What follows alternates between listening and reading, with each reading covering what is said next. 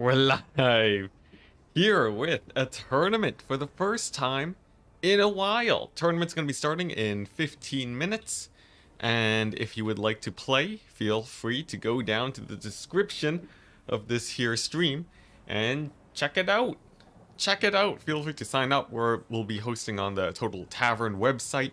And if you have any questions, I'll be reading chat and checking out with my Discord to make sure that everything runs smoothly. I'll be playing in it too, so if you're interested in watching me play games, you'll be seeing that. And, yeah, I think that's basically it. I think that's basically all I needed to go over. For those of you wondering what in the world this bad boy is, it is how we're going to be choosing factions today. Now, it does say Age of Empires Captain's Mode. I assure you this is not an Age of Empires tournament. But it's pretty cool. It's pretty cool. Let me see if I can show off how this works exactly. Alright. Here we go. So all you gotta do is click create a new draft from this preset. And then it'll bring you to this page. And then, if I do this correctly, yeah, there we go. Then you choose host or guest. Your opponent is going to do the same thing. There we go. And then you will be met with this page where basically both players will get 2 bans. Of course, this is great for banning things like, Slanesh, who is very strong. Probably the vampire accounts who are very strong. Your opponent will be banning factions too. And then from there you start, you basically blind pick 7 matchups. And then after that happens, one player chooses 4 matchups they're willing to play, and the other chooses out of the 4 that they want to actually play in. So essentially you're blind picking 7 matchups, and then you're picking the one that is most fair for everybody. Pretty simple. Well, it's a little bit complicated, but if you do it once, it's fairly straightforward. And then most of the actual picking happens in Discord. So hopefully it goes well. This is a new system that I haven't really tested a whole ton yet. So I'm interested to see how it plays out. The hope is that people will be able to play factions that they're interested in playing. And that we'll actually get some nice diversity of matchups, since effectively you'll be able to ban a ton of different factions if you want to. So there you go. Let's see. So I think I can close this now. We can go ahead and close that browser and wait for, just wait for the tournament to start. Oh boy. Let's see, is today? Okay, I gotta answer some questions real quick. Can look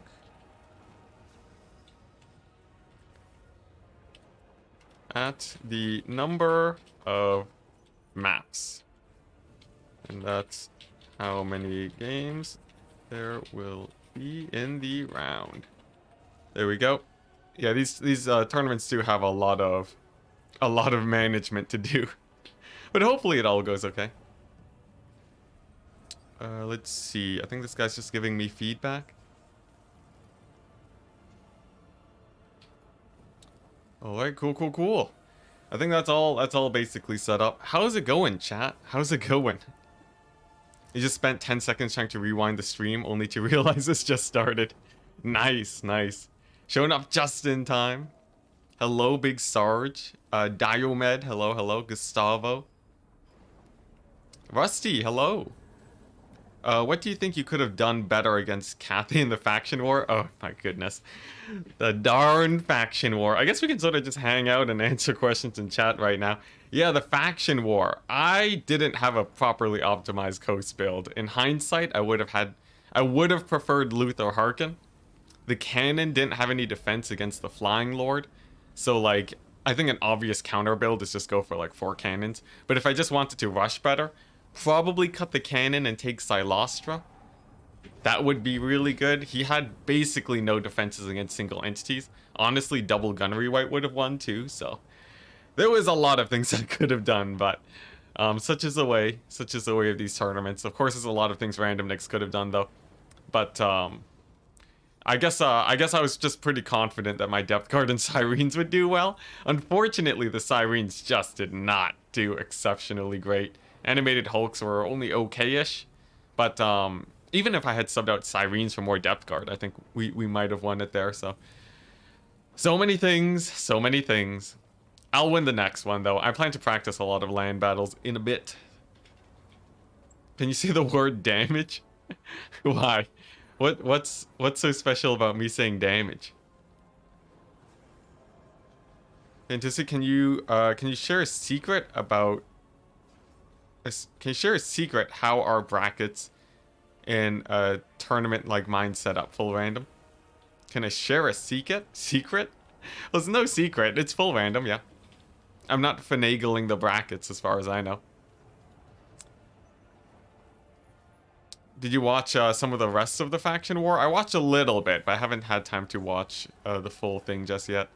Yeah, the gunnery whites. Oh my gosh, gunnery whites. Gunnery whites are complete pains in the butt. They don't shoot when they're beside each other. And I confirmed, I re-downloaded Warhammer 2 just to check.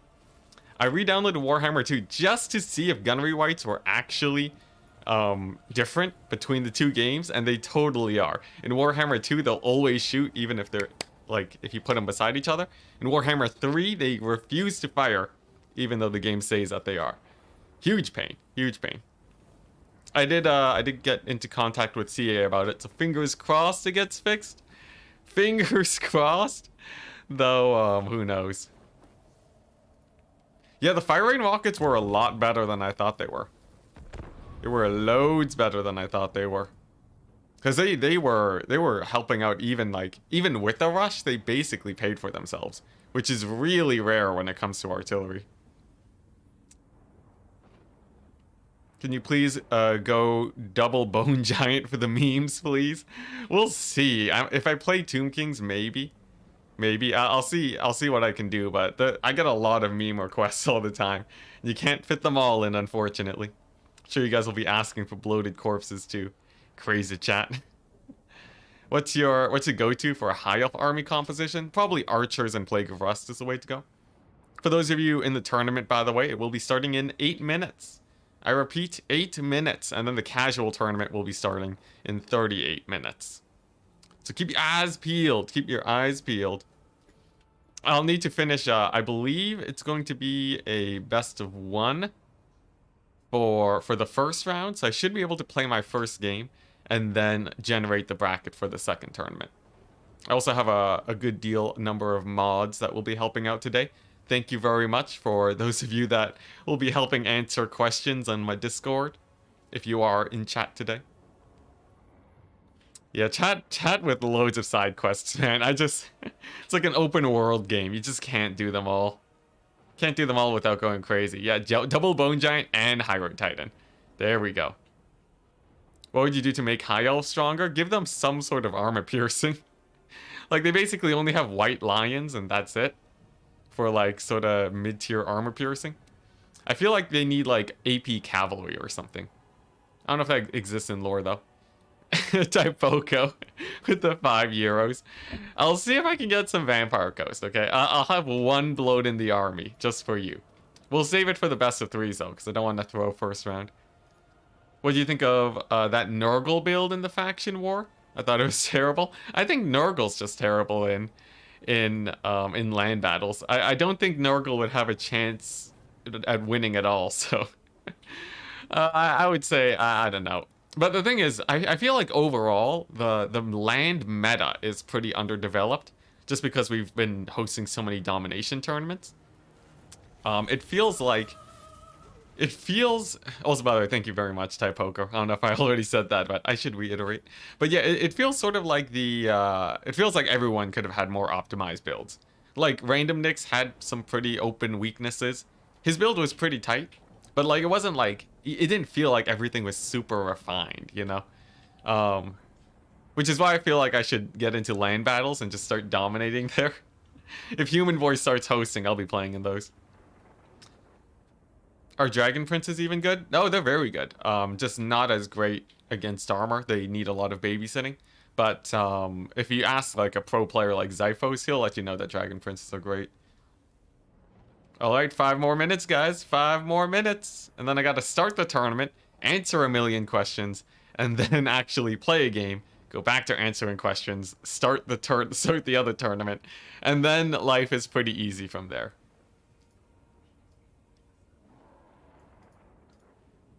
Let's see here. Games are best of X, and X is equal to the current.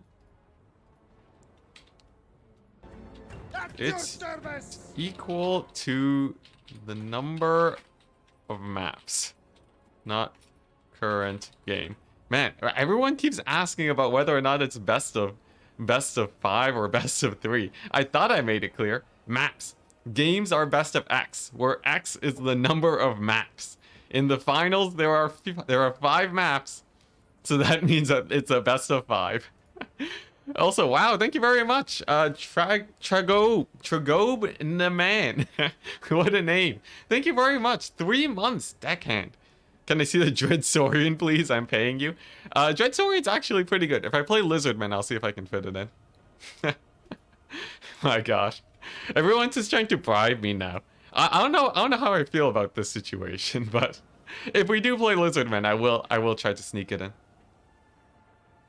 Oh, nice, nice. It looks like I have Turin to help me with adminning. Amazing. At least I think so. Come on. Come on, fingers crossed. Make my life so much easier.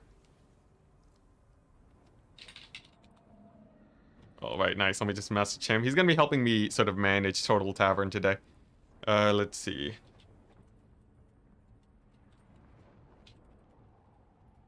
I on a Discord find opponent channel.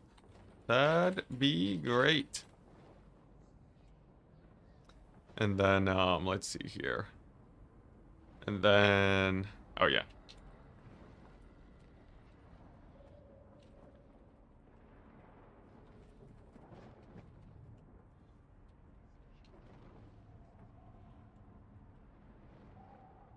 All right, there we go.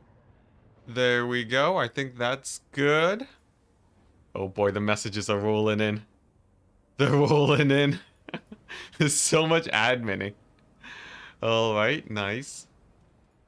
Nice. And then I'm gonna check this guy real quick.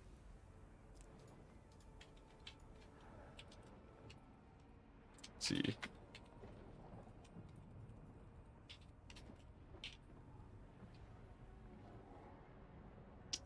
Okay. Then let's go ahead and do this. Message Turin. Let him know. I might just send messages like this. Since I don't have much time to look at the bracket. There we go. All right. I think that's all the adminning I have to do. Let's catch up with chat real quick. Oh my gosh. Hosting tournaments is crazy, man. It's crazy.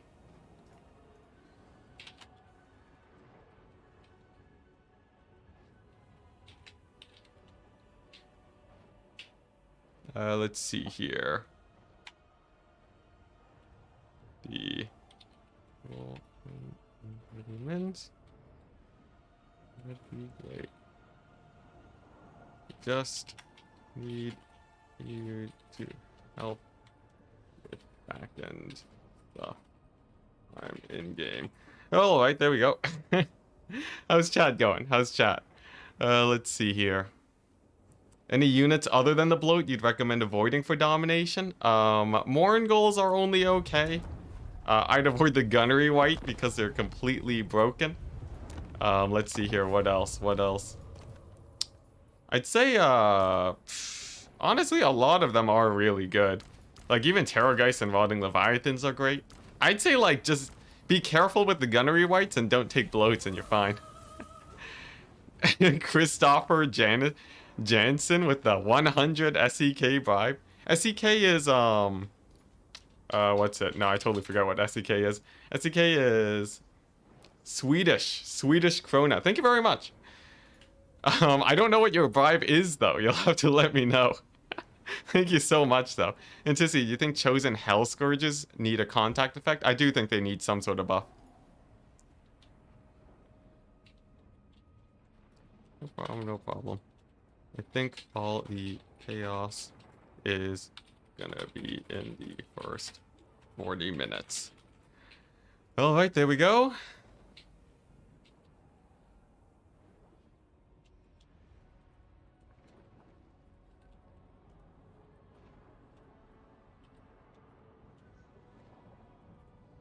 Alright, if you end up getting matched, you can give the win to your opponent. Just let them know. Alright, there we go. Ah! My Discord. Alright. Nice. Nice. So, I believe that's about everything I need to do. The tournament's starting now. Let's go ahead and check in. And then I'll also generate the bracket. Nice. And the tournament is on. Alright, geez Louise. Okay, so it looks like our bracket is pretty good. Let's see if I can actually get a picture going. I don't know how big this is gonna be for. I have no idea how big this is gonna be. But we'll see. If I open up an image, here we go, and then browse pictures, and then do this. Where's the bracket at? This PC pictures? Oh my gosh, it's saving in my other pictures folder. There we go. There we go. Alright, you guys seeing this? Jeez, that is hard to see. Alright, well, I can't read that. I don't know if you guys can read that. But the tournament begins. Let's go ahead and let people know. The competitive tournament begins. Get started, guys. Casual 1 starts in 30 minutes. Alright, there we go. I'm pretty sure someone just donated again. You guys are overwhelming me. At Bowermond. We are up. Okay, let's go ahead and message my opponent real quick.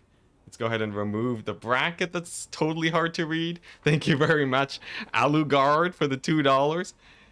You lose your mind to gunnery whites, and now this? Yeah, I know, this is... At least I'm not losing my mind doing this. Enticity, why do you think CA were so cautious with Slanesh? I'm not entirely sure. I think it might just be, I have no idea. It seems like the last patch was really safe with their changes. Maybe they just, maybe because it was coming so soon after launch, they didn't want to accidentally introduce a bunch of bugs. That's like complete speculation, though. I have no idea. Alright, nice. Let's go ahead and message this guy. And then... Nice. Okay. So, let's go ahead and get the lobby up. Let's see here. Multiplayer lobbies. We're gonna call it Ent vs. Bowermond. There we go. Let's send them the invite. And then I can go ahead and get the screen blocker up. I think I'm using the old army blocker. There we go. Amazing. And then we can see if I can get the this bad boy to work. So I want to show the picks and bans via like actually through OBS. That should be pretty fun. So if I go over here, interact, and then nope, that's not what I want.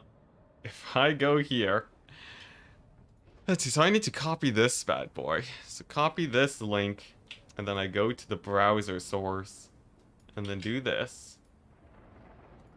Come on, where's the refresh page option? What, if I do this first? There we go, and then do this. Hey, there we go. And then I interact with this browser. Oh my gosh, I haven't managed a tournament in so long. I'm feeling quite whelmed right now. Alright, create a new draft from this preset, host. Let's see here. Oh, dang it, did I screw it up? I think I totally screwed it up. Let me get the picks and bans going. Let's quickly check to make sure there's no fires. Okay, looks like people are hosting fine. No problems there. Let's see here. So let's do this. We're gonna try this again. Nice, there we go. And then if I go to interact, there we go. Create a new draft. Copy the link. Send that to my opponent. And we're set. Easiest setup of my life. Intensity trying to destroy our vision. What, with the with the Festus chin? Yeah, the chin's back. Chin's back, baby. All right, there we go. So he's in. Nice. And then we can ready up and we can start doing our picks and bans. Wonderful. Now, if he is stream sniping, he'll totally know what our picks and bans are. And that's pretty sus. That's pretty sus, isn't it? I guess I should be careful about that. Let's see here. Let's go ahead and ban Warriors of Chaos, and we'll also ban out Slanesh. I guess I should hide the browser. Oh my gosh, I can't interact with the browser when it's I can't interact with the browser when it's oh, okay, you know what? Plan B. I know what I can do. I can hide it behind the screen blocker. Yeah, there we go. He'll never know what hit him. All right. Oh man, the Wookiee screen blocker. Yeah, that one's amazing. All right, so we're on, I believe, Black Arc probably. Let's see here. I guess I'll do this. Yeah. Let's do some of this action. All right. Yeah, professional streamer. I know, right? Hey, thanks, Dante. I wouldn't say I'm crushing it. This is like the most. This is just the sketchiest setup I've ever done ever. Oh my gosh! But we finally got there. I just got to finish this blind pick with my opponent, and then we're more or less set to go. What would you do against Hellstriders? Tomb Kings actually have a pretty good option. If you play Tomb Kings and take Sepulchral Stalkers, they're actually pretty sick. Would highly recommend those. Interesting. It's picking High Elves. Interesting. Let's see. What else is good? Guess these guys? Well, I definitely want to play these guys. Hey, Rib Roast. Hello. Why are there 4 bans in this preset? It's because we want to have bans to make sure that there aren't crazy OP factions roaming around. Because right now the game is still a little bit unbalanced still. Yeah, Turin's way of speaking when he casts has just rubbed off on everyone. Like, everyone uses Haggard because of him. I have to intentionally not say it just because I feel like that'd just be weird. How about our Karen rates? They're not that great anymore. Since the ethereal nerfs, I think ethereal units are just way weaker. Alright, nice. So that's done. I'm top bracket. What is this? 1, 2, 3, 4, 5. So we are 5 rounds down, which means, yes, we are playing on Black Arc. It's a best of 1. So, may the best man win. Alright. Let's go ahead and check to make sure nothing's blowing up. The draft side has... no low fans. Those are built in.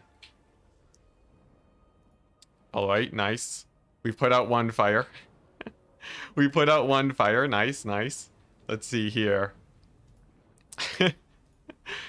Oh yeah. The no help me, I'm too weak. Oh my gosh. Oh man, who am I farming today? People in my own tournament. We're hosting today. Alright, nice. Yeah, the steel chair. I've said steel chair a few times. Alright, okay, so I pick 4 matchups now. Let's see here. We can also show off the... You can finally we remove the army blocker now, and you guys can see all the matchups.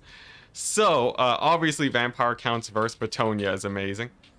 Norska versus Norska is also pretty good for me. I think I can play better Norska. Cathay versus Beastmen. That one's really interesting. I would be happy to play that one. I'm just happy to play all of them. Empire versus High Elves, probably not.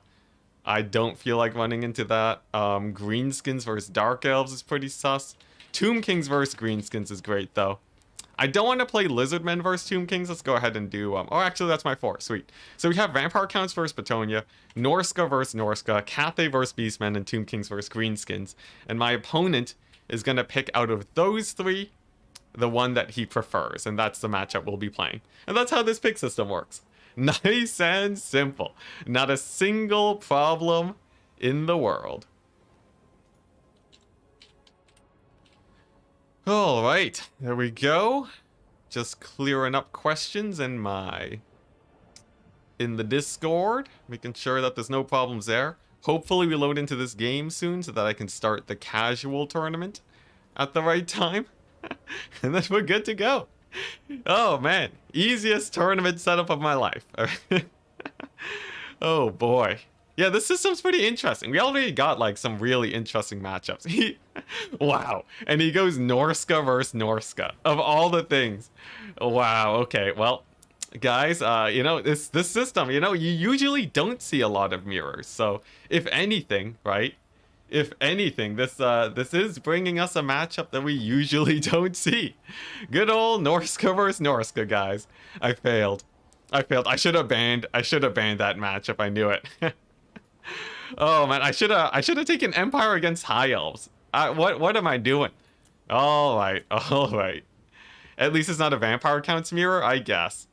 You know, we actually don't see that much Norska versus Norska, but like the matchup's not particularly exciting by any means. Yeah, I should have added High Elves versus Empire to the list. Because I think that's really good for the Empire because of how how good Hellstone rocket batteries are. Dang it. Gosh darn dang it. Alright, we'll live. Now, last time I played this matchup, how did this go? What is this like a Berserker Fest or something? How's Tomb Kings? Tomb Kings are insane, my dude. Tomb Kings are exceptionally strong. Korn is weaker though, same with... Yeah, Korn, or Tomb Kings versus Korn. Yeah, Tomb Kings are just insanely strong. I think they're basically at least mildly favored in all matchups. Alright. Looks like people can't find their opponents. If you can't see your opponent, see if you can DM them through Turin's chat. If you can't, and 15 mins go by, take the win. Alright, there we go. Alright, adminning done, man. I'm gonna have to play this game in admin at the same time. It's gonna be just crazy difficult. What units are good here? I don't know, I guess chariots are pretty good, right? Chariots are pretty good. Mammoth spam. I know you guys love your mammoths. I do need a caster, though. Now, what makes a good caster? I guess... I don't know, Lore of Shadows with the Pit of Shades nerf feels like it's so much weaker now. Maybe it's still okay, though. It's actually something I haven't tested much since the update, so really interested to see how that plays out. Yeah, you know, I think I have a build. I think this is good enough. This feels aight. Yeah. Alright, let's ready up.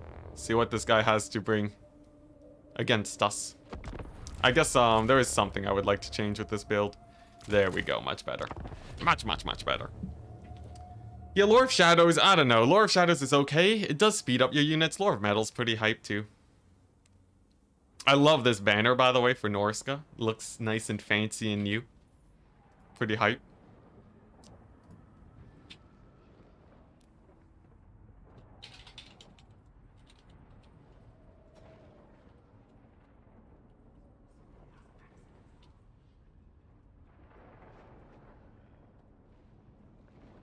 Alright, nice. Oh my gosh. Special thanks to Platypus. For anyone who doesn't know about Platypus, he hosts a bunch of Warhammer tournaments, and he's also helping me out today.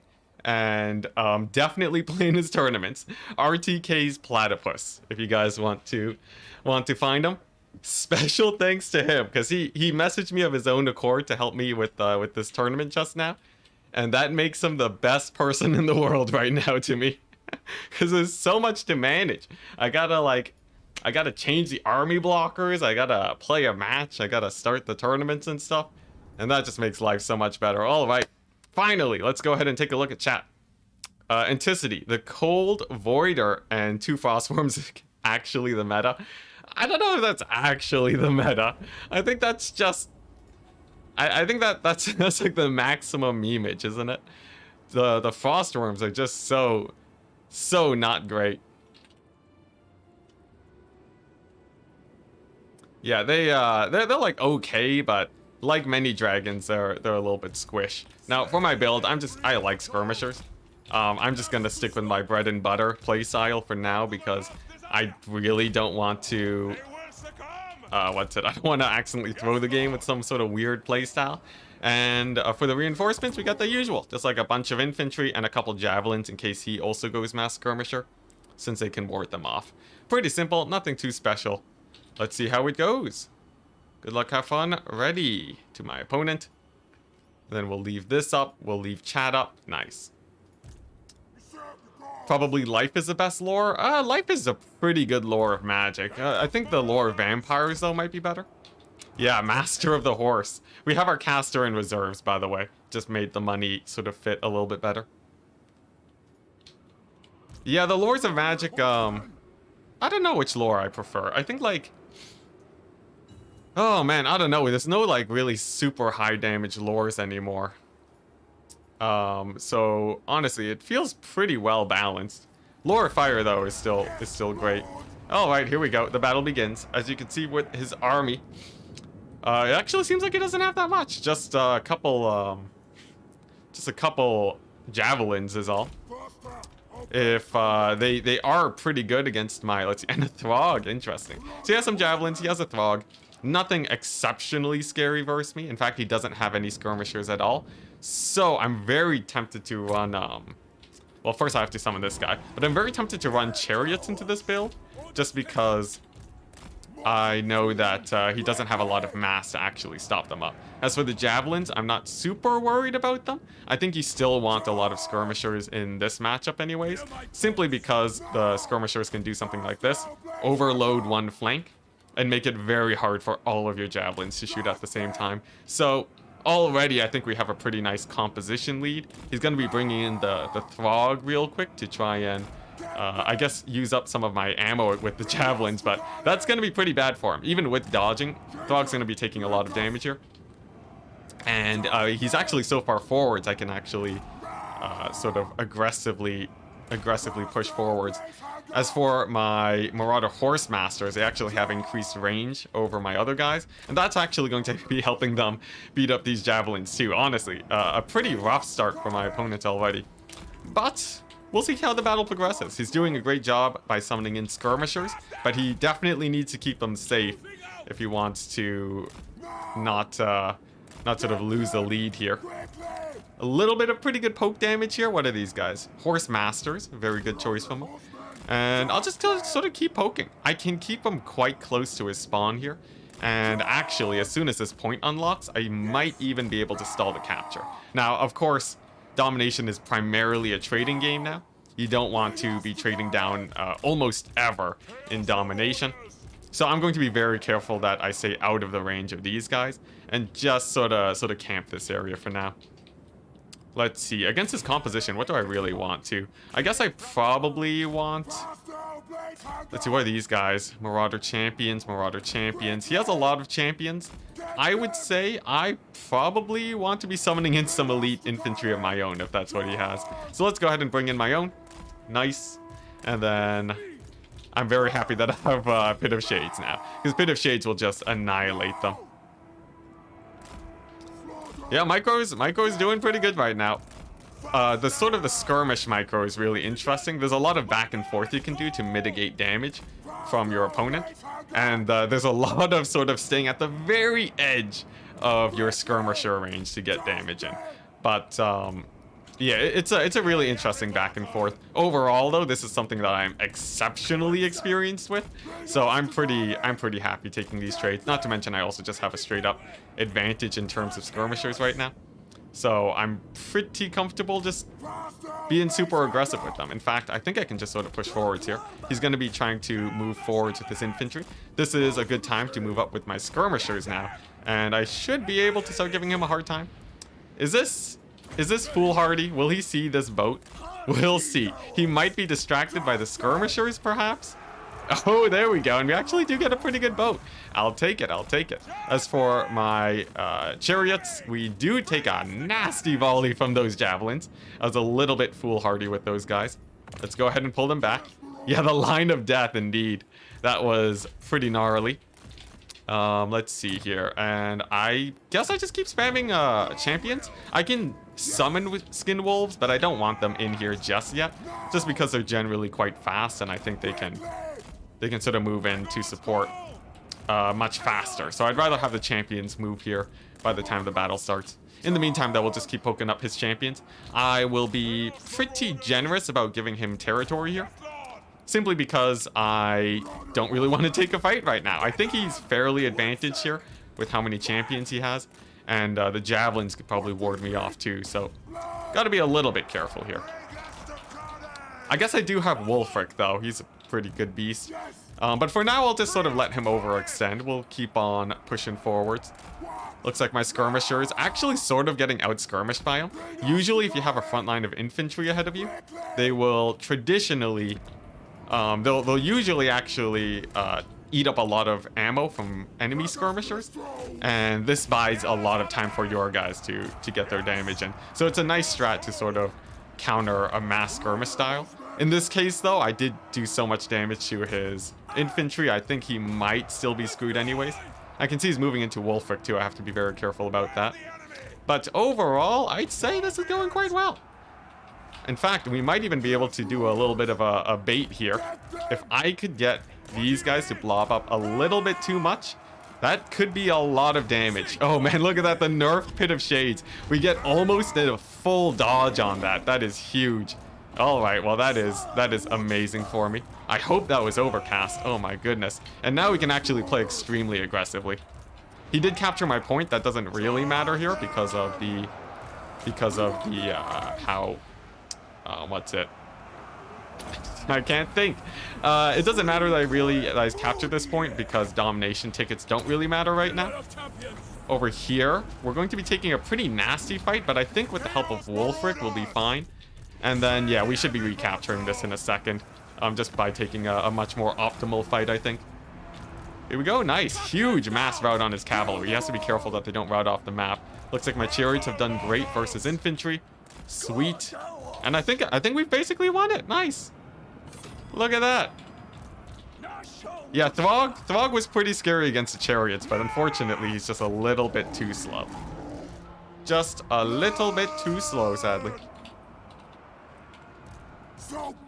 Yeah, I think mostly this game came down to the skirmisher sort of forcing him into taking a bad fight on my point. We just had way more units than him.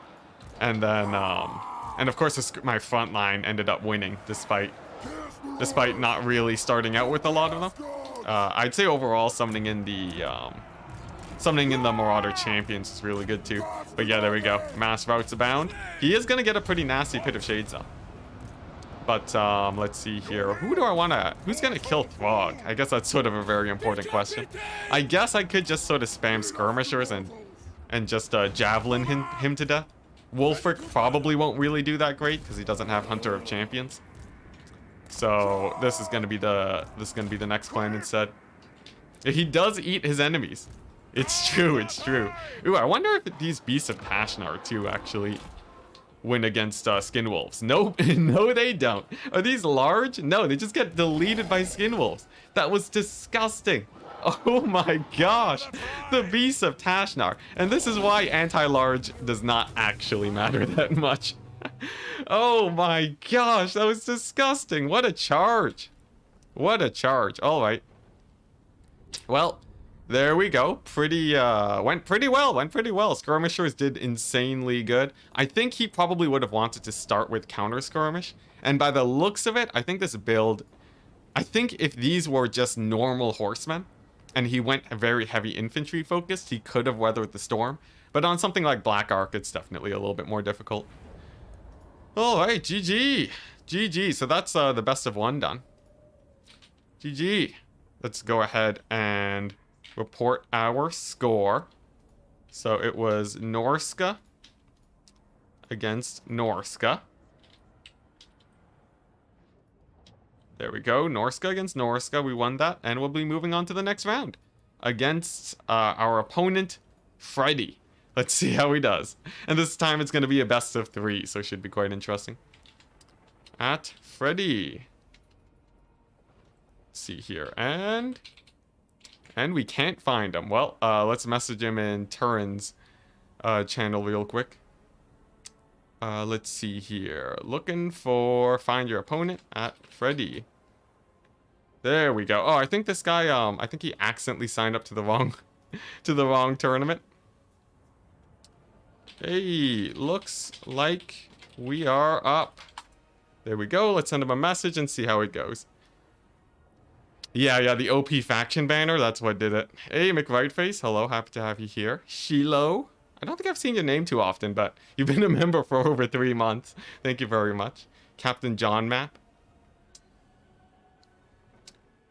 Let's see, Beast of Tash, nope, oh my goodness. Alright, nice.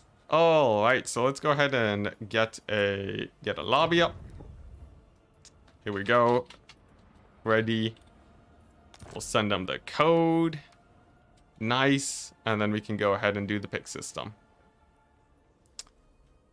So we are basically blind picking 7 matchups. And then picking the one matchup that's the most fair. Alright, so let's go ahead and send them the code. Get the get this blind pick going. Let's reopen this bad boy. Let's reopen the Festus chin. Nice. There we go.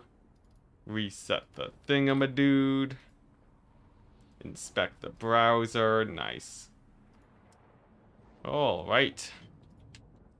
Code sent. And it seems like Turin's been helping out. Turin's been helping out with the event. Let's see. Bans and picks are done in chat. If you are playing the competitive tournament, bans are built in. There we go. Nice. First round is best of 1. There we go. All right. Let's get the picks and bans going. Yeah, the glorious chin. The glorious. I don't know why the chin blocker just keeps you guys entertained while I'm managing all of this stuff. Feel free to sign up to the other tournament, though. All right, let's get this going. I think probably my 2 bans for this tournament are going to be pretty standard every time. I'm thinking I'm just going to ban Slanesh and Counts. Just because I think they're some of the better factions right now, and I'd rather not my opponent get a free win with those. Yeah, I don't think Turin's playing. He's helping me manage the tournament and like all the admin stuff. It's pretty great. All right, now who are we playing? When are we going to get a Warhammer 3 multiplayer faction tier list? I'm not entirely sure. Not entirely sure when I want to get into that. I feel like generally most people that watch my channel aren't super interested in multiplayer, honestly. As a campaign player, I hated the Festus nerfs. Oh yeah, yo, they like halved his value. Like, I think that feels a little bit extreme. I think he's probably just not even meta anymore because of that. But yeah, we'll feel it out. Alright, nice. So, who do I want to play? I guess some Zinch action? People did request Lizardman. I will get Lizardman as part of my initial picks. There we go. Got to get the blocker into the right position. Festus might still be good. He might, but like compared to Kugath, his Mortis does like less than half. Compared to any healing, right? Just a Herald on the fly is sort of also really good. I don't know how I feel about Festus anymore, honestly. So who am I playing with my final faction? What, do I do Norska again? Some Norska action? Sure. Alright. Hey. So we have our picks done. Let's go ahead and get the army blocker removed. There's the factions. You guys can see them decently well. There we go. Does this make it easier to see them? There we go. Nice. So we have our factions, and let's see. I'm top bracket. Nice. So I pick 4 matchups, and then you pick the one you like most out of the 4 maps. It's yeah. All right, there we go. So let's go ahead and get the map set. Where is it at? Where is it at? There we go. Map is Battle for Itza, and let it begin. Nice. And Turin has started the beginners bracket. Thank goodness. Thank goodness. All right. So I need to pick 4 matchups that I like out of this. What do I like? What do I like? Empire versus Beastmen is pretty sketch. Tomb Kings versus Chaos is a weird one. I think I can actually win that though. Greenskins versus Norska. I would love that. Let's see here. Chaos versus Empire for sure. Zinch versus Tomb Kings. I'm gonna avoid. I think Tomb Kings are just too busted right now. Lizardmen versus Skaven's also pretty terrible. I guess Norska versus Dark Elves? It's between that or Empire and Beastmen. I think we go for the Empire versus Beastmen. Empire versus Beastmen is that one's an interesting one for sure. All right, nice. If we do get this matchup, that would be very fun. That would be 2 sort of middle of the road factions duking it out against each other. Enticity, play Coast. Oh yeah, I gotta play Coast. I gotta play Coast. That's true. I gotta start picking Coast more. Well, he banned Vampire Coast. I couldn't even pick them. Yeah, I'm hosting this tournament. Much to the chaos that comes with it. I'm hosting 2 tournaments and playing in one at the same time. This is sort of getting a feel for how it pans out. I think as people sort of get more and more comfortable with how the rules work, we should be fine. And honestly, today's going more or less fine. Turin's obviously doing a lot of help managing things, but I think if I can just grab a few moderators in my Discord that are sort of available at these times, that should be just as good too. What happened with your Coast last weekend? Yeah, we got wrecked by Cathay. Honestly, I think Cathay's pretty strong in land battles, but I think we could have won it with a better build. If I had Luther Harkin or Silostra, I think our odds of winning would have actually skyrocketed. Even if I had 2 gun rewrites, we would have been pretty great. Faction mains can't play the same stuff. Well, like you can't play the same faction main. Like if you only play one faction, you can't play them twice in one round. But this system gives you like about a 50% chance of getting your faction. Even more if people think it's weak.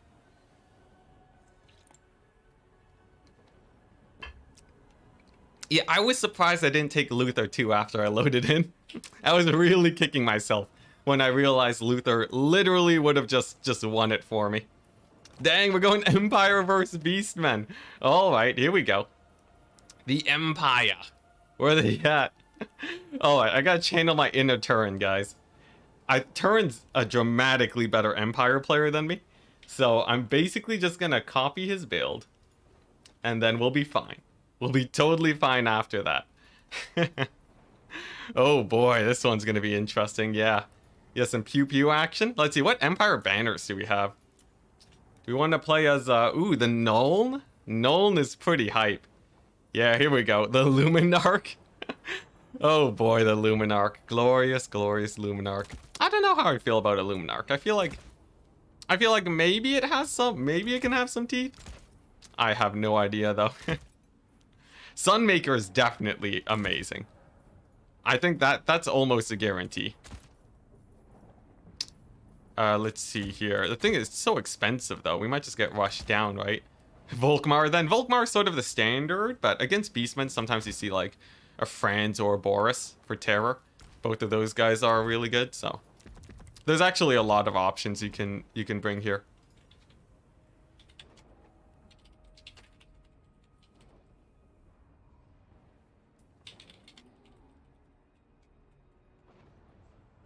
All right, nice, nice, nice. Double check. Let's see for the beginner tournament. Let's see. I gotta answer a question real quick. Where's the snipping tool? Gotta take a picture of this bad boy. And then scroll down. Man, everyone's so confused about the maps. They're so confused about the maps. 1, 2, 3, 4, 5, 6. So that means 1, 2, 3, 4, 5, 6.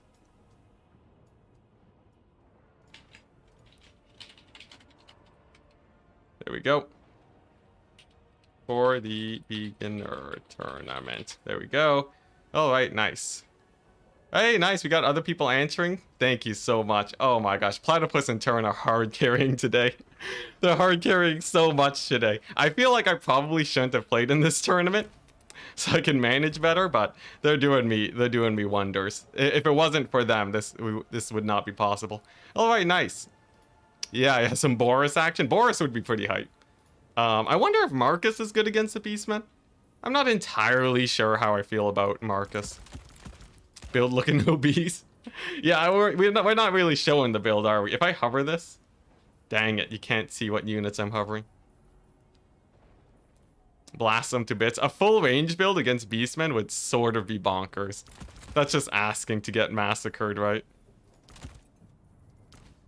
Let's see. Ooh, this could be good. This could be pretty spicy, I think. Let's see. Yeah, get my caster going. Bowlords are just too unreliable. They do suffer from line of sight issues, and they have a hard time aiming. I would sort of agree. Bowlords they definitely be a little bit janky. Let's see. Is Foe Seeker a good ability? I think the Vigor replenishment might actually make it pretty worth, right? How'd you guys feel about Foe Seeker? Marcus did kill Torox, did he? Was this like in a competitive game or what? Was this like a cast game or is this in lore? Did Marcus kill Torox in lore? Is that what it is? Let's see. How do I spend my money? There we go. This'll do. And then I guess huntsmen are pretty great too, right? I just feel like I need a lot of infantry though. Infantry feel like they're pretty important for something like this. Oh, I guess. Okay, well, I just thought of a unit that I definitely should have maxed out. Yeah, here we go. Honestly, I could do this too. Oh, yes. Yes. This is it. This is the build. Okay, nice, nice. We have a nasty build, guys. He's not gonna know what hit him. Not at all. Oh boy, this build. This build's it's a build. It's definitely it's a build for sure, guys. I guess I want one of these just in case. And then another one of these. Oh jeez. We're not gonna do Turin proud today, guys. I feel like we're gonna fail Turin with this build. You know what? Let's try it out. I think it's you know, it's an okay build. Yeah, free company militia spam. That is what Turin likes a lot. Here as a part of the group chat group effort to gaslight me for more videos. Alex, my goodness. Yeah, here we go. I think this is actually fairly meta, I feel. Okay, so here's the thing. I think this build is like one step away from meta. Sort of like my Vampire Coast game against Cathay the other day. It feels like it's very nearly enough to be really good against Beastmen, but it's missing a lot of the optimization. It's missing a lot of optimization that I would hope for.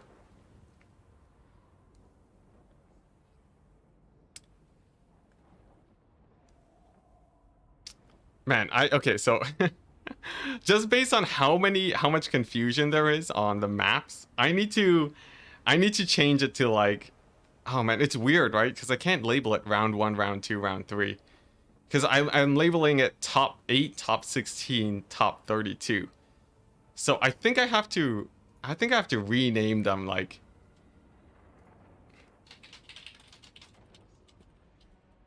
rename the maps to finals, semis, and 3, 5.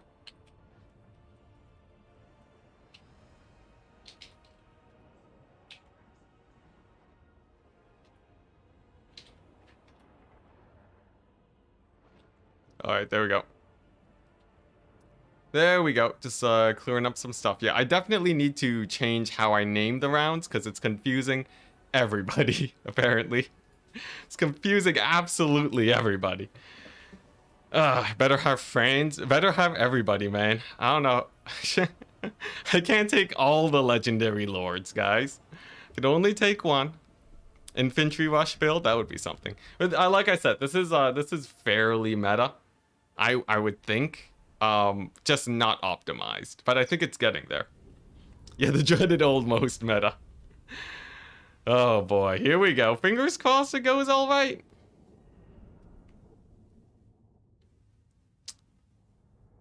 Chaos gods be jerks, it's in the contract. That makes sense. Yeah, the dreaded mortar wagons. Mortar wagons are probably, they're pretty close to the worst Empire unit.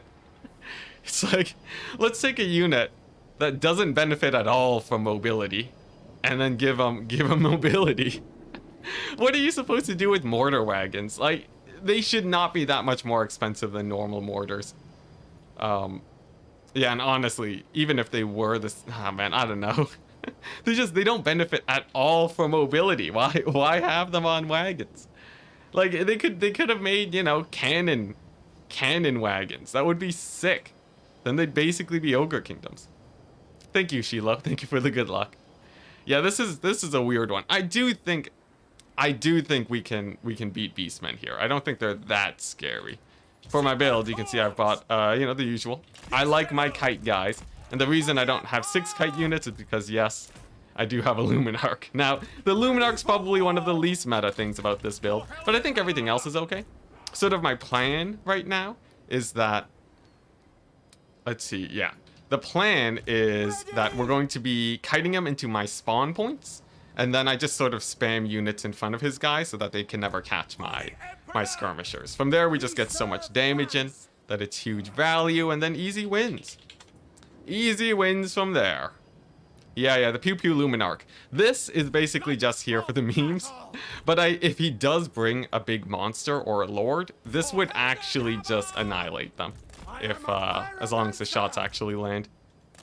Yeah, let's make Turin proud, guys. It's not all in, though. Turin would go for the ROR for the net, and then also bring a Light Wizard for a second net, and a Marcus for a third net, and then just annihilate you with the Luminarch, but this'll do. Yeah, the Luminarch steel chair. It begins. Alright, here we go. He said good luck. He said have fun, so let's see how it goes. He has 13 units. In before Cygor. A Cygor wouldn't be too bad. It's a Manticore. He has a Morgar, the Shadow Gave. He has a, let's see here, a Footcaster, some Spawn. Nothing too crazy. Honestly, the Skirmishers are probably just gonna win this game. When in doubt, go Skirmishers. A lot of players have a hard time dealing with these guys, so you can sort of just, you can usually get a lot of value with them. Alright, and then the Luminar can get underway. And then I think we're just gonna shoot at the spawn first. See how that goes. He does have some nice Ungor raiders that I have to be a little bit wary of. But we can play this nice and safe, like. We can play this real safe. Man, I hate that the Empire Knights icon is also white. So it's really hard to tell. It's really hard to tell which ones are, if they're summonable or not. Whatever, that's a minor qualm. But nice, we're just gonna keep on kiting. Get Boris to just keep on terrorizing these guys. Get my cavalry over there to capture that point. And then just take it nice and slow. There's absolutely no rush here. Burning heads on the archers, too, is great. Skirmishers can sort of harass those Centaurs a little bit. And then hopefully the Luminar can just get 1,000,000 damage. He might not see me target the Bray Shaman of Wild. That could be great. We're going to spam Foe Seeker just to get as much vigor as humanly possible. And then I think we get our Huntsman now. So this Huntsman's basically indestructible. It's going to be extremely hard for him to collapse in onto this guy. And I believe that should help us win here. Those spears are going to be a little bit of an issue, but I think we should be able to catch him out. Luminarch needs to pull back a little bit. Yeah, that burning head was huge. How much value did that get me? 99 kills. Nice. That's a good burning head. That's a pretty good burning head, I'd say. Okay, nice. Melee war wagons. Here we go. Heading on in. He doesn't have any cavalry here. Honestly, we can just pepper him with huntsmen. It's not like he can easily get here, right? Nice. Boris. Gonna have to be a little bit careful around those skirmishers. Definitely don't want to get annihilated by those guys. The spearmen are a lot more. Oh yeah, I forgot. He has 75% missile resist. Never mind. Morgar is never gonna die. We're gonna bog him down with infantry instead, and then pull this guy to safety. There we go. We got those guys routed off. We can now make the transition, support these guys, get my Bright Wizard to safety, and then yeah, we'll just keep poking in with the Huntsman. It's not like he can collapse in onto this area, right? He basically only has Morgar, and then I'll have Boris to sort of harass him in a second here. Let's see. I do have to be a little bit careful about this, though. Let's get another Burning Head for good measure. And then I guess I'm just saving up for more cavalry. I think that's a Trader Kin that he just dropped. I made a video on Trader Kin. It's actually much weaker than it used to be against cavalry. It's basically just a Spirit Leech, so not particularly worried about that. Nice, and we're just playing for value. Honestly, he doesn't have that many points yet, so we have a lot of time here to sort of sit back and relax. Let's see. He's starting to bring skirmish cavalry here. I'm going to pull back a little bit. No need to take that fight. I do have to worry about getting triple cap, though, which I'm not entirely a fan of. The Manticore is not too much of a problem. Like I said, we have some of the best defenses here imaginable. We can just keep summoning units to help us out here, and we'll be fine. My Luminarch is getting collapsed in on, though. And he is starting to capture the point. Let's see if I can ward him off with my cavalry, perhaps. We might be able to do all right there. Because I definitely don't want him to... steal that point. There we go. Just because it would actually accelerate his capturing by quite a bit. And then we might have to take suboptimal trades. Here we go, Luminarch. Back to safety. Let's go ahead and I guess snipe out some spawn with it. Our trading's only going okay. I think that's sort of one of the bigger problems here. But it's not the worst in the world. I don't know. It really depends. It really depends on how well these knights do. I guess the trading is going better than I think. Because most of... right now, the game doesn't really track skirmishers. So skirmishers can end up getting you a lot of value, but it doesn't actually get reported by the game. Because it does feel like we have quite a bit of damage here, I think. Let's see, though. Let's see. I am aware he does have the triple cap. A little bit frightening. Let's go ahead and get a Burning Head over here. And then see if we can just army wipe him with the Boris. His healing's helping a lot, too. Looks like this little pocket over here is dealt with, so that's very good. Yeah. I think we're fine. Because now I can sort of push with these guys, secure the middle, you know. Get my cavalry in here. Boris is wrecking face. Luminarch is being just useless. Oh boy, I don't know how I feel about this Luminarch, guys. Let's see here. Battle chariots back in at it. And then, yeah, we just have to capture the points now. So I would like to get some spears. Park them onto this point. Looks like Boris is doing great. Gotta finish off that Bray Shaman, though, for sure. And then I have to push onto these Centaurs. The Centaurs obviously are some of the bigger threats today. Here we go. We should be able to get this point. Manticore should go down to my gun line. And then I think we're okay. And it seems like the Foe Seeker is sort of like a really bad perfect vigor. I'm actually quite liking it. Though actually, you know, the trading's not going that great, honestly. Maybe we can change the tide with a little burning head action. This is gonna catch some cavalry, but obviously not all of them. Luminarch might be able to get a solid hit there too. I think if we spam sort of spear to deal with the cavalry, we'll be fine. We do have this capture point, which is great. Yeah, I think we just have to run down his guys. I think he's sort of starting to run out of steam here. Yeah, look at that burning head, the mass route. Yeah, Toddy's giving them the business. He's doing great. Look at that. Look at that. Easiest game of my life. Not even close. Wasn't worried for a second. The defensive strat sort of worked well. I love, by the way, how war wagons do actually do a lot of impact damage to dogs.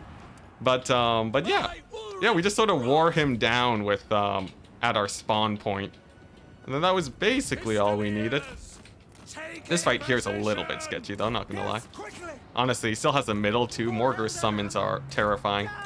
But I think over here we should be good. If we can just route off as many guys as possible, we'll be okay. Morgar's an absolute beast, though. He's a beast. Pun not intended, I guess. But yeah, he's a pain to deal with. Let's see. Need more cavalry. I really need cavalry to contest his guys. Let's see, another. I don't know. The Foe Seeker, I don't know how I feel about Foe Seeker. It feels like it doesn't really get me perfect vigor. And then, like, sort of towards the end of the game, it just sort of, I'll just be sitting at exhausted all the time anyways. I don't know how I feel about that. Man, this Luminarch, though, is hot garbage. Oh, dang, we might lose Boris. We might lose Boris to a Manticore. Let's get him out of there real quick.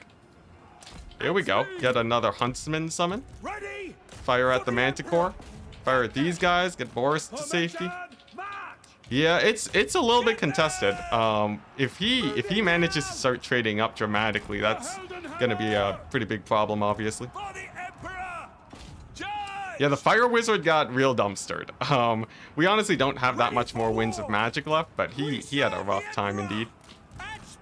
Let's go ahead and counter snipe his wizard while we're at it. I think this right flank is sort of fine. This game has really just devolved into a scrap right now. There we go. Counter dumpster his wizard. Nice. And then Pistoliers again. I think Skirmishers are the name of the game here. I really didn't account for the fact that Morgar is just insanely good against he's just insanely good against all sorts of missiles. So the Luminarch's actually pretty useless against him. Over here though, it looks like things are going pretty well. Unsummon the Luminarch. Maybe. That feels like just admitting defeat though. Here we go. Let's go for Morgar. It seems like the left flank is going better than I would have thought. And then probably just another spear unit. I don't know how I feel between spears and more cavalry right now. Like I said, I'm not an Empire main, but I think this feels all right. There we go. We get our second capture point. And once again, it seems like he is starting to run out of steam. Not by that much. He obviously still has a lot of units that are very scary, but it feels like we're starting to get the upper hand here. Let's see. I have some Pistoliers. I think I should just straight up de-summon at this point. Let's see. These guys can charge in the back. How's Morgar doing? Yeah, here we go. Boris wrecking Morgar. Yeah, I think the Foe Seeker is not enough to keep yourself at perfect vigor, unfortunately. But nevertheless, we still do it. We're still winning it. I have no idea what did so much damage to Boris though. Because it definitely wasn't Morgar, right? Morgar? I don't know how to say his name. But yeah, it definitely wasn't him. He has like no armor piercing. So, honestly, I have no idea. Nice, look at that. The Spearman actually winning it over there. Very nice, very nice. Looks like the handgunners in the back are doing great. Man, the Luminarch though. I failed. I failed with Operation Luminarch, I gotta say. We could have done way better with it. I just sort of let it die, unfortunately. Here we go, another unit of skirmishers. Let's get that cavalry dealt with. And then I think there's basically nothing left. Now, we will have to reset our cycle charging with Boris, as right now he's not landing any hits against Morgar. So we'll just pull him back in and then get another charge going. Unfortunately, the Luminarch does die. Sad times with the Luminarch. But overall, it's looking good. Manticore is just going to get kited by Pistoliers, and that should be the game. Nice. Oh my gosh, that was pretty sketchy. I do think Beastmen are sort of lackluster compared to Empire. And honestly, I think it would have been pretty sick just to have a Hellblaster gun. Those actually do so much damage to cavalry. I feel like they could really win it for me. Okay, this guy's just annihilating Boris now. What is going on? Okay, we'll pull him back and charge him with Knights of the Blazing Sun or something. Because, man, Boris had a rough time there. I think I even have to de-summon him at this point. There we go. Gonna let me get another 2 Pistoliers at least. Nice. Let's see what's going on over here. It seems like it's not over just yet, but I don't think he'll really be coming back here. Let's see, these doggos are really hurting my handgunners, but it feels like we're fine, right? How's the trading? It says we're up. I would say that we're probably trading a lot more up than this says, maybe? I don't know. Hellblaster ROR is pretty strong, you mean the wagon variant? So it is pretty sick, I will say. Ready to serve. Okay, there we go. As soon as we clean up these gore herd, we're fine. Unfortunate we did lose the handgunners though. Hey, and look at that, the fire damage. That's what you need against Morgar. All right, there we go. The beast is finally down. What's this? It's just a war wagon with like no ammunition left. Beat him up. Beat up his caster. Swapping the Luminarch with the Sunmaker, yeah. Or it's not called the Sunbringer, right? But like the Hellstorm rocket battery. Hellstorm ROR. Sorry, I was thinking about the War Wagon ROR. Yeah. The Hellstorm rocket battery is sick, man. It is very, very good. It just clears infantry like no one's business. And like it forces your opponent to fight you at your spawn point. Really, really, really good. Black Lions, yeah. Black Lions are really fun. They're really fun. They're probably not meta, I think, but really fun nonetheless. Nice. Here we go. I have to be careful. Oh, I was gonna say, I have to be careful about killing him, because if Morgar gets, if he gets resummoned, that can be a pretty big problem. Black Lion's the other ROR. Yeah. I got him mixed up. But there we go. GG. We got our win. We got a win with Empire. Not sketchy in the slightest. There was some points in the game where I thought he would come back. The Luminarch, you know, it shot. It killed a couple spawn. I totally used it the wrong way, though. As for the skirmishers, of course, they're always great. And, nice. Look at that. Knights of the Blazing Sun doing real good. Honestly, and look at that, the summoned range units. You just wait for your opponent to not be able to attack your ranged. You summon them in, and then they do so much damage. Just because they're way easier to protect. Nice. GG. Hey, Dilwatts, hello. Thank you for the 20 euros. Enjoyed the stream yesterday. Glad I can catch this one too. Awesome, man. Happy to have you here. That's actually a lot. Thank you so much. But all right. On to game number 2. Let's see if we can get some Vampire Coast action. Everyone bans Vampire Coast, even though I don't actually play them in Dom. Don't tell them. But for whatever reason, yeah, people just always ban Vampire Coast. Like, obviously I'm a Coast main, but that doesn't mean that they're good in Domination. I think people are just, they're trying to hard counter me too much. Alright, here we go. Let's go ahead and do this. Nice. And I can go ahead and send him the code.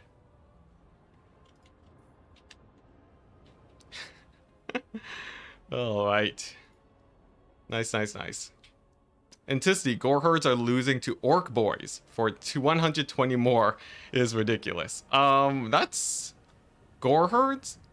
It depends, right? I guess which gore herd are you running? Like, here's the thing. Beastmen, you're not supposed to spam gore herd. If you're playing Beastmen, this is what you want to do if you're playing Beastmen. Don't think, just think their infantry is terrible, okay? You do this, okay? If you think Beastmen are bad, do this and suddenly your entire worldview on them is going to change. Obviously, this is very hard to micro, but like, this is all you really need. Screw the infantry, man. At best, you spam a few Ungors, maybe a few Ungor Raiders, but they're just there to sort of supplement. Their single entities are great too, so, you know. Oh, that's right. You can't see because of the army blocker. It's Centaur throwing axes, and Tuskor chariots. Just don't bring in infantry. All right. Anyways, let's go ahead and ban Slanesh and vampire counts. Yeah, you just spam chins. You know, whoever has the biggest. I guess what would that be? Gorgons and Cygors. Yeah, Minotaurs are also a bit of a bait. Don't take them. They're pretty fun, though. They can beat people who aren't prepared for them. Yeah. Just not play the same. So no beastmen pick for you. No emp for me. Alright, there we go. What about Razor Gores? Razor Gores are great, too. Yeah. Razor Gores are sick. They are amazing.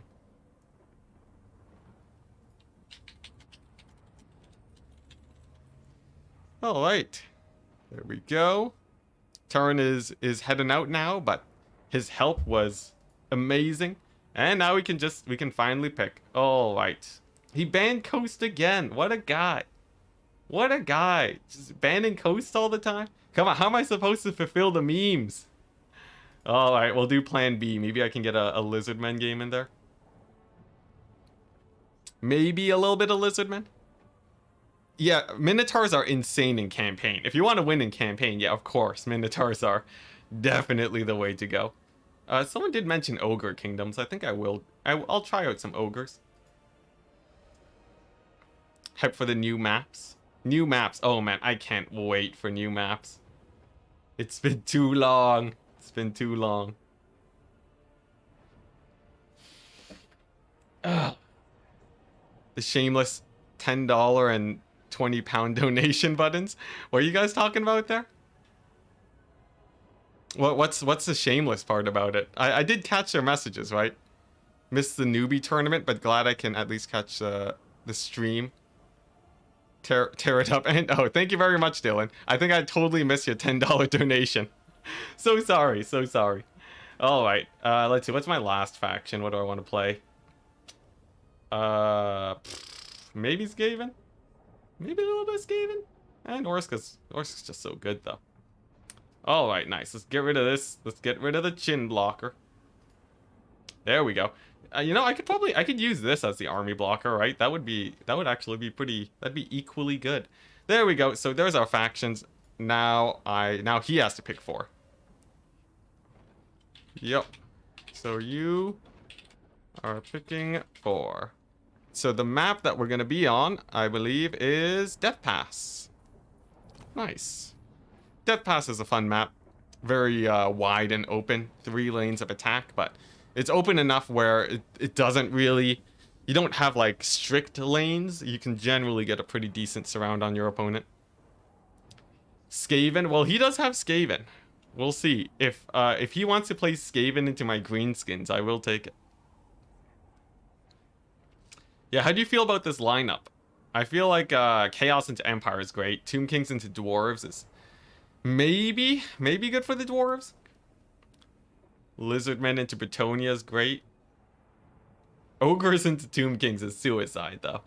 Yeah, that one's absolute suicide. I would be interested to see how Tzeentch does against Chaos. There's a lot of good options here. Queek with his guard. What is it? Does he have Council Guard ROR? Is that Queek's? You love ogres, but they suck in Dom. Yeah, I think maybe there's something to be said about Artillery Kite, but it's not amazing.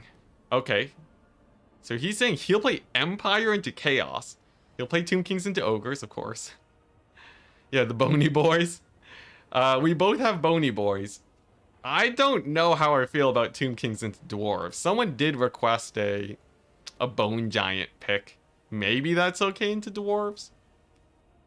How does a pick and ban work? So we have 7 blind matchups going for me. So like, you know, it's Warriors of Chaos and Norska, and then they pair up. So Warriors of Chaos versus Empire, Dwarves versus Tomb Kings, Lizardmen versus Betonia, and then we pick the most even match out of the bunch. Hey, Aiden Hale saying, hey, just wanted to say I love your videos. Thank you so much. And I'm not the best with figuring out who's good, and what's not in Warhammer. So it helps someone like me. An Eltharion run. I'll see if I can get Eltharion in today. Do you mean Eltharion in campaign or Eltharion in multiplayer? That's sort of a big difference, ain't it? Maybe as high elves. He is technically a armor piercing. I know people have been saying his campaign is quite difficult too, though. Is that true? Have you guys played Eltharion? Do you think it's actually difficult or pretty easy?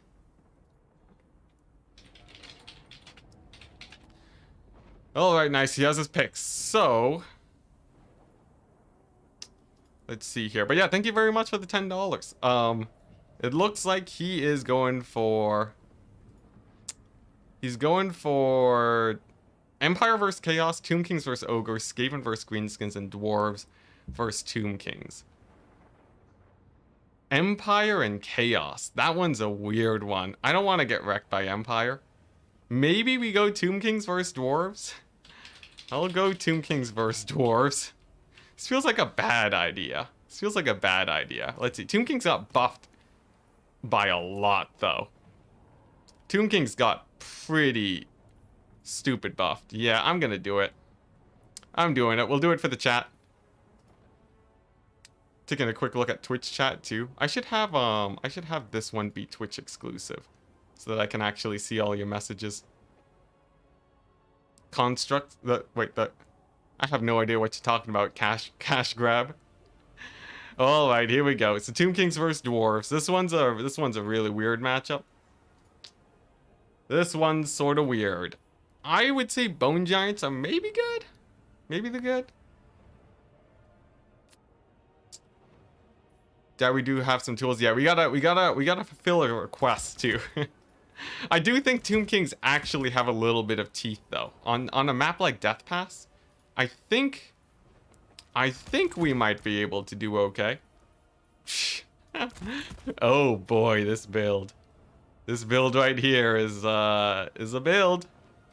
Are flame cannons good against the mummies? Not really. They tend to get sniped too much. Yeah, here's a build. Here be a build.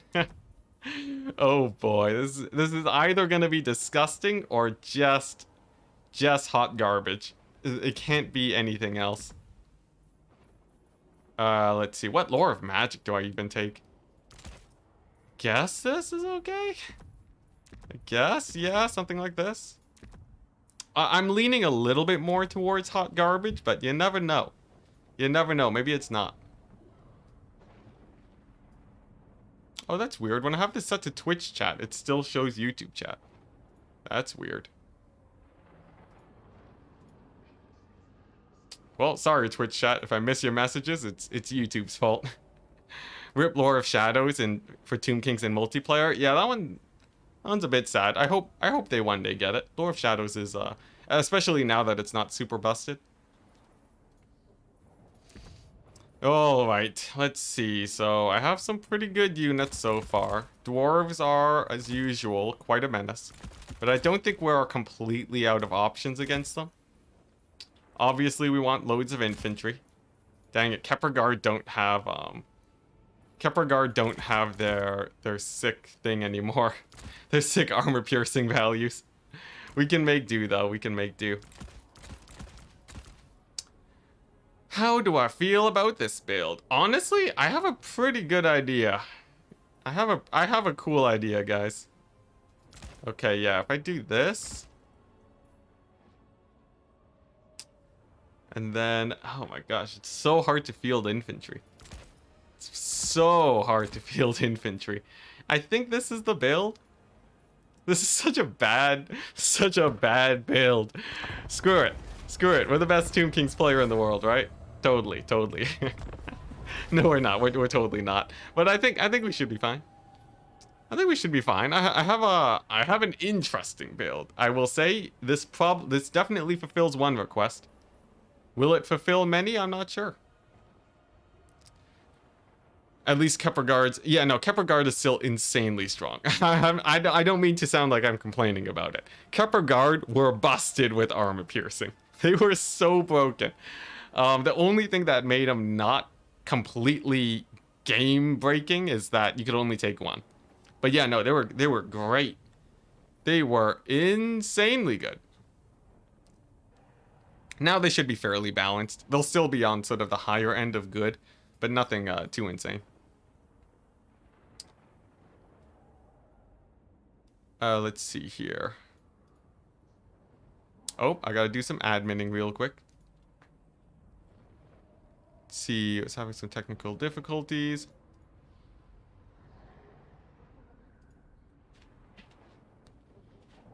Let's see here. Oh, nice. Platypus is doing it. Okay, nice. Nice. Platypus is still helping out. Thank goodness. Thank goodness. Oh man, it's too bad my moderators aren't here today. I need to get more Discord moderators for sure. I think I definitely gotta get more Discord moderators. That way you don't have to rely on Platypus and Turn all the time. And then we'll be in a pretty good place. Enticity, man of the people. Wow, we haven't loaded in yet. You don't know. You don't know yet. Yeah, you watch the Kepler Guard get Pit of Shaded 3 times in one game.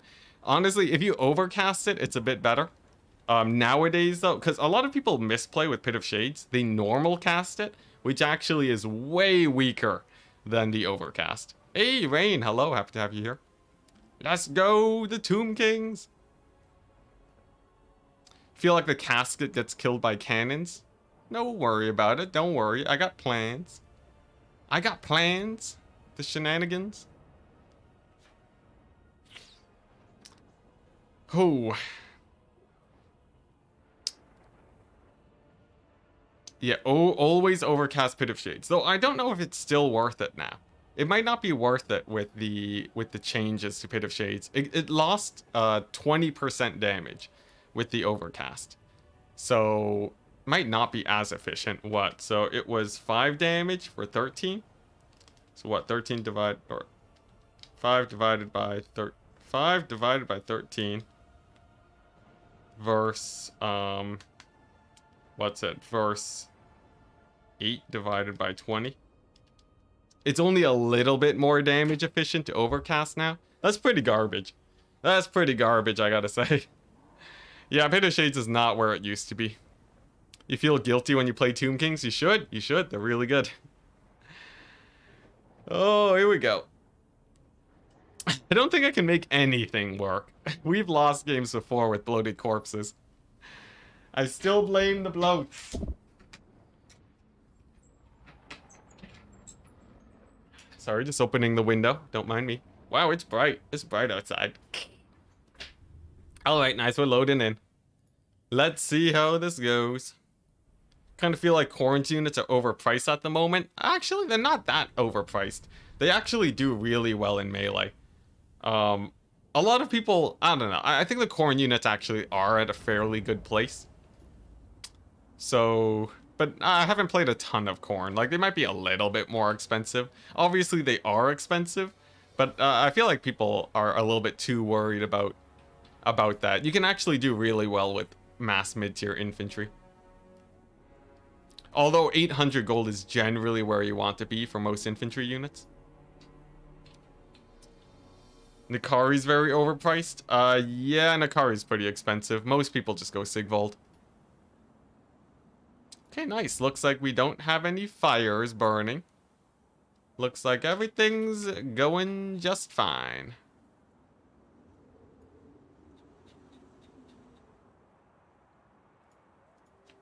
It's based on the number of maps in the round. just nobody understands how the pick 3 system works. There's so many people that don't understand it. It's definitely my fault. But that's like the only question I've been getting today. People just asking about, is this best of 3? Is this best of 1? It says pretty clearly on the thing, but I don't know, man. I don't know. Maybe I just don't know how to write clear tournament rules. Anyways. What? Well, why are you guys talking about my build? This is a totally normal build, guys. I'm trying to rant about maps, guys. What? So this is normal. What, you never seen a Tomb King's build before? Jeez, guys, jeez. Here we go. What am I looking at? You're looking at the best anti-artillery build you've ever seen. Yeah, it's a fun one. It's a fun one. We got the big bones. We got the big bones. Guess what? I even have no, I don't have more artillery, but we got some carrion, we got some Ushapti. This is basically just a cleanup crew. These guys are to kill artillery pieces. These guys are for infantry. Simple as that. Yeah, welcome to Astalia. Basically. Here we go. Let's see how this goes. I think the Ushapti might have a hard time getting their value. They are really good against cannons though. So that's sort of what I'm really trying to double down on. Let's go ahead and move up my Screaming Skull catapults. There we go, we got there. And then what am I summoning in first? Maybe a Cetra, honestly? His build is mostly miners and cannons, right? So I feel like Cetra's pretty happy about clearing out the infantry. First cannon shots are coming out. You can see Ushapti. Very hard to hit. Very hard to hit with cannons. Actually, a lot harder to hit than I would have thought. Like, all those cannonballs are missing. What, are the cannons aiming over their heads? What's going on? I have no idea, but I'll totally take it. Let's go ahead and just march right on forwards, and then we're gonna shoot up those cannons. He shouldn't have any... Yeah, he doesn't have any Thunderers to push my Ushapti back, so we can really punish him this way. Nice, and let the volleys commence. So that's gonna be hurting up his artillery a ton. The Bone Giants are gonna be starting to snipe out units too, but he does have a cannon in the back, which is a little bit scary. Maybe I can get a carrion on it. That feels like it's a bit of a bad idea though. And here we go. The fighting begins against the artillery pieces. Bone Giants are... We've taken out one so far. Ushapti have taken out one. It's a little bit of a slow grind. They're killing more infantry than anything else, which is honestly a little bit sketchy. Just a little bit sus. Bone Giant sort of having a really hard time versus the artillery, actually. If anything, it's mostly the Ushapti that are doing the hard work. Alright, there we go. I'll settle for one cannon kill. It's a little bit of a trade right now. At least the Bone Giants are doing okay. And I guess one more volley on these guys just to see if we can take them out real quick. Come on, you darn Ushapti. You got this. Cetra's gonna be out in a second too. I'm not really going for the capture points. We're mostly just trying to out-trade him here. Okay, yeah, now the Ushapti definitely have to pull back. Honestly, not the best trade I've ever done in my life.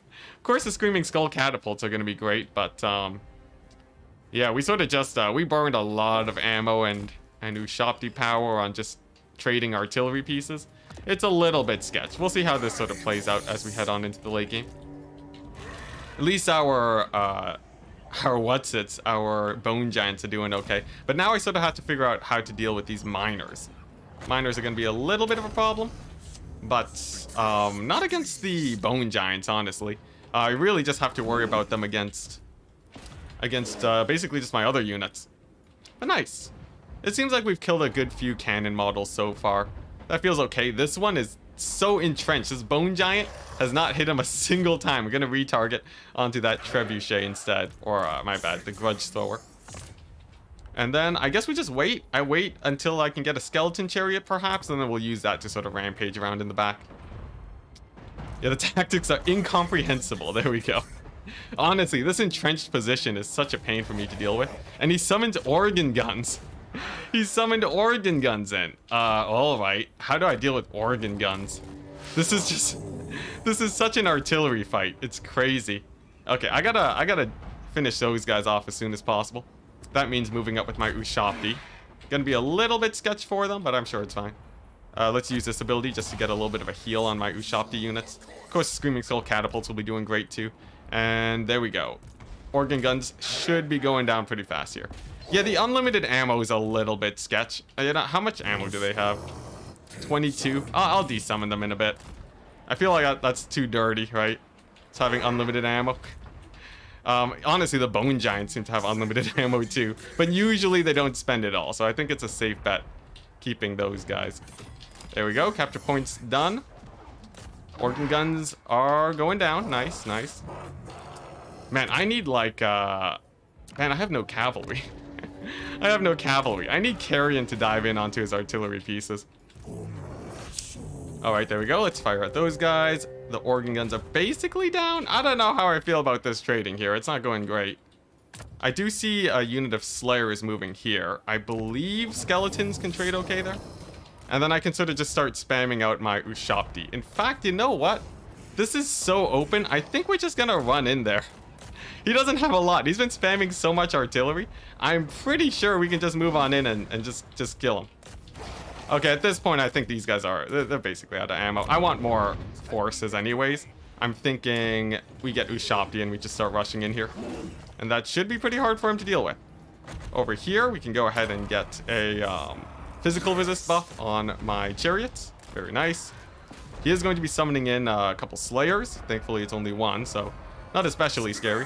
And then my chariots can sort of just dive in on here and clear up all of that artillery. In the meantime, the bone giants, I guess, will just snipe out his lord. I don't know, the Ushapti play was okay, but it didn't do me any magic per se. Okay, nice. I'd say things are going okay right now. I do like having the extra summon of Ushapti with the desummon of the artillery pieces. And then I think my chariots can really just get a lot of work done here. As for Cetra, he's just going to keep bouncing around here. He'll be incredibly hard to catch. And as long as he doesn't go down, we're okay. Here we go. Let's go ahead and take out that organ gun now. We can take out the rest of the archers, which will be quite good. Come on, get out of there, Cetra. Get out of there. Another Ushapti unit. Nice. Looks like these quarrelers are going down. He has to desummon his artillery. Very good. Oh my gosh, those bone giant hits. That was a pretty good hit. That was a pretty good hit on the bone giants, I will say. The question is, though, will we actually be able to start trading up here? I guess that's sort of yet to be known. Obviously, we're killing a lot of artillery, but from here, now what, right? We've sort of collapsed in onto this area. I guess my bone giants can sort of start going into melee against these guys. It's not a terrible idea. Let's see. Here we go. We've got most of his artillery going down now, or routing. And then, yeah, I think we just go for the middle with the Ushapti.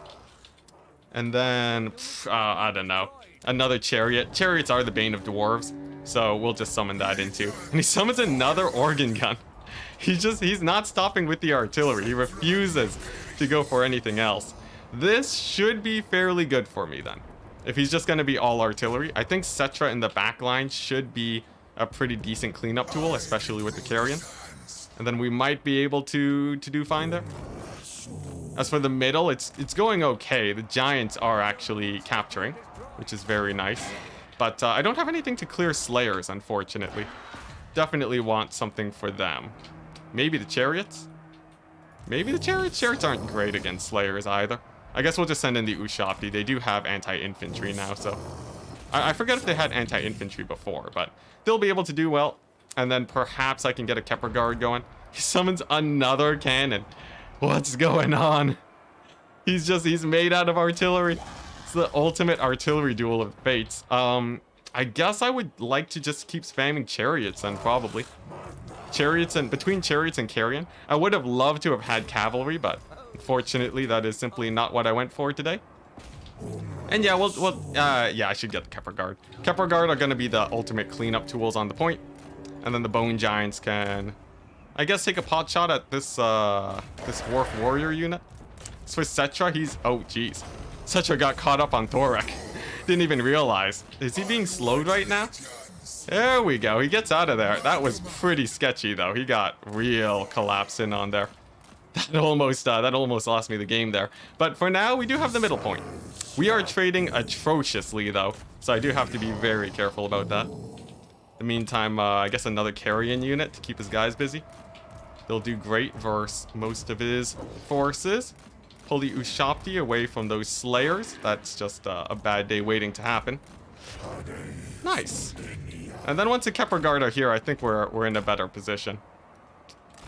See, I would love to get these miners in here too. Let's boost these guys up. And then as long as the Bone Giants, you know, honestly the Bone Giants are pretty great. They've been able to really just hammer these guys down. Oh man, those cannons though, they're really focusing down my Ushapti over there. Let's see, how are the... Man, my chariots, honestly, my chariots aren't doing too great either. This is pretty sketchy now. We'll see how we can do, though. I think these Ushapti, they can go over there. And then, you know what? It's time to get another Screaming Skull Catapult. This is going to be the cleanup for the ages. We got the Carrion in on those there artillery pieces. Chariots can chase down the Quarrelers. Nice.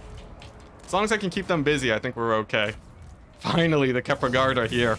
Took them a hot second, but they're finally here to help. Okay, nice, and artillery's firing away. I think this is going to be a big turning point with the Kepler Guard here. Obviously, Setra's taking a beating from these guys, but it's not too bad. And I think as long as I keep spamming Carrion, that's going to stop him from getting too much damage off with his artillery pieces. There we go. Yeah, just kill off those there Slayers. Nice. Yeah, I think we're starting to stabilize. I'd say we're starting to stabilize. Jeez, Setra though. Oh my gosh, he's such a slow kitty. He's such a slow kitty. Thorax slows have been endless this fight. I think he's starting to target down my Bone Giant too, which is very unfortunate. Still though, we managed to stop these guys. It's gonna be a close one. This one feels like it's gonna be close, but he doesn't have that much infantry, and I think that's gonna be his bane here. Without a lot of infantry support, we can basically keep them busy, keep the cannons busy for the entire game, and then I think we get the win. Big melee attack boost from Thorak. That's okay though, that's okay. Most of these guys are on the verge of routing anyways, or not in combat, so that's fine with me. Another cast on Setra, just so that you can get the heal off. Nice, and it looks like the Carrion are doing great. They've been able to stop these cannons for basically the entire game. I wish I had more, honestly. But this'll do, this'll do. Looks like that artillery piece is doing great. Chariots are here, they can clean up. Nice. Ushapti have one on this flank. Yeah, there we go. I think we're doing it. I think we're doing it. This was quite the fight. This was quite the fight, but honestly, the Ushapti were pretty terrible versus mass cannons, but I feel like he didn't really have much to really take over these points. Like, yeah, he can do a lot of damage to my single entities, but if I just sort of keep spamming skeletons and melee Ushapti, that's more or less all I need to win it here. There we go. Bone Giants can keep on firing. Thorax gonna be here too, but he's sort of fine. Whew, nice, there we go. I think that's a win. I think that's a win, especially with the capture on that flank. A little bit of a sketchy win, but a win nonetheless. Yeah, the Slanesh propaganda in chat. It's fine, we got a mod to clear it up. He does kill Setra, but unfortunately for him, Setra's not my lord. It's this one Bone Giant instead. So we'll be able to sort of keep our ground here. Whew. All right. Yeah, there's not much left. I guess he technically has an organ gun over there. Let's see. This Bone Giant's just fighting Thorak until the end of time. I guess I can actually fire at that organ gun. Take it out. And then get some chariots on the side flanks. But I think we basically did it. We won with the double Bone Giant, as per chat's request. It was a little bit sketch, but we got there. I think the Ushapti probably aren't great. I think, honestly, if he just had a few Thunderers, he probably would have won it. I guess he'd have to deal with the Screaming Skull Catapults, but yeah. Tomb Kings do have a Bone Giant Legendary Lord. In this case, I guess, technically. Alright, let's get those Kepler Guard up. There we go, we capture the point over here. Let's go ahead and harass them with these chariots. Nice. And then more Carrion. Honestly, the Carrion have been hard carrying. Look at this. Look at that, 1,400 value on a bird unit. That, my friends, is some good value.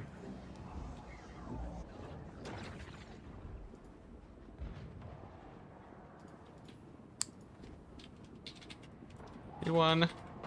Join. Meant to.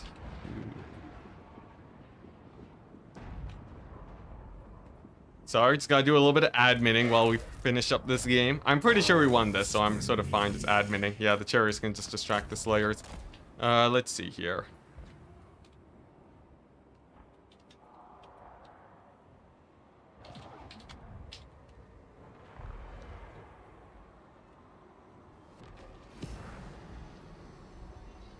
As long as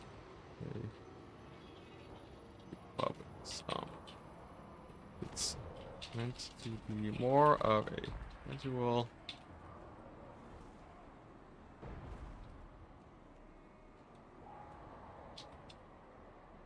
All right, there we go. Yeah, I did a bit of a bad naming thing on my new player tournament. It's actually more of a you can think of it more as a casual tournament rather than specifically for like brand new players. Yeah, so I gotta clarify that. But you know, things that you learn as you host. And to see coming with the admin BM steel chair. Well, like this is pretty done at this point. I gotta say. Yeah, the chariots. Yeah, chariots got caught up by the slayers. Yeah, we had a little bit of adminning to do.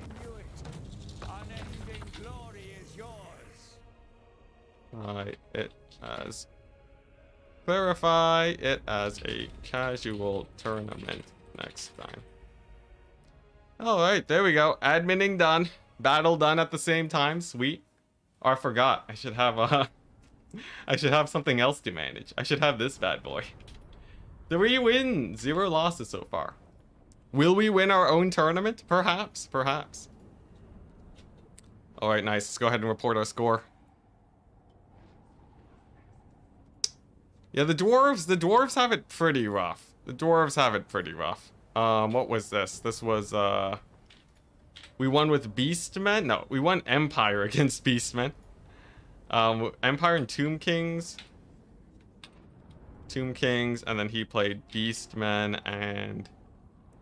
what was it? He played Beastmen and... Dwarves. I don't know why that took me so long. There we go. GG. GG. Yeah, the Bone Giants, honestly, the Bone Giants did okay. Let's see.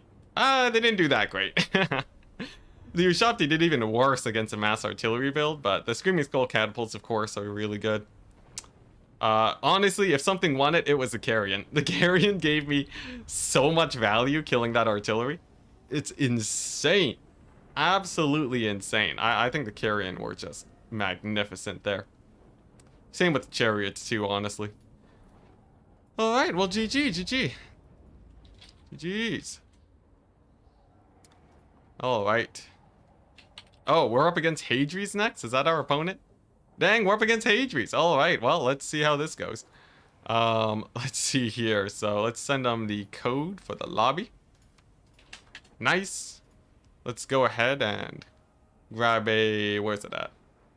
I need to set up the actual pick and ban system. Where is it at? Gotta get the army blocker going? Okay, here we go. Alrighty. Nice, so let's go ahead and do our picks and bans with Hadri's. This should take but a single moment. And I'll see if I can get some chat interaction while we wait here. Yeah, against Hadri's, we're gonna have to play a little bit better.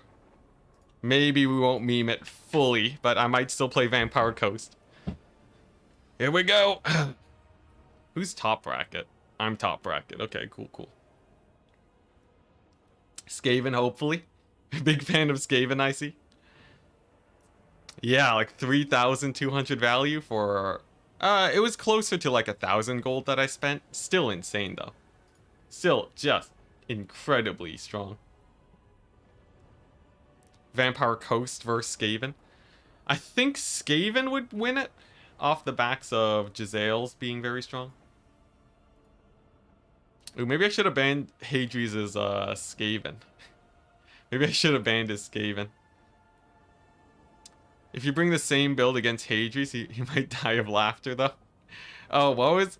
Wait, what do you mean by the same... Oh, you mean like in the faction war? That would be something. He bans Coast and Slanesh. Interesting. He dares ban the Coast. All right. What factions do you guys think will be good here? What's the map? The map's gonna be it's gonna be Death Pass first. Okay. Huh, who's good on Death Pass? There's a lot of factions that are very good on Death Pass. I feel like yeah, people mentioned that you wanted a Dread Saurian. Skaven versus Lizardman, that's terrible. Well, I'm banning that matchup. Let's see. Well, obviously. We we gotta the weird thing about this pick ban format is that you really have to worry about you have to select the meta factions and then you sort of fill out with ones that you think will be fun. So like if you look at this right now, right, if I remove the army blocker for a second, this is what we have so far. Tomb Kings, Chaos. Oh, okay. I actually quite like that matchup.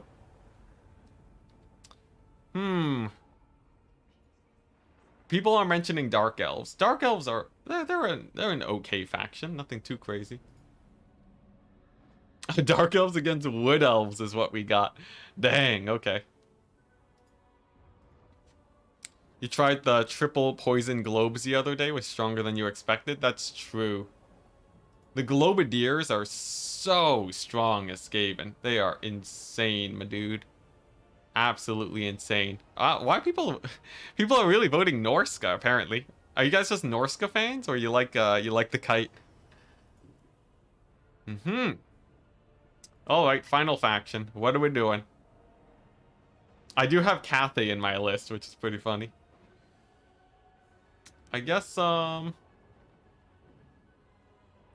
don't know how I feel about greenskins on this map. I feel like they're actually not that great. Maybe we go for...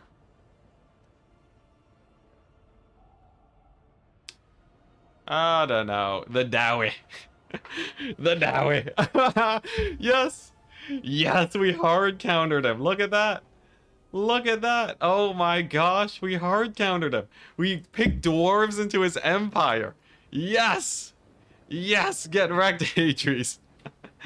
Oh, that's hilarious. Alright, I'll take it. Yeah, that's really good. That's really good for us. Okay. Okay, so my 4 are... let's see here. Dwarves versus Empire for sure. Skaven versus Dark Elves is a really weird one. I think Skaven are way better now, though. Let's see here. Tomb Kings versus Chaos. Let's see. Dark Elves versus Wood Elves. That's terrible. And then what? Cathay versus Ogres? Yeah, Cathay versus Ogres. All very nice matchups. I think the Skaven Dark Elves one is one... He might play Dark Elves there, and he might play Chaos against Tomb Kings. Both of those are sort of fairly contested. Not sure on this pick and ban. I think Skaven Dark Elves and Tomb Kings Chaos is like the most likely thing we'll see here. Have Dark Elves versus Skaven and Skaven versus Dark Elves. Darn it. No, we don't have that, yeah. It's almost there. It almost happened. Alright, let's see what he goes for. He's typing. He's typing. Feels like a bit of luck and favors the person who gets to choose the pick 3. Only a little bit. Only a little bit. From what I found, the matchups are fairly good.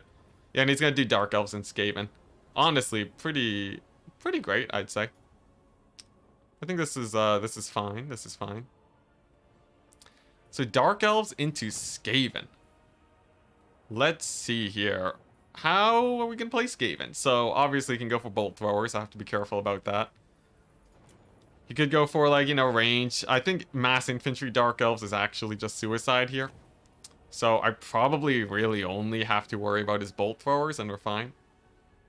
You sense a Marathi pick in my future? Marathi, not entirely unlikely, is it?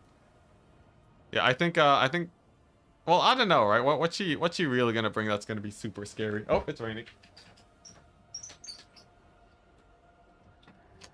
Alright, there we go. Just had to close my window. Yeah, Marathi's, I don't know. Marathi's like, she's not like bonkers, is she? She's pretty chill. Nothing too crazy, right? Just a little Marathi. You love Skaven? Oh, well, this should be a fun one. Where are Skaven? I don't even know where they're positioned. There we go.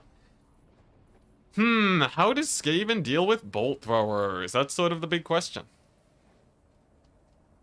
It's so hot in California. Yeah, you're wishing it was raining. Yeah, we get the cold weather and the rain here pretty often.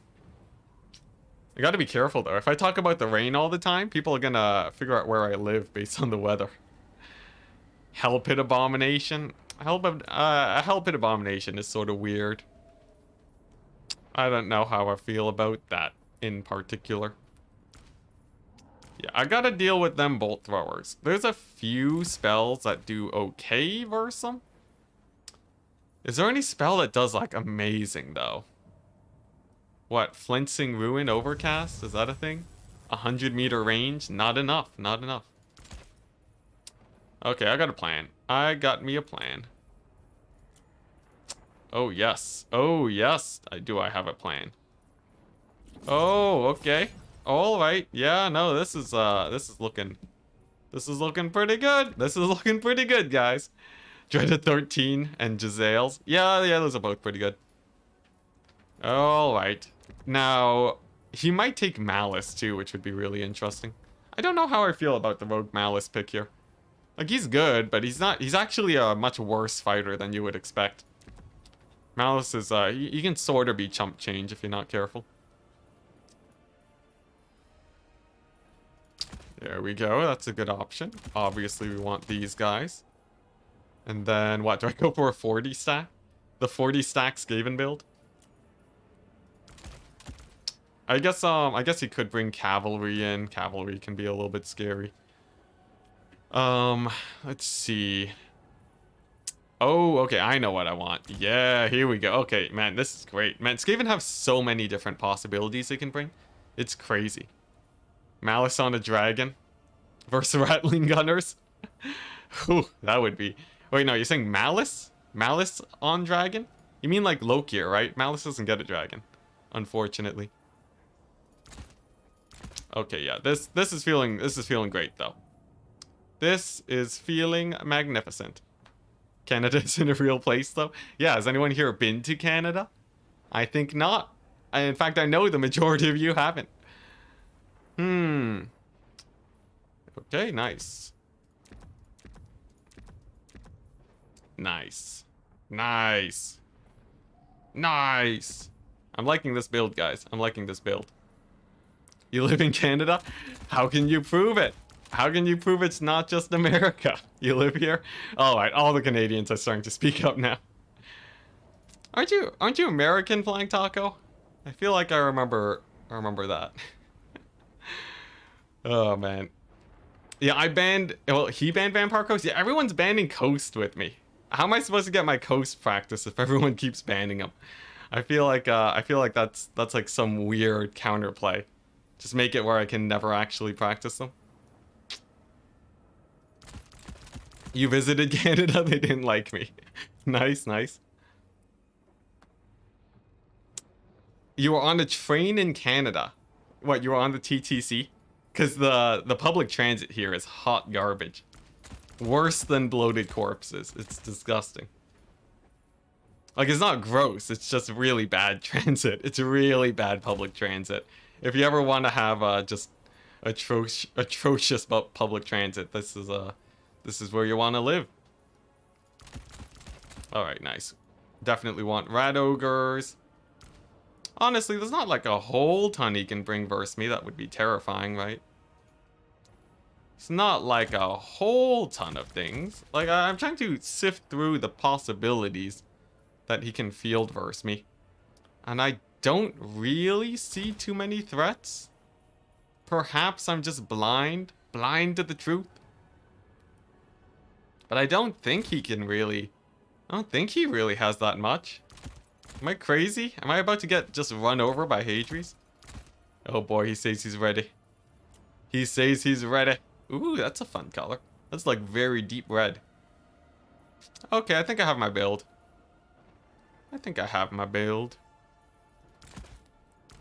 Maybe cut one of these guys, add one more of these guys. There we go. Let's do it. Let's do it, people. US has, yeah, US is also terrible for public transit. Honestly, just like Europe. Europe is, I dream of having transit even close to Europe. Okay, nice. No one's adding me. Very good. Platypus still supporting questions in chat. Thank you so much. Thank you so much. Oh my goodness. Okay, nice. Let's go ahead and get into the game. Get rid of that browser. See how well we do. Alright, so overall, I would say this is probably Skaven favored. I think this is Skaven favored. Never been to the EU, dang. Let's see. Alright. Swiss is the gold standard for public transit, yeah. Oh man, I wish, man. Yo, I was talking to my sister the other day about how she saw 4 buses back to back to back tailing each other for in our on the roads the other day. It's just terrible, man. So that means like if you miss those buses, you're missing like 4 buses at the same time. Or even worse, you've been waiting for 4 buses and then they all show up at the same time too. Just, oh my goodness. I don't know. I don't know what to make of that. It's like, it's so car centric here. It really is. Yeah, more than a 30-minute wait, because it's like 15 minutes per bus. So, yeah, you can just be sitting around for ages and ages and ages. All right, here we go. Let's see how this goes. Let's see how this goes. Good luck, have fun. Ready. Fingers crossed.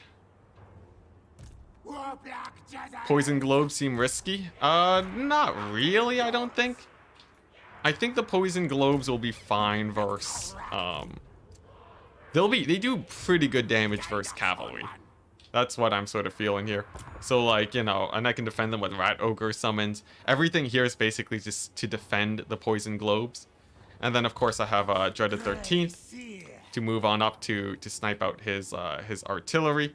We can capture with these guys. Then we should be okay. And then a rogue plague claw catapult too.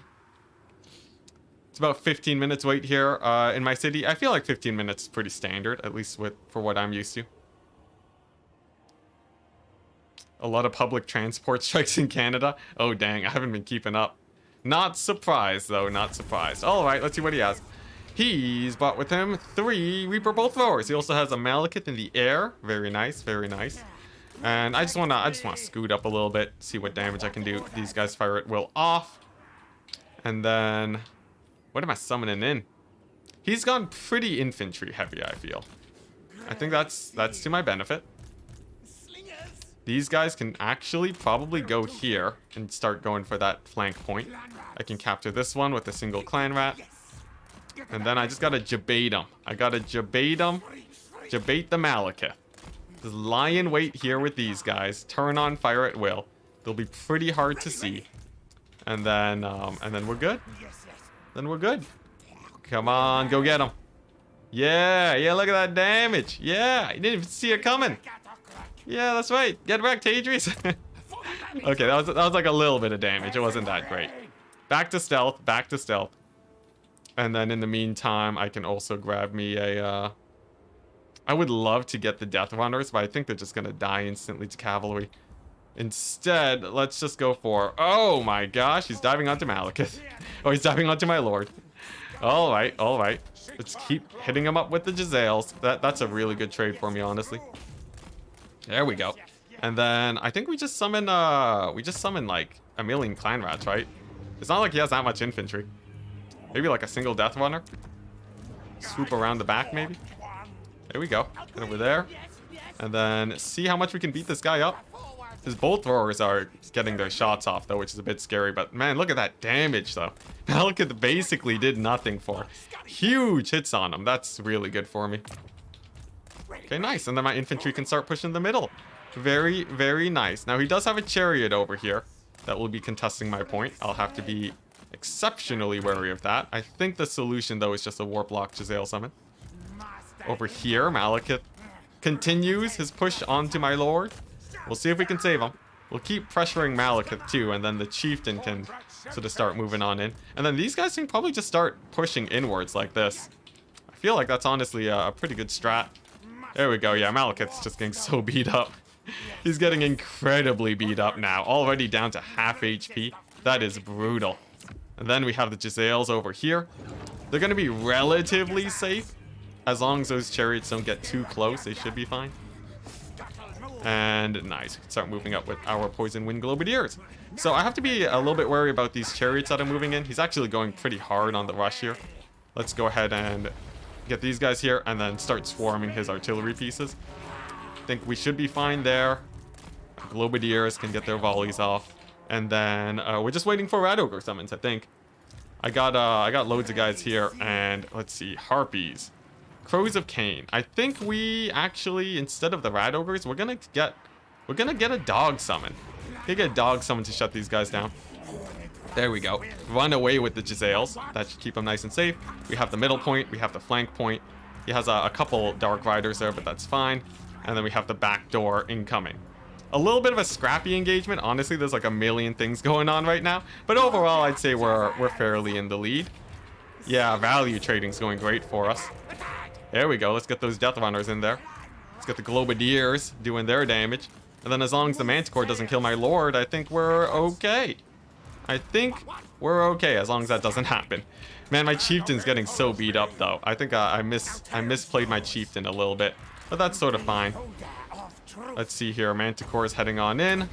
Let's throw that down. There we go. One artillery piece is down. And then I gotta spread these guys out a little bit better. I haven't been treating my Globadiers too great, unfortunately. But we're still doing fine. There we go. Let's keep sniping out those artillery. And then perhaps... No, Dreaded 13th is still too far away. Alright, let's ring the bell. Get the leadership going. Most of his Dark Riders won't really be able to defeat the unholy tide of Skaven here. And then our Lord can just slowly scoot on up. Come on. There we go. If we can just get that Dreaded 13th off, I think we're fairly happy here. He did good work sniping out my character, though, but there's just so much going on right now. Let's see here. Another Rat Ogre. There we go. This is Dreaded 13th. I think my Lord's gonna die, though, and that's actually a little bit problematic, but over here, you know, things are going okay. They're going all right. You know, Malekith is pretty low. The Chieftain, does he have a... He does. He has Power Grab. But if the Chieftain routes off, then we're just sort of screwed. So, we have to make sure that he sort of keeps it together. Make sure that he's nice and safe so that even though our Lord is dead, things are okay. Over in the distance, it seems like Malekith has been healing up a lot. But we have killed off one artillery piece. Chieftain is getting very conspicuously close to dying, though. And Hades actually manages to pull back in the value trading pretty well with the loss of my Lord. Chieftain's gone too. That's not too great. That's not too great. I gotta be more careful here. Let's see here. He desummons. He does desummon one of his artillery pieces, which means I think we can just start re-getting a whole bunch of we can just start grabbing a whole bunch of guys again. Whole bunch of Poison Wind Globadiers and we'll be okay. Here we go. There goes that Manticore. I can desummon those guys since they're not really needed anymore. And then, okay, there we go. Those guys disintegrated. And then, yeah, I can just start spamming out some much better units, I think. Let's see, what do I want to summon, though? It's so hard to figure out what I want to summon. I guess, here we go. We're going to get the mob. We're going to get the infantry mob and see how well that does. Let's go ahead and route off that Manticore. And as long as I can sort of hold these 2 points, I think we're all right. He does route off my rats, though, unfortunately. They served well. They served well. Come on, defend the Jezzails. Defend the Jezzails. Yeah, the double Slaanesh ban. Indeed, indeed. Neither of us wanted to deal with Slaanesh today. Yeah, it looks like the Dark Riders are mostly going down. I really do need those Poison Wind Globadiers, though. They're just they're really not coming back very quickly. At least the Chieftain is here, so my leadership should be fine. I have just a whack load of money, though. I would love to get my Lord back, and I think that's going to be the plan for today. Get him back here and then have him get a bunch of summons, because I think he's worth it. I think he's worth it. Okay, nice. These guys are down. Focus fire that Manticore and get that point as fast as possible. I want to keep up the 2 cap. It keeps the pressure on him and makes sure that he has to keep on fighting me. Nice. See, man, I don't know what to do with that Manticore. Like, we have some range firing at it, but I guess I do want to get my Lord back. He's pretty great. He's pretty great. Let's de-summon these guys. I'm just gonna keep the Chieftain in the bushes for my leadership to be stable. Okay, nice. Nice. Can I don't think I can finish off that Manticore. Let's just pull back here. Oh man, Malekith is so aggressive though. He's very far forwards. I might be able to snipe him out. Maybe. Let's try it. Let's try it. I think this is the time. He's pretty aggressively positioned. That's a breath attack though. Oh, okay, not the worst, not the scariest breath attack in the world. We do survive that. A big Spirit Leech comes down though, but I think we can still put the pressure on Malekith. Not to mention, I can start getting my Globadiers back and they'll be able to start massacring his lines. So it's a little bit contested right now. Trading is going very evenly on many fronts, but I think we're okay-ish. We're okay-ish. A lot of the value is on Malekith. And I don't think I have the time to just summon in more guys. There we go. He brings in another bolt thrower. A little bit scary. Jeez. You know what? Slingers. Slingers are very cost efficient. I'm gonna just start spamming them. There we go. They're gonna hunker down and just outrange all of his infantry, get his cavalry extremely low. And that might be able to do it. Let's get the Jezzails a little bit back too. Oh, man, but he gets a Harpy summon on these guys. Maybe I can defend them with the Wolf Rat summon, though. We'll see. We'll see. Some Dark Riders over here, too, is not very preferable for me. Yeah, it really depends on how well I can keep these Globadiers alive, I think. Okay, nice, nice. And then I can get my Wolf Rat summon over there. Chase down the Dark Riders. Let's get the Slingers going. Slingers are great. And then I need a summon over here. I think I want to reveal the Chieftain now to start beating up his Dark Riders. And I actually do have a lot of time here. That's sort of one big benefit that I have. I can really take it easy and play it close to my spawn. And we got him to de-summon his artillery piece. That's sort of really big for me. Slowly capturing that point. Not too much of a problem, though. Nice. Globadiers. Ooh, man, did they get routed off. My poor Skaven leadership, man. It is not holding very well, but at least Malekith is sort of on his final ropes. He is starting to really suffer here. There we go. Let's keep focus firing him down. Get a clan rat over here. And I don't want to de-summon this guy, but he's gonna kill him. At least it won't count as a Lord loss penalty, but that's gonna hurt quite a bit. Oh man. Oh boy, this is gonna be very close. Let's see, how's this fight going over there? Not too great. It really depends on if I can keep pressuring Malekith to get him down. I think we're in a better position. I have to be very careful with these dogs, though. Have to really make sure that they don't run into too much trouble. Here we go, Globadiers. Globadiers on these Corsairs is great.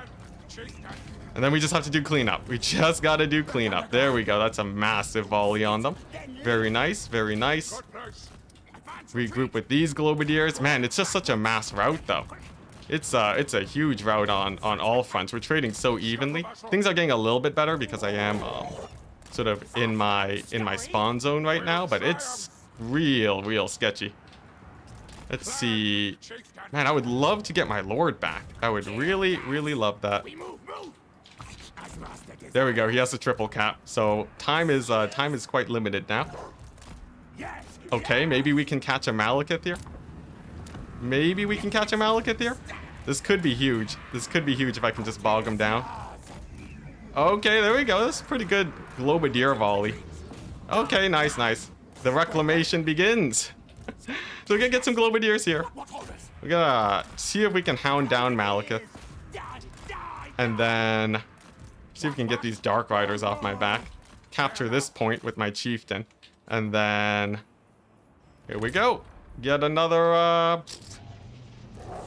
think I want a Jezzail. I think I want a Jezzail. Man, Malekith is such a beast. Malekith is just beast moding my infantry right now. Oh my gosh. I have like nothing for him. Oh my goodness. The chieftain really was supposed to catch him out. I think I might be able to catch him with some rat ogres, but it's gonna be real sketchy for sure. Come on, rat ogres, get over there. Let's get these guys. Turn these guys. They might be able to rout off that cavalry. I think he's done it though. I think Hadri's has done it. Off the back of Malekith just getting so much value. I just haven't really been able to deal with them. Let's see here. I think we can get more slingers here. The slingers are pretty sketchy, but they're not the worst option in the world. Here we go. Here we go. Routing off more Dark Riders. Nice, nice. The backup slingers to defend the slingers. Best strategy ever. Okay. Globadiers over here. And then we're gonna slowly get a capture. Now we still have a lead in points. That's sort of a very important thing. But can I clean up the Dark Riders though? Malekith is so close to going down. It's like it's tantalizing. It's tantalizingly close. If I can just wrap him with my rat ogres. Okay, this is it. This is it. This is the chance to come back. So Malekith is completely surrounded by rat ogres. We might be able to just catch him out here and now. And if we can take him out, then I think we have a chance, because he's sort of just been the big pain in the butt this entire game. And with him out of the picture, it's I think we might be okay. I think we might be okay. Dark Elves are gonna suffer a little bit, and we're still capturing this point, which is nice. I think at this point I just want clan rats. I want mass and just a whole ton of guys on the point. There we go. Good cleanup over there. More clan rats over here. Malekith is routing. That is huge. Chase them down with the wolf rats. There we go. Countercharge the cavalry. This is it. This is it. I just have to make sure that we can actually clean things up here. The dive in with Malekith on the spawn was when he really started to trade down. Oh my gosh, but he's not dead yet. He's not dead yet. It's not over. Oh my goodness. And he's gonna get cavalry over here in a second too. It's pretty sus, but he goes down. He goes down. Okay, nice. Nice. Now all I need is capture weight. I have to steal these points as fast as humanly possible. Here we go. Chieftain's gonna go there. He might die, which is really bad, but there's not much else I can really do. Oh my gosh. And now we just have to capture the middle. What's the fastest way I can capture the middle? I guess just clan rat spam. I guess. We're gonna go for this side point first. I think that's sort of more important here. Let's see. Finish off these guys real quick. Globadier them. Come on. Come on. Oh, the chieftain's dead. The chieftain's dead. Okay. I have a decent amount of time to recapture here. That's the good thing.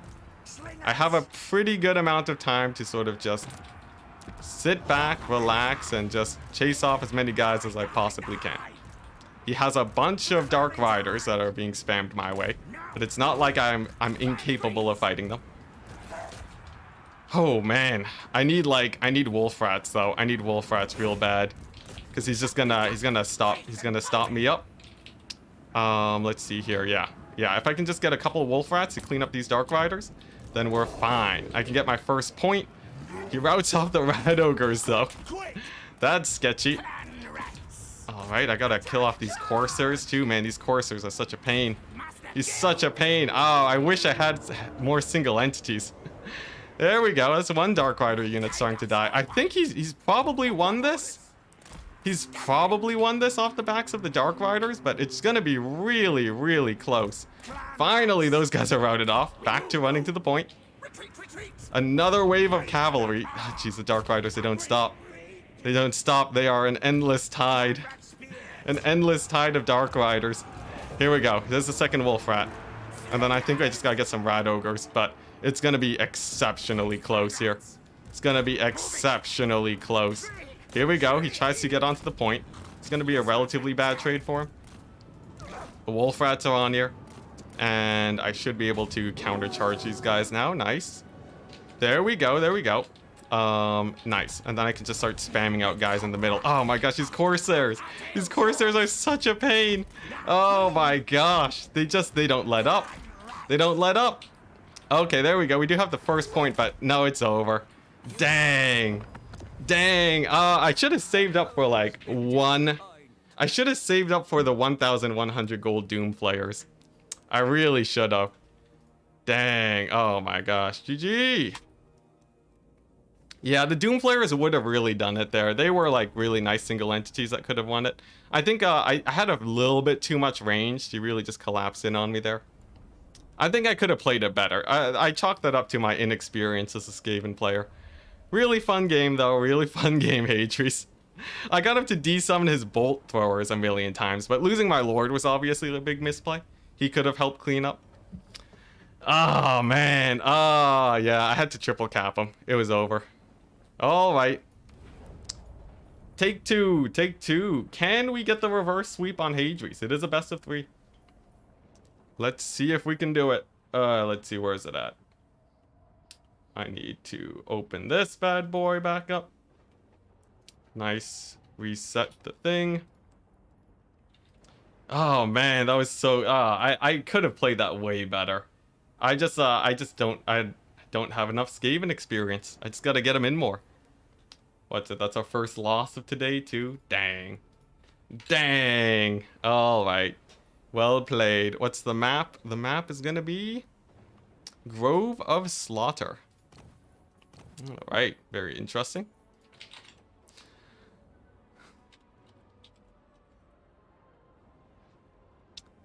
Yeah, the chin's back. Oh my gosh, that was very scrappy. That was very scrappy. I could have played it better. I think he probably could have played it better too. But like not having more single entities in the back to sort of summon.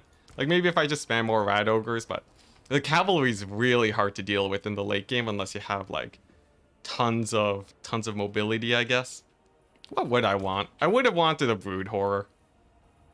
There was a lot of just me sort of panicking and not getting the right composition. I think I made too many slingers, which is a mistake. I summoned like a little bit too much ranged. We could have done better. We could have done better. Yeah, and that huge side flank got collapsed in on too. I took a really bad fight there.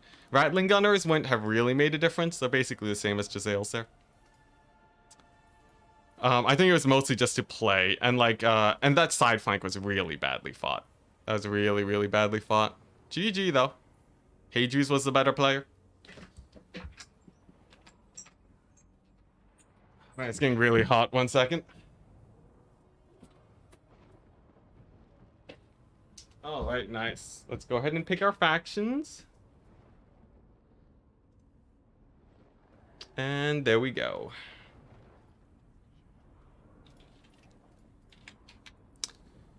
Whew.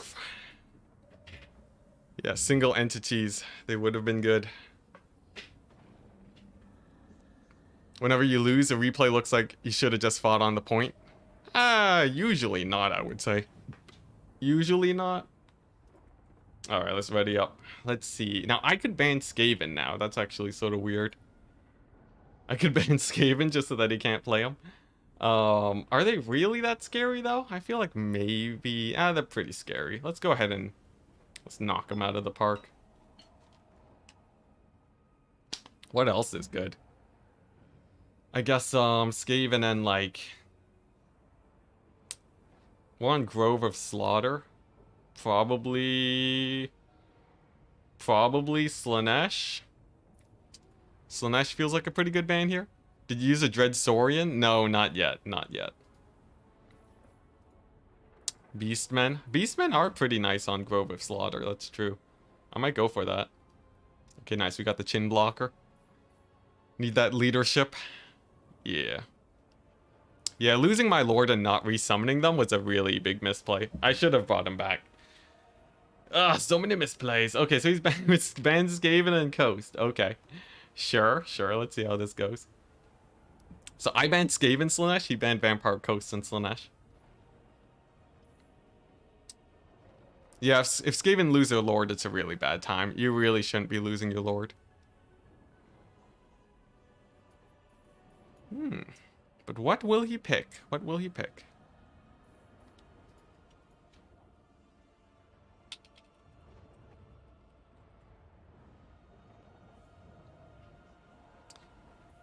If you open up YouTube, it shows you this this stream. That's awesome, man. All right, let's see. Counts and Wood Elves. Interesting. Interesting, interesting.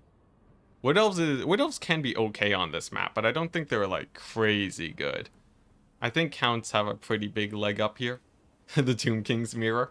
Oh boy, the likelihood of that happening is just spiked up dramatically.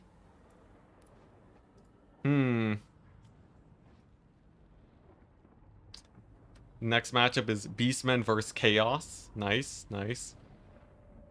Queek is a decent fighter. He's not the worst. Chaos versus Greenskins, that's good for me.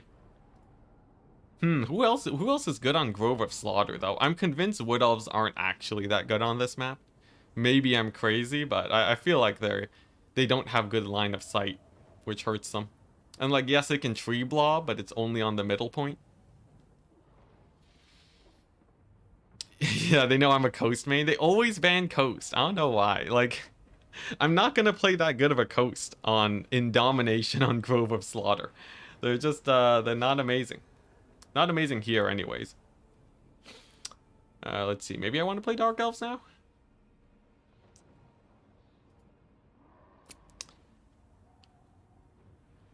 So if you banned Slanesh and each other's favorite faction, yeah. Yeah, basically. We banned Slanesh in our mains. Which it feels like it's sort of favored now for me because of that. I don't know how that actually plays out though. Interesting is Zinch pick. Are greenskins good on this map? I feel like they gotta be okay. Norska's gotta be pretty good too. You hate how bans can just be used to take your favorite faction away? Yes and no. If they just ban your favorite faction, then you get to go and just play something really strong, presumably, right? Can be a little bit frustrating though. Usually they only ban the one faction. But there we go. Let's go ahead and reveal. There we go. These are our picks. And we have a whole host of them. We have what? So we have Counts versus Wood Elves, Tomb Kings versus Tomb Kings, Beastmen versus Chaos, Chaos versus Greenskins. I think Chaos versus Greenskins is okay for me. I like obviously the Tomb King's mirror would be hilarious.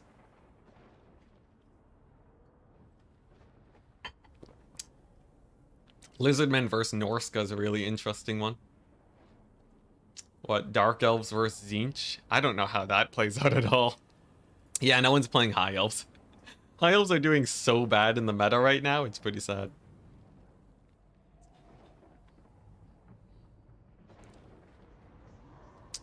Yeah. Slanesh is really good in tournaments. You know, I should just stop banning Slanesh. Everybody's banning Slanesh. I feel like I should just play Slanesh. Just not ban them and just hard counter his main factions. Because then you can ban them in the actual picking phase, right? Maybe that's a better idea? Yeah, the Lizardman Saurian plays. We'll see. We'll see. Maybe that's a good strat. Just lost to High Elves in the newbie tournament. Hey, well there you go. This is a High Elves doing okay. How is that tournament going, by the way? It's a fairly large one. It looks like people are on their way to the top 8 still. They're sort of playing out the top 16 in the newbie tournament. In here, we still have 3 rounds to go. Yeah, High Elves, I don't think High Elves were ever that great in the meta. Sadly.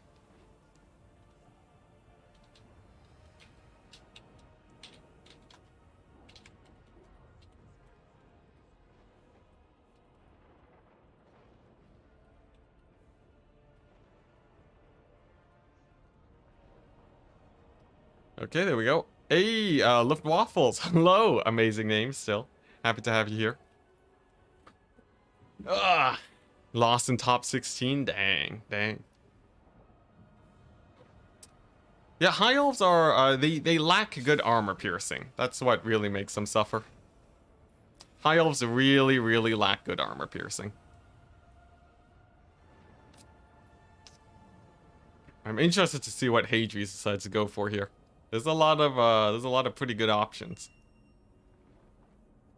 He has pretty good options. White Lions, yes.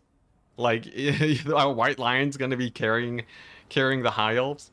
They don't have good armor like, even then, White Lions aren't like crazy armor piercing guys. You know, they're sort of tanky, but they don't have a lot of HP. So they don't really grind it out as well as you would hope for. They need like armor piercing cavalry or armor piercing archers. Because like the advent of White Lions helps them win the infantry fight really well. But they don't really like, Sisters of Avalorn are okay.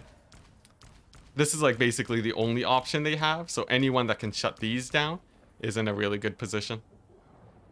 Yeah, the ROR White Lions, what do they have? They have armor sundering, this is pretty hype.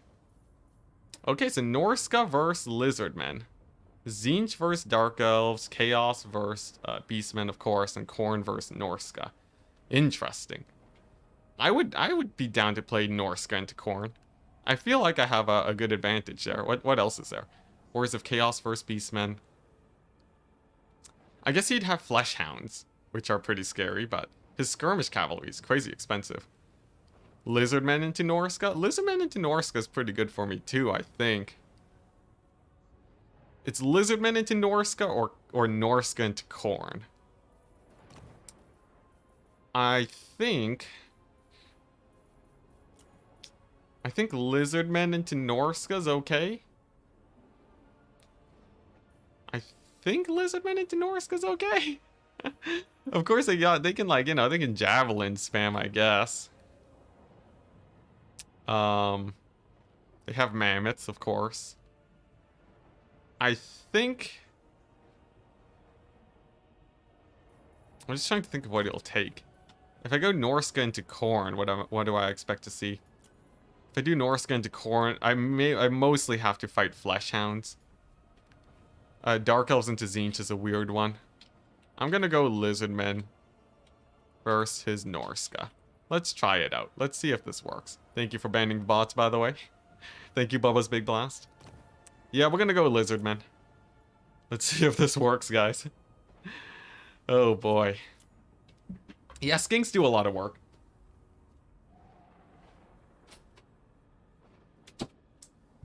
Alright. Yeah, skinks can be pretty good, but it's sort of a mixed bag. It's a little bit of a mixed bag. Yeah, the scaly boys, here we go. Let's see if we can win it. Alright, what build am I taking? I am sort of obligated to take a certain unit. I'm not gonna say what the unit is, but there is a unit out there that one might consider to take. Nurgle's weak? Nurgle's pretty weak right now, yeah. I wouldn't say, I'd say Nurgle. Nurgle has a little bit of a hard time.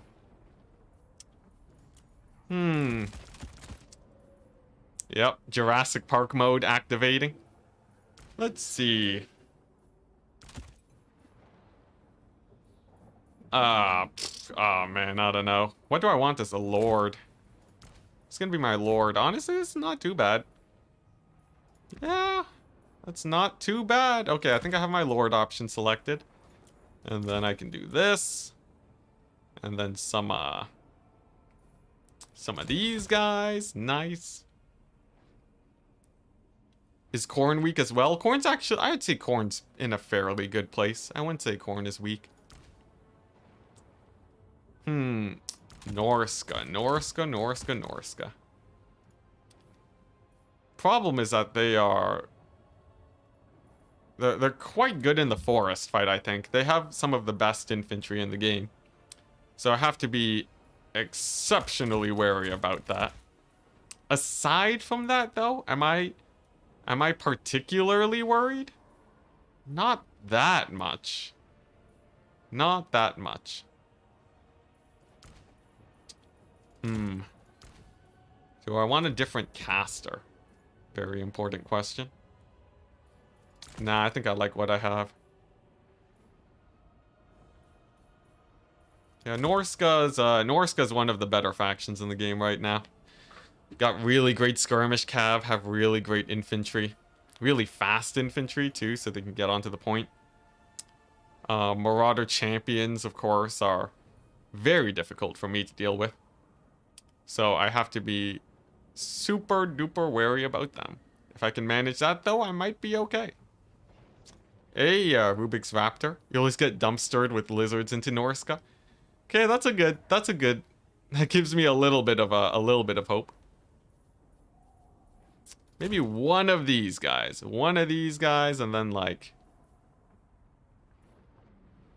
Let's see. Can he bring anything in the form of flying that is scary? Like, I guess manticores are pretty good, but they're not like terrifying. I guess they are terrifying, but they're good, but they're not amazing. I think I sort of like my build. I think my build's okay. It's like, it's the most okay build one could imagine. Yeah. Yeah, here we go. Jeez. I'm gonna get murdered here. I'm gonna get obliterated. Oh, I can switch this guy. There we go. Slightly better. Yeah, we have an okay build. Do I feel great about this? Most definitely not. Do I think we have a chance of winning? I think we do. Manticores are terrible because of Rampage. Only in campaign. They're actually really good in multiplayer. Really good in multiplayer. Yeah, the Frostworm counter. I'm ready for it. Frostworm counter would be quite something. You know, honestly, I should change this up. I should do this instead. Let's see, there we go. Yes. This is way better. This is much better. Okay. I'm feeling better about my odds already, people. Already. Okay. Nice. What faction banner are we gonna do? Green boys? Some yellow action? I do like this blue. Let's go with Lizardmen blue today. Alright, here we go. Let's not lose to Hadries. Here we go. Don't forget a caster. I remembered my caster. Don't worry about that. We did remember our caster. Success! Last lizard player you fought brought literally only Saurus and a Slan. If you're running into that, spam Marauder champions and Berserkers with like some sort of terror, and you're in a really good place. It's definitely doing Gorok and Raptor Cavalry. That's a pretty fun combo, I will say. Gorok's not that meta in multiplayer though. Krokgar is sort of a much better option. Yeah. And Raptor Cavalry is just a given. Feral Cold Ones got buffed recently and they're really strong. You were ogres? What do you mean by that?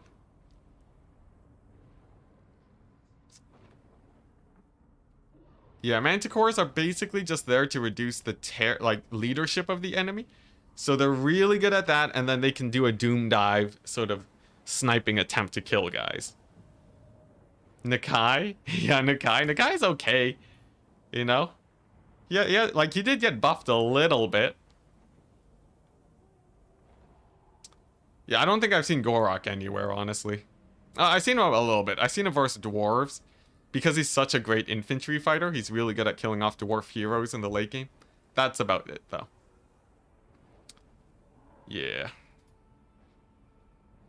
So let's see. After this best of 3, so that means this tournament should go on for probably about 5 hours long. That's a pretty nice length for tournaments. If I can keep that sort of being...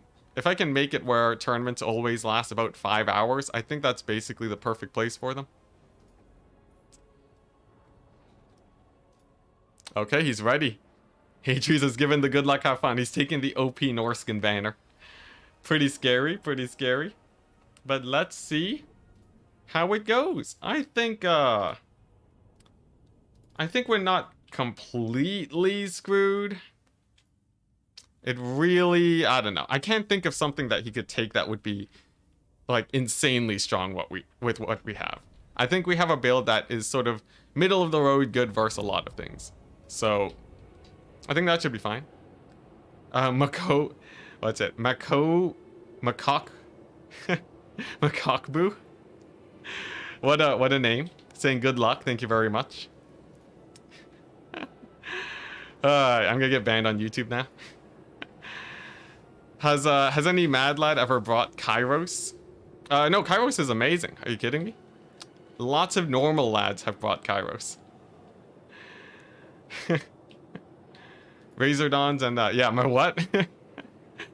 You know, it's like the monkeys, right? Yeah. Let's see here. Where are they at? What are they called? Let's see here. Oh my gosh. I can't even find them. Dang it. We're gonna get demonetized now. Oh man, is that how you say your name? Is that how you say your name? Because I didn't add the boo at the end, it made it even worse. Yeah, nice save. It's macaques, right? That's what the monkey is. Macaques are, yeah, macaques. You know, I just mispronounced it, you know? Freudian slip. Yeah, or however you spell it. There you go. Oh man, I love how loud I said it too. That's great. All right, here we go. Into the build. We got a Dreadsaurian, people. Get distracted by the Dreadsaurian. He's a big boy. We got the Flock of Doom spam. We got some infantry to buffer. That's basically it. Nothing too special. Good luck, have fun. Ready. Hopefully he doesn't have too many scary things. I think the skirmishers will obviously trade very well. I think the Dreadsaurian's something he really wants to avoid fighting. Unless he has like, if he brings in like a million skirmishers, that's obviously going to be a little bit scary. I want to ward him off. Then we'll be fine. Dreadsaurian with no healing. We have Bastillodon Rev Crystals over here. So these guys will just summon in to keep them at high HP.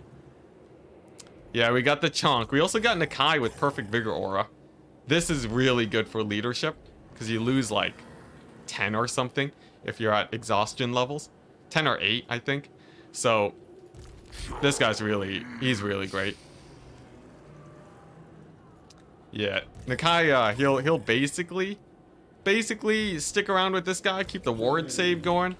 That combined with its decent missile resist will do all right. So Perfect Vigor, it's everything in the aura gets Perfect Vigor, but when they leave, they fall back to their normal vigor levels.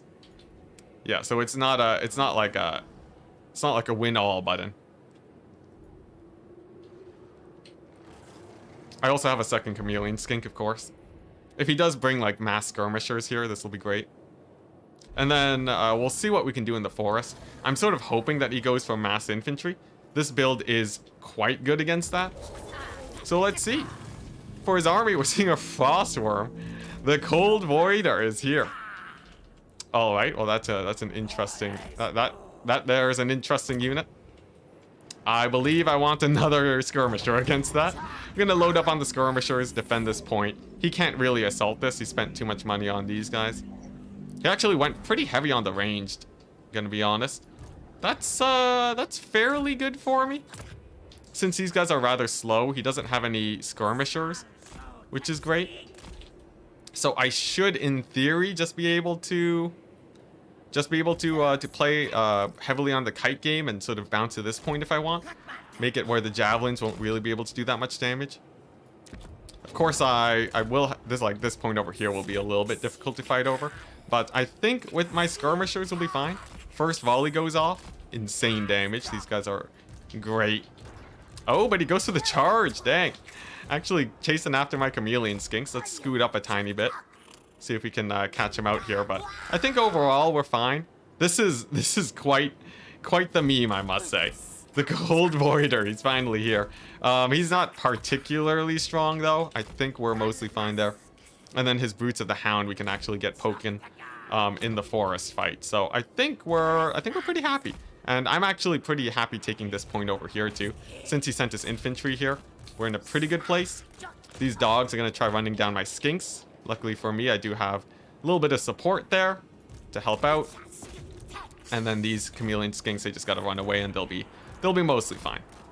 Nice, so we have the point sort of settled. We have the dogs routing. And now we just have to hold. Hold, darn you. Let's go ahead and get a Flock of Doom on these guys too. Flock of Doom can actually do quite a bit of damage.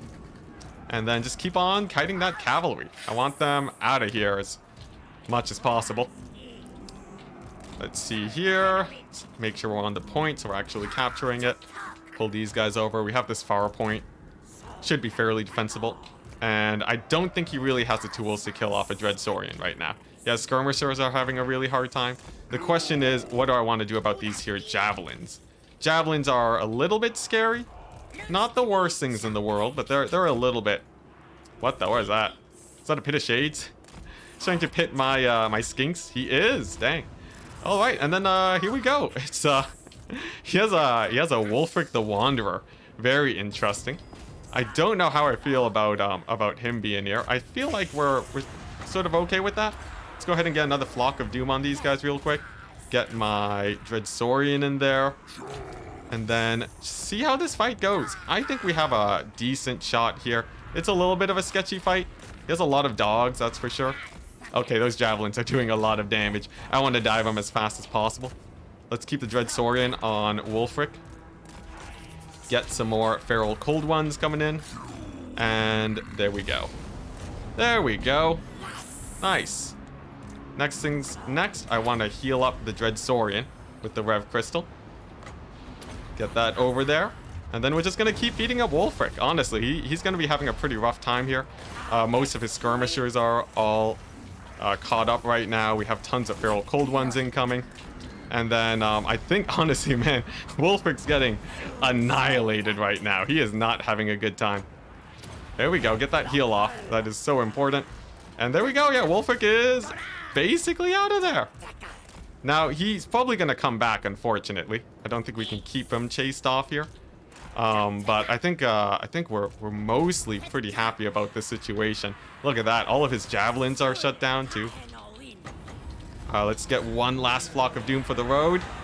Come on, that would be a huge Flock of Doom. And is Wulfric out of here? If we can rout him off, that would be huge for us right now. He's committing really hard for this engagement, too. Come on, he's so close. He's so close.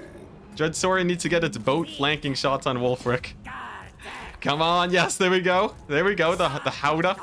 The Howdah flanking shots are in. And then I think, yeah, there we go. It's a mass rout. Oh my gosh. Come on, Boat Saurian. Show your flanks. Fire. I think we still won it though, regardless. He just took such a bad fight there with the Wulfric. I don't think there's really much recovering from that. I might even be able to block him up here.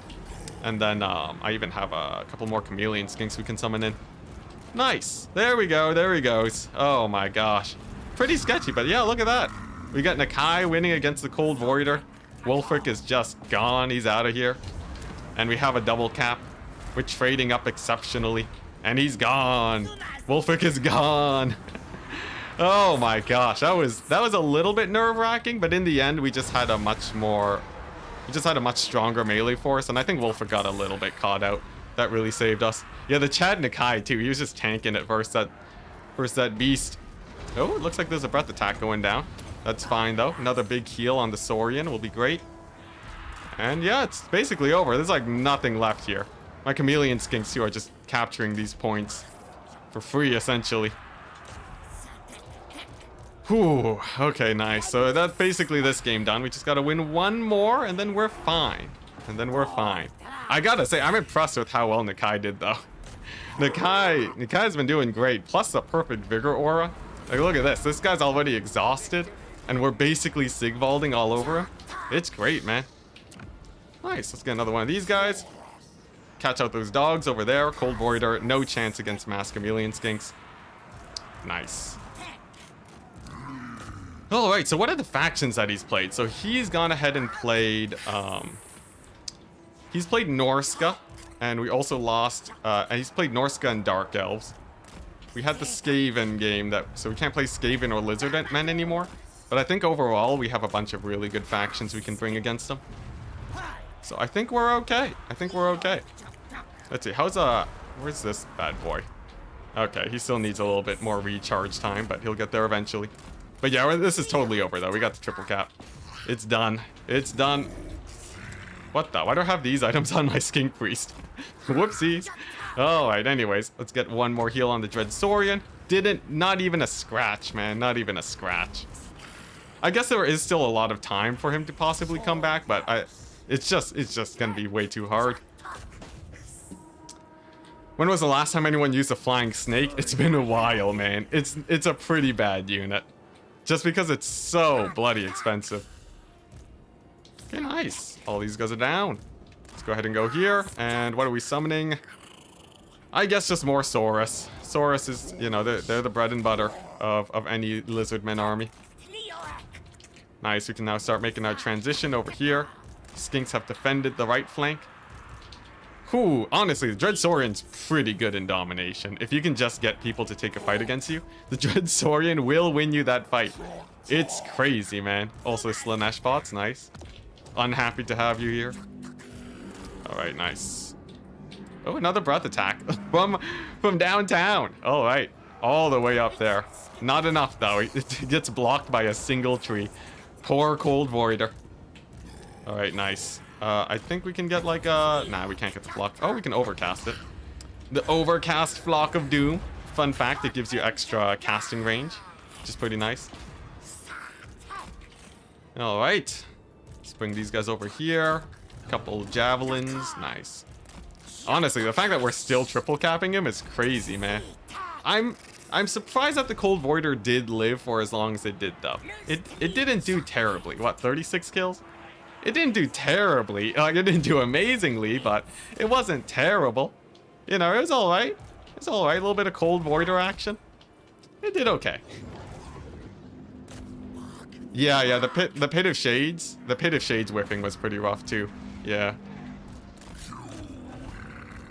Alright. One dog will take a while to capture a point. Like, it takes like what? It takes like a few minutes or something? No, it takes like 2 minutes for a dog unit to capture a point, so we actually have a lot of leeway to come back and steal it. I'm not too worried about that. Yeah, we'll just head on over there. Although with the hero, he will actually barely capture that in time. Nevertheless, we're getting to the point of army wiping him. Like over here, let's see.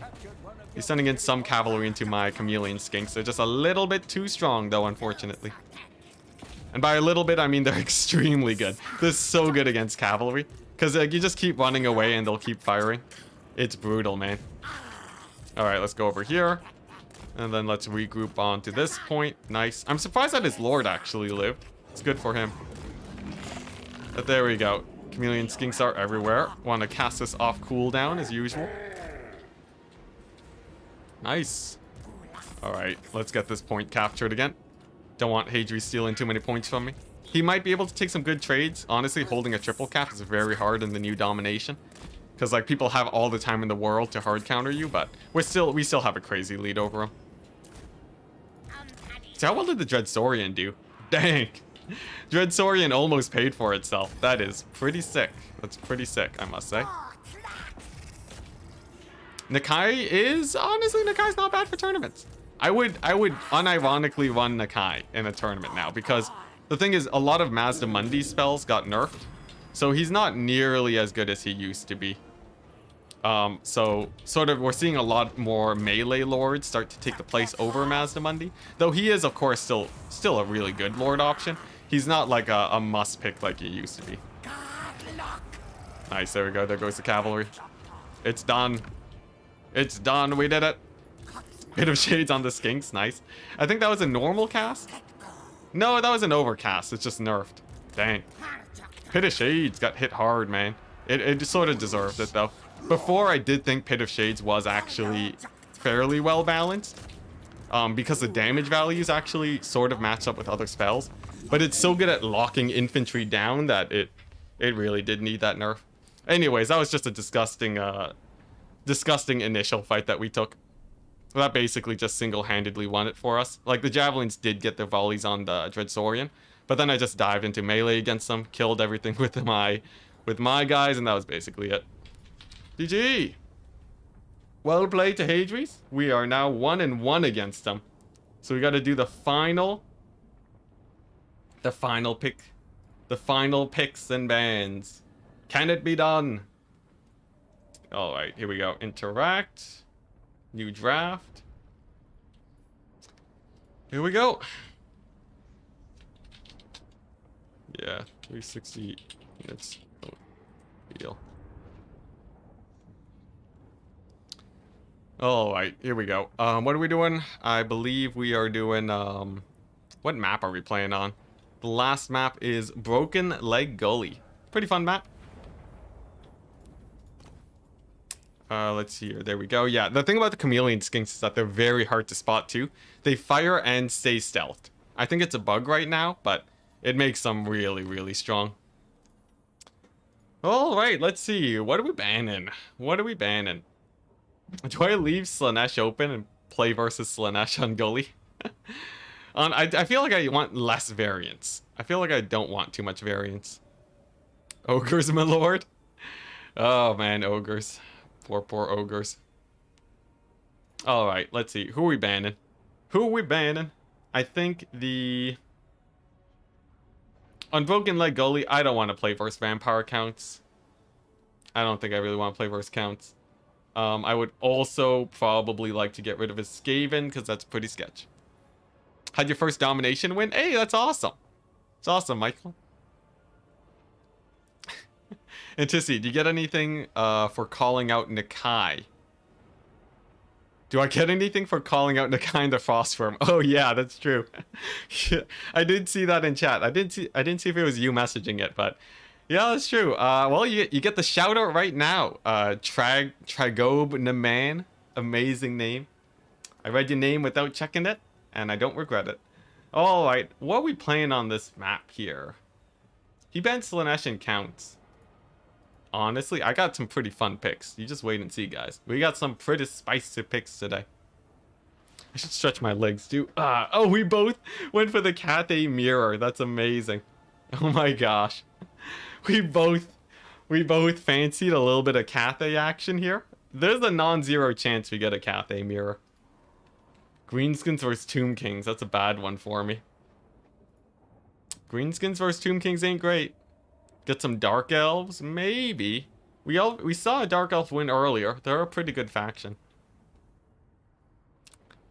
Greenskins versus Tomb Kings, Cathay Mirror. Chaos versus Zinch. That's a good one for me. Chaos versus Zinch is very good for me, actually. I guess, yeah, let's try this. So I played Lizardmen and Skaven, so I still have a lot of picks. Oh crap. I misclicked. Crap. Crap, I misclicked. I keep misclicking. Oh my gosh, whatever. We'll have one throw. We'll have one throw pick. Crap, I misclicked. It's fine, it's fine. Oh my gosh, I misclicked. I misclicked Bretonia into Wood Elves. I misclicked into a hard counter. That's hilarious. I'll take it. I'll take it. You know? Sometimes you're just too good. You're too good. Oh, RNG. You saved me again. Okay, Norska versus Dwarves. Interesting, interesting. What's the final faction that we want to play? Corrin's a pretty spicy one. Zinch. Dark Elves, maybe. Dark Elves, maybe. I think he might go for the Khorne pick here. Who's good against Khorne? I'll counter pick with the Khorne pick. Why not? Get some demons in there. Khorne versus Chaos. Okay. Yeah. So here's the lineup. We have a pretty interesting lineup. What in the world do I want to play versus Hadri's here? So I think Cathay versus Cathay is one of them. That there's a high likelihood that he'll choose that one. So I'd rather get rid of that if at all possible. Greenskins versus Tomb Kings is suicide. Chaos versus Zinch. Oh yeah, he didn't mean to pick Dark Elves. Whoopsies.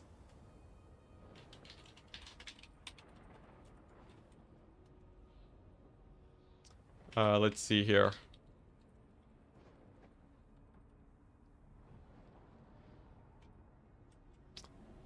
Let's see. If you really want a redo.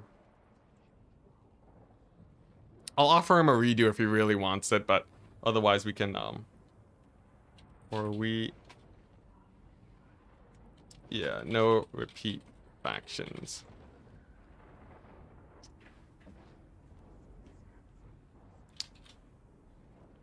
Oh, we got the bots. We got the bots. Cathay for the memes.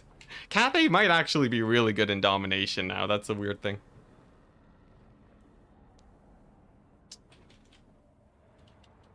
Let's see. Cathay versus Cathay. Yeah, okay, we're just gonna redo. This is a pretty friendly tournament, so we're just gonna try again. How do you redo the... Is there an easy way to redo the faction picker thing? It says finished. Start. If I click the back arrow, it just brings me back to like the main site, which is not what I want. Donate. Let's see here. Yeah, where's the redo? Come on, we finished the thing. Don't. Well, what if we want to do it again? All right. Well, I guess I'll just reboot it then. Yeah, the back arrow just screws me over. Oh, I should have copied the draft code. That's what I should have done. All right. Well, anyways. Browser. Do this. And then do this. All right. Army blocker again. We're doing take 2. There were a lot of misclicks that round, so honestly, I don't mind doing a redo, though usually people would have to stick with what they pick. Alright, there we go. Enticity, if you ever played WoW, I did when I was way, way, way young. I was terrible at it, my dude. Absolutely terrible. Alright, so we're redoing it. Let's see what we decide to ban this time. Let's see here. Yeah, I want to take out his Skaven. Screw his Skaven. Screw the vampire count. Yeah, I was really, really bad at... So I played WoW without doing quests, because I thought it was fun to just farm mobs. It was a weird one. It was a weird one for sure. Yeah, and then like, that's basically what I did. Okay, we got Cathay into Tomb Kings. That's a good one for me. Let's see here.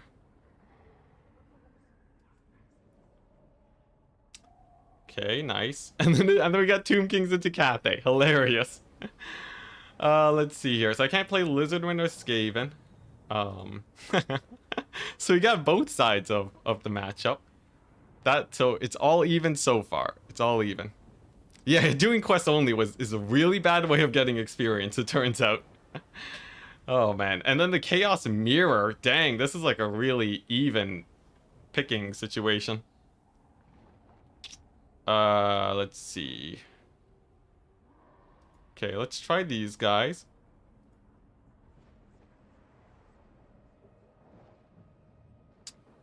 What kind of power gamer lunatic do you have to be to farm only mobs?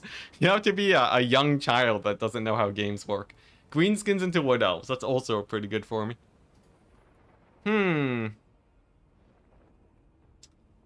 Let's see.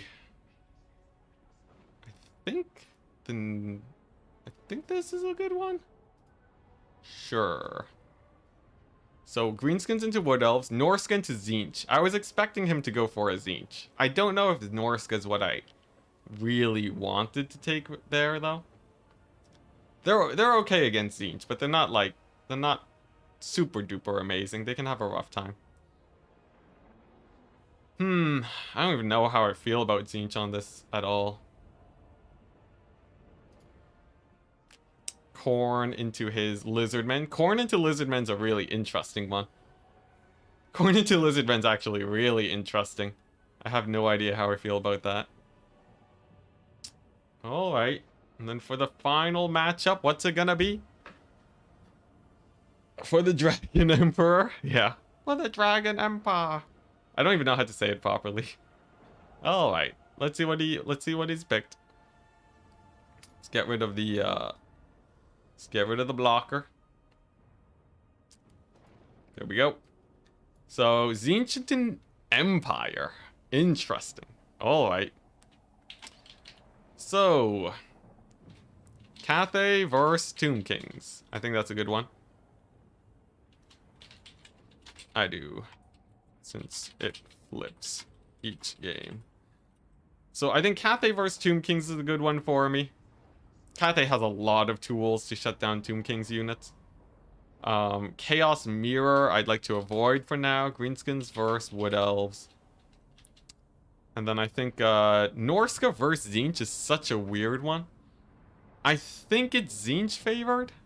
I think it's Tzeentch favored. But it's like... It's really weird Tzeentch favored.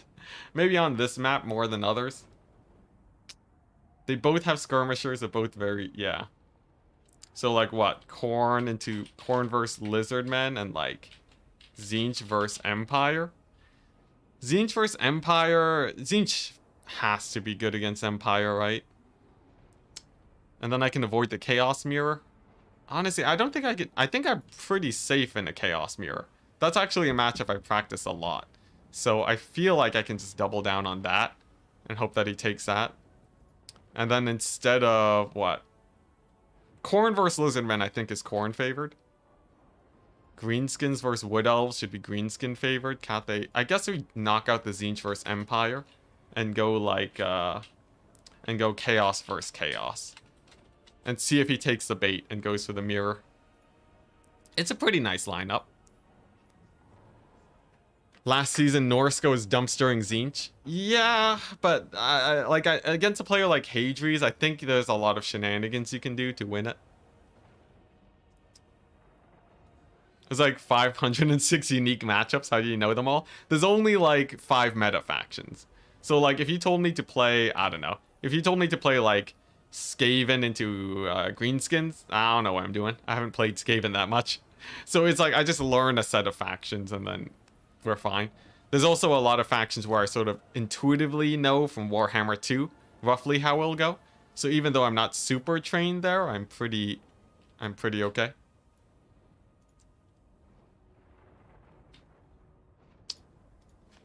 Let's see. Someone DM'd me.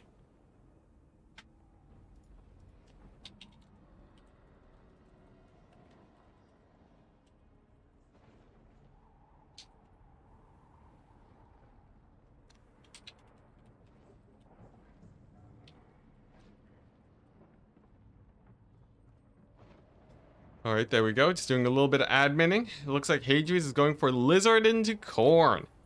Lizards into Corn. Alright. This is sort of the sketchiest one out of the bunch that I felt. So I think this is there's good chance that Hadries can sort of wreck my world here, but I don't think we're screwed by any means.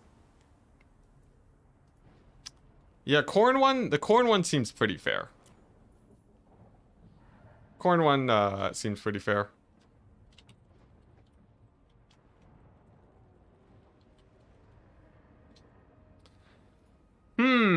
Alright.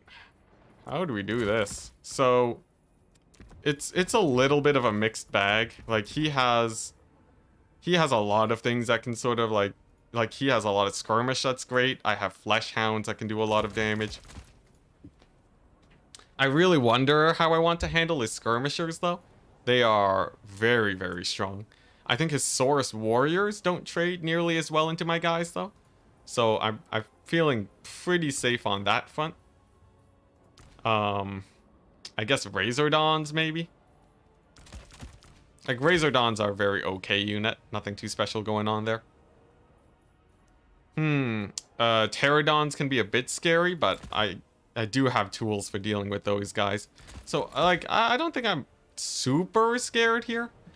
I just have to be really careful about getting kited into oblivion. There's a lot of kiting that the Lizardmen can do here if I'm not careful, so we gotta be wary of that. He has a lot of ranged that can do really good against me. Have to be really careful about that. And then obviously his single entities. Will we see the Prince of Slaughter? Is that Scarbrand? Is Scarbrand the Prince of Slaughter? I feel like is that his title? I have no idea. Time to roll the skull cannons in the war shrine. Yeah. I think yeah, those are among the worst units on the roster. I guess like the cavalry's a little bit worse, but yeah, the war shrine's pretty bad for sure. That one is undoubtedly very bad. Single entities. Like if he brings a Shredder of Lustria, I desperately need a way to deal with that. If it just goes hard on the Shredder of Lustria, it's like potentially we're just screwed right off the bat. So we have to be very careful about sort of that situation. Let's see, my infantry. Infantry, I can just do this. Yeah. Alright. I sort of want. I don't know. Yeah, this feels okay. This feels okay. And then for the Lord, man, who am I gonna pick for my Lord? There's a lot of really good options out there, but there's a lot of sort of meh options. Hell Cannon? Hell Cannon, no, Hell Cannon's actually pretty good. You'd be surprised. Hell Cannon is not terrible, interestingly enough. Like Scarbrand, Exalted Bloodthirster, Valkia, or just a plain old Herald. All of them have their own merits. So it's a little bit difficult to choose which one I prefer here. Man, this is sketchy. Sketchy, I say. I guess I want to do... There we go. This build feels a little bit better now. Nothing amazing, though. Scarbrand, Blood for the Blood God. Ah, yes, the Blood God hype. Yeah. I have a build. You know, it's a build. It's a build. It's not like... Not amazing. It's honestly not amazing. But I think it has what it takes to beat a Lizardman army. This map is not great for this at all, but I think this is sort of what my best bet is. I think so. I think so. I guess we just gotta lock in. This was one of the sketchier matchups. Maybe I should have gone for the mirror instead of this. I do feel like Lizardmen, they do suffer against a lot of some of the stuff that Khorne can bring. So it's not like a cakewalk for lizards, but this is gonna be a bit of a sketchy game for sure.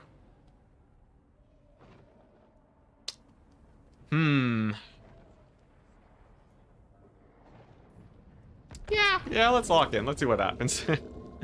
I think we'll be okay. Good evening, Sazetra. My money is that I will try to skirmish slash kite. How could you have possibly made such a guess? What part of my playstyle would have possibly hinted towards that type of build? Let's see here.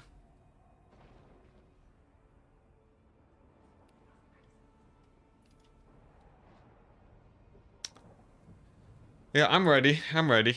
I think we have a pretty good build. There's a few things that are a tiny bit sketchy for us, but we have a lot going for us here. You think it's my opponent playing Lizardmen that will go skirmishing kite? Yeah. Not an unreasonable guess. I think what we have is okay though. I think we have an okay build. I can't think of something that just annihilates us, but I think there's like a lot of really close games that are playing out in my mind where he could sort of edge me out here. But I don't think we'll get rolled. There's one thing that I think will just absolutely roll us, so we'll keep an eye on that. Double, he brings Nikai, double Rev, Crystal, Dreadsaurian. Goes for the exact same thing I did. And like a million skirmishers. It wouldn't be a bad build, honestly. It's something that I'm very aware of, though, so... We'll see. You should take a different color other than orange. Yeah, there was a bug before where if you change your faction banner, you lose out on your army abilities. So I'm, like, too scared to change my banner. Croak, maybe. Croak feels like a really big investment for how much magic resist is in Khorne's roster. I don't know how I feel about Croak exactly. Okay, he changed his banner to another orange banner. It's mostly black though, so it works out. Oh boy, this is gonna be interesting. This right here. He heard me. That'd be pretty fun. Honestly, if there's a screen blocker up, it's totally fine if he's chilling in stream. Let's see. Okay. Here we go. It begins. He's given the good luck, have fun. I think our odds are decent. Our odds are decent. Yeah, the stream sniper. Here we go. Ripperdactyl spam. That would be interesting. I don't think it would be that good. First, what I have though. You guys will see. You guys shall see. I think I'd say my build is it's pretty bread and butter. I have a lot to kill Saurus warriors, and then just a little bit to deny the kiting.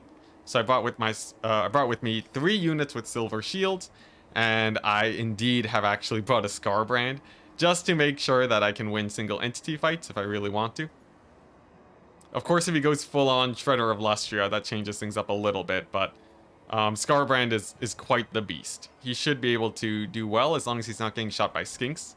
Obviously, skinks are very strong, but I can sort of line of sight them. That's what I'm hoping to do. I also have a chariot too, which is nice. Scarbrand does hate kiting, doesn't he? Alright. What's a good matchup for the dwarves? I guess Empire? Empire and other artillery factions can have a hard time versus them. Like, they might even be good versus Cathay, the dwarves.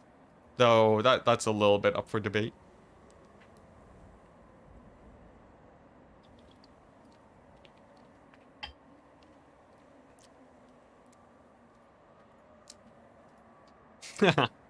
That's true, yeah. Fire resist on Imric. The fire resist on Imric is hilarious against some factions. Because it's so through the roof that it's just like, he's basically invincible. But yeah, here's the plan, right? I have 2 cultists. They have their summons, of course. Then we got the Scarbrand. And yeah, that's basically it. That's basically it. We have Exalted. This is like the ultimate shred infantry build. And then just a little bit of a front line to keep them safe. Good luck, have fun, ready. Yeah, just a little bit of a front line to keep them safe. Generally, this should be strong enough to hold off against even a full stack of chameleon skinks. So if he does go full kite, I can just run at them with these guys. And then if he goes for like a shredder build, I can just, you know, spam out stuff like horsemen, catch kite with chariots. Of course, fleshhound spam is always great. And then like marauders of corn dual weapons are really good for cleanup. I just have to be so careful not to get kited into oblivion though. Yeah, cultists, they do exist. They are actually still strong despite all the nerfs. It's a small army, yeah. If rune magic got buffed, it helped dwarves a bit. Probably when, like, the rune magic would have to be as strong as actual magic for the dwarves to start really having some teeth. Because the problem is that they're so slow, they can't really help their flanks when they want to. Just because the magic, even though it has range, it's not actually that strong. So while other factions can rotate and really overwhelm a flank, that's just not an option for the dwarves. Oh, the cat ears on Scarbrand? Yeah. Alright, here we go. Let's see what he has. So he's gone ahead and bought a Rev Crystal, Croak. Okay, yeah, he's doing it. He's doing it. He's doing the build. He's doing the build. A little bit of silly action over there. You silly goose. You think you can, Okay. Am I too late? What was the loss? We only lost 1 game, so we didn't get knocked out of the tournament. And I believe the game was Dark Elves against, Hadri's Dark Elves against my Skaven, yeah. So it's very likely that he has skirmishers here, so I shouldn't even bother summoning my guys yet. We're just gonna play for the long game, get this point, then steal the middle if he decides to garrison it, and then we're mostly fine. Gonna go for the Pterodon Riders, that's fine. I can counter with a little bit of, I think like a mix between Horsemen and Furies is a good way to go about it. Bring up my, bring up my cultists to sort of screen for me. And then these guys don't really have the ammo to really hurt me too much. Where is that Shredder of Lustria, though? He has everything he needs for a Shredder of Lustria, but it's not here yet. And that disturbs me. That disturbs me ever so slightly. Have to make sure these guys are ready to move up as soon as possible. But yeah, he shouldn't really be able to get too much damage here. I have the axe throwers. They should be able to sort of ward off those pterodons. They might get like a little bit of damage on me. I might get a little bit of damage on them. We're basically just playing the stall game. Just trying to stall them out as long as possible. He's gonna move up over here a little bit. That's fine. I presume he has some skirmishers here. I think we do this. So we get like the doggos, sniff them out, and then if he does have some guys, I should be able to overrun them pretty safely. There we go. There's the first point captured. And okay, just a little bit of kite. Interesting. I have no idea where his army is. This is weird. This is very weird. Let's go ahead and rotate, pressure this area a little bit, and then see if we can get a big surround. He actually has an ancient salamander. Okay. Well, that's an interesting take. That's very interesting. Okay, and there's his skirmishers. So my heroes are just gonna go in there, just beeline it into his lines. I don't see a ton of cavalry, though those spears are a little bit scary. But I think we're pretty safe to just sort of push up here. Like these cultists are great for this. They can sort of march in and get their value right away. I can get more doggos over here. And yeah, we're just gonna aggressively take this fight. I really want to take over this area as fast as possible. Unfortunately, I do misplace my Furies. He's gonna get a bit of damage on Scarbrand, probably. He wants to get a rock drops here. We're gonna deny that. Okay, and the cultists are in. Nice. Get these guys in. Get these guys. Get ready to summon into the middle. Nice. Scarbrand's in there. And then I want to hurt Croak as much as possible. Okay. Oh, there's the kite. There's the kite. Oh my gosh, that's a lot of kite. All right. So I want to dive that as fast as possible. Gonna summon in more doggos to get in here. And I really, really want to get on top of these guys. I can probably snipe out the Croak too. Not too worried about that. Some horned ones, not too much of a problem. And then, yeah, just see what damage we can do. This is a pretty nice engagement for us so far. We've routed off his flyers, which is really good. Croak is just a mess right now, though he did just murder my my Marauder Horseman. I think we can probably pull back Scarbrand, though, and just pressure with the dogs. Yeah, we can sort of focus on this left side instead of overcommitting with Scarbrand, and that'll keep him fairly safe. Let's finish off those horned ones, keep dodging with the Scarbrand, and then keep sending in those doggos. The dogs are very important here as sort of just a nice cleanup tool. Get another skirmisher here. Furies are doing great. I think we're in a good position. I just have to keep making sure that these chameleon skinks never get good coverage on my actual expensive units. If I can just keep them busy with dogs for the rest of the battle, I will call it a win. And honestly, trading's looking pretty good for us so far. He has the Umbral tied up there to fire down on me. A little bit scary, but not the worst thing in the world. And yeah, even my cultists can start pushing up there. Nice bomb from Croak though. That's a pretty spicy one, but I really wonder why he has these Rev Crystals. The Rev Crystals are a strange pick for a guy without thing. For a guy without actual for like something to heal, the Rev Crystals feel like they're really weird. Still though, we'll keep playing to our fullest. I want to get more Flesh Hounds in here. Scarbrand's great versus the Rev Crystal. And then over here in the middle, we're just keeping him back with the cultists. I should be able to just run up with the cultists and then keep them busy over there. As for the range units here, I can mostly just shut them down with cavalry, I think. Scarbrand's sort of line of sighting with that Rev Crystal, so he can't easily get in there. Nice, nice. We can get the Exalteds in there too. There we go. His cavalry's beat up, and the tic-tac-toe is here. So tic-tac-toe's an interesting choice. I'd say tic-tac-toe probably won't be able to beat Scarbrand. He's gonna be good here, but I think with even a little bit of dog support, it's gonna be rough for him. I will get another dog unit. Here we go. And then our bloodletters can start pushing back the all of his skirmishers. They're gonna be fully surrounded here. That's gonna be a rough time for them.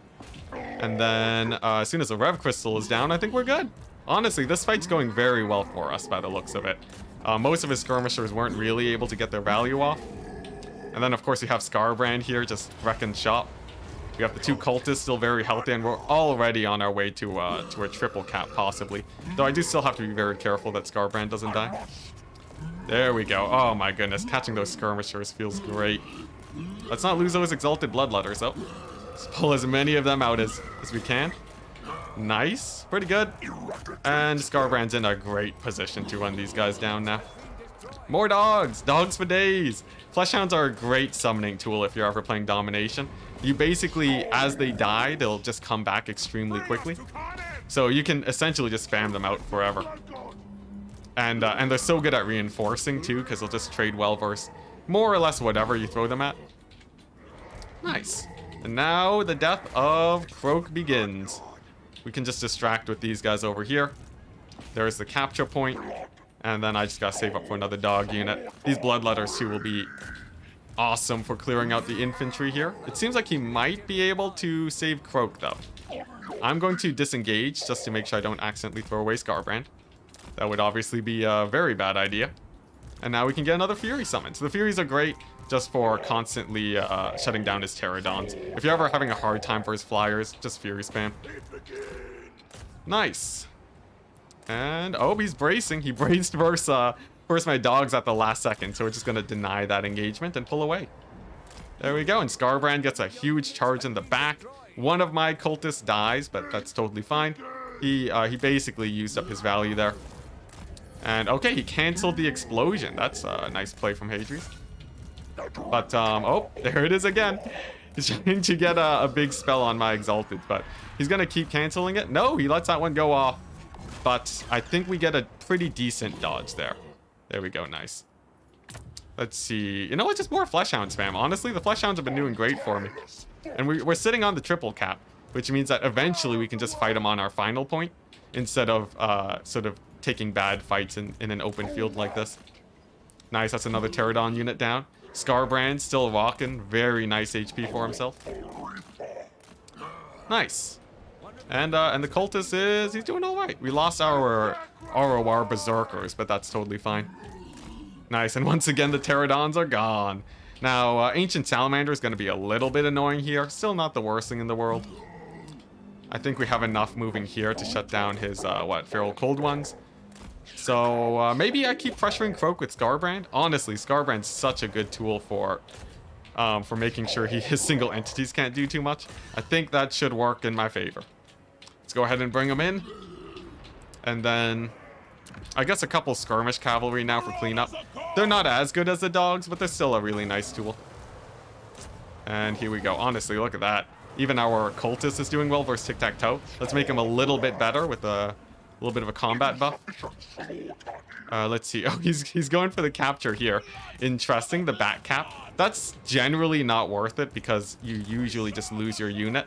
Like, whatever you send there to do the back cap, it's basically just gonna die. So even if you do get that capture, it's not amazing for you. We'll see if we can punish, though. He might even get the capture, but I think he still loses whatever's there. We'll get a single Marauder dual weapons to retake that. Looks like Croak is almost down, too. Finally. Took a while, but we finally got Croak. And then, nice. Finish off tic-tac-toe. Yeah, Pterodon. Pterodon's had a rough day today. Alright, there we go. He does get the capture. But we get the Croak. Croak down, people. Croak down. This fight over here is still a little bit sketchy, honestly. I think we're just going to forfeit that middle area and then just go ahead and take this point.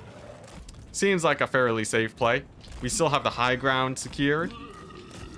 Nice. And honestly, what do I even want to summon? Man, Scarbrand's been being weird today. I feel like he hasn't been obeying my move commands. Maybe that's just me, though.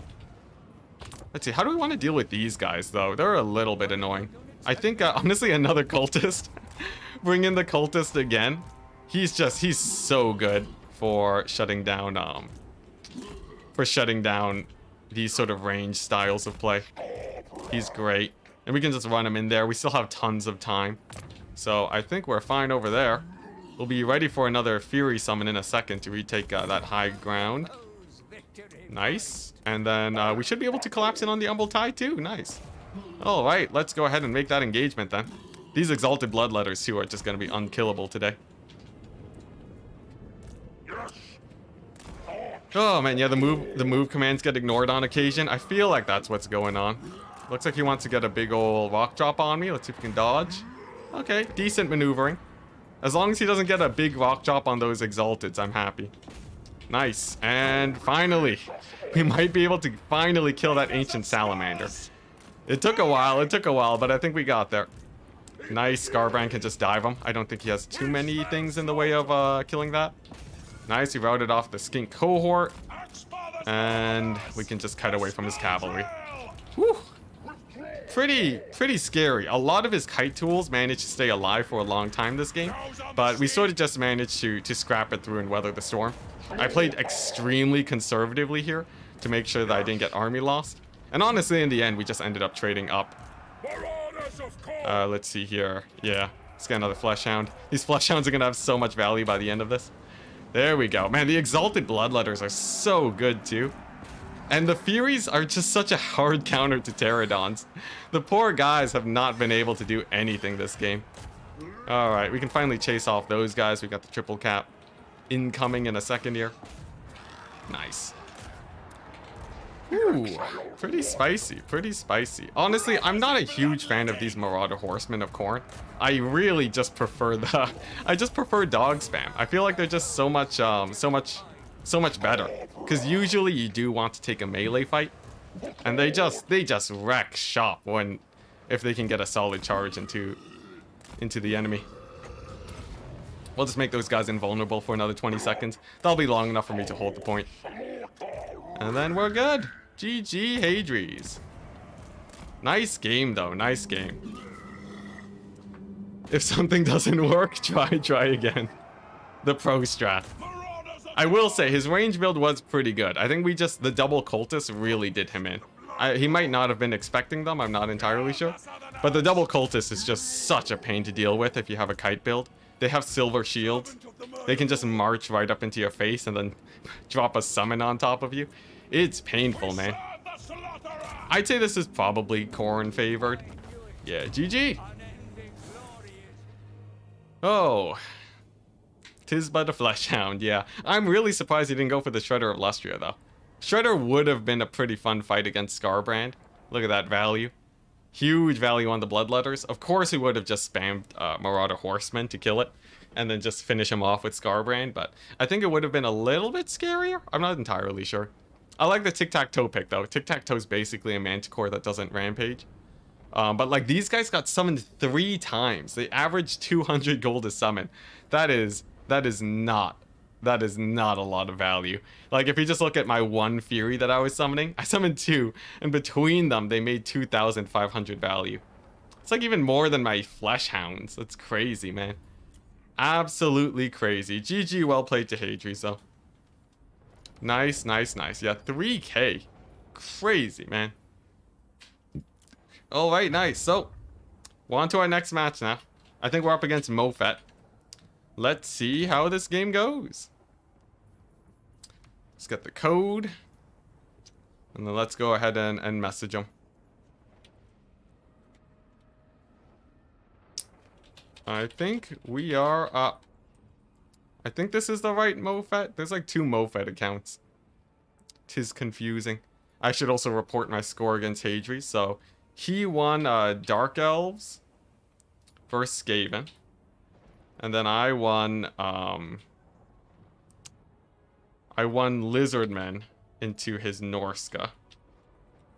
Yeah, with the Dread Saurian plays. And then we won Khorne into... Let's see, Khorne into his Lizardmen. Nice. Nice, nice, nice. Let's see how this Mofet game goes. What are we seeing? So we're in the semifinals now. Pretty fun, pretty fun. You just got to play 2 more rounds and then we're done. Tournament's going to be about 5 hours long by the looks of it. Maybe a tiny bit longer. Gonna try my hair on something? What's that supposed to mean?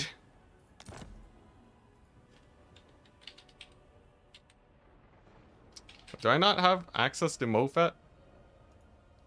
Let's see here. Where do I message this guy? At Mofet. Okay, well, I guess he has 15 minutes to show up. Let's see. At MoFet. He's not even on my Discord. Oh, there he is. Okay. We are up. I'll just message both accounts. Why not? MoFet. There we go. There we go. Yeah, he should be showing up. He might just be taking like a quick break. He's in a game? No, he's against me. He's in a game against me. What you talking about? What, is he playing 2 tournaments at the same time? I wonder how the beginner tournament is going, though. Let's see. Looks like they have 4 more rounds to play, so I should be able to catch... Oh, he's in my game? Well, he didn't message me. He's just gonna join and not message me? What a madman. Alright. Yeah, here we go. Well, let's go ahead and get the blockers up. Nice. And then start picking our factions. Alright, here we go. Yeah, the Mad Lat's just not gonna message back and join the lobby. What a madman. He played for Turns, he paid for Turns monthly rent last tournament. Did he? Like, big donation? That's pretty hype. Alright, here we go. Here we go. Let's go ahead and do our bans. He's a pretty good player. I gotta be on my A game here today. No memes. Well, no hard memes. Maybe a little bit of meming. We'll see, we'll see.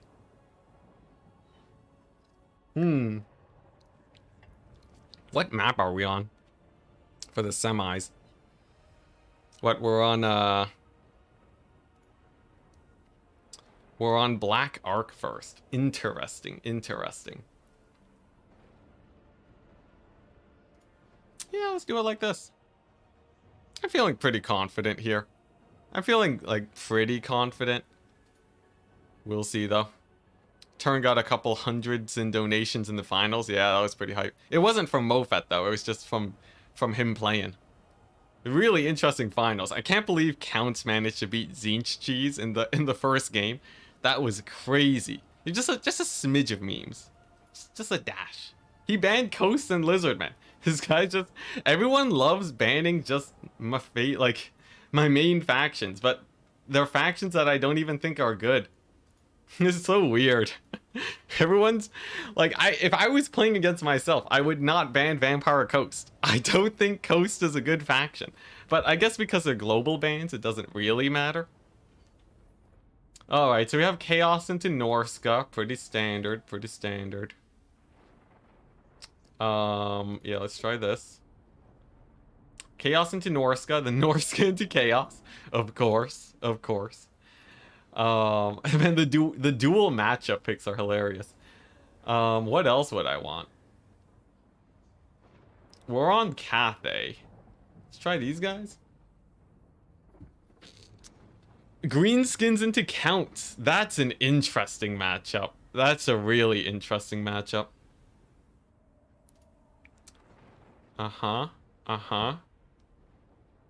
Tomb Kings into Wood Elves. That's really good for me. Honestly, this map's not amazing for Counts. Honestly, it's not great. Let's see. Honestly, I think this one might work. I'm gonna go to Cathay, and he went Tomb Kings. Dang, this is like a nice list of matchups. This is actually pretty good. This is a pretty good list of matchups for me, I think.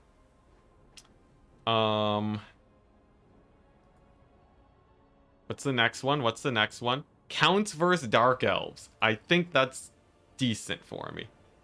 That's a decent one. He's playing a lot of like the classic top picks here. These are like very, very standard top picks from him. Let's see what the final one is. And then we can remove this here army blocker. Dark Elves into Nurgle. This is really good. This is like as good as it gets. You don't get a better list of matchups than this. I think this is like insanely favored for us. Okay, you pick 4 matchups. Can we get a link to the captain's mode to see how the draft works? I'd say no, just because I don't want to get stream sniped. Yeah, I show it after it's all picked, so you know you guys can look at this, and like I can read it out as it's happening. But yeah, I think. Oh jeez, Amber Alert. All right. All right. Good to know. Good to know. Yeah, this is a really good list of matchups. We have Chaos into Norska, which is like probably one of the. It's only mildly favored, so like he can play Chaos into our Norska. I guess he can play Counts into our Greenskins. Then like what else is there really, right? He doesn't want to play Tomb Kings into Cathay. That's a bad idea waiting to happen. I guess he can do Dark Elves into Counts. It's like a whole load of bad for him though. I think he just got a bad draw. He just got a bad draw.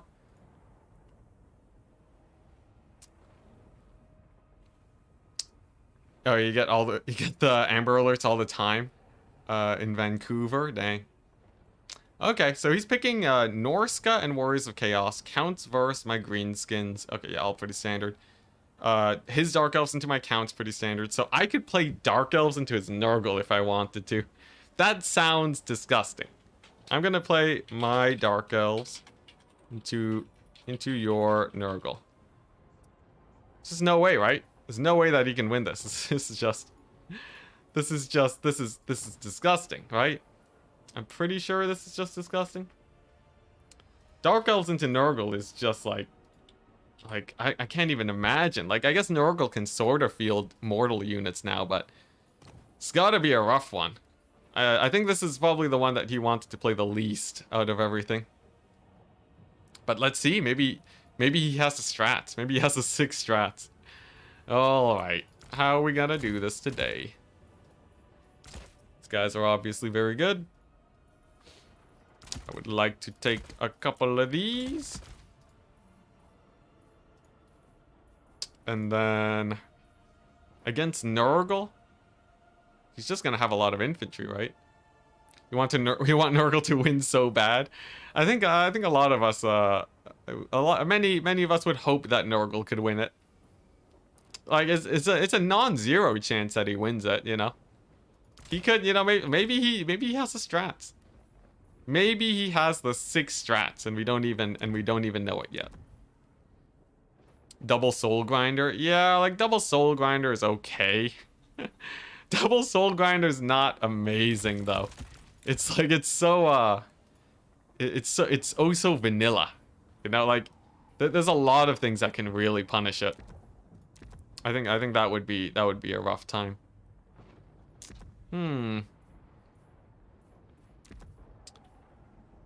liking what I have now so far. Let's see, what else would I want here? I'm wondering what Lord I want against Nurgle, because they do have a few things that are like a little bit sketchy. I think what I have going right now though is good. I think what I have going on now is fairly strong. Yeah, the Double Soul Grinder Kugath. That's a hot spicy build right there. I'm not gonna say it's a good build, but it's pretty spicy, you know. The Double Soul Grinder Kugath. It's a build. It's a build. Like, you know, it does some things, right? Double Soul Grinder Kugath. You know, it can shoot infantry, you know? Oh my gosh. I don't see how this isn't just pure suffering for him. This feels like it feels like there's just no way. If he manages to win this, that would be so impressive. You can consider me extremely impressed if he manages to win this. Exceptionally impressed. The cruelty of making Festus watch while his, Oh yeah. Well, like, I don't think he'll even take Festus. Festus isn't even going to be here for the show. That's how bad this is. But I don't know. I don't know. Maybe he's gonna come up with something crazy here for us. Like, I think there's a few things that have me like a little bit on edge. It's like the tiniest bit on edge. Like the thing is, armor. Armor is so bad for Nurgle because of how slow they are. Everything is just snail's pace for days. But maybe that's what he goes. Maybe he's gonna go for the unexpected. I think what we have right now is a very good build. I'm very much liking what we have here. Let's see. I think this is it. Let's quickly check what he has on the Nurgle roster to see what he can go. Like, mass skirmishers on Nurgle aren't that great. They're only axe throwers, so they don't actually do that much damage. I think flying is pretty bad. His cavalry is insanely expensive. Like, he can technically bring chariots. I think this is just, I think it's straight suffering. It's just straight suffering, guys. But we'll see. Let's pick our color theme. Ready up. Or actually, I don't know if it's bugged. I don't know if it's bugged still. I think it's not bugged. I guess we can test it out. We're favored, right? Nurgle needs all the ranged resist. Yeah. Just take the hero, get massive missile resist, and that's how they win it. The Nurgle grenade build, yeah, with like the 90 range, even less. What are they? They're like 70 range? It's like nothing. Oh, what are we? We're supposed to be at 5 wins today, my bad. Here we go, after beating Hadri's. Alright, we're loaded in. Let's go ahead and get rid of this here army blocker. I think we're good. All hail the Slanesh bots. Hopefully we don't get too many.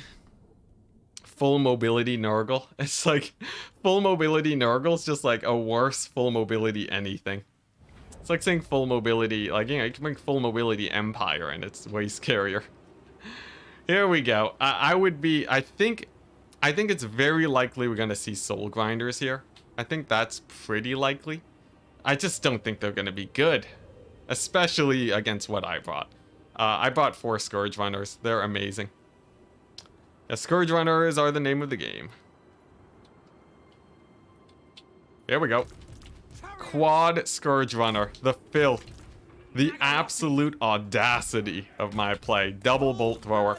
Basically never gonna get shut down because we got a Marathi. And then on top of that, we can summon in Harpies to intercept his Furies. Nice and simple, like. Let's give him the good luck, have fun.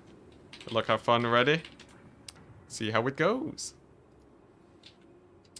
Yeah, we brought a brutal build versus him. I can't think of a single thing that'll do well here. We also have the Power of Darkness plus Soul Stealer combo.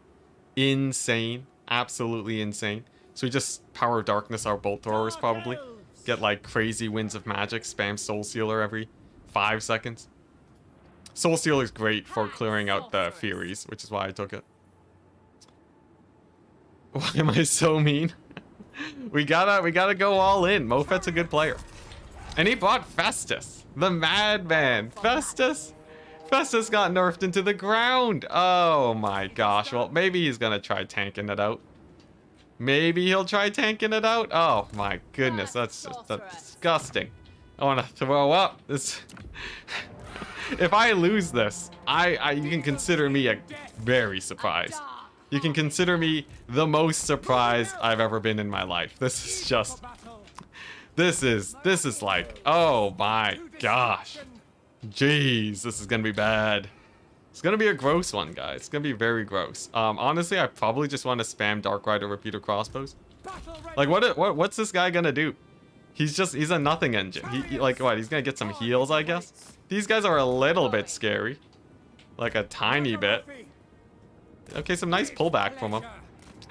What's this? Dogs? Oh my goodness. You're giving me too much, man. You're giving me too much.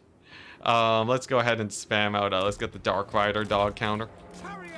All right, let's go ahead and get the chariots in here. Here we go. Let's Soul Stealer one of these guys. Hit him up with the skirmisher fire. There we go. 1,000,000 damage. That's a rough time for him. Nice. All right, and honestly, the Soul Grinders just alone here. I think we just beat it up. Soul Grinders are terrible in melee. Just terrible in melee. So I think we just send Marathi straight in on it. Oh, look at that. A little bit more mobility action. Pretty hype, pretty hype. Okay, let's keep getting our Scourge Runner shots off. Killing off those Axors is great. Let's go ahead and go here. Bolt throwers are away. Nice. Yeah, I don't want to get debated here into a bad fight, so we'll stay away from that. Yeah, and then let's go ahead and heal these guys. Or, I mean, Soul Stealer them. There we go. Harpy's gonna pull back to safety. Nice. Crazy damage from these Scourge Runners, though. That is painful, man. That is painful, my dude. We'll be able to get that point. His Soul Grinder is in a fairly nice position, though, I will admit. But, yeah, this is rough. Let's keep harassing these Exalted Heroes, honestly. Feel like just bullying them is the name of the game. Here, let's get another Soul Stealer on him. Just the true suffering. Oh, he does get a little bit of a dive in on my guys, though. It's a little bit painful. There we go, but they're really beat up now. We have Soul Stealers for days, too. Marathi can basically Soul Stealer non-stop with this. And then the Soul Grinder's not too great. We can basically just play keep away. Nice. Get some more Skirmishers out. Get a little bit more damage. Turn off Fire at Will. And then get another Power of Darkness on this. So now we have infinite Winds of Magic. He's going to be trying to heal up around the Festus. I assure you, the damage is already dealt, my dude. That's going to be rough. Now, the Soul Grinder, you know, it is killing about half of a Corsair unit. That's pretty nice. Let's go ahead and pull these guys back. And yeah, we'll just keep letting the Bolt Throwers shoot, honestly. The Bolt Throwers are doing great work for me. I can start saving up for probably some Corsairs, too. And we can just sit on these 2 points. I think that's fine. Oh, look at that. Couple dogs. Couple doggos moving on in. A little bit scary. And okay, starting to think about pushing this point. So I think we just sort of counter and get a Corsair going. Just a melee Corsair heading over there. In the meantime, we can just keep peppering his forces. He's taking insane damage right now. Let's see. Yeah, we still have crazy Winds of Magic. Marathi's fine. Soul Grinder, honestly, not going to have the best day ever. And I think we just keep pushing forwards. We want to kill his Exalted Heroes. They're probably some of the scarier guys that we have to deal with today.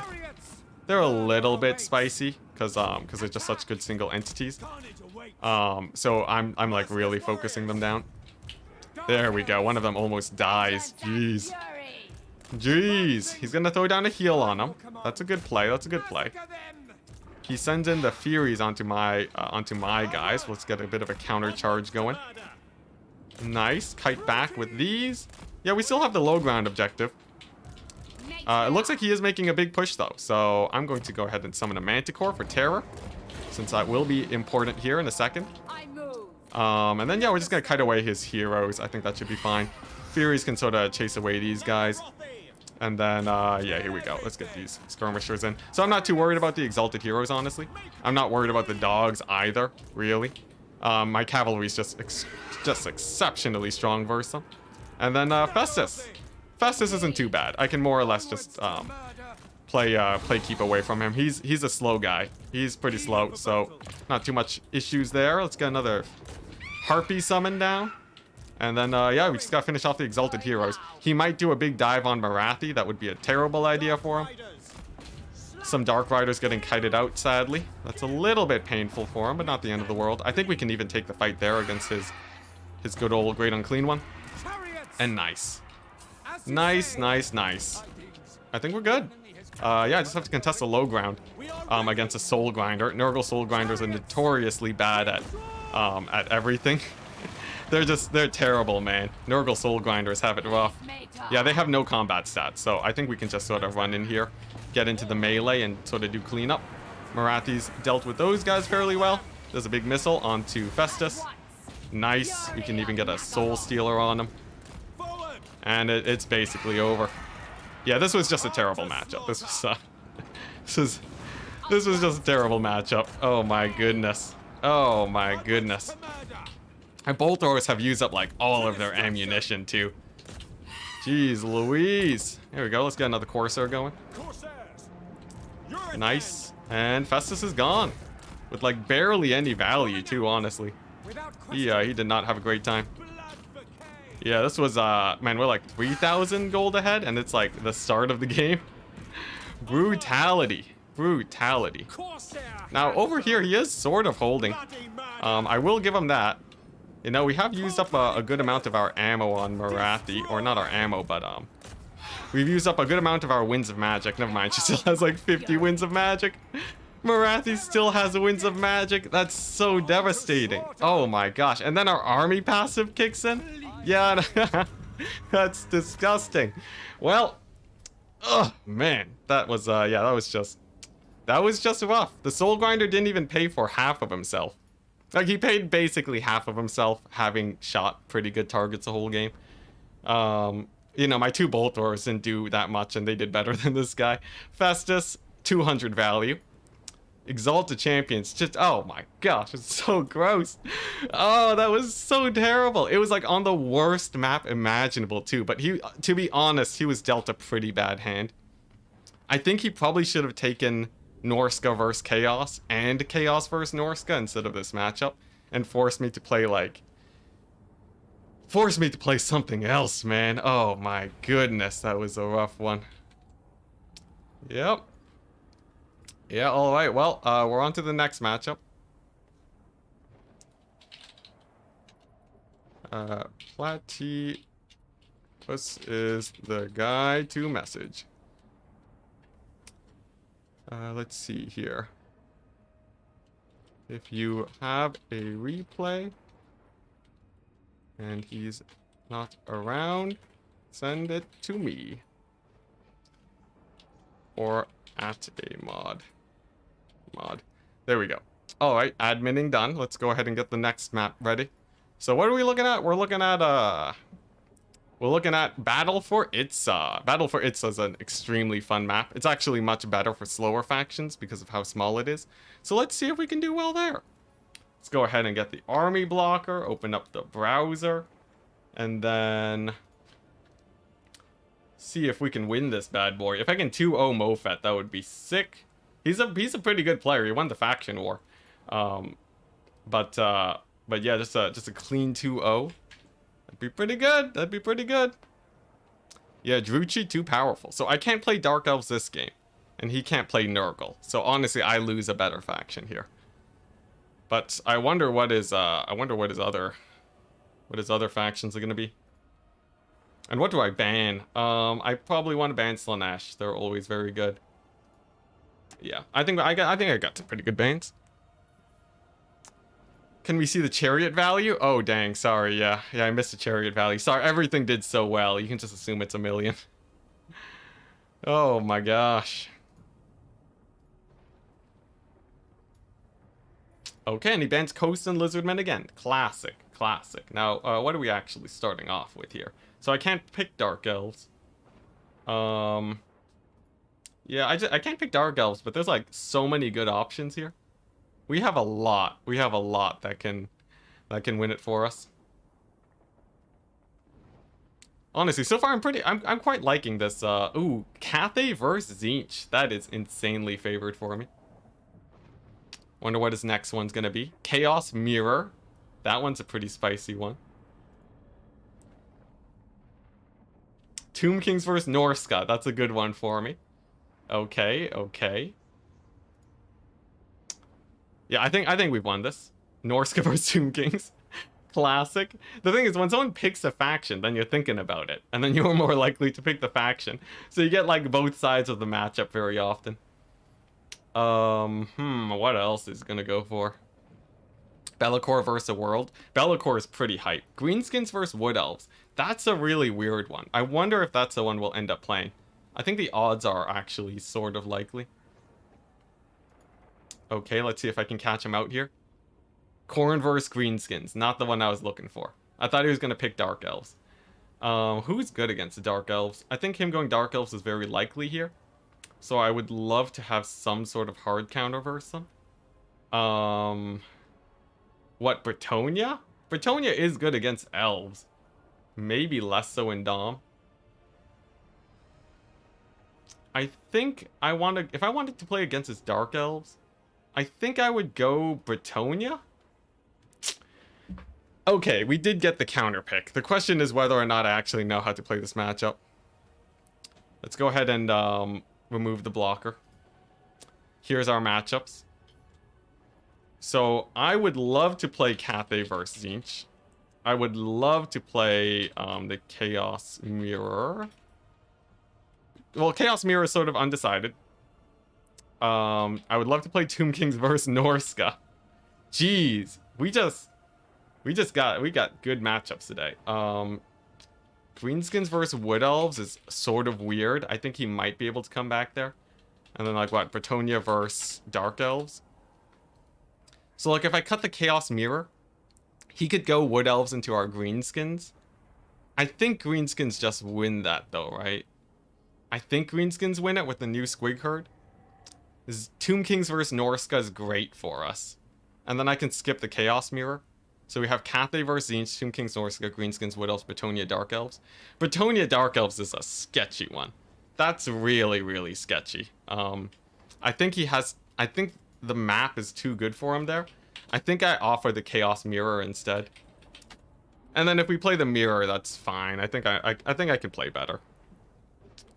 Famous last words, but we'll see. It'll take out Chaos for both of us too. And we'll get an interesting final match. This is basically asking for him to go for the Chaos Mirror, though. Alright, what's going on in chat? Dark Elves greater than Bretonia? I think so.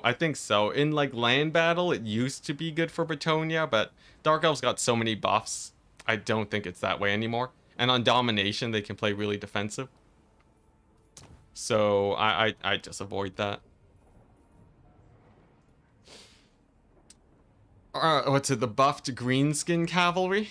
Yeah, the sick buffed Greenskin Cavalry. They're pretty hype. What, they got speed, right? Greenskins got a little bit faster. Boar Boys are moving at 70 speed now. Pretty hype. Yeah, land battles, you can basically just, you can cheese it out with land battles. The problem is that it gets more and more optimal playing closer to the edge of the rules. That's the biggest problem with land battles. So any player worth their salt is heavily incentivized to just barely not break the rules, because that's how you get your best win rate. And then like what? Is the tournament admin just gonna have to ban you for like not attacking for 2 seconds? Nice, he goes for the mirror. Okay, this is interesting. I have a really old Chaos Mirror build and it's hot garbage. Let's just delete that. Interesting. So we're playing the Chaos Mirror. I would say I'm fairly comfortable in this matchup. This is just gonna come down to whoever plays it better. If I can win this, I'm very happy. Ooh, that's a pretty good one. Could go for that. Yeah, it really comes down to who just plays it better. Oh man. I guess this is the build. I can just pray. I can take a really gross build if I wanted to. I could take a pretty gross build if I wanted to. Oh yeah. Yeah, give me the filth. Give me the filth. This build is it's a good one. It's a good build. High Elves are good in campaign. Yeah, High Elves have great economy in campaign. Be gross. Oh yeah, no, it is disgusting. It is absolutely disgusting. Whoopsie daisies. Yeah, no, this should be good. I fancy myself a person who's trained in the Chaos Mirror, so I feel like I'm actually fairly comfortable playing this. The question is just if he's gonna play it better than me. There's a pretty good chance that he will, but I'm pretty happy with this. Nurgle Chosen versus Hell Cannons. It's just Hell Cannon spam. Best build. Hell Cannon spam has a lot of weaknesses, I must say. Yeah, take a couple of these. And then I think I want like few of these guys. And then like a few of these guys, a couple of these guys. Yeah, Chaos is sort of bread and butter. I see a lot of people take builds that are very different from what I'm used to seeing people go for when they play Chaos. Like, I feel like the meta, there's only one way to play this. But everyone else keeps playing it differently. I have no idea how to handle that. Do I have... Yeah, I have defense versus that. Honestly, on this map, it was a pretty good unit. Yeah, no, this is sick. This is sick. I think there's zero chance we lose this game. There's zero chance we lose this game. Obviously, it's a mirror, so you can take the exact same thing. But I'm pretty confident. I'm pretty confident. This is like, this build feels pretty, it feels close to refined. Not like diamond quality, but like, maybe like, it feels like aluminum refined. Like, pretty good, but like, I want to leave a little bit of space in case we lose here. But like, there's no way he beats this build, right? Like, what's he gonna bring? What's he gonna bring? The exact same thing? No way. There's no way. There's zero chance he brings the exact same build. It's just too good. It's too good. I can't think of a single unit I would add to this army that would make it better. Like maybe one unit. Maybe one unit that's good. Like maybe, yeah, I guess like one unit. Okay, fine. There's one unit I could add to make it better. Now I have that unit. So it's just, it's impossible. There's no way. There's no way we lose this. It's too good. Yeah, this is it. This is it. This is the build. Warriors, Warriors of Chaos can't lose this mirror. Here we go. Yeah. Aluminum. That's the metal I decided to choose. Here we go. Yeah, no, this is like, just chef's kiss good. 4-inch horseman mirror. That would be something. I think that would run into a few issues though. I know Mofet loves his Zinch horsemen. They're a good unit, yes, but are they amazing? Are they as good as this build? I think not. Here we go. Seeing the confidant slowly crumbling. I'm sure you mean the confidence. Can't believe they thought the pity buffs of Corrin and Zinch War Shrines could even... Yeah, Zinch and Corrin War Shrines are garbage. Hot garbage. They're so bad. Like what? The Slanesh War Shrine does so much damage. It's a proper Mortis engine. And it activates like instantly. It's crazy. Alright, here we go. Here we go, Mofet. There's zero chance you win this, my dude. Zero chance. Zero chance, man. We're too good. This is it. Oh, right. Yeah, the Undivided Shrine. Honestly, out of all of them, Undivided Shrine's probably second. I would say the Undivided Shrine gives a lot of leadership, which is pretty hype, but it costs as much as like Chosen. If they just made the shrines a little bit cheaper, or like made their auras as good as the Slanesh ones, it'd obviously be okay. What does the Zinch one do? It gives extra like magic damage shenanigans, or it gives you extra Winds of Magic regen, which is okay. Yeah, no, this is full kite, by the way. We're going the filthy full kite. This is like the most mobility ever. Now, I do have another Hellstrider in the pocket that I'll be summoning. Chaos Trolls, because this map, they never route off. If you fight like in the middle, they'll just take forever to run off the map, so they'll stick around forever. And then just like a million infantry and a man's court to fight in the single entity duel. Good luck, have fun. Yeah, it's pretty bread and butter. It's pretty bread and butter, but it's a pretty foul build too, because I'm doubling down on everything that's good. I'm doubling down by I'm like tripling down. It's so much. This is like, if he doesn't go this much mobility, we're just gonna win the mobility fight. And then sweet Bellicor. We decked him out. He costs like 3,000 gold, but he removes ITP. He gives -8 leadership. Oh, yeah, look at this. Mad. Oh, went for the Hell Cannon. That's pretty cool. It's pretty cool. Bellicor is gonna put an end to that pretty quickly. I have a million skirmishers and Hellstriders, my dude. There's no way. There's no way. Let's get the next Hellstrider up. Bellicor is gonna doom dive that Hell Cannon, because that's the thing that sort of trades up best here. Oh, pretty good kite play. Pretty good kite disengage there. I will give him that. You know what? He has a Chaos Sorcerer Lord of Shadows that I really want to kill. You know what? We're gonna ignore the Hell Cannon. I don't need to trade so badly here. That was a terrible trade. Oh. Okay, no, he's playing better than me. He's playing better than me. What do? I didn't account for this. All right, here we go. Yeah, we'll just keep fighting here. I think I might be able to just sort of keep bouncing around. Of course, Bellicor can take some pretty nasty fights too. Let's get the Hellstriders on the flanks. I want to just sort of focus on these point captures. Yep. Hell Cannon's doing a bit of damage, admittedly. Let's see here. Let's go ahead and get me some Forsaken. I still command the mobility, but he's been kiting quite nicely here. Quite nicely, one must admit. Oh, dang, he's kiting really good. He's kiting really good. I thought the Nurgle game, I thought the Nurgle game was a representation of how good he was at kiting, but look at that.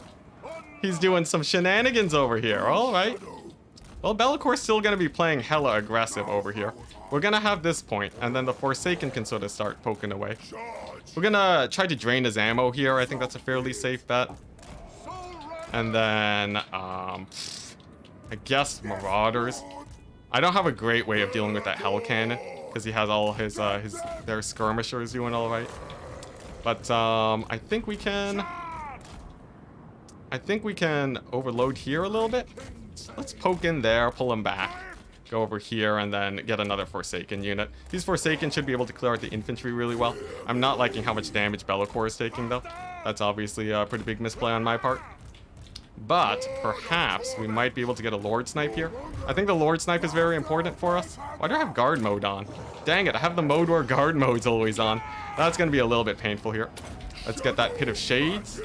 And oh my gosh, if I can rout off this guy, that'd be huge. I don't think it's happening though. Alright, let's pull him back. Let's pull these guys in. Slaanesh Hellstriders are going to start moving in here. And then these guys, yeah, let's pull back. Get these guys onto the flanks here. That's a pretty good route. That's going to heal Be'lakor a little bit. Forsaken should trade decently well over there. Man, I'm not liking these trades though. Pretty painful. I think we can still go for his Lord, however. Let's get the Hellstriders in here. Be'lakor is going to be moving on in. And then go for some Trolls, actually. They can get their regeneration going nice and early. And then Be'lakor removes his immune to psychology. So if I actually just commit here, I might be able to mass route him. That could be very good. Be'lakor, route him off. There we go. There's the terror routes. Yes. Okay, now he's getting in a big old Pit of Shades. We're gonna disengage there. But mainly my prize for today is killing off his Lord. I want to dive him as fast as humanly possible. Go over there. Take my Hellstriders, chase down his skirmishers, and then see if we can get a good pick here. It's gonna be a little bit sketch, but I think we have a decent chance. Here we go. Chariot's gonna move on in. And then, oh man, this would be so good if I can kill him here. This would be so good, but it's risky. It's incredibly risky. Yes, we get the terror out on his Lord. Yes, the Lord Snipe shenanigans are too strong. They're too strong. All right, that's a good pick for us. Here we go. More Hellstriders abound. Pin him down. And then Be'lakor can just finish him off. Yeah, we're just fighting in his spawn point. Yes. Yes, the filth, the Lord Snipe. You never saw it coming. He desummons a Hell Cannon. That's actually fine. It was pretty annoying, to be honest, for me. Nice, but look at that. We have a 2-cap against him. We're trading again. Look at that. His Lord's just out of here. I'm losing a lot of my guys, but that's sort of okay. Alright, here we go. I gotta pull back real quick. There we go. I have to get this guy shattered. I have to get him shattered, but that's it. Just only shattered, because if he does come on back, then if he gets resummoned, that would be pretty bad. Definitely really wouldn't want that. Man, does this guy die? He just doesn't die. He's tanking it out pretty well, but overall, I think we're doing okay-ish. There we go. We have him routing off the map. I think these guys can chase. Okay, nice. He's shattered. So I'm going to delay his respawn timer with the power of Be'lakor. Over here in the middle, it looks like the fighting's going okay. Our Forsaken's actually trading really well. And then I think we can just summon more Hellstriders to kill off his Chaos spawn. Yeah, Be'lakor removing ITP off the Hellstriders of Slaanesh got us such a good engagement there. It was sick. It was sick. And there we go. His Lord's gone. I just gotta get Be'lakor to safety as fast as I can. Let's see here. This is a really sketchy fight. I don't want to stay there. Let's pull away. Looks like the Trolls are winning it. Who would have thought the Trolls? The Trolls are too strong. And then I want to just save up money for Hellstriders. Hellstriders are honestly just the way. They are an amazing unit. Be'lakor can just run away. Over here, we've been dominating because he committed so much to try and deal with Be'lakor. That's been going great. We have the double chariot action. Split them up. Some on the dog, some over there. Nice. And then Bellicor might even be able to take a fight here against this flyer. Nice. I can get skirmishers up in a second. That would be huge. That would be huge. Bellicor's just gonna sit in that fight over there. And then honestly, yeah, I wanna get Hellstriders here. Hellstriders and skirmishers for the win. Manticore's definitely gonna terror out. Nice. And then my chariots are just being a big old pain. Look at that. Bellicor's a beast. He's such a beast. Oh my gosh. Honestly, if he had a counter Bellicor, he wouldn't have had as much money. But a counter Bellicor would have done him really well there. Hellstrider should win this fight because they have their lord is still alive, which is obviously very good. Nice, and I can just focus on this madness over here.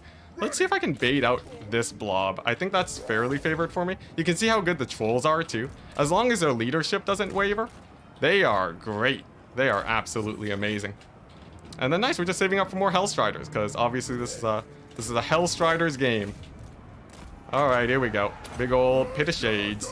Let's just drop that down. Get another Hellstrider back. Do some cleanup. Take this capture point. Nice. His Hellstriders are starting to rout. Very good. And I just have to worry about trading now. We had a good Lord Snipe moment, but can I actually keep it up? The trolls obviously are great for trading, and can keep Bellicor super aggressive too. He still has loads of HP, which means that he needs to be trading his HP as much as humanly possible here. Low, just huge terror out. That's really good. Nice, nice. And I can even get another skirmisher going. There we go. Let's chase these guys off. Nice. Honestly, the Forsaken did great too. I love them. The Forsaken are really good against this type of playstyle because they can they kill off skirmishers and the Slanesh Hellstriders really well. So that's why I've sort of just been spamming them. Okay, nice. Let's pull these guys back. I wanna focus on trading. I really want to focus on trading right now. I think that's sort of the name of the game. Here we go. Bellicor gonna look for a fight against these Chaos Spawn, actually. That's a really nice place to get stuck in. Over here, my chariots are just gonna sort of just dance around. Probably contest this far area. And then more Hellstriders. More Hellstriders for days. Hellstriders are just too good. And yeah, that's basically where all of my money's gonna go towards. There we go. Manticore's finally down. Hellstriders are in.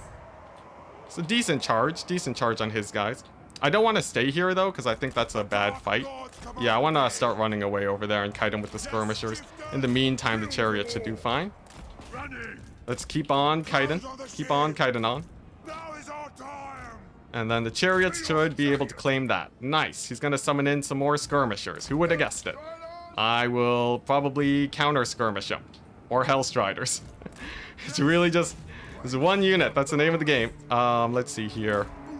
Nice, nice, nice. Honestly, it's not completely over just yet. He's doing pretty well for himself here. But I just have to focus on 2 points. That's sort of the big thing. And like Bellicor just keeps on getting value as time goes on. He'll just be doing that forever. Nice. So we warded him off here. We still have the middle point, and we have a long time to worry about the next capture. I love how my trolls are just continuously healing too.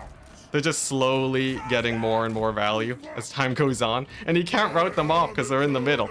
It's great. Look at that. He's starting to falter too. I'm feeling it. He's starting to sort of run out of steam here. And like, Bellicor is just a beast, man. He's just a beast. Alright, nice. Another Hellstrider. I'm serious. You only want to summon Skirmish Cabin Hellstriders at this point in the game. They're like the only thing that's going to be good anymore. Because you want to be able to reposition and get into good fights. Nice, there we go. Good dodge on the chariots. Yeah, there we go. He's running out. Yes, I knew this build was unbeatable. I wasn't worried for a second. There we go. There we go. Beat in the mirror match. Feels good. Feels good, my dude. Oh my gosh. Very well played, though. He made this incredibly stressful. I think it really just came down to that big play catching out his lord. After his lord was dead, it was just, there wasn't really much he could do. Just gonna summon a few more Hellstriders over here. Of course, we're starting to get cavalry superiority. we'll be able to have all of our Hellstriders and then, you know, these guys dancing around.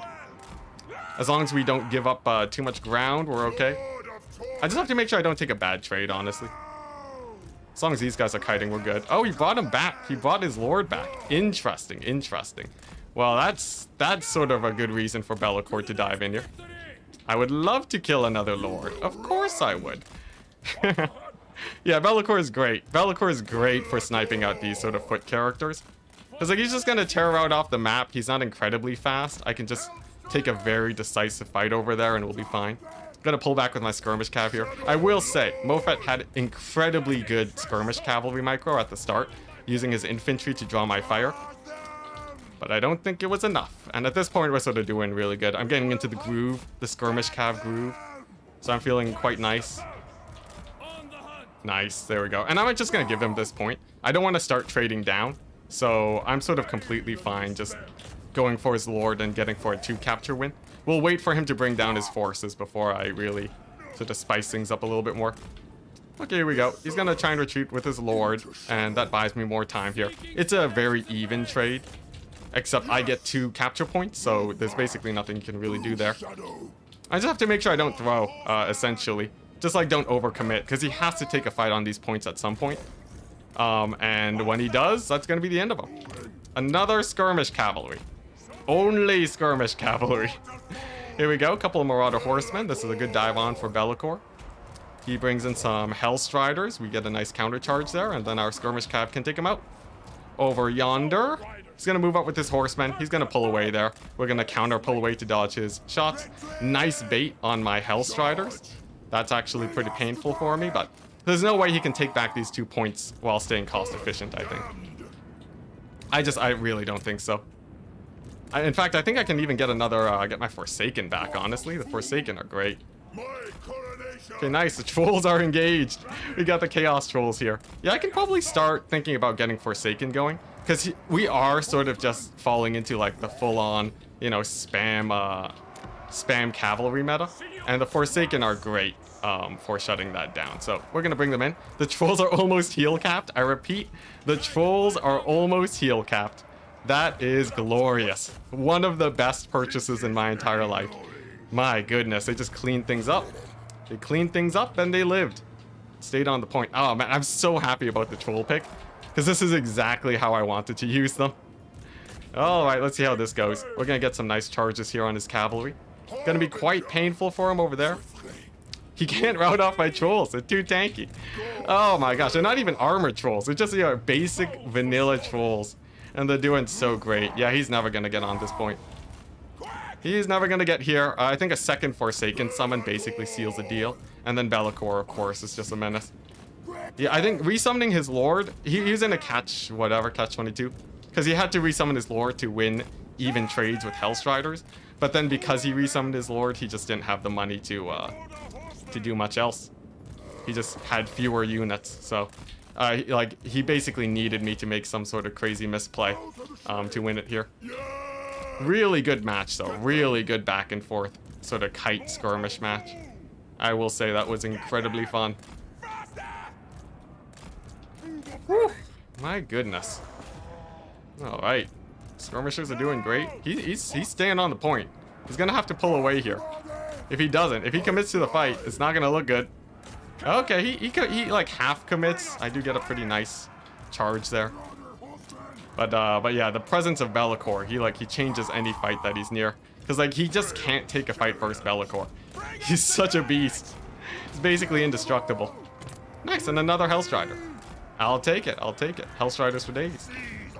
So this looks like it's gonna be a pretty big blob fight. I will happily take that. Because of course we got the Be'lakor. He's basically going for the Hail Mary now. But unfortunately, it's not enough. Let's get a big Pit of Shades over there. Honestly, it doesn't matter. Ooh, my goodness. That was sketchy. If we hadn't killed off his lord here, it would have been a completely different story. It would have been really scrappy, but we just got a really nice pick there. And of course, he had to desummon the Hell Cannon. It definitely got its value back, but of course, still very rough for him. Nice. Let's get another Marauder Horsemaster. I've summoned these guys like 5 times at this point. Oh man, yeah, Be'lakor is insanely fun, man. he definitely paid for himself here, having killed the Lord. I would say that's really good. I don't know why he keeps summoning Warhounds, though. I feel like the Warhounds just aren't a good unit. You don't want to be summoning in Warhounds against Hellstriders, but what can you do? Pretty good value all around. He outplayed my skirmishers, you can tell based on the value. Insane value on his part. If you want to win the skirmish fight with fewer skirmishers, what you do is you spam, like you have a few Marauders in the front. They tank a volley, and then your skirmishers move into counter. That's a really nice way of sort of winning there. Be'lakor did insane damage. My trolls only got 400 value despite heal capping. I still think they were worth it though, just because they were really hard to throw off the point. Though probably Forsaken would have been better. I really thought the trolls would do well. Wow, he had a Sigvold pocket summon? That's really interesting. I'm surprised he didn't run Sigvold, honestly. Like, Be'lakor can kill Sigvold eventually, but this feels really strange to me. I guess he was worried about the Hell Cannon. But there we go, GG. Very, very fun game. Oh my gosh, and that is win number 6. Sick. Oh my goodness, we're on a roll. I think we're on to the finals. Yeah, Be'lakor hard carry for sure. I can also let other people win tournaments sometimes. Maybe one day, maybe one day. Did we 2-0 him? Jeez, well I guess we played... He had to play Nurgle, right? Nurgle's just suffering, man. Nurgle versus Dark Elves?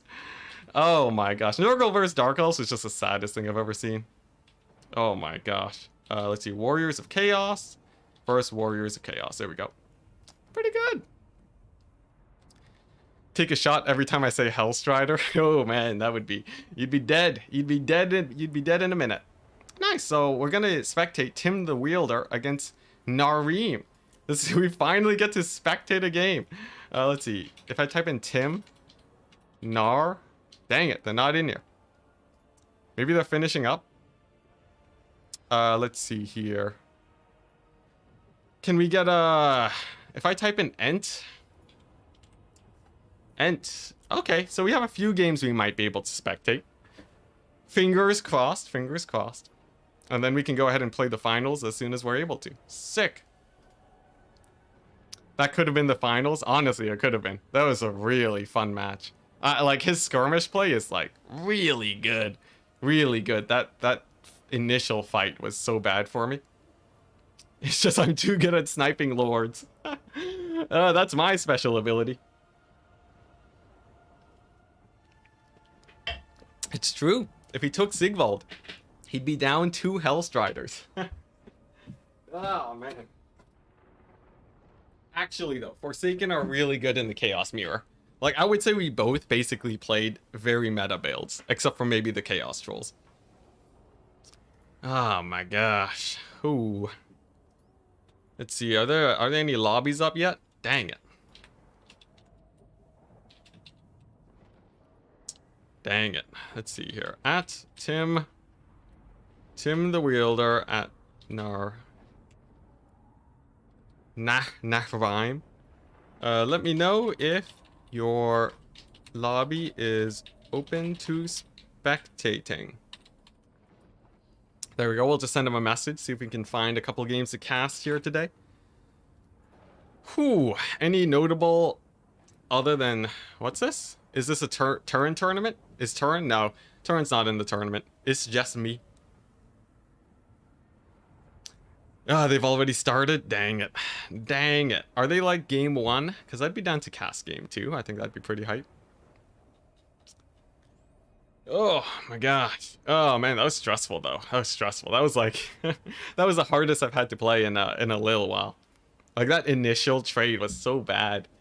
That initial trade was so bad for me, man. That was sketchy. They're in game 1, 6. So we might be able to catch a game 2.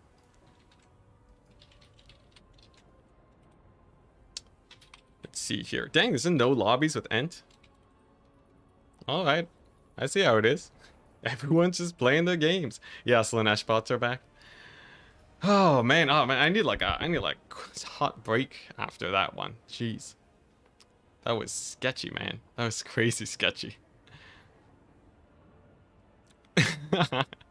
Yeah, you can take a look at the best adult site while we're waiting.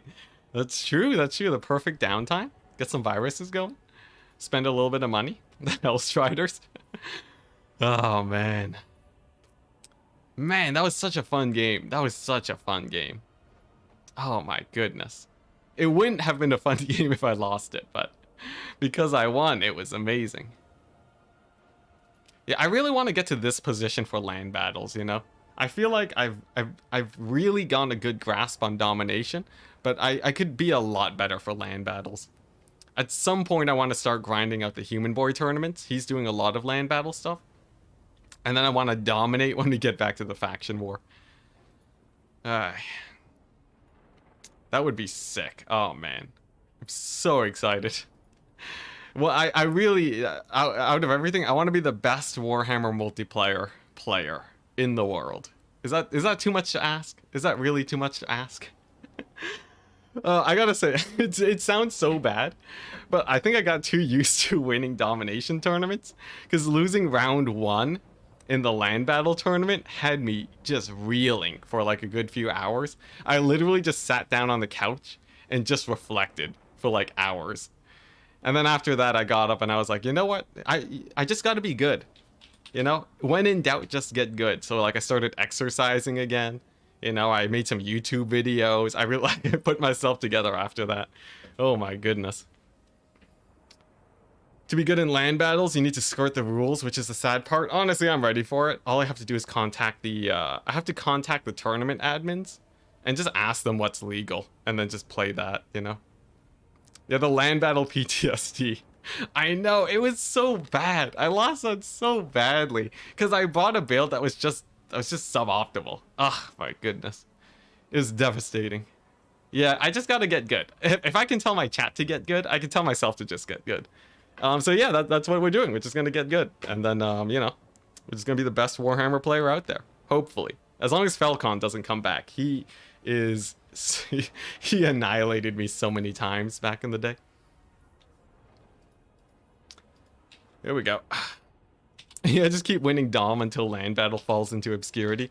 There you go. Honestly, if they just add capture points to land battles, I think they're basically fixed.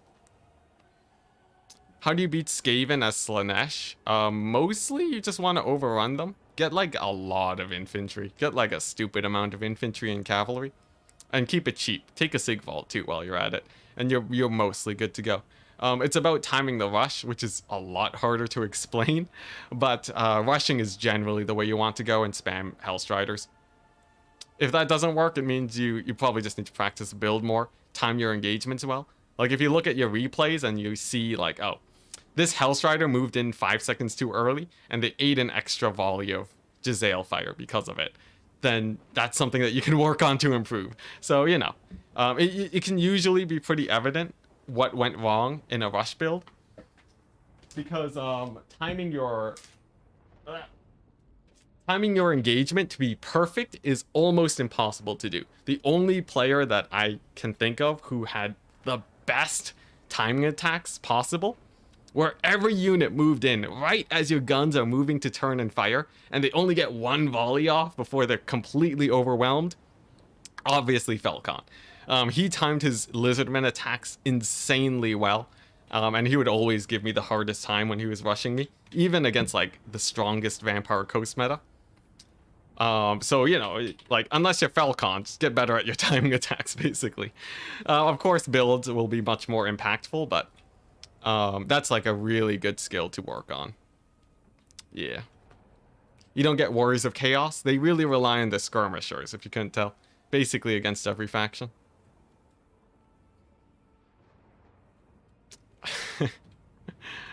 Oh, man. Alright, nice. Let's see. Are we gonna get a lobby up? I hope we get a lobby up.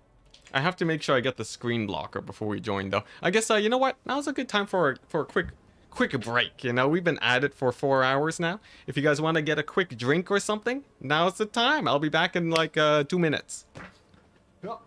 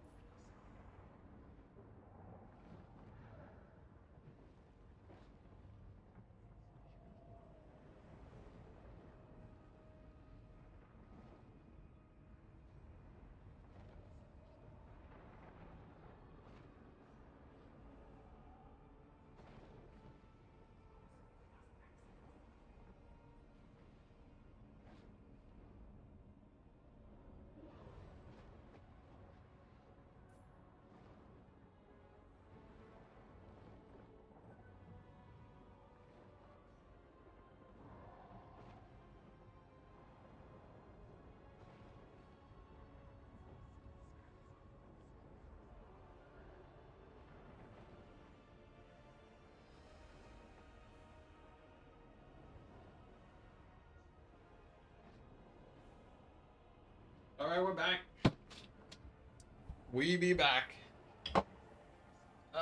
Here we go. Just grab myself a cup of milk. Yeah, don't you just hate it when like you open up the fridge and then you got like a new milk bag that hasn't been opened yet, so you have to like open up the drawer, grab the scissors, cut the milk bag, like throw away the tiny triangle, pour out the milk, put it back in the fridge. Huge pain, but it's fresh. At least it's fresh. Gamer fuel, yeah.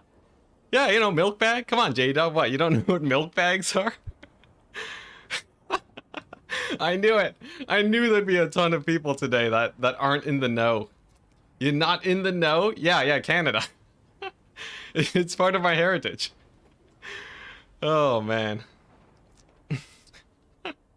Alright, let's see. Let's... oh, hey, look. Oh, man, they're in-game already. Dang it. Here, I gotta... Let's see, milk bag. Alright, we gotta get a screenshot of this real quick.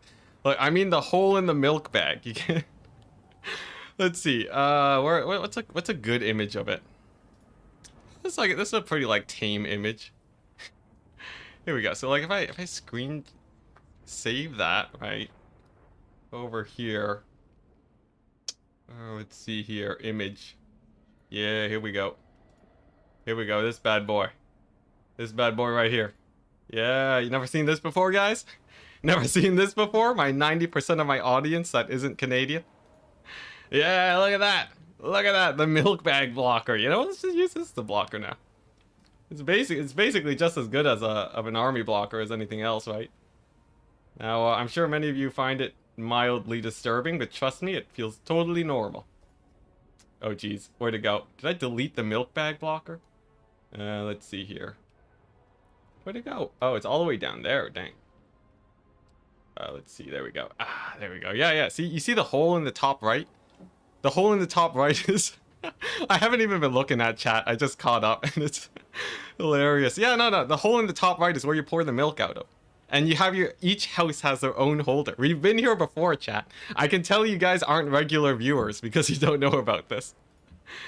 Oh, man. Anyways, man, these guys are taking forever to get their game set up. Why they gotta take so long? Alright. Alright, I guess we're chilling with chat then. Do you have beer bags too? No, the only thing that comes in bags, I believe, is just the milk. Like apple juice in cartons, right? You get orange juice, carton, or like a plastic container. Milk, though. Don't you dare touch our milk bags. Alright, here we go. Ooh, nice. Nice. What's the code? I think we have a game, people. I think we have a game. Let's see here. Yes! Yes, we have a game! Sick! Let's see, what is it? It's Tim versus... Oh, there we go. It's literally right in front of me. Sweet. Oh, jeez. Army blocker. There we go. There we go. We got there. We got there, guys. I almost just spoiled his build. Whew. That was a close one. That was a close one. Okay, I'm in. Sick. All right, nice. All right, we're in. Let's see how this goes. It's gonna be chaos against lizardmen. Hype. Hype. Canada hasn't invented glass. Yeah, not yet. They're working on it. Our poor scientists. Milk bag blocker, please. I have to make sure that it's big enough, though. There we go. There we go. Nice. All right, what's that? Where's that? All right. You can see I literally just copy pasted from Google. The big X in the top left. Why didn't I just save the image? I have no idea. Oh, man. All right. Let's see. I can't talk about the matchup too much. So I do think... Oh, man. Lizardmen into Chaos? I think it's Chaos favored. I can't talk about the matchup. Everyone's talking about milk. Oh, man. This milk is definitely spoiled. Oh, yeah, it's looking a bit blue. I think that's just the bag, though. It's weird that it's like... Does anyone in Canada... If you're a Canadian in my chat, are your milk bags blue? Because mine are just clear. I don't know about you guys, but mine, it's just normal clear. I don't know. Oh man, wait, you went from bags of milk in Russia to bottles in Australia? That's amazing, man. So you've never had a milk carton before? You've never touched a milk carton? Oh man, Homelander would love Canada. I should watch that. I should watch that show. I haven't. I haven't even started yet, unfortunately. Yeah, like you can't even argue that you're saving up glass, right? Because you're not really saving glass. It's you're littering with plastic milk bags. Is this bad for the environment? I don't know. Anyways, let's talk about picks and bans because they're finally getting into it. They're doing counts and Nurgle. We got some counts Nurgle action, and then what else? Oh, actually, can I? Ooh, I know what I gotta do. I know what I gotta do. I can see it. Let's see here. I can bring up the draft. I can bring up the draft. This is sick. This is sick. This is exactly why I spent so much time setting this up. Where is it at? Where is it at? Ah, here we go. Browser source. Put it in front. There. Do this. Yes. Hey, we can see him draft, guys. Isn't this more exciting? Let's see here. Browser. There we go. Yeah, there we go. Look at that. Counts and Nurgle. That's definitely Counts favored. Zinch and Counts. Also Zinch favored. Dang. This guy, I think Tim the Wielder's on the left. I think he's pretty happy about this. Selena showed up when I talked about milk bags. Oh dear. Oh dear, oh me. Yeah, that's how the draft system works. So they're both sort of blind picking together. Yeah. I guess I haven't actually showed it since the start of the stream, but this is how it pans out. So they go for their bands, and then they go for the, then they go for the top picks. Nice and simple. Like it goes by fairly quickly too, since there's basically just like a handful of factions that you really want to play. Dang, Demons of Chaos? If we see a Demons of Chaos here, that would be insane. Nurgle have any good matchups? Not that I know of. I haven't experimented enough with Nurgle though. Norska's very good. Norska's very, very good right now, which is surprising to me. Yeah, the bans are interesting too. I can't believe they banned Coast. That's a weird one. Alright. Sorry, just making sure I'm putting out all the fires.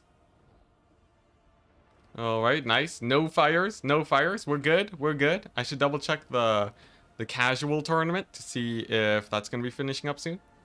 I think the casual tournament lasted a little bit longer than I would have hoped for, but I guess these guys are sort of used to it now, given that Platypus's tournaments have like 100-something people.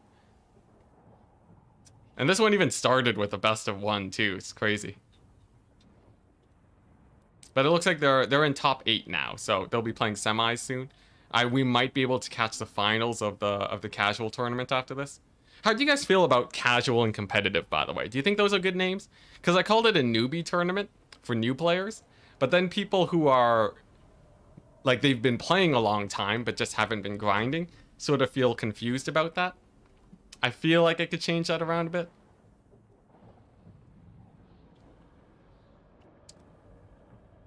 Enticity, I love your short infomercials for the game. Infomercials is a weird thing to call them, but I'll take it. Always makes me feel like playing. Hey, that's awesome, man. That's awesome. From now on, milk bags equals Slanesh. Well, at least we're banning them most of the time, so I don't have to talk about them. Yeah, just call it the milk bag tournament. Can you guys think about anything else? It's totally normal. There's nothing wrong with it. It's just an everyday container for liquids. Oh man, you gotta try it at least once though, right? I feel like this is like an experience like none else. Like actually putting the bag into the container is, like it takes a bit of skill too. It's great. Yeah. I should like, if I ever get big enough to start hosting get-togethers with the fans, I will bring milk bags just for you guys. For all the dedicated viewers, so that you may experience what being a true Canadian is. Noob tournament is, yeah, that works okay. The one person that's actually responding to what I was talking about earlier. Thank you. Thank you, obese chicken. Does anything else come in the bag? No, literally nothing else comes in the bag. Only milk. All other liquids come in plastic containers or cartons. Yeah. Hey, Kung Hee Kim, thank you very much for the $5. Milk for the milk god, indeed. Cheers. Cheers. Cheers, Kung Kim. Or Kung Hee Kim.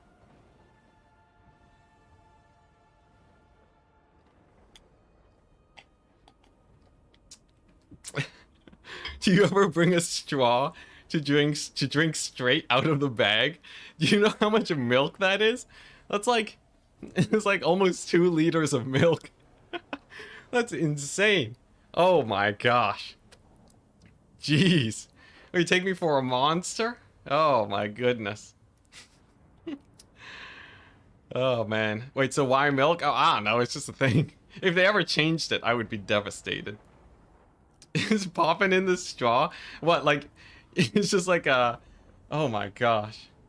It's just like, what's it? I totally forgot what it's called. But yeah, it's like one of those, like, kids' juice bottles. You just slowly squeeze it out as you finish it. Oh my... What's a liter? Oh my gosh. Oh, don't give me this. Come on, McWhiteface. Don't what's a liter this. Man, now we gotta talk about metric systems and such.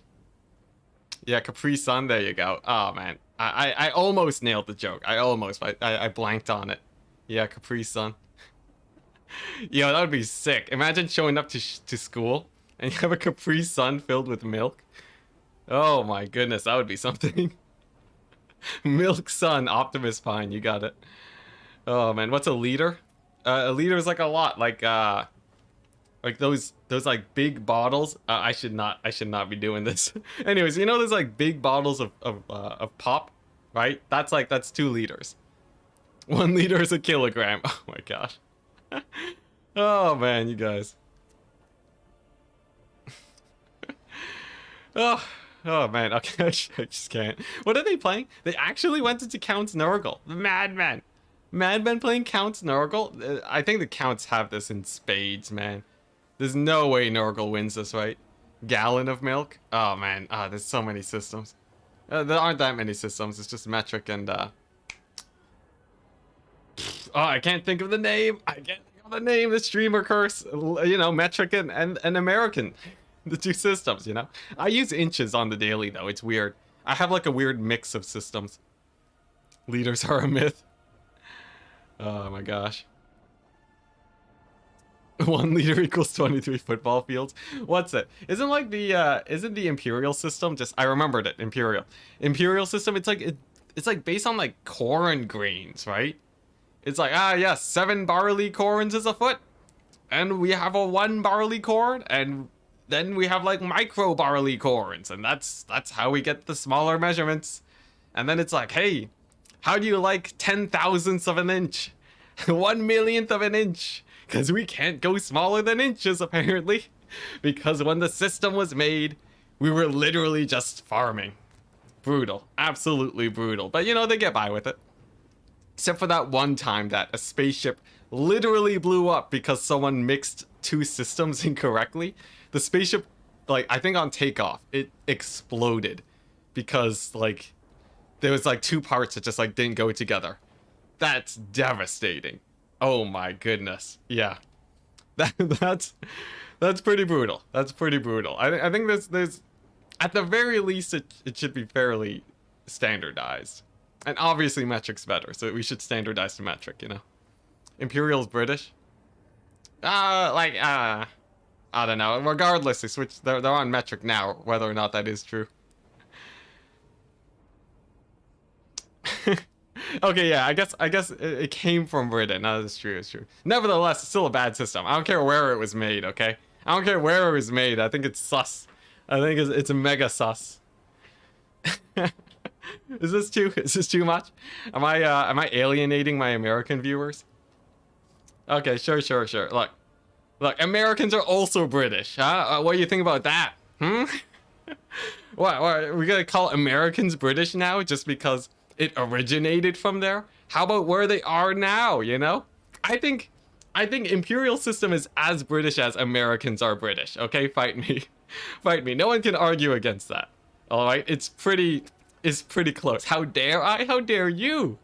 How dare you? Come on, it's totally, you can't argue against that. Grudging? Oh, okay, you want to fight? Fight me IRL. I'll meet you in the Great Lakes.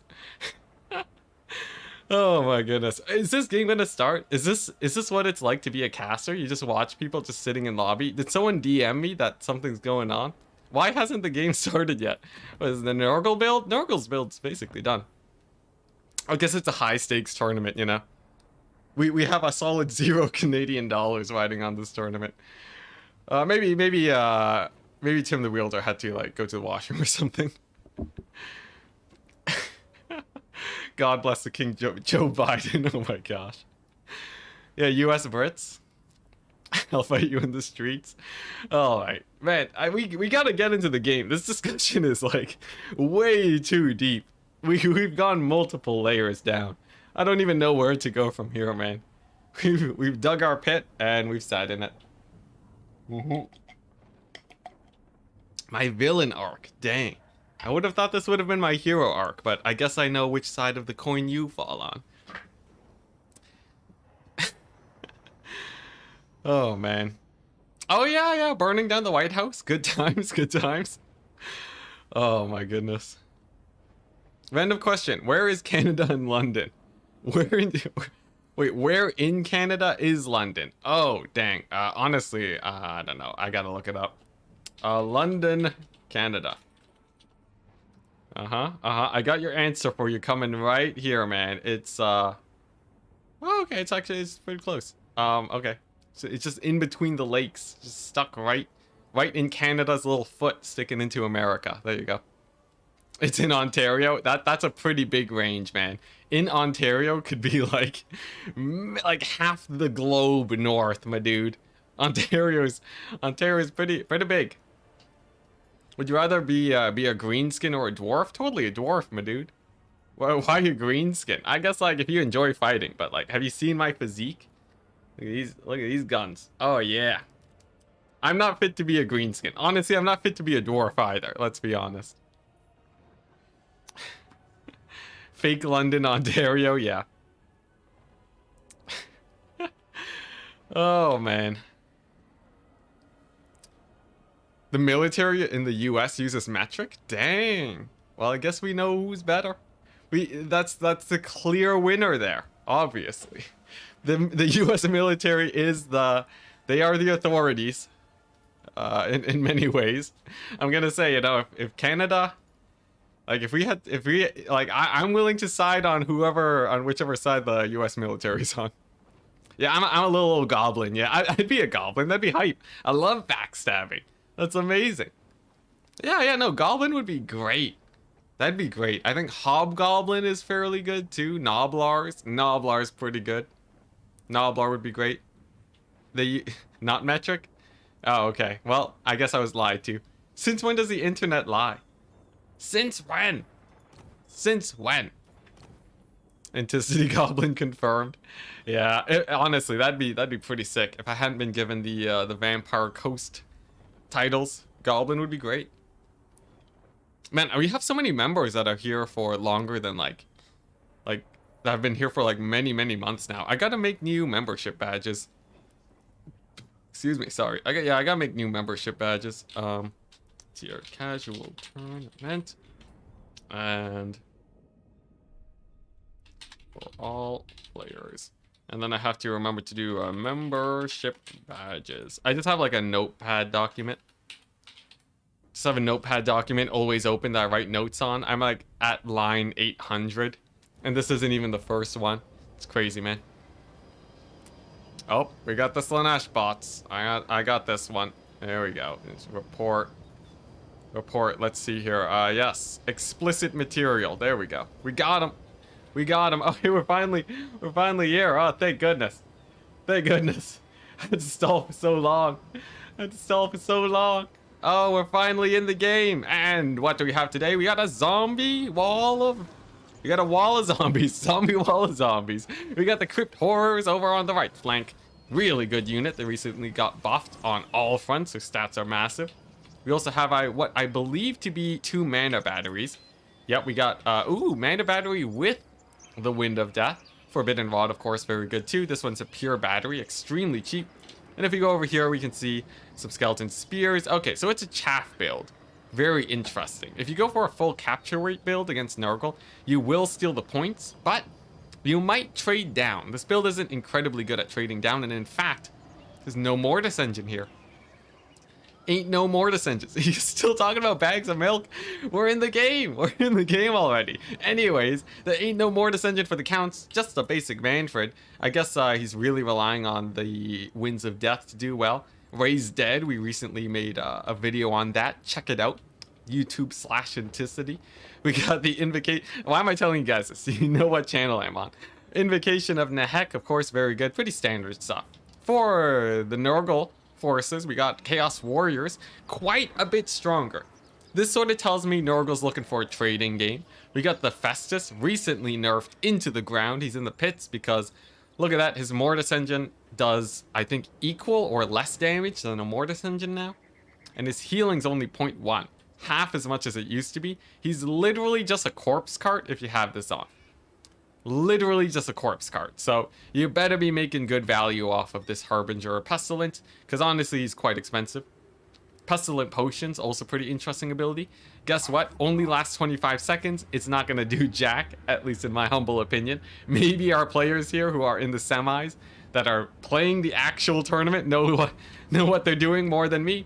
But that's my personal opinion. I generally don't like this, but perhaps in a single entity fight, it could be quite impactful. Blight Boil, also very good for clearing chaff. And of course, Fleshy Abundance. Great healing tool. It's a pretty nice Nurgle build. Pretty standard vampire counts build. I think the only thing that's off meta, probably your boy Manfred. Pretty sure it's less than a Mortis engine. I think so. Is Mortis engine double this? I don't think Mortis engines are double this. What, Mortis engines are like 18 to 32 or something? I don't know. Nevertheless, we may never know. Chaos Warshine of Nurgle will be keeping an eye on this bad boy too. Pretty good healing tool, but it only goes up to 0.1, which means literally at maximum capacity, it's just a corpse cart. It's a corpse cart that costs 1,300 gold. Not exactly an optimal trade, but maybe it'll be a pretty good corpse cart. We'll never know. Formation broken. What's this about the formations? I think the formations are fine. All Mortis engines in the game comparison video. Oh, that'd be pretty good. That's a good idea, actually. Dang. Mortis engines compared. Amazing. That's a really good one, because Mortis engines are obviously so impactful. But here we go. We're going to be seeing the Barons of the Bog, an extremely powerful unit, and actually quite fancy. They have this. One of the only units in the game that can reduce mass. I think there's like one spell that has mass interaction, and there's one Corn unit that also affects mass. But before we get into that, pretty good Wind of Death. Doesn't kill any entities, but wrecks their face. Wind of Death actually exceptionally good for slow armor. And that's probably why he decided to go for the zombie skeleton build. He doesn't really want to trade with his infantry. He just wants a little bit of guys to keep him pinned down for those Winds of Death. And that's going to be really great. Barons of the Bog, they're just really good, by the way. Like I was saying earlier, they have really high armor, and they're generally going to be trading up in any fight that they take. Although over here, it's a little bit more sketchy. A zombie summon, I would say actually misplaced, but it does screen out the Marauder Horseman throwing axes, and that'll make it a little bit harder for these Crypt Horrors to go down. But we must remember, the vampire counts are on a timer. So if you actually do the math, it's 120 per minute. And that means we have roughly 12 to 14 minutes to get a single capture point back. This is extremely lenient for the vampire counts, so they can actually play pretty safe here and focus on value. And as you can see, the map is definitely being fought on the side of the vampire counts. This means Nurgle's going to be roughly about like 500 gold behind on any fight that they take, and this is going to be helping out the counts a lot. Obviously, we can see over here the value is insane for the counts. And this is probably going to be pretty bad for Nurgle, as expected. Though I would say the build was a little bit off meta for the counts. I think, obviously, the Wind of Death will still be great. 180? Yes, it's 180. Whoa, what happened to my map? 180. Yes, it's 120 for 2 points, my bad. So the timer's actually a little bit less. So, what? They're like at about 8 minutes, actually. 8 minutes on the clock to capture a point. Though I would say the vampire counts are quite comfortable, given how this fight is going. It takes about 3 minutes for a long infantry fight to play out. It's usually how it works with Nurgle. But we can see over here in the middle, with all of this capture weight, vampire counts are being pretty comfortable here. Yeah, 180 points. Don't forget to add Daniel for the Mortis engine. Oh, I don't think I can load him up in custom battles, though, which is a bit weird.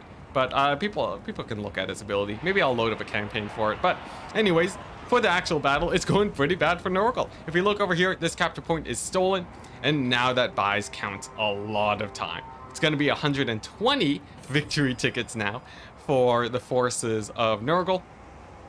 And that means that it's basically going to be forever. It's going to be like 10 minutes.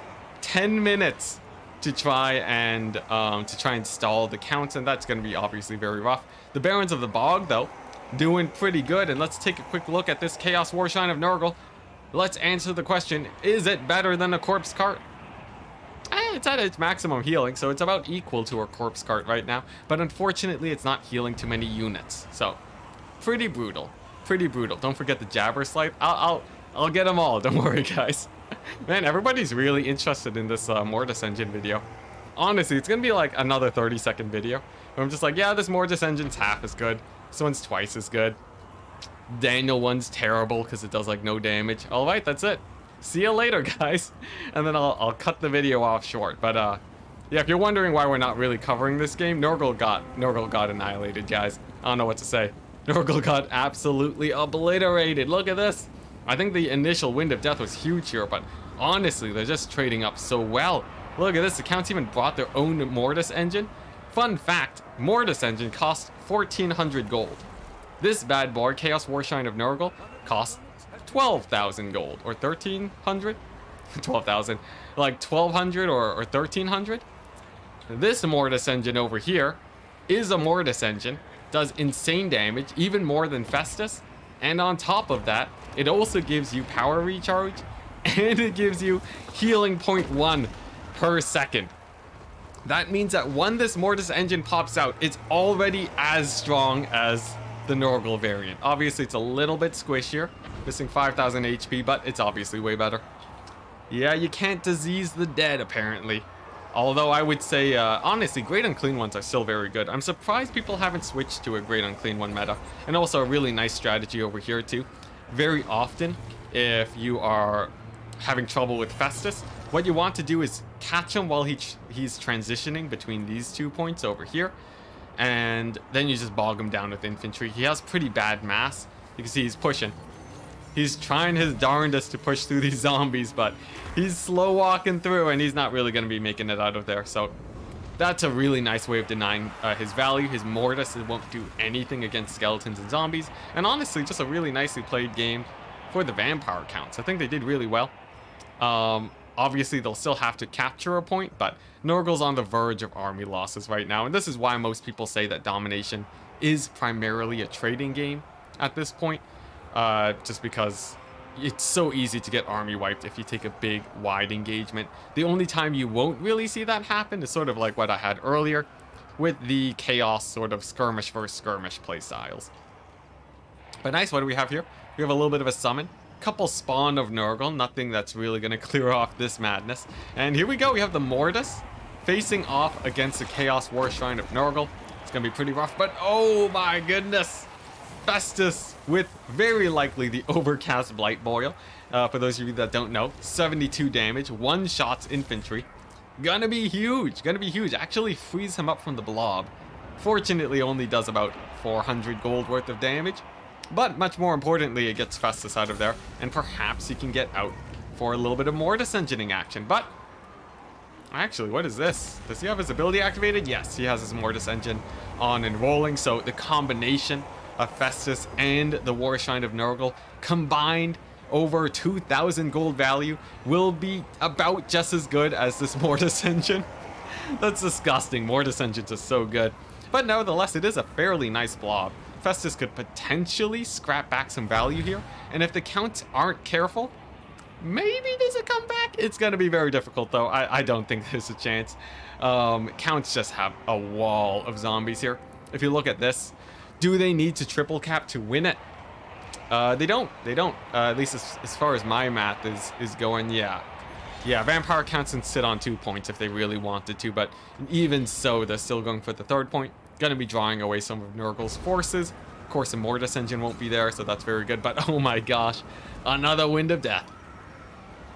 Festus and the War Shrine healing, it does stack. It does stack. So I guess if you really want to beat that, right, I guess you have to take like a single Necromancer with like a 100 gold ability, and then you're already basically doing just as good.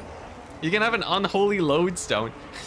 Between the War Shrine and Festus, this is already 70% of the way there. And this guy costs like 600 gold. It's brutal, man. Vampire counts are the king of the grind at this point, given that Nurgle recently got their nerfs to Festus. But that's going to be pretty brutal for them. Not to mention loads of cavalry, loads of crypt horrors. CEA, they came in with the goal to make sure that counts would be able to beat the forces of the demons. And yes, indeed, the counts can actually do it. Obviously, though, it depends on the players. I think Nurgle might be able to scrap it out. Maybe there's something with the skirmishers. Maybe there's something with Great Unclean Ones. But I think as we saw today, it's going to be pretty rough for them. Festus is getting insane value, though. I'm not going to lie. If there's a comeback, it would be off of this bad boy. Only 1,000 damage, though. Not too bad, not too bad. Why am I so mean? I'm bashing on the units more than the actual players. I think Nurgle, like, there's a very good chance that Nurgle has to take a War Shrine to even have a chance here. But it's very brutal. This is one of the reasons why it's very Vampire counts favored. So you do have to be a little bit careful. You do have to be a little bit careful. Now, speaking of being careful, there is a little bit of a misplay here. Vampire counts are getting really Mortis engine down here. Obviously, even though Vampire counts do have a Mortis engine of their own, it's not going to be exceptionally strong here because of how few units there are, and the fact that all of these guys are single entities. So it's a little bit sketchy. Oh, we got the bots. We got the bots. Anyways, it's gonna be a little bit sketchy because yeah, if they just keep grinding here, they're gonna be trading down. Festus is getting amazing value. If you look over here, he is getting he's all the way up to 1,500. And there's still quite a bit of time left in this game. I think there's potentially chance for the Vampire counts to throw it here, but it's going to be really rough. I think, like, it's going to be very rough here. Like, we got a single unit of Marauders, we got the Toads, but the bodies for the counts are just so plentiful. And not only that, despite spamming mostly chaff, they're still trading up because both sides sort of have units that don't trade especially well. Look at this, the Exalted Herald, or yeah, the Exalted Hero of Nurgle. We'll check his value. Actually doing really good. He's doing almost as well as Festus. These guys are actually quite good for Nurgle. They do a ton of damage in melee, and they're actually rather tanky too. Yeah, the 1,500 gold isn't that great on Festus. I'm sort of assuming that he'll get more towards the end of the game. Nearing almost 1,000 at this point. He's not dying to Manfred. If he can just get onto those crypt horrors for a little bit longer, he'll be good. But yeah, no, this is still very rough for Nurgle. Exceptionally rough even. I would say like probably as soon as Festus goes down, it's probably it. I don't think he'll really win a fight versus Manfred, though he might have to cycle charge a bit. But yeah, it is a little bit of a wet noodle fight indeed. Counts, if they do have another option. If they want to go a little bit less wet noodle, they could go for something like Blood Knights. They could possibly go for, yeah, basically just cavalry, Blood Knights and Black Knights. Nothing too special going on there. Crypt Horrors are pretty good for damage too, and they are really nice when supported by infantry. So overall, if counts really wanted to, they could army wipe Nurgle even more here. But obviously, we're seeing that that this build here is definitely more than enough.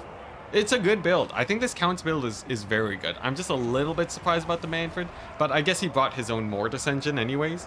So that basically completes it. I have no qualms about the Vampire Counts build. Very solid play too. Nice engagement all around. Waiting to take this point instead of getting overzealous. Really good stuff. Vampire Counts with, yeah. Well, they're almost going to be 50% more damage here in a second. And there we go. Festus has routed. Now, he will still be accruing value as he routes. But our Nurgle player knows it's the end. It's just a little bit too brutal. And that's going to be it. Now, the question is whether or not we'll be playing against Tim the Wielder right away. Let's go ahead and quickly look at the values too. Wind of Death, amazing spell between them. Almost 4,000 damage. About, what's it? Actually, no, yeah, 4,500 damage. Insane. Festus still got a lot of value by the end of it all. Almost 3,000 value, which is paying for himself. But honestly, I'm not a huge fan of the War Shrine. I haven't really seen it work yet, but I've seen a lot of players take it, so it's something I would want to experiment with. If you look at this army over here, Exalted Champion did great, the one that got summoned. Barons of the Bog did great. Honestly, there's a lot of units that can do well here. I think just the Vampire Counts. The magic is a little bit too much. Show us Vampire Coast builds? I will as soon as my opponents stop banning Coast all the time. Oh, how I wish I could get some Vampire Coast games in. Alright, nice. Let's go ahead and dive on in. Let's see here. Let's join with code. Let's play a game. Let's play a game. Okay, I'm in. Best of 5. Alright. So it begins. Alright. Well played. GG's. Alright, here we go. Tim the Wielder. We are in here for the final round of the tournament today. It's been a bit of a long one. It looks like it's going to be about 6 hours long. Thankfully, 3 hours shorter than many of the other tournaments, but still quite a long one. So let's see if we can get this done fast. Can I get some 3-0 action? Probably not, but I'll be aiming for it. Alright, let's go ahead and get the blocker going. Nice. We'll stick with the fastest. We don't need the milk right now. We can whip out the milk in a second. And then, here we go. Copy the link. And then message our player. There we go. Let's see how this goes. Let's see how this goes. I'm pretty excited to play this series against them. I feel like I'm pretty confident here. Sorry for making you watch the cursed matchup. Honestly, it was fun. It was fun. There's loads to talk about for the matchup. Yeah, I did dunk on some of your unit choices though. But though you did have some very good units. But yeah, that was a rough one. That was a very rough one. Well played though. Well played. Yeah, combining Festus and Milk. That's a bad one. All right, here we go. Tim the Wielder. Have at thee. Have at thee. Yeah, you know, whip out the milk, you know. The usual. Oh man, man, I can't wait to get these games in though. I feel like I would love to play Coast. I hope he doesn't ban Vampire Coast. Festus's favorite drink is sour milk. Ugh. Ugh. That is not something I want to read today, though. I guess it is sort of expected. Come on, Tim. Tim the Wielder. Oh, I guess he's reporting his score, probably. We'll need a hot second. This has been a fun tournament, though. I gotta say, I think it could be a little bit faster, though there was a lot of confusion among players, so there was that. But I'd say it ran pretty well. The beginning was just terrible. The beginning had so much. The beginning had so much stuff to manage, but after that was done, I think it's a lot more manageable. Of course, special thanks to Turin and Platypus for helping me out. Both of them host a ton of tournaments, so they're a lot more used to dealing with this. I'm sort of a newbie here. It's been a while since I've hosted last, so they really saved my butt today. They did a lot of adminning. Oh my goodness. Yeah, and then yeah. If, by the way, if you want to be an admin and you've sort of been active on my Discord, let me know. Let me know and I can make you at least part of the neighborhood watch, which is sort of you're only allowed to delete messages. You don't actually issue bans, but like, you know, you can still sort of chill in chat and give advice to people that are figuring out how to play. Yeah, just send me a DM and I'll promote ya. We're just waiting on Tim the Wielder because something came up, so he'll need like a hot second, and then we're good to go. Festus's chat. I don't need to read this. I don't need to read this. Anyone know Platypus YouTube channel name? I don't know if he has a YouTube channel. I don't think he's ever streamed his tournaments before, unfortunately. But he hosts them on Total Tavern, so you can check it out there. I gotta say though, with this system, Tomb Kings gets banned so much. We're seeing like no Tomb Kings, at least in the games that I've been seeing. Maybe cast a beginner tournament after this game. Oh, 100%. Yeah, 100%. I'll be casting the beginner tournament. Yeah, and that there's no other prize, so the least I can do is actually cast their games. He streams on Twitch. Let me look him up. I'll post him in here. Let's see. Platypus. Let's see here. Does anyone have his Twitch thing? Platypus, this looks like it's Warhammer. Nope, that's not Warhammer. Let's see. Platypus. Warhammer. Where's he from? I have no idea. It's that. Okay. Oh, okay, yeah. It's the wild Platy. Yo, yeah, check out Platypus. Give him some follows, guys. Give him some follows. If you're on Twitch at all, you know, it's no harm. Cuz I got to say, he deserves to at least be known to you guys, cuz he just saved my butt today. He did so much adminning for like hours. Honestly, it helps a ton. Not to mention he does a ton for the Warhammer community too. Like, he just hosts tournaments on his own accord. And it's great, man. He's hosting it for like hundreds of people at a time. It's crazy, man. Yeah, no, he's amazing. He's amazing. He's Australian. Wait, no, he's just a McWhiteface. He caught me off guard again. Oh yeah, but no, he's an amazing community member for sure. Definitely check out your Twitch. I haven't actually checked out his Twitch. I didn't actually know it existed until recently, but check it out. Check it out. There's no harm. All right, here we go. Let's see how we do against Tim the Wielder. An RTK special. He's quite strong, but he's going up against me, Enticity, one of the top players in domination right now. Definitely not the top player in land battles, apparently. But definitely pretty good in dom. So he lives in a society. What's happening in my chat? Anyways, yeah, we should be pretty good. I'd say I'm pretty confident going into this. Question is, what do I ban? I guess we can go for the classics, right? And the bans don't actually matter that much because you have so many bans afterwards. But it does sort of help you get more favorable matchups. He banned Coast and Dark Elves. Dang, that's different. Now, if you wanna complain about why we're not seeing any Vampire Coast, blame Tim the Wilder. Blame him. He's the reason we haven't played any Vampire Coast. Well, not just him, but everyone's been banning Coast against me. It's terrible.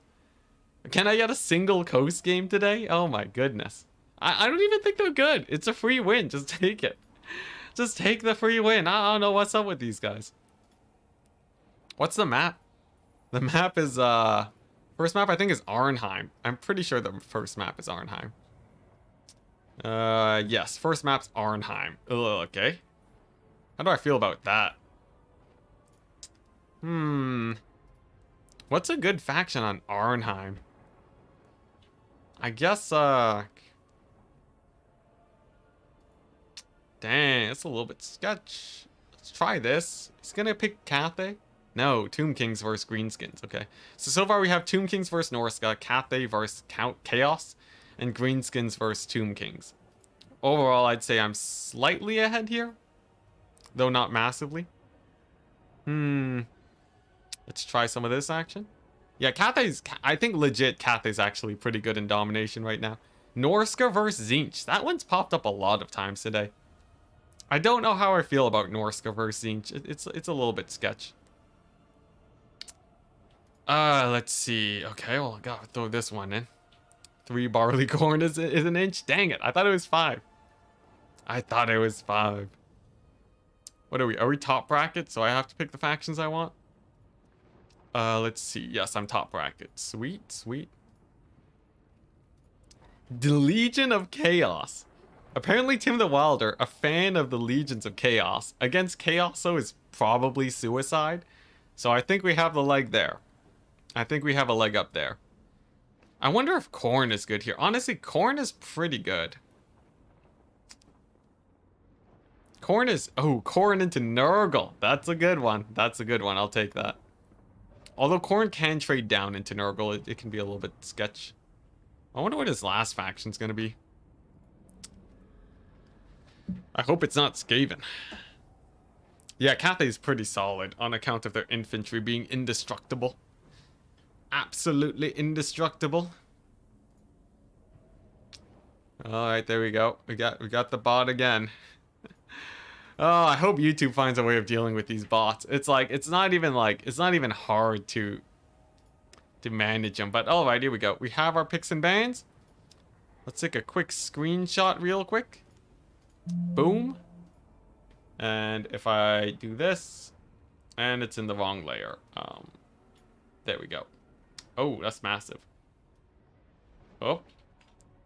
Image. Shrink that bad boy.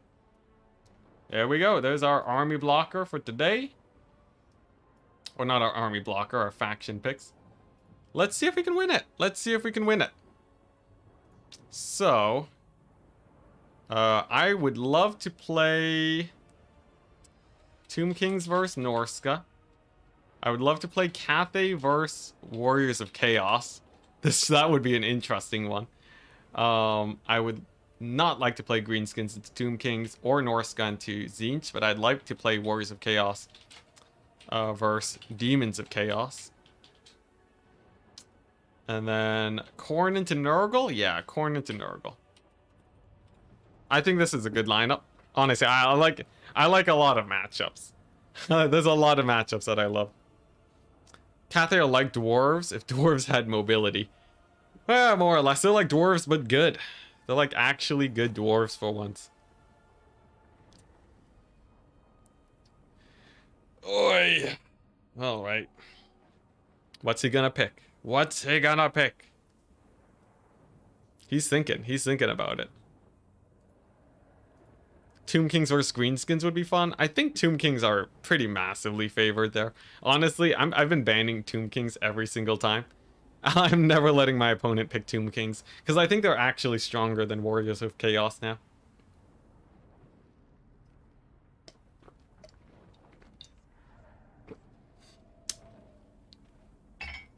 So I'm wondering if we even really need bans.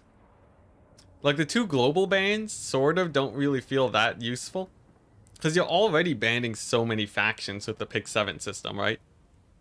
I don't know. I might play around with that. I'll check my feedback channel later to see how the players feel about it. What makes Tomb King so strong? They got buffs across the board. So the Tomb Guard are crazy good. They have really good cavalry. They have really good artillery. They have really good infantry, like I said. Their constructs, their monsters are really strong. The only thing that they don't have that isn't very strong on them is like their magic. Their magic's sort of middle of the road, but like it's just on all fronts. You can spam a lot of units on that roster and they'll do well. It's crazy, man. And he's going Nurgle. Nurgle into Corn. I'll take it. So Nurgle into Corn is an age-old matchup. Age-old matchup. This one, yeah, this has been hard fought for a really long time. The thing about Corn is that they can take fights away from a great unclean one, and the thing about Nurgle is that Map is Arnheim. Map is Arnheim.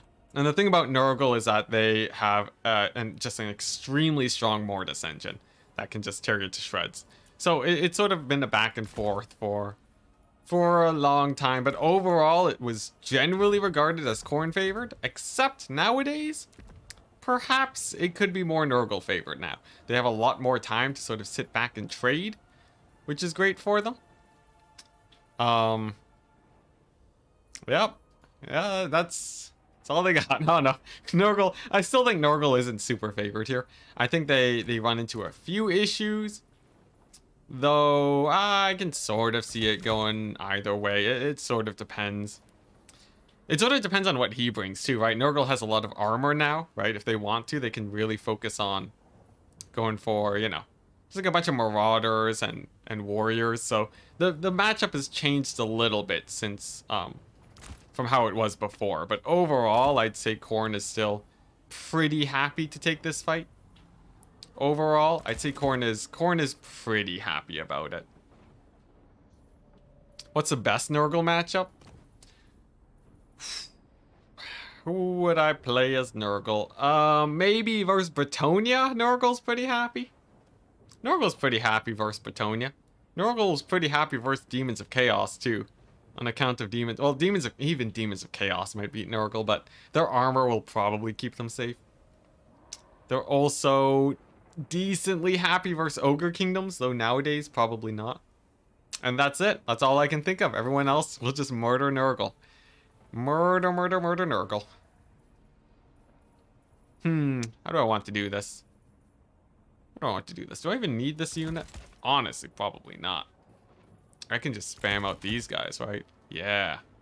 I think I got a good Khorne build. I think we got a good Khorne build, guys. Nurgle Chosen any good in this matchup? They're all right. They're all right. Nurgle Chosen, you can really heal them up, which is good.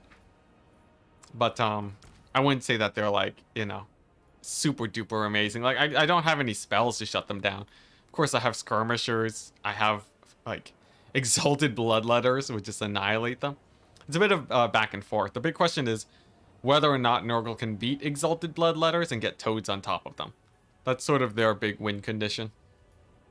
And then my big win condition usually is just like avoiding the Mortis engine as much as possible. That's basically how it plays out. I think we're good. I think I have a build that I'm happy with. What about the Blender Chosen? They're pretty nice, but they're so susceptible to Mortis engines. I don't know how I feel about them. They're also insanely expensive. Just, oh my goodness, just make you so poor. Make you so poor, man. Yeah, I like the Chosen for Khorne. I just feel like they're so expensive, though. Incredibly expensive. What about Wood Elves? Wood Elves would shoot Nurgle to death, for sure. Yeah, they can spam really high DPS archers if they want to. Secretly hoping for the ROR Giant, that would be hilarious. Giants do get mauled by spawn, though. They get annihilated by spawn. It's crazy.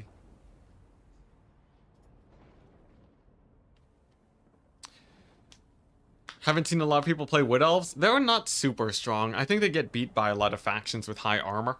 High armor and a lot of speed. So like they'll lose to Warriors of Chaos. And so on. I'm not a huge fan of Wood Elves myself, but I think if they can get their Starfire shafts to get a lot of volleys off, I think they're okay. Favorite spawn flavor? Honestly, I quite enjoy Khorne spawn. Just because of how much damage they do. I like the Tzeentch spawn and Slaanesh spawn are good, but like their abilities don't tickle my fancy. Spawn are like Khorne spawn are so good at their one particular job that I feel like that's a lot more fun in my mind. And Nurgle spawn don't have that much missile resist, so they sort of just suck. Who chooses which pairing to use?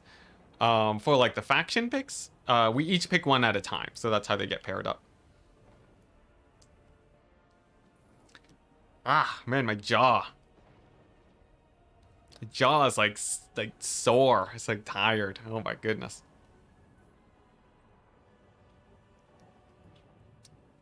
I'm interested to see what he brings here, though. I think this is the first time I've played Corn into Nurgle in the new meta. So there's a chance I might get caught off guard here if he brings something like really, really crazy. You don't play all 7 games, do you? No. So you pick the most fair faction out of the 7. And then for the next battle, you do it again. Yeah. So like, yeah, so this like that the picks down below only represent the one game. And then, you know, it's yeah, and then typically the faction that you end up playing is pretty fair for both players. Although apparently it's always been fair for me. I've been loving these matchups. Every matchup that I get, I like it. But I don't know if that's just because I practice so much. Yeah, he can bring 2 Exalted Heroes. Yeah. Actually, you know, Exalted Heroes are pretty good. If he does go with that, that's not... It's a little bit scary for me. Let's go for like a fast single entity build. Maybe. So you agree as to which is most fair. So I pick 4 factions. I would pick 4 factions or 4 matchups that I like. And then he picks 1 matchup out of those that he likes. So it's like, you know, I'm like, these are my favorite. And then he's like, these are my favorite. And then you get the overlap. Technically, it would be more fair if we alternated removing matchups. But that takes so long that I generally don't stick with that. The blind picking is really interesting, though, because there's actually quite a bit of meta that can be in there. Because you can look at the factions that they've already picked, and then sort of figure out what their next factions might be. You dig it? Hey, that's nice. It's honestly giving some pretty interesting matchups. Like, I don't think we would normally be playing Khorne versus Nurgle if it was like a typical pick 3 situation. Because neither of these guys really make it into the pick 3.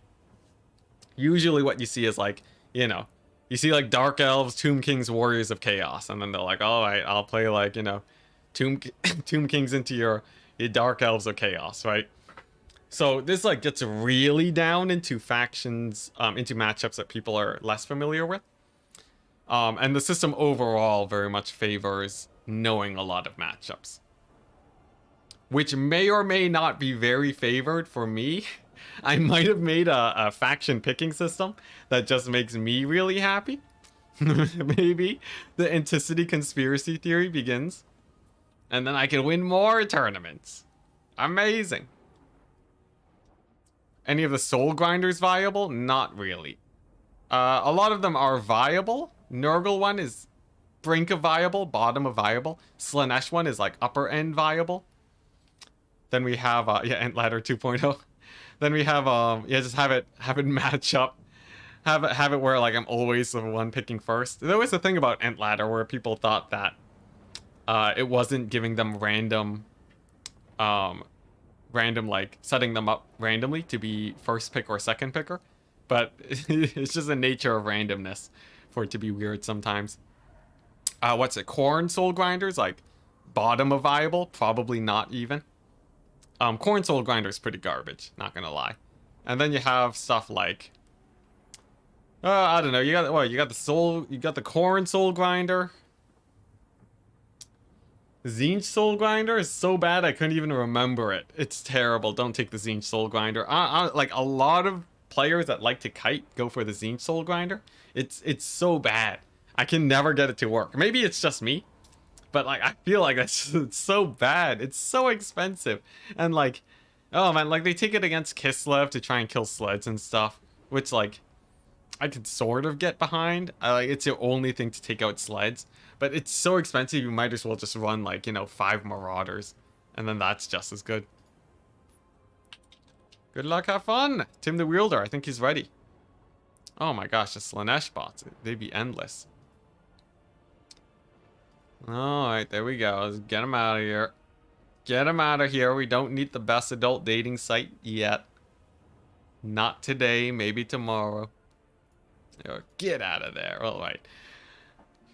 Yeah, the Soul Grinders are really good looking models, I gotta say. Soul Grinders are really, really cool looking models. Yeah. Zinch Soul Grinder. Oh man, yeah, because they all look different too. Like, I was worried they would also to be samey, but they really knocked them out of the park. Except for the price. And they just suck now because of it. Like, they should be roughly priced as, like, a lot of them could cost 1,200 and not be OP. Instead, they cost 1,900. I would say, legit, I think you can make them 700 gold cheaper. And I don't even think they're that good. Compare Soul Grinders to Stegodons. Stegodons cost 1,100. And a Stegodon will win versus a lot of Soul Grinders.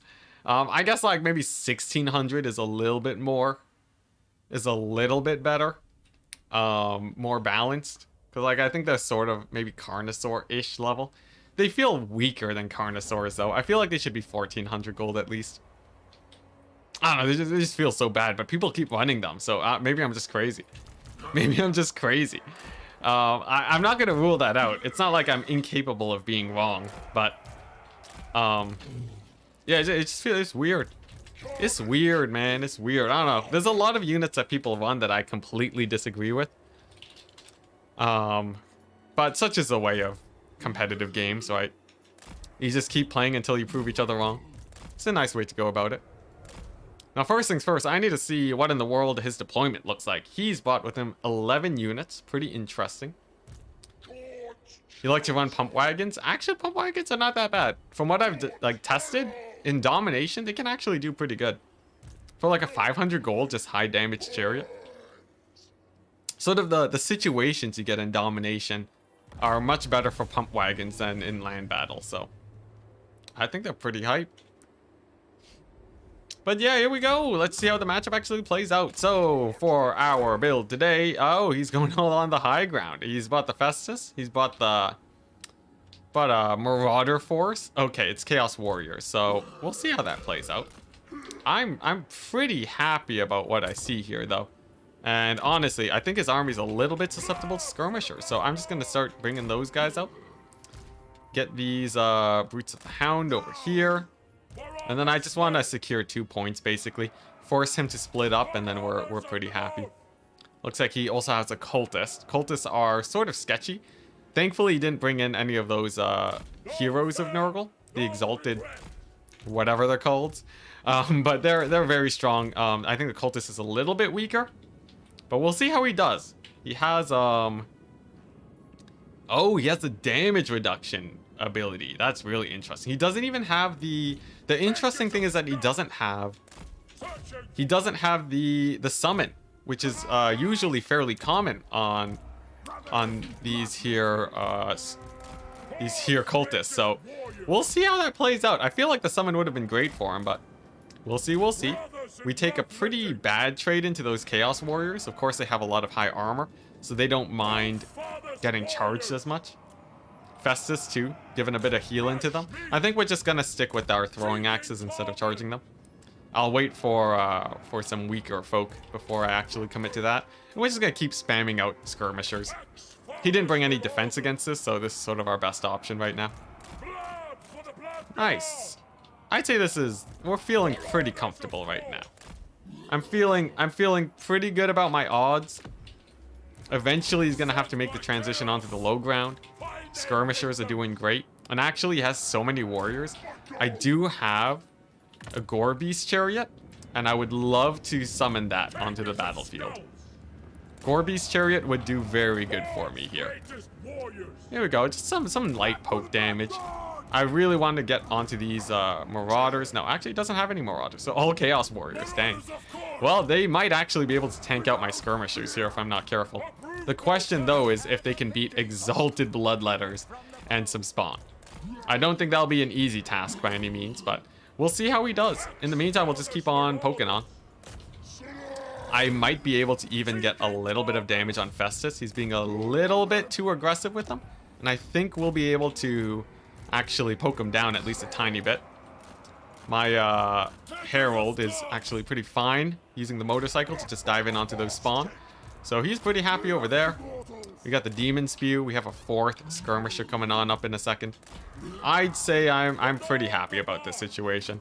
The fire damage on the throwing axes too is great against the healing of Nurgle. Reduces it by half. Makes Festus even worse than a Corpse Cart. Though I guess Corpse Carts would also suffer versus a build like this. I'd say we're doing pretty good. I'd say we're doing pretty good so far. I'm just sort of keeping him here. He has his cultist over here trying to get a bit of work in. But if I could just keep fighting where Festus isn't, I'm fairly comfortable. Let's not take a fight on the ramp though. Ramps do actually swing fights in the favor of the enemy pretty hard. Definitely don't want to do that. And instead we're just gonna summon some dogs. Some good old flesh hounds to get the poke in. And then we'll just see how this bottom fight goes. On the top, I think he's been whittled down enough where we can start taking this. And then, nice. We're just gonna hold over here in the open. It's great for my flesh hounds too, since they'll be able to really get a good surround on these chaos spawn.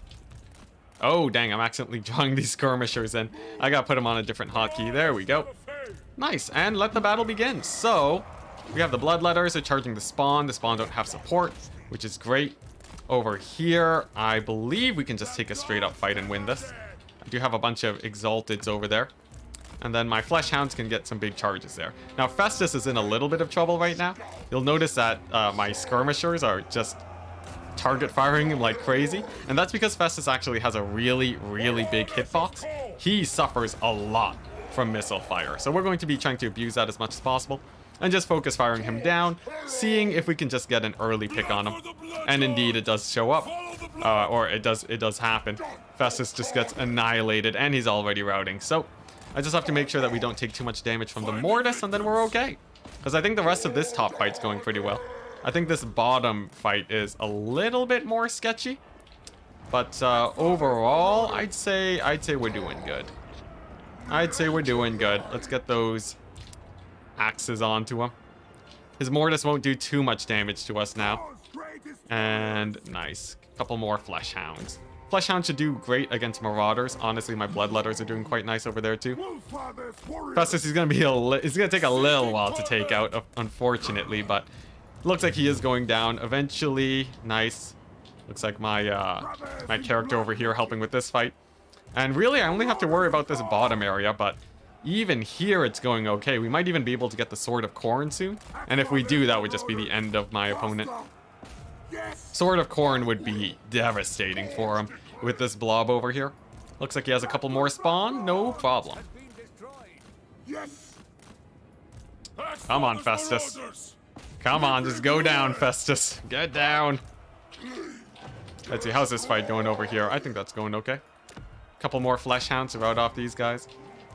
Man, he's still a tanky fellow, though, I must say. I must say, he's an incredibly tanky fellow while he's on the run. Alright, let's go over here. Now, our opponent did manage to get this low ground area. That's going to be a little bit painful for us. Not the end of the world. I will say the armor is helping him out a lot more than usual. Nurgle would usually crumple a lot faster to these sorts of guys, but overall, I think we're still good. Sword of Khorne almost activated. Come on. Yes, the Sword of Khorne. Let's bring down the sword. Alright, that should be a pretty big swing play. Over here, Festus is still alive. He just refuses to die. What a madman. Alright, nevertheless, we'll keep the fight. We missed the Sword of Khorne, though. Very unfortunate, but it does drop the leadership of these Forsaken, and that's going to make them a lot easier to rout. A single charge in the back will do it. I can tell it's based off their leadership. Far too low for them. Over here, the Exalted Bloodletters are doing great. And there we go. Festus is finally down. So, all we got to do is mop up the rest of the battle, and I think we did it. Yeah, I have a Discord called Enticity. It's a good one. It's a good one. You can check it out in the description. I actually have a link. But yeah, this was pretty brutal. I think the skirmishers really help things out, and honestly, the Exalted Bloodletters are still really good. The Exalted Bloodletters will just ruin the life of Nurgle. Really high DPS infantry tends to be quite good against Nurgle. So like Berserkers are great, Exalted Demon Nets, all of them devastating. And look at that poor Festus Only 370 value. Devastating. Meanwhile, I got my infantry. Oh my goodness, those exalted. It's exalted bloodletters. Jeez, that's a lot of value. Yeah. Pretty good game, pretty good game. I didn't even need to get my chariot out. I will say though, his warriors did put up a pretty good fight. They put up a pretty good fight. His cultists didn't really do anything though, unfortunately. But maybe there's something there to be said about spamming Nurgle Chosen and keeping them alive. Nevertheless, GG. Let's go ahead and get ourselves a new faction picking. There we go. Send the link to my opponent, and we can get the next match going. GG. What's the map? What's the map? The next map is Battle for Itza. Very fun map.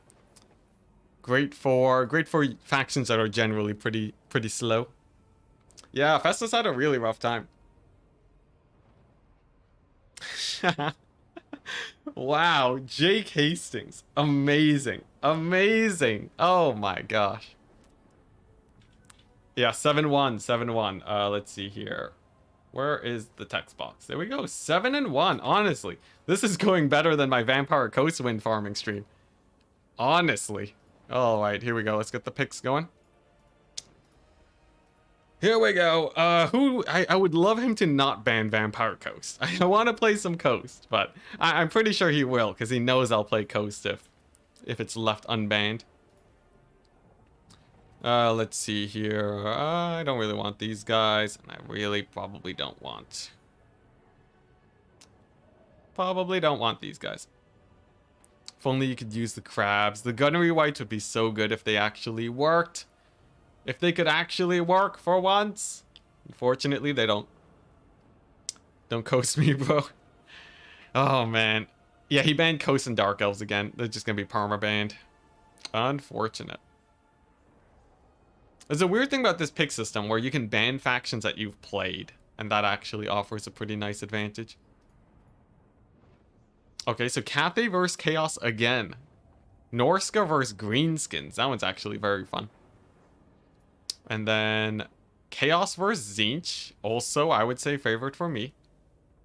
I'm calling it now. This one's Tomb Kings versus Tomb Kings. No, Tomb Kings versus Norska. I like that matchup too. Is there a single matchup I don't like? Who was I just playing as? Who was I just playing as? Khorne. There we go. Lizardmen into Tomb Kings. That's a terrible matchup for Lizardmen. Honestly, Lizardmen keep giving me bad matchups. Maybe I should stop playing them. Empire, maybe? Maybe a little bit of Empire action? Empire versus Legion of Chaos would be an interesting fight. If he thinks Legion of Chaos is actually good, I would love to play versus Demons of Chaos. Alright, final faction, guys. Maybe I'll throw in a Tzeentch there. People like to pick Tzeentch a lot. I haven't really been able to learn the Tzeentch very well. Some of the dwarves, nah. Dwarves are still so janky. I'm not a fan. They die to any faction. Well, in theory, they should have some matchups that are good for them. Maybe I'll throw them in for the next one, but not this one, not this one. All right, let's go ahead and save the build, or not the build, the picks. Throw up this real quick. All right, nice. So those are our options. I hope he gives me Demons of Chaos versus Empire. That would be great. A grudging. we can play dwarves later. It's okay. You don't gotta grudge me. We're fine. We're fine.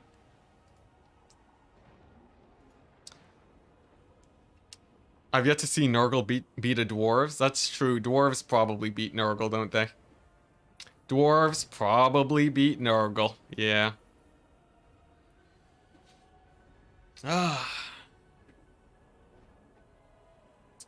I'm feeling good about these matchups. I would like Cathay Chaos.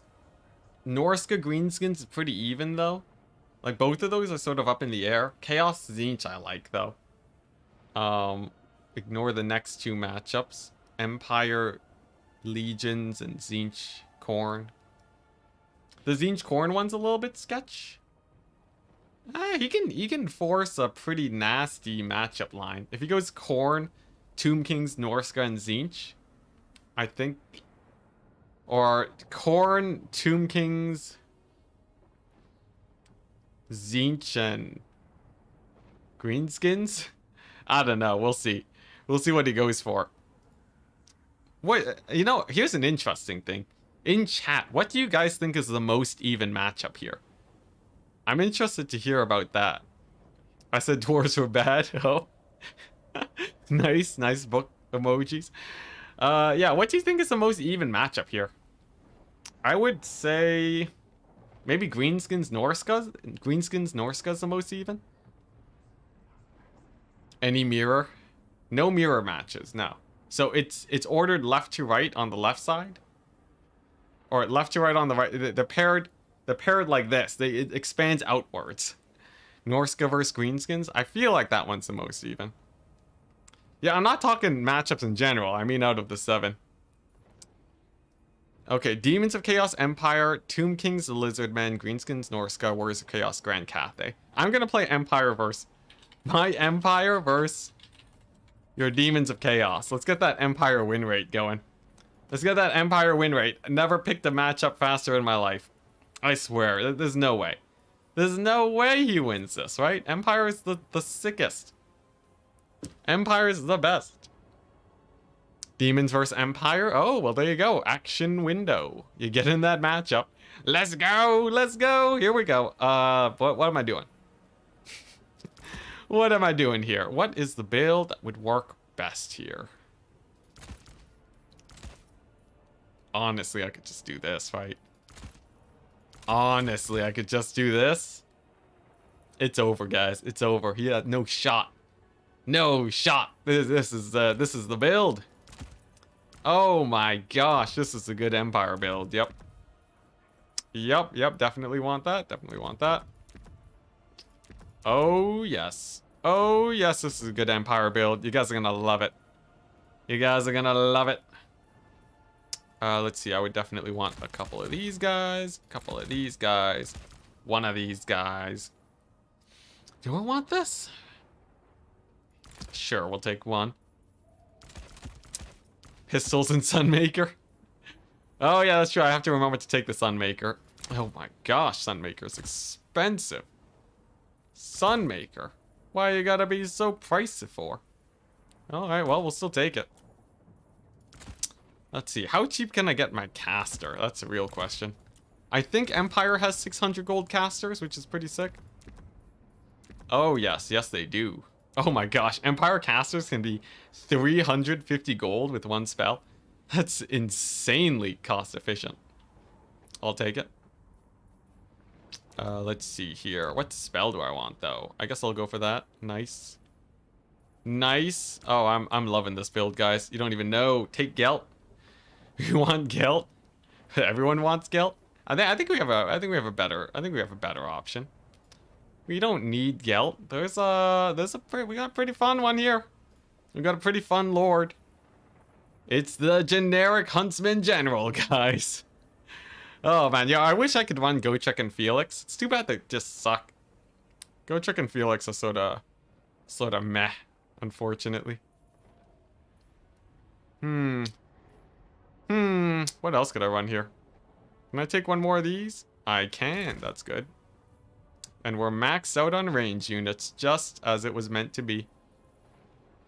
Ooh, honestly, are Flagellants good against Demons of Chaos? I feel like they were okay. Alright, I got a build. I think we got this. Boris, Toddy greater than Gelt. Really? Man, I'm seeing some weird suggestions. You guys are missing a very important legendary lord here. Very important legendary lord. Fire Wombo combo, I guess. Fire Wombo combo is sort of overrated, I think. A lot of people like these sort of Wombo combo buffs. That's like plus 40% damage. Oh yeah, look at that. Instead of hitting you for 300, it's 450. Boom. And then what? Oh, Jake just got timed out by Nightbot. Oh my gosh, what happened? What did you do, Jake? Spamming caps? Oh my gosh, I gotta remember to fix Nightbot again. Let me add it to the list. Fix Nightbot. There we go. Yeah, people care. Like they talk about these Wombo combos. That's like, yeah, look at that. It's like an extra couple hundred damage. And all I had to do was spend about 5,000 gold to get it together. You said Volkmar? You just said Volkmar? You only just said Volkmar and that's it? Oh my gosh, Nightbot. It's interesting though. Nightbot timed you out for 5 seconds. I don't know, because usually on YouTube I don't have the ability to time out only for 9 seconds. Or for 5 seconds. That's weird. Whatever. It did delete all of your messages though. I'm sorry, Jake. I'm sorry. Yeah, it hates it when people are excited. It hates it. The thing is, Nightbot doesn't even ban the Slanesh bots. Let's see here, Nightbot. Can I get this? Can I get Nightbot to, you know, ban the Slanesh bots? I feel like if anything, that's what it was sort of meant to do. Let's see, Nightbot, log in with YouTube. Am I doxing myself? Am I accidentally streaming me just logging into Nightbot right now? People are gonna take over the Nightbot, make it do horrendous things to the stream, just ban everybody. Here we go. Here we go. It begins. What round is this, by the way? This is the finals. This is the grand finals, and we're in our second match. If we can get 2 more wins, and we've won it. And for our build, we've bought the Hellstorm Rocket Battery, ROR, the Sunmaker, as many of you guys would like and enjoy. We've bought a skirmish build, because I am a skirmish slave. You guys know that for sure. And then we have a single handgunner here to defend this. If Be'lakor flies over, he's going to get a whole face of lead. What do you mean? What do you mean, what is that build? It's a friend's build. This is the Be'lakor Annihilator build. Be'lakor Destructo 2000, man. What do you mean? Why are you judging this build? This is sick. Come on, Demons of Chaos have, like, the worst skirmish ever, man. I'm gonna outrange the blues with the wagons, blow them up with the Hellstorm Rocket Battery. This is it. We even got the regrowth for France, man. He's gonna be a beast. Like, what was he at? Be'lakor? Nothing. He's doomed, man. He's doomed. He's got nothing over this. Alright, now what am I summoning? Let's see. I could get another Pistolier. That's not too bad. Oh, look at that. The dodge. The sick dodges. Oh my gosh, this guy. What am I supposed to do versus that? Honestly, he has a pretty slow rolling build. Blood Shrine of Corn. Not too scary. I think I just start spamming Huntsman. Because he went for mostly Nurgle units, so I'm sort of fine with that. Anyways, let's start bullying Be'lakor. Let's start bullying Be'lakor. Look at, he's dancing. We got him dancing. The war wagons are too scary for him. Literally, it's a full retreat. I'll take it. Now, as long as none of my units are out, Be'lakor won't actually heal. And as we all know, France is just an absolute unit, so I don't think we actually really have to worry about that. Okay, anyways, just gonna corner camp me? What is this? What is this? He's miles away, man. He's miles away. All right. Well, I guess what am I supposed to do with this? Well, these guys are pretty open to the Sunmaker. So I think I just pressure these guys with my skirmishers, push them all the way to the forest. You know your build is your build is good against your opponent when they just back off miles away. Now we'll see if he decides to commit to a full rush. Likelihood of that is actually fairly decent, so I have to be a little bit careful here. Let's see, and then I guess we just keep spamming ranged. Honestly, I could save up for a Hellblaster. I would love a Hellblaster right now. He doesn't have the mobility, right? So I can just Hellblaster him. Give him help. Alright, here we go. Let's bully some blues. Let's not get in range of them though.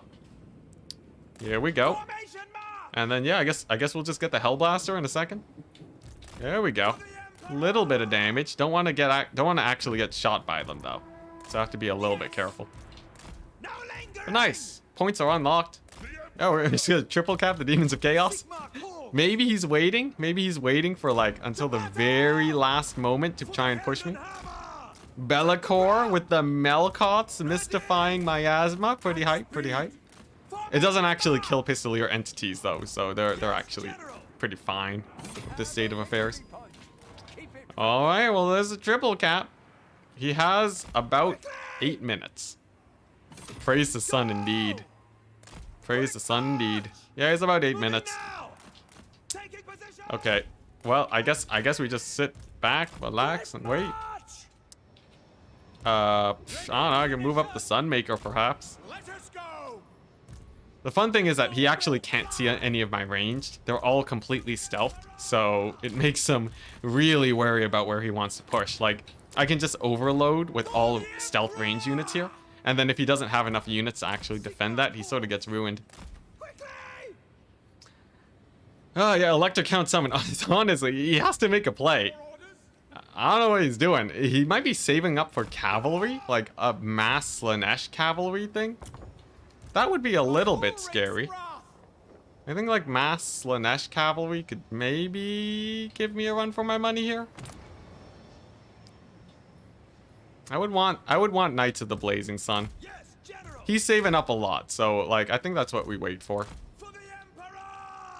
He's saving up for critical mass. Turin with the words of wisdom. I guess so. I guess so. Is the Demons of Chaos critical mass enough though?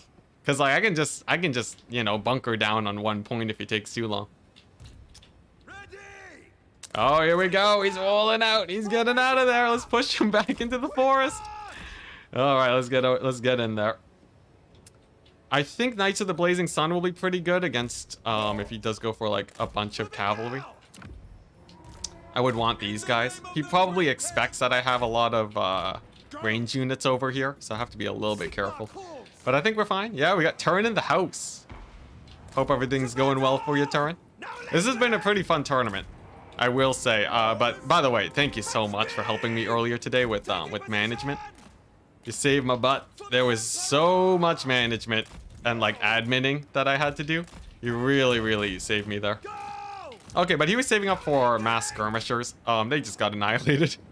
Seekers of Slanesh are incredibly expensive and also incredibly squishy. So they suffer a ton from Pistolier War Wagon.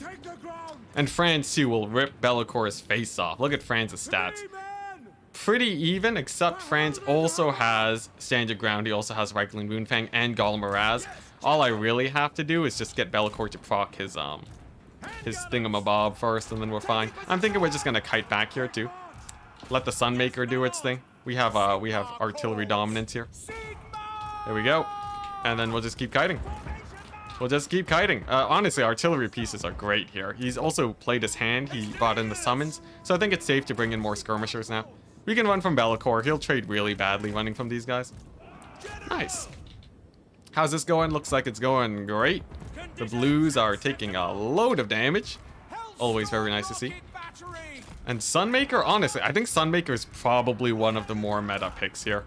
Sunmaker is an incredibly strong tool. Oh, dang. Seekers of Slanesh right on my knights. That's pretty brutal. But will Be'lakor be able to live? Is he going to proc his defensive matrix? Does he even have it? He doesn't. No, he does. Okay, he does have it. All right, well, we'll see how this goes then. Okay, and Be'lakor's on the run. He's running from France. I'll take it. Nice. This Hellblast is doing great too. Nice. France is just gonna chase down Be'lakor, I think. And then we can just kite down these Plague Bearers. Let's see here. More Empire Knights. Let's bring them in. Yeah, look at the Be'lakor. Oh, look at the poor Be'lakor. Now, he does catch my range units, and he does kill off my knights, so that is a little bit of cause for concern. Hellstorm rocket batteries have their work cut out for them, too. Let's go ahead and deal with these Hellstriders real quick. And then, here we go. Oh, dang. Fran's getting surrounded. Let's call in the artillery real quick. Let's overcast regrowth on him. Oh, dang, Fran's. Fran's not like this. Did I misplay? How badly did I just misplay? It depends. It depends on how good the artillery is, I guess. Let's see here. Another Empire Knight, perhaps? Come on, Franz. Come on. Oh, my gosh. We called in the artillery, but it wasn't enough.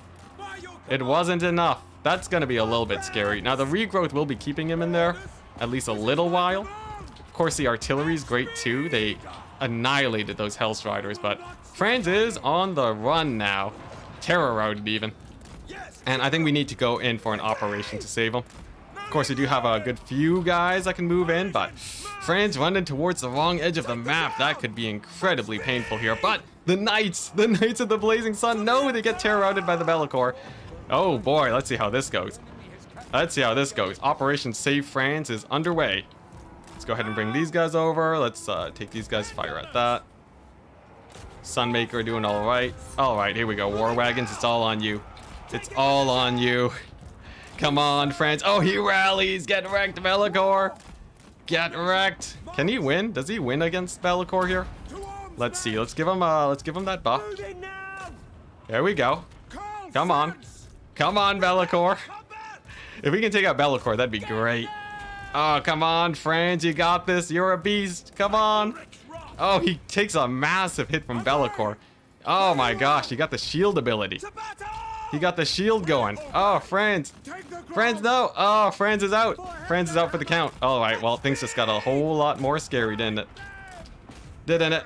Oh, man, I think he's gone. He's getting chased off by the Furies. Though we should be able to get vengeance.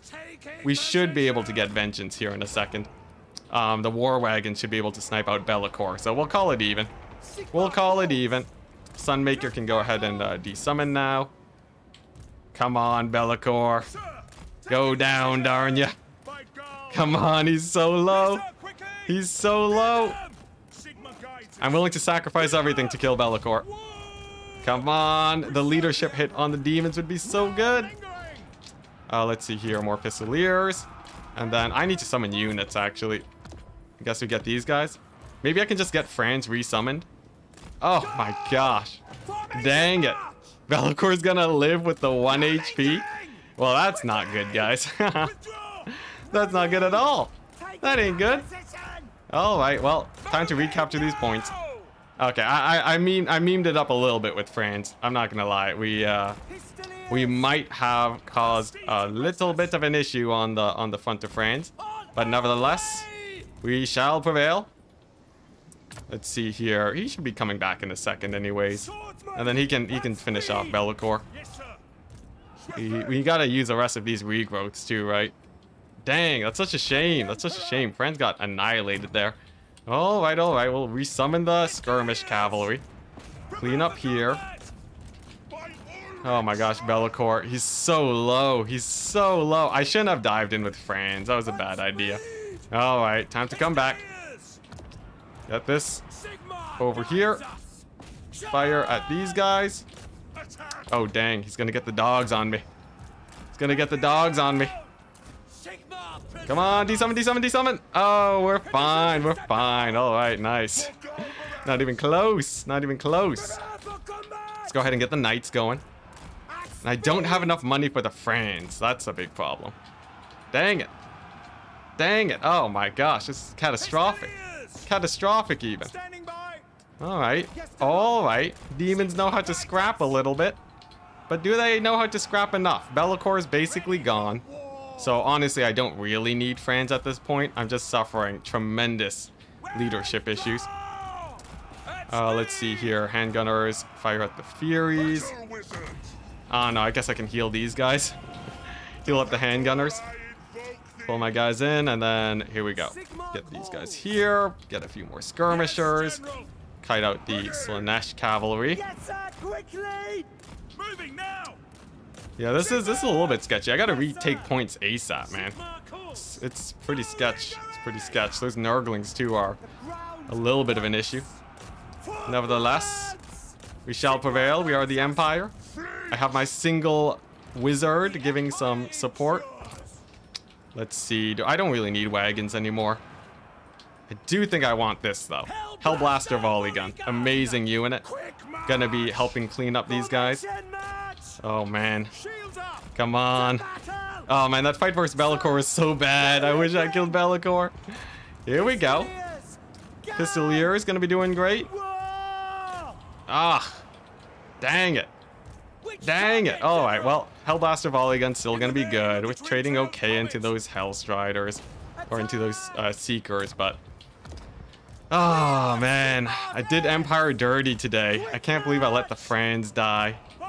I can't believe I let the Franz die. Had he lived, this would have been so much better. I got jebaited. I got jebaited. A lot is tied up into Bellicor. Yeah, I sent in France. He died. I got my guys charged by mobility.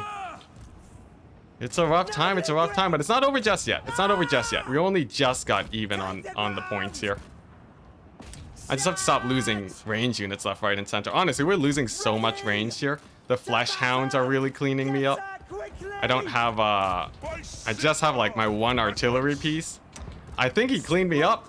I think he did it. I was too overconfident. Oh, brutal. The grenade launchers. Yeah. I went for the war wagons instead. All right, let's see what we got. What we got left? I got some skirmishers. I can go for this capture point over here. I can at least do that. Looks like the artillery is doing okay. Bright Wizard has nothing to heal though. That's a pain. Here we go. We got a couple more skirmishers here, and then I just gotta take his points. Just gotta take his points, spread them out a little bit, and then go from there. Keep my artillery safe for once. Then we'll be fine. We'll be fine. Let's see here. Yeah, I can even summon some Knights of the Blazing Sun soon. They'll be great. Look at that. Hellblasters firing away. It's nice and happy. We might be okay. I just gotta take this point really fast. Those Seekers of Slanesh are giving me a lot of trouble too. I think I want to spam spears. Get them out there. And then my Pistolier Corps over here should be able to kite these guys out. Single Huntsman too. Can sort of get a little bit of poke damage in. Nice. Okay, we got a few more range units back. Nice. 1 point captured. I'll take it. I'll take what I can take. Oh, or what I can get. All right. Nice. Now we just gotta wear him down. We just gotta wear him down and nice and slow. Hopefully I can catch out more of these guys. He's sort of lacking on the flesh hounds a little bit right now. I might be able to just block him up with spears and then do fine with that. Honestly, this Hellblaster volley gun's doing a lot of work for me. And if I can just keep those Seekers even a little bit distracted, that's a huge plus. I will need to stop flesh hounds from diving my backline though. That's always very painful. Okay, keep running from the Seekers. This is good. This is not bad. Let's see, go here, stop the flesh hounds. And then if I can get a Knights of the Blazing Sun up soon, that would be huge. Flesh hounds engaged on the spears. I'll take it. Okay, Pistolier is gonna do the sneaky beaky strat. Pull these guys back, and then... Ooh, it's gonna be a little bit sketchy. He pulled back his Hellstriders. I think a lot of them crumbled away, which is great. Okay, we can bait him into Empire Knights. This is good. Empire Knights are in. Look at that. The middle is sort of starting to falter, which is really good for me. I think I want to make a play for the middle while he's distracted over here. I think that's what we want to do. What do I want to heal? I don't know, the swordsmen, because they have capture weight, I guess. Yeah, we gotta go all in on this middle point. I think that's my out with all of these guys taking so much damage. Those Seekers are gonna be nasty for me though, but at least it's mostly Nurglings over here. Here we go. Get some poke going on those Seekers. He does have a lot of Seekers of Slanesh, but the Pistoliers are fairly proficient at kiting them. I think I gotta go for that left point instead. Okay, we don't have a lot of time. We have like 50 seconds. Get over here. Push past those Nurglings. More Empire Knights. Get onto that darn point. Get onto that darn point. There we go. Yeah, just spill in. It's fine. Just some Nurglings. Not a problem. Oh man, we're not gonna have enough. We almost came back too, despite our misplay. I'm not gonna lie. That was still a pretty close game, but unfortunately, losing the Franz was a little bit too much. Loss of Franz was just a little bit too much. Oh my goodness, we lost the Demons of Chaos. What a tragedy. What an absolute tragedy. Oh my gosh. I played that terribly. This is why I gotta get more Empire games. Dang. Fourth quarter Seekers. Yeah, they really mauled my cavalry there. Well played. Oh my gosh, Be'lakor was so close to dying. If he had just crumbled away, we also would have won. Dang. All right. All right, lesson learned, lesson learned.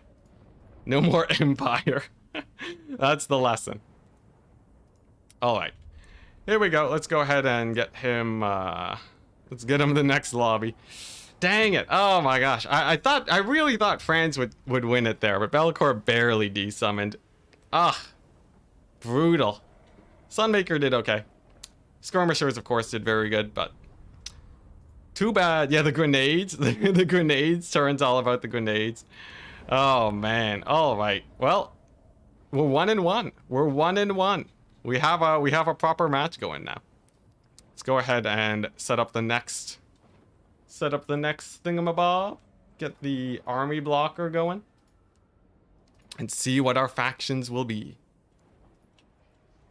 Gee.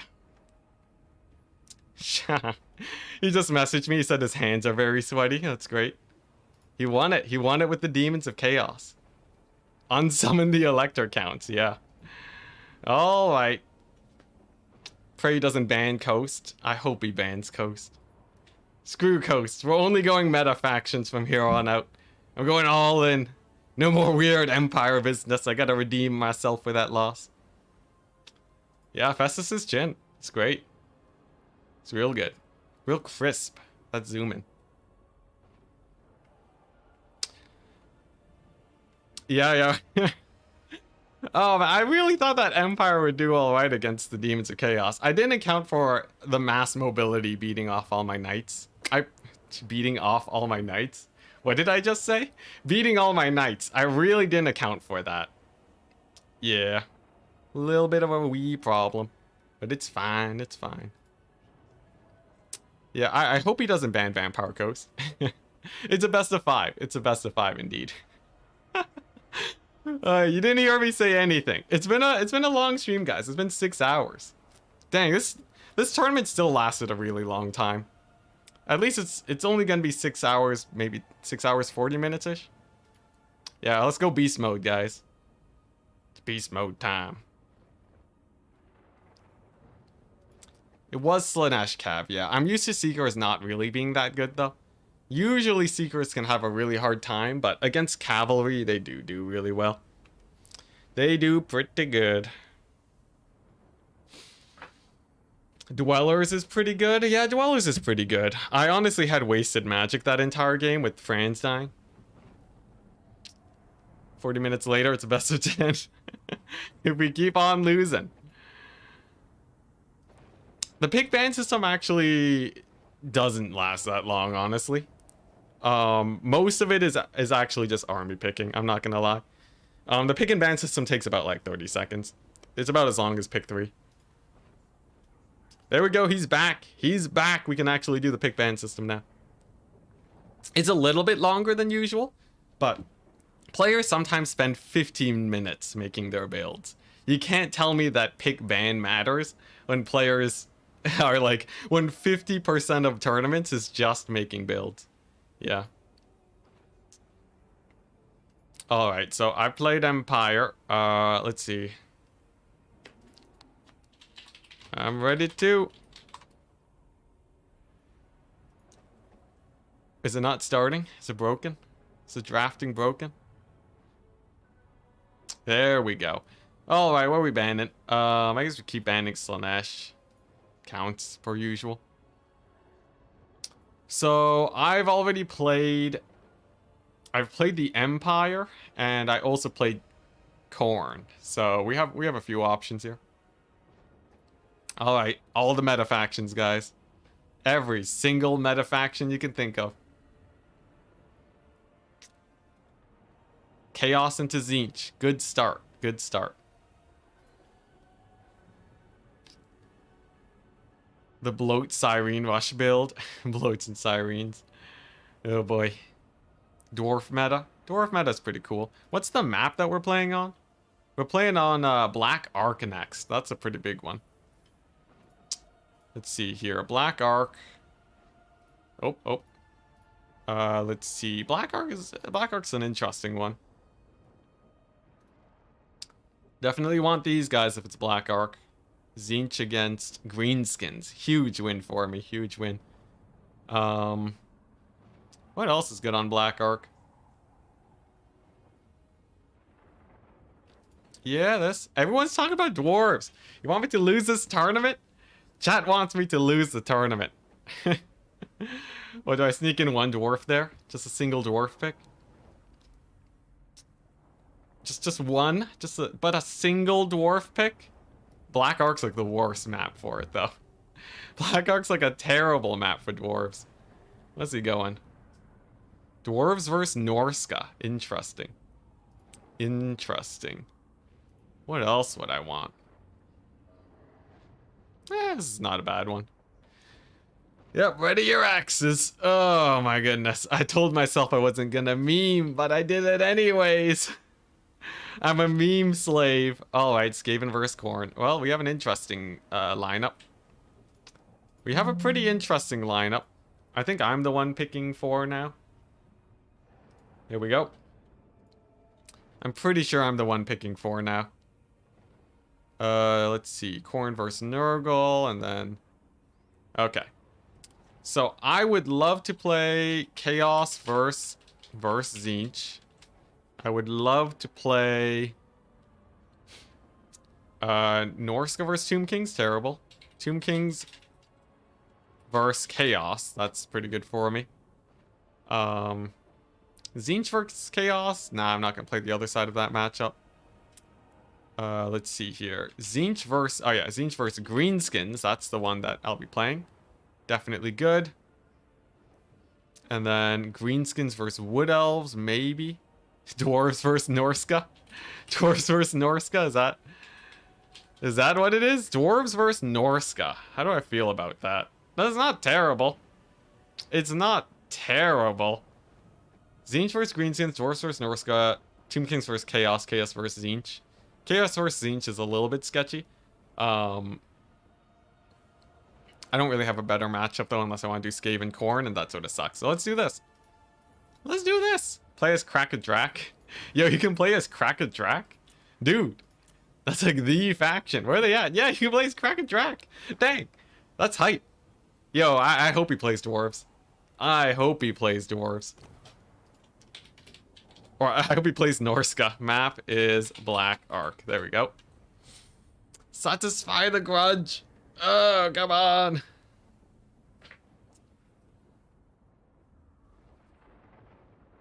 I think dwarves can do okay versus Norska on a map like this. You can have really well defended artillery. You can spam gyrocopters. It's not a bad time. I think dwarves are pretty happy about this. Yeah, they have wronged us. They have wronged the way they say it. The R is like really well said.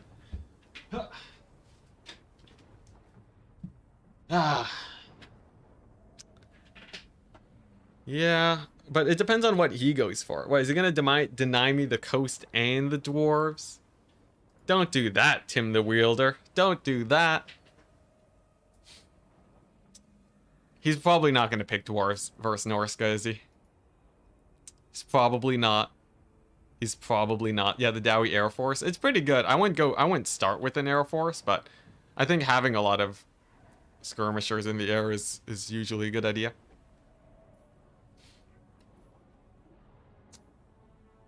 You had to go attend an emergency. Oh, dang. Skaven versus Khorne. I think Khorne Fleshhounds really mess up Skaven. Fleshhounds are a really, really hard tool for you too. It's meant for me, I see. Skaven don't really have a great answer to Fleshhounds. They're incredibly tanky. So I'm not a huge fan of them.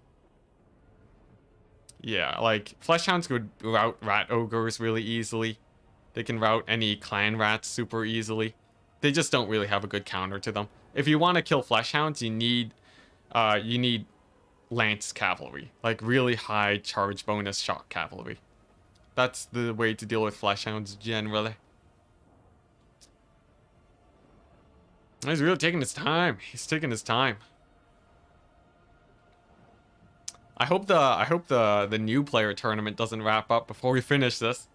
Though I guess I don't want to be streaming for too long today, do I? Yeah, the new player tournament's already almost in their finals. Dang, we might not be able to cast it, unfortunately. How about Greenskins versus Wood Elves? I think it's good for the Greenskins, but there's a lot of shenanigans that go on now. So I feel like it's I'm not sure how I feel about it. I haven't played it.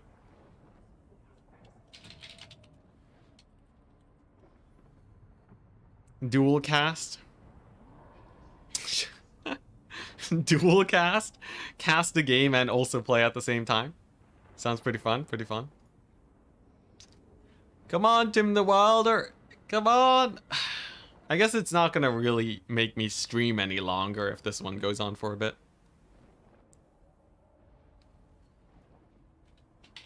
Have a pick. Let's go ahead and message him. Who's streaming the new player tournament? No one, unfortunately. I couldn't find a caster, sadly. Yeah. I asked around, but we didn't have any. In the future, I would love to have a caster, though. Would make management a lot easier, too, because they can sort of help admin. He's thinking. He's thinking about what matchup he wants. Come on, Tim. There's no prize. There's no prize other than a tournament win. I guess that does help you qualify to get into, It does help him qualify into, like, Turn's crazy final tournament thing, so... There is that. There is that. So, there's a lot of stakes for him. For me, I just have my pride on the line, so... I'm gonna be playing all out from here on.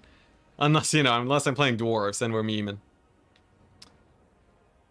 I think the dwarves are pretty good. They have, like, they got a lot. If he plays greenskins into Tzeentch, I think that would be really interesting. I have no idea how that one would pan out. I would say it's still Tzeentch favored. Of course, I picked the matchup, but... Tomb Kings vs. Chaos is a really fun one, too. That could go either way, depending on how well he plays it.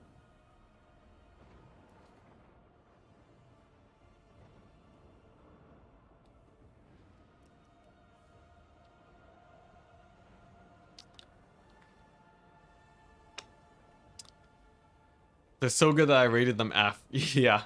Yeah, I put Norska really... Wait, no, did I rate... No, I put Dwarves F, right? But Domination has changed since then, so I feel like I'm absolved of my commitments and my votes.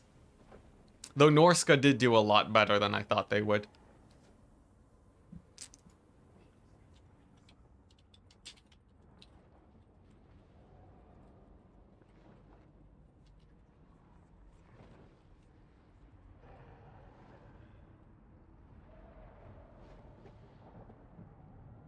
Yeah. Just letting him know that he's got to pick a faction. You can't take 5 minutes to pick a faction. Because then we gotta do builds too, man. Then we have to do builds. New tier list time with Turin. Yo, that'd be fun. I still have no idea who's the strong... Well, I have a good idea of who's probably top, but I'm sure I'll get at least one faction wrong. He's going Chaos. Alright. He didn't go for the Dwarves, guys. Alright, well... We're gonna go for the Tomb Kings. Tomb Kings, obviously, extremely strong in the meta right now. In fact, they're a faction that we haven't even played yet because they've always gone banned. So, let's see how well they do. Chaos is an interesting one to face, but I think overall Tomb Kings are pretty happy about this matchup. He's trying to figure out how to beat dwarves with Norska. Oh my gosh, there was no chance, my dude. There was no chance. Yeah, no Dowie, man. He should have gone for it. He should have gone for it. But anyways, let's get the pick phase out of the way. He's playing as Chaos. Chaos have a couple guys that are... I'm not too worried about Chaos. I think we're sort of fine against them. I think we're pretty happy going up against Chaos, honestly. They're not super duper scary. Tomb Kings, of course, they got really good cavalry. The Nahakara Horsemen will still lose versus Hellstriders, but generally they can trade pretty well. Can take some of this, and then what do I want as a front line? That's the real question. I guess I can sort of figure something out. I guess I do need terror, don't I? Let's see. Let's see. Okay, this is perfect. Okay. Spending is looking good. I'd say I'm not entirely sure how favored this is for Tomb Kings, but I feel like from what I've experienced, I feel like it's Tomb King's favored. Maybe I'm just crazy though, but it feels pretty good for Tomb Kings overall. Pick Exiles of Nehek. Oh yeah, let's get Deserters of Kodtep, the Sentinels. Which one's Exiles of Nehek? Followers of Nagash. Ah, there we go. There we go. Yeah, bring in Kodtep, DJ Kodtep. Oh man. I guess he might bring in Furies. Furies are pretty scary. Honestly, I'm looking at my build right now and I'm pretty happy with what I got. I'm pretty happy with what I got. This here would be a foolproof build. Let's try it. Let's try it.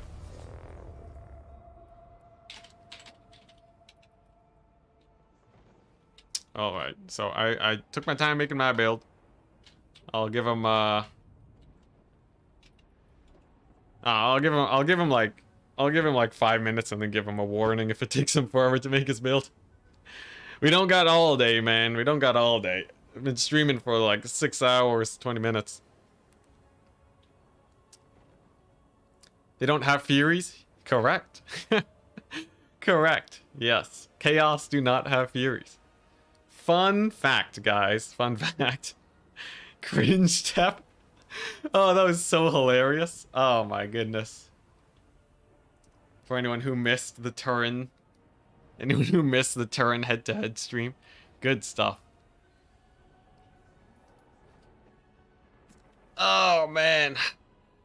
I think we should be fine though. I've played against Chaos a few times now, and usually I feel like I'm pretty happy playing on the Tomb King side of things.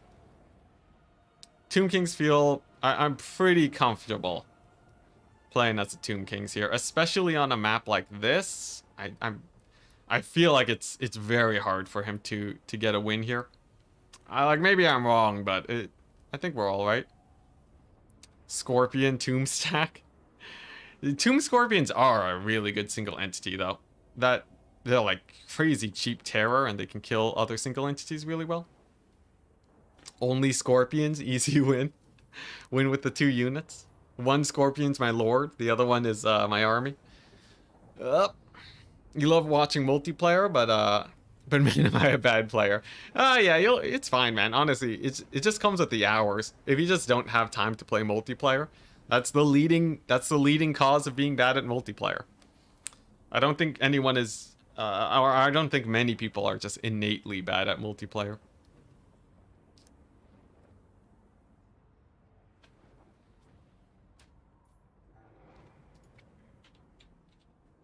Queen Khalida.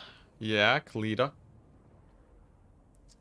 Enticity, how many hours do I have in Warhammer 3? Well, let's take a quick look.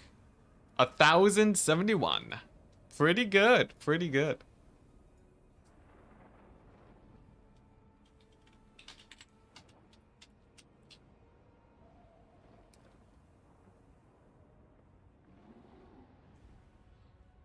Yeah. I don't want to rush this guy too much, right? I don't want to rush him too much, but let's see. How's the newbie tournament going? I think we call it a loss on the newbie tournament. And this one will end at about the same time. On the newbie tournament hasn't even... They're still playing the semis in that. So I guess we might still finish this in time for that. So I'll sort of time it so that maybe both of them finish at the same time. Yeah, almost a full-time job since launch, I know, right? If I didn't have my milk, I'd be dead. Oh, we're out of milk. Sad times, sad times. But like, I gotta eat dinner, guys. I started at 1, it's 7:20. I need some din. It's too long. It's been too long.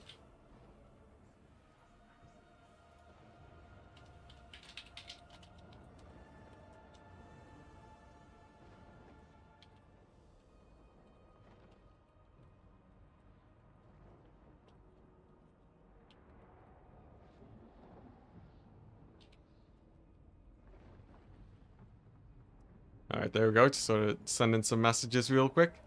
How many hours? Oh no, already answered that one. 71 of those hours is staring at Festus. Only 71. That seems low.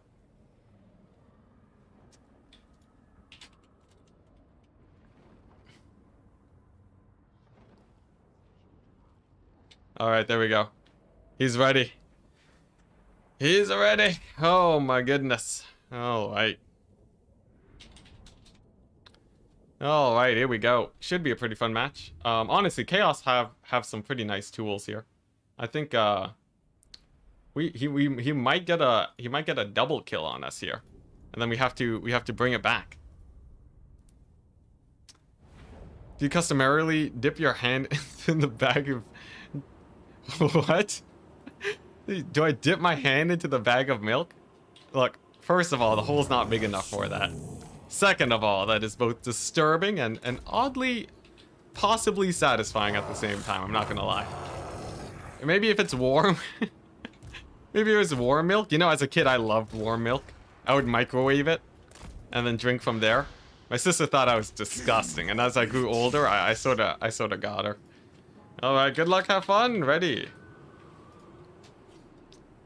All right, here we go. So I brought with me a huge infantry build and some ranged. I'm just gonna poke him to death. That's more or less the plan.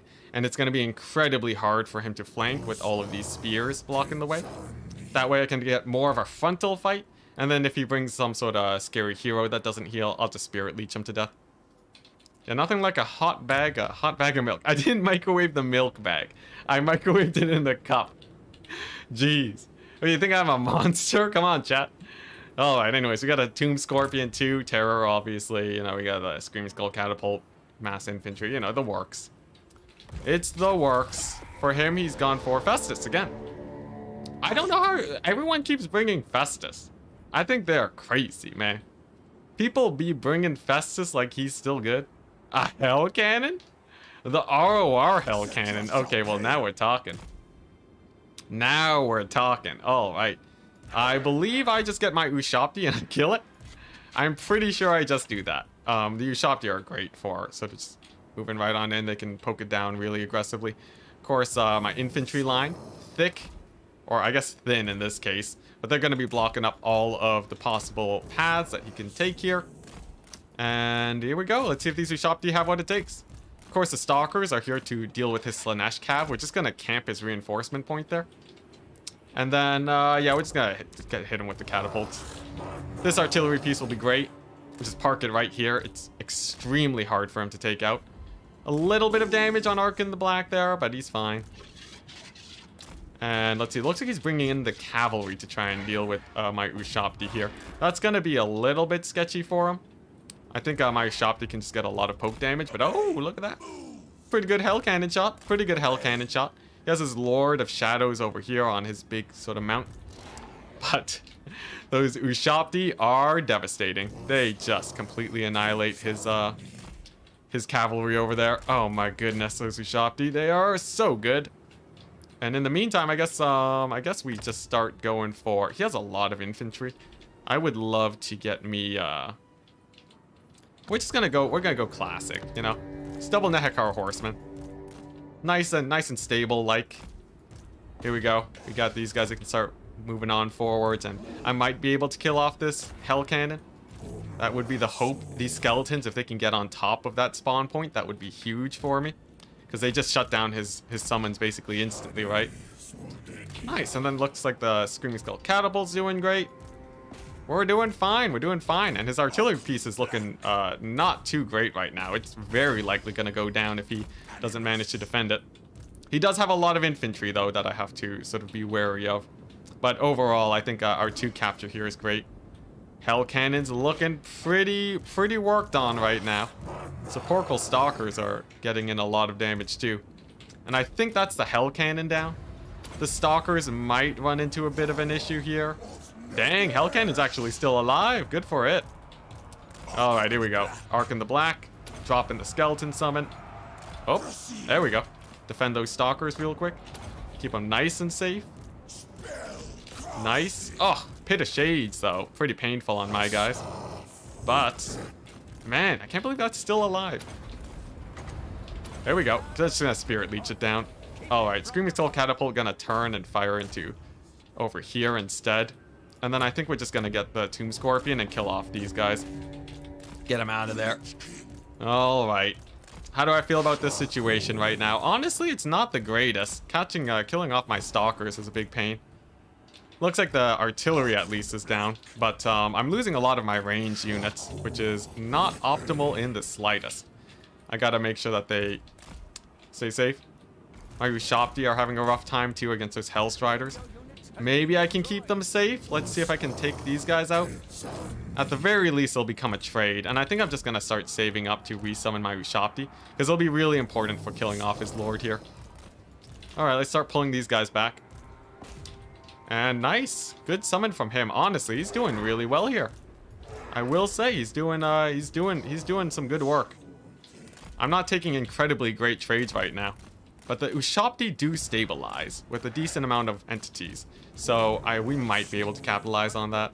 Let's get the skeleton to a little bit of a safer position. Get these Ushopti great bows here, and then just start Spirit Leech spamming his lord. I think the Lord Snipe is going to be one of the main tools here for our success.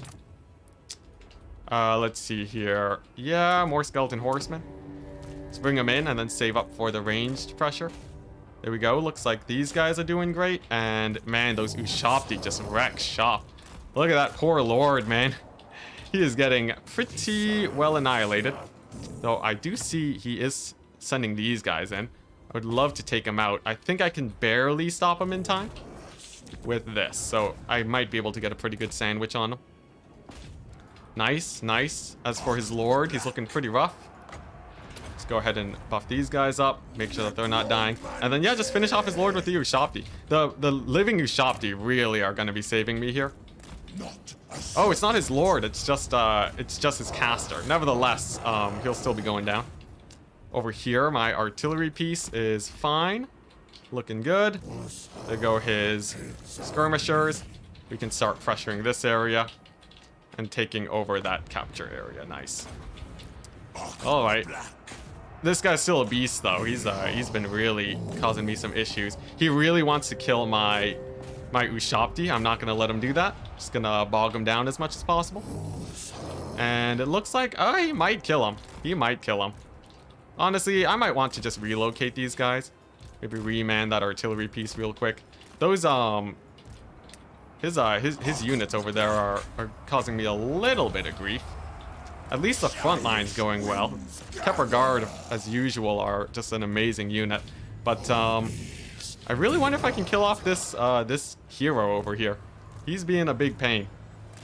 We are capturing over here, which is great. I guess we just keep shutting down his cavalry in case they show up. The Ushopti are getting mortised, so we want to get out of here as soon as possible. And then I just got to get my stalkers out. There we go. We got them back. They should be able to kill off those horsemen nice and easy like. And then I should hopefully be able to take out his caster from there. Okay. I'd say things are looking okay for us. Trading's looking pretty good, though it's always a little bit weird with Festus running around. We are trading really well here, actually. You know what? Honestly, this is going fairly well, I would say. Yeah, it's going fairly well. It's mostly like Festus is a little bit scary, but he's not doing too much. My Kepler Guard are doing great. The exalted aspiring champions over there are actually doing really well for themselves, but I don't think that'll really be enough for my opponent to win it here. Yeah, and look at that. His lord is nearly down. We're pushing in the middle. Of those Marauder great weapons. Nothing too scary. Yeah, and then we got our stalkers moving over here too to sort of clean up shop. Arc in the Black can kill Festus. Nice. And I think it's time we bring in our own skirmishers now. It's a little bit of a weird decision, but I think it's important for us. Here we go. We should be able to rout off those horsemen, and the stalkers can finally kill off his caster. It's been a thorn in my side for this entire game. It's from my artillery piece. We can keep pressuring his infantry there. He did a nice rotation, which caused me a lot of issues, but we're still fine. Arc in the Black, a couple more Spirit Leeches. Nice. And then, nice. There we go. Caster almost very, very nearly down. Sweet, he's down, and now we can start focusing on Festus. Very, very nice. Man, this was a grind, though, I will say. He did a good job. Oh, look at that. He has some Hellstriders. I'll have to catch him with my skirmishers, probably. Let's chase this guy off. And then blob up less for Festus. Jeez Louise. Alright, here we go. Let's see here. Desummon. There we go. Barely got that desummon off. And then I can just sort of kite out these Hellstriders. Nice, nice. And he's going down to the Tomb Scorpion to regroup with most of my melee folk. Get them all over here. One more Spirit Leech for the road. Finally, he's down. Man, he was such a tanky fellow. I gotta say, he was incredibly tanky. Over here, though, we're mostly fine. We have the double cap. I'm not that worried about Festus, honestly. I should be able to just start Spirit Leeching him down in a second. And I think we'll do just that. I can bring in my Stalkers, too, to finish him off, so not too worried about that. And then, yeah, we'll just keep kiting out these Hellstriders. Gotta be really careful about the Hellstriders. They can give you a lot of grief if you're not careful. Oh, dang, he's sort of really in here. Let's get the Skeleton Summon on him. That'll hurt him a lot. Basically killing off all of his skirmishers. He's sacrificing a lot just to stop my Stalkers from firing, which is a very good play, but in the end, I don't think that'll really be saving him here. Couple Skeletons to hold the point.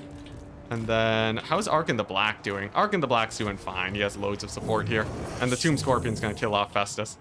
There we go. Second game where we've been able to kill off Festus like this. His Aspiring Champions did stop me from getting this point for a while. It was sort of an even trade there, but in the end, they sort of really didn't do too much. And I think that's it. Yeah, Tomb King's huge value lead too. Oh my goodness. That's a very big value lead for us. Let's see. Yeah, I think we're fine. The thing is, the Stalkers are so good at dealing with they're so good at dealing with the Hellstriders. It really makes Tomb Kings a force to be reckoned with. Speaking of Hellstriders, gotta finish these guys off. Yeah, Festus' chin too big. The hitbox on it is too massive. Alright, how's Ark in the Black doing? He's doing alright. Festus is nearly down. And then, I don't know, I don't really have much else to kill off those guys. I guess I can start summoning cavalry here to kill off these. Yeah, cavalry just to clean up the last point to seal the deal. Oh, he is stopping up that Tomb Scorpion. Not enough, though, not enough. That's another nice hit on the Tomb Scorpion, too. Ooh, alright. Pretty good. Pretty good game. Pretty good game. Yeah, if the Ushabti had lived, it would have been even worse, too. The Ushabti are really, really, really good for sniping out targets. I misplayed them trying to snipe out that Hell Cannon. Like, I technically did kill the Hell Cannon in the end, but that was obviously a big misplay. Come on, Festus. I don't want to lose a game again just because I don't manage to kill off someone's Lord. Not again. Not again. There we go. Festus is down. So now we're just going to be seeing terror routes like crazy on my opponent. And we captured this point. Sweet. Sweet, sweet, sweet. Yeah. Tomb Kings are a menace, guys. Tomb Kings are a menace. There we go. GG. GG, well played. Oh man, the Slanesh, or I don't know if that was a Slanesh caster. I think it was. I'm assuming it was, yeah, Slanesh caster. This was good. He was a pain. He did a really good job shutting down my Ushabti, but look at that. They still got so much value between these two. And then in the end, he just had no infantry to really fight. Aspiring Champions sort of out of position, but still though, very fun scrap. Very, very fun scrap. GG. Alright, so we are now one game away from winning. Death Pass is the next map. Next map, Death Pass. Let's see. So I've played Tomb Kings, so no more Tomb Kings, no more Empire, no more... What was the first matchup? Empire and Khorne. Okay, so... Yep. So no more Tomb Kings, Empire, and Khorne. That's fairly easy, yeah. Let's see here. Let's get the draft set up. And then hopefully it all goes well. Send them the draft.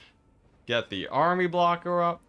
I'm sort of getting more into the role of things. If as long as I don't have to admin other people's games, sort of managing like the screen blockers and the pick ban and showing that off is getting more comfortable. And then I just have to be a little bit better about adminning, I think, or just hiring some admins. And by hiring, I mean asking very politely. Yeah, just gonna go for the Slanesh Counts ban again. Yeah, Slanesh Caster on the Shrine. It did very well, but the Ushapti just annihilated him. That was real brutal. Alright, what's he gonna play? He banned Counts and Counts and Dark Elves again. Pretty standard bans against me from what I've seen. Zenford's Tomb Kings is an interesting one.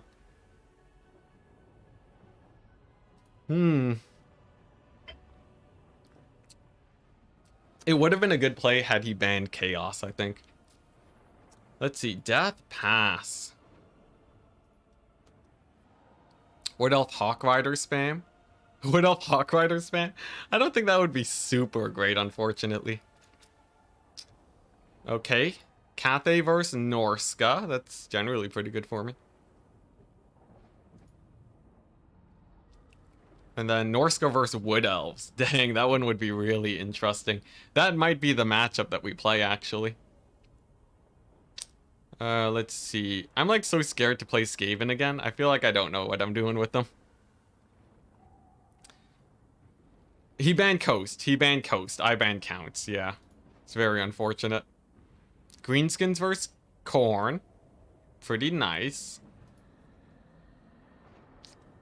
I think we got a pretty good chance here.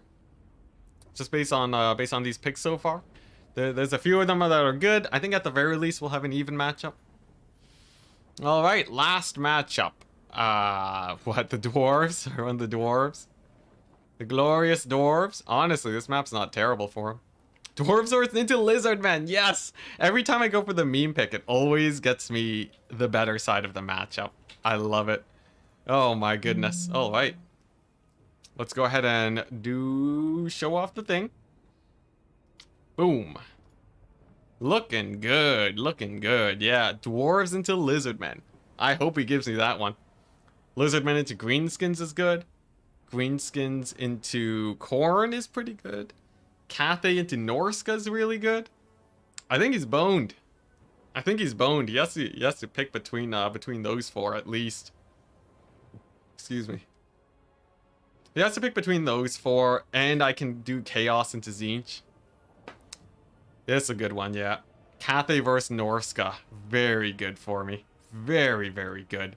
Norska has no shot against Cathay, man. Not with the new patch. Because he can just spam artillery and just hide behind them the entire game. This map is extremely good for artillery, too. This is like... This is as good as it gets. If I don't win here, I'd be surprised. I'd be throwing. That's what it'd be.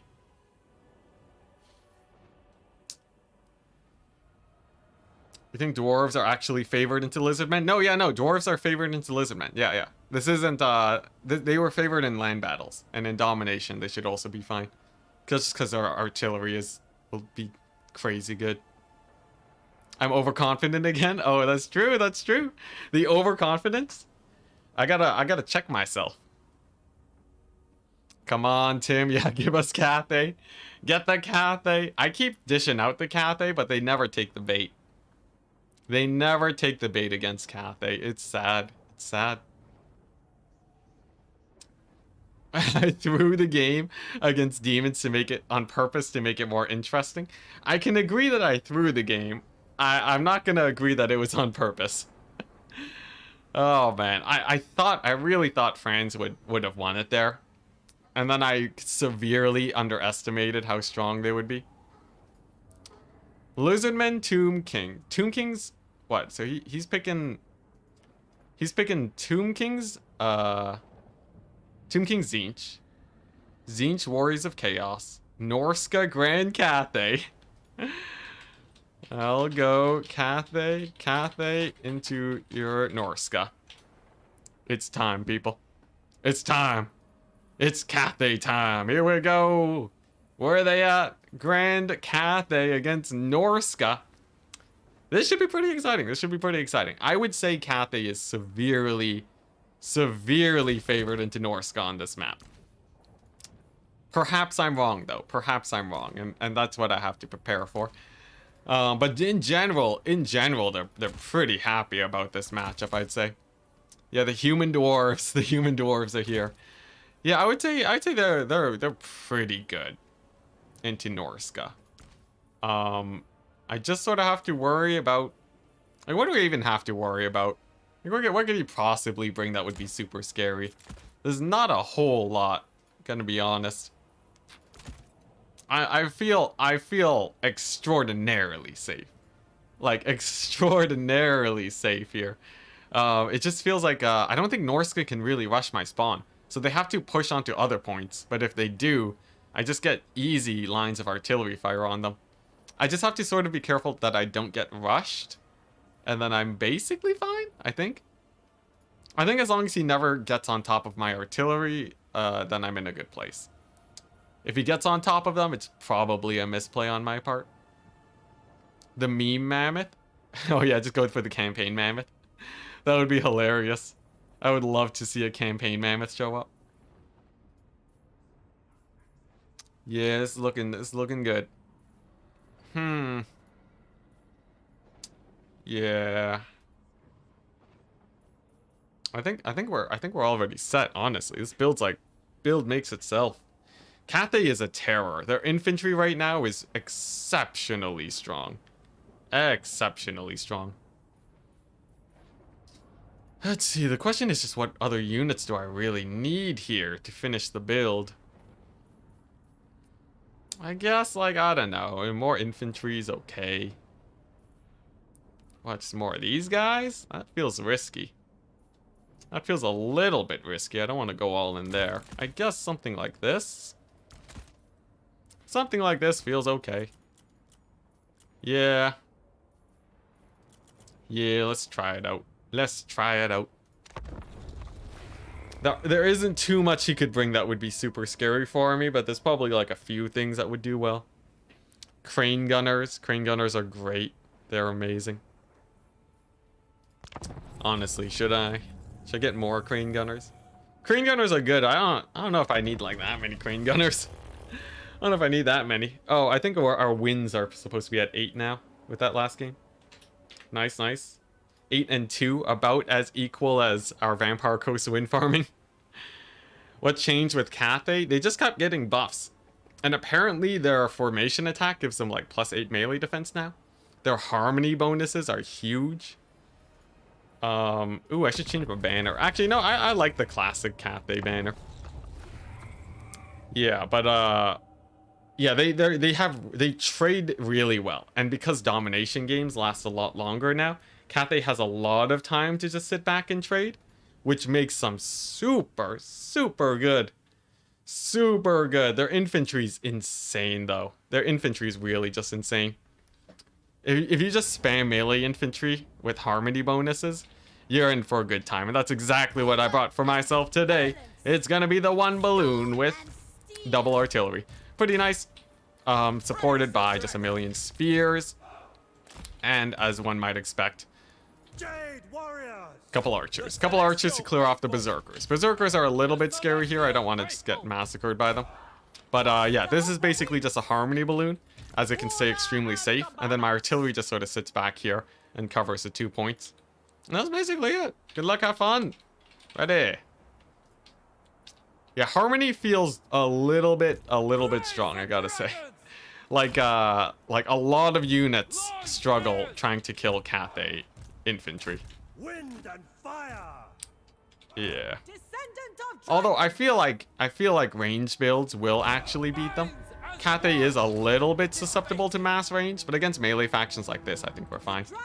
Alright, and it looks like pretty standard, nothing too crazy here. He's going for the backline forest deployment like he did last time. Let's not fall into the same traps that we did before.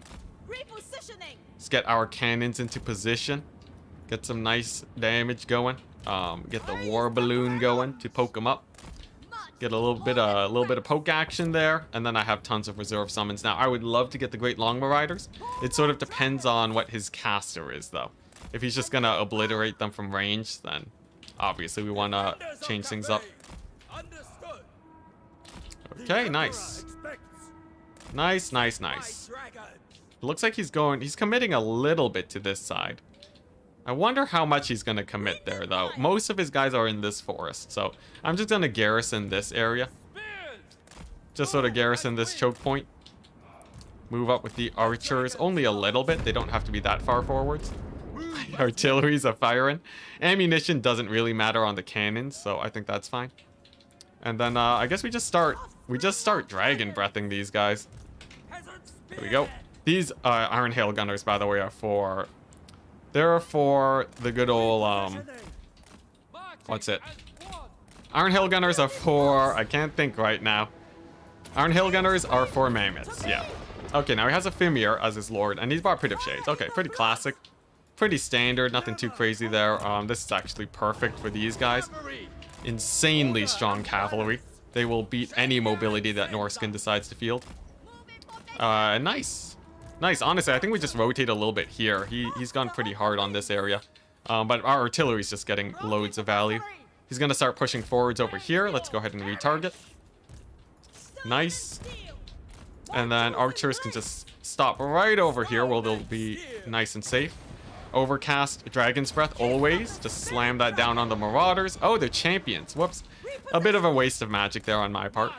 Still totally fine, though. And then nice, we have Harmony boosted spears and warriors over there. Looking pretty happy. And it looks like he's going to be going in for the big fight here. So, I would like to get more infantry. Cathay works really well if you have a lot of infantry to support, with only a few range units. Really hammering a lot of positions. Over here, it looks like he's going for the Marauder Horsemen in this area. Interesting. And we'll see how this fighting goes. Honestly, it could be a little bit sketchy. He's probably going to capture the point right away, which is a little bit spicy. But, like, man, they're just taking so much damage on the advance. It's brutal. Some Marauder Horsemen here, too, won't really fare too well against my artillery. They'll do a bit of damage to the spears, but that's fine. Nice, and we're just going to sit here with the Harmony Balloon. Basically untouchable. Let's see, and I'm sort of looking for that big Pit of Shades. I know he's really itching for it. And I would love, love, love to counter it with what's it, the Jade Shield. Oh, it looks like he's going for the gap. That's a pretty nice play. That's a pretty nice play. I should be able to block that up, though. So I'm not especially worried.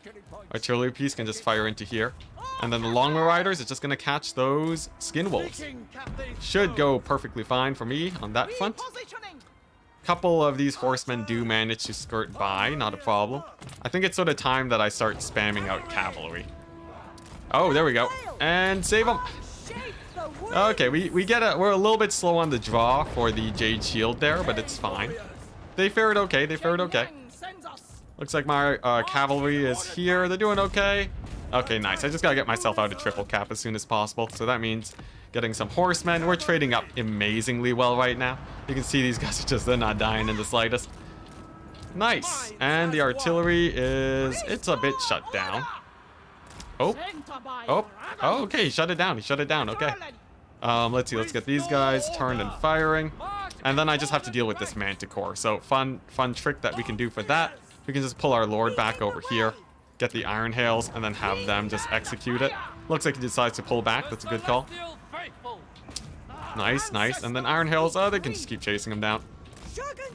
Yeah, I just have to worry about actually capturing points now, because I don't want to fall too far behind. A triple cap would be exceptionally difficult for us to pull off here. So we got to be a bit careful, but I think the trading's going fine. Trading's going fine. We got another Dragon Breath we can throw down here. I guess onto these guys since they're about to rout. My Longbow Riders, honestly, I sort of threw them away. I didn't really treat them as well as I should have, but we still have a huge lead here. Oh dang, another Pit of Shades. Catches my my Jade Warriors. That's gonna be pretty painful. Though I think we're gonna get the pick on his Lord now. Let's see here. Let's keep getting Iron Hail Gunners. Pull them forwards. And then artillery can start picking off his Lord here. We have our War Balloon on it too. Should be good. And man, look at the leadership on these Jade Warriors. With the gold chevrons, they do not rout ever. Oh my gosh. Look at that. My Jade Warriors have been fighting here since the beginning of the battle. Oh my goodness, that's devastating. All right, well, We'll keep it up then. Yeah, we got a nice breath attack over there. This is pretty contended. I think we're gonna go for a cavalry summon on the flank. And that should distract enough units. Yeah, he just summoned 2 berserkers, so he has no money left. Double peasant horseman steal. Always pretty nice. And then we just have the cannons killing off his lord. Yeah, he's gone. He's gone. He's shattered. Oh my gosh. Yeah, this is just brutal. This choke point is so good. And we have so many harmony bonuses going on right now. I just don't think Norska has what it takes to win this one. I think we done did it. Another horseman to speed up this capture as fast as possible. Here we go. A couple marauders slipping through the cracks. But the Iron Hails are gonna put a quick stop to that. Nice. And yeah, it's just mass routes over here. We just traded up. We traded up insanely well. He's gonna summon a couple marauders, but that's fine. And with a lot of time to spare, he's basically army wiped. This one Jade Warrior is insane. They didn't pay for themselves because of chevrons, but they held the line there for 7 minutes almost. 7 minutes. They're basically unbreakable. Yeah, that's brutal. That's brutal. The breath attacks were huge though. Look at that value.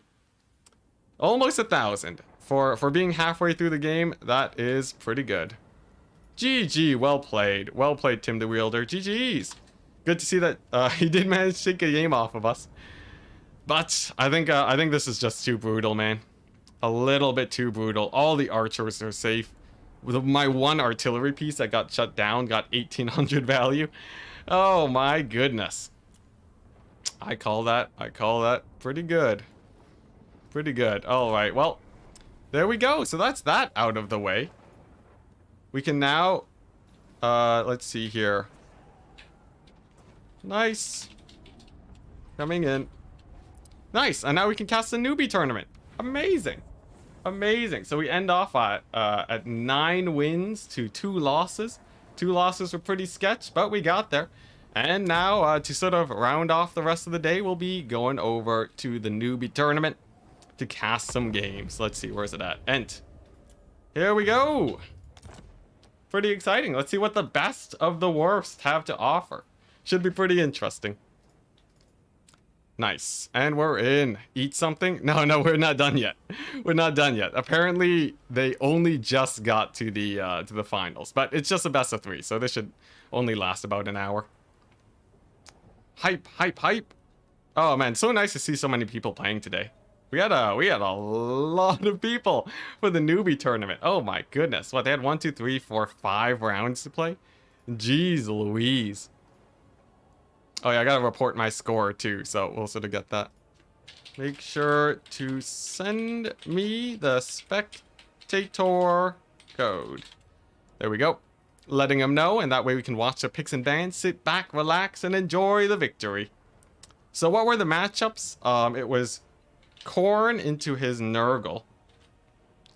And then we lost a game. Let's see, we won with Tomb Kings. We won with Tomb Kings into his Chaos.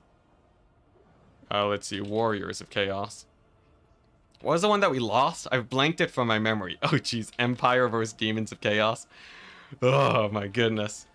Alright, Chaos Demons. Yeah, that's why I blanked it from my memory. And then we won with Grand Cathay against Grand Cathay against his Norska. Nice. Good match, good match. Unfortunately, we only added to the losses for the Empire. Turin's gonna have to bring it back for us. What's happening? Oh, I joined the wrong lobby. Oops. Joined the wrong one. Alright, let's go ahead and see if we can search for the right lobby. It's Maestro. Let's see here. Maestro. Let's see, can I make a lobby? Host game as spectator. Ent. There we go. It's here. And then I can manage the maps for them. Nice. Lobby up. Alright, so for the first map of the finals of the newbie tournament, we're going to be seeing a pretty, let's see, a pretty standard map pool, I think. Black Ark, Battle for Itza, Grove of Slaughter. Pretty basic. So Black Ark, of course, really big map, should be quite exciting. I dropped the Empire win rate by 1%. Dang it. Dang it. Yeah. Well, we'll live. Only 1% though? Are people playing that much, that many Empires? Hot dog live stream win? That would be a nice way to keep myself sustained while doing this. But nice. Let's see what their picks and bans are looking like. It's gonna be Roughlin Boldiga against Morning Ape. Some new names actually that I haven't seen before. We'll see how well they do. I'm not going to be mega critical of the builds, but I'll probably speak to how I prefer matchups. Tomb Kings versus Lizardmen. Nice. Alright, Tomb Kings versus Lizardmen. Interesting matchup. This is typically very favored for the Tomb Kings, but perhaps the Lizardmen can pull it out. The main threats that they have to deal with today is chariots. They have to kill chariots. They have to kill Ushapti. And they also have to kill Tomb Guard. Very important trifecta of problems that usually ends up being too expensive for Lizardmen, but I'm excited to see what he decides to bring today. Ooh. Let's see here. Yeah, I don't know. I feel like Lizardmen are I'm looking at the chat. Ivy bag of Milky Madman. Hey, Christos Corcalaris. Hello, thank you very much for the 20 CHF. GG, well played. Yeah, thank you very much. Yeah, this is fun. This is a fun tournament. CHF is... Oh man, it does... CHF is, not congestive heart failure. Currency. It doesn't actually start with CHF, right? Yeah, it's Swiss francs. I always get that messed up. Because it's CHF, but it's Swiss francs because there's like another name for it. It always throws me off, man. Every single time. But thank you very much. Good night. Peace. Hey, nice. And they're both ready. Nice. Okay. Here we go. Let's dive into the game. Into game number 1 against our two opponents, against the two players today. It's going to be Tomb Kings rocking the Screaming Skull Catapult builds up against the Lizardmen, with going for a pretty intense fast mobility build. This should be interesting. Generally, skinks do actually beat out basic skeletons for the vampire counts, but I wonder how much that has changed now. There's also sort of a pretty severe lack of anti-chariot defense, I think, but perhaps the summons might be able to solve them. Multiplayer needs an auto-resolve button. An auto-resolve button? That would be hilarious. If the auto-resolve is so bad, you just click it and you win right away. Oh my gosh. But alright. Yeah, Lizardmen actually... Oh no, they're not susceptible to chariots. Going for the pterodons. No, the ripperdactyls, I mean. These guys are really interesting. So, they're a little bit more susceptible to things like Fate of Buna from Ark in the Black, but that's no guarantee that we'll see that. And actually, honestly, in today's meta, I think ripperdactyls are a pretty good solution of mass against Tomb Kings. They will have to be very careful against Ushapti Great Bow, though. As for the Tomb Kings, they basically have a single goal today, and that is defending these Screaming Skull Catapults to the max. If these guys stay alive, we've seen many games where they get just insane value. Oh, clipping. Where they get insane value over here. Every time I look at these guys, I think of the Tariff meme. These guys crawling on the ground screaming. Hilarious. Tariff, always just an amazing Total War content creator. But that is not very important for the battles today. You just have to keep these guys safe. And boy, oh boy, does he have a lot of Tomb Guard and skeletons to do that. I think he'll be pretty fine there. And over on the left flank, we have the glorious Kepler Guard. They're going to be insanely good versus everything here, save probably Lord Croak.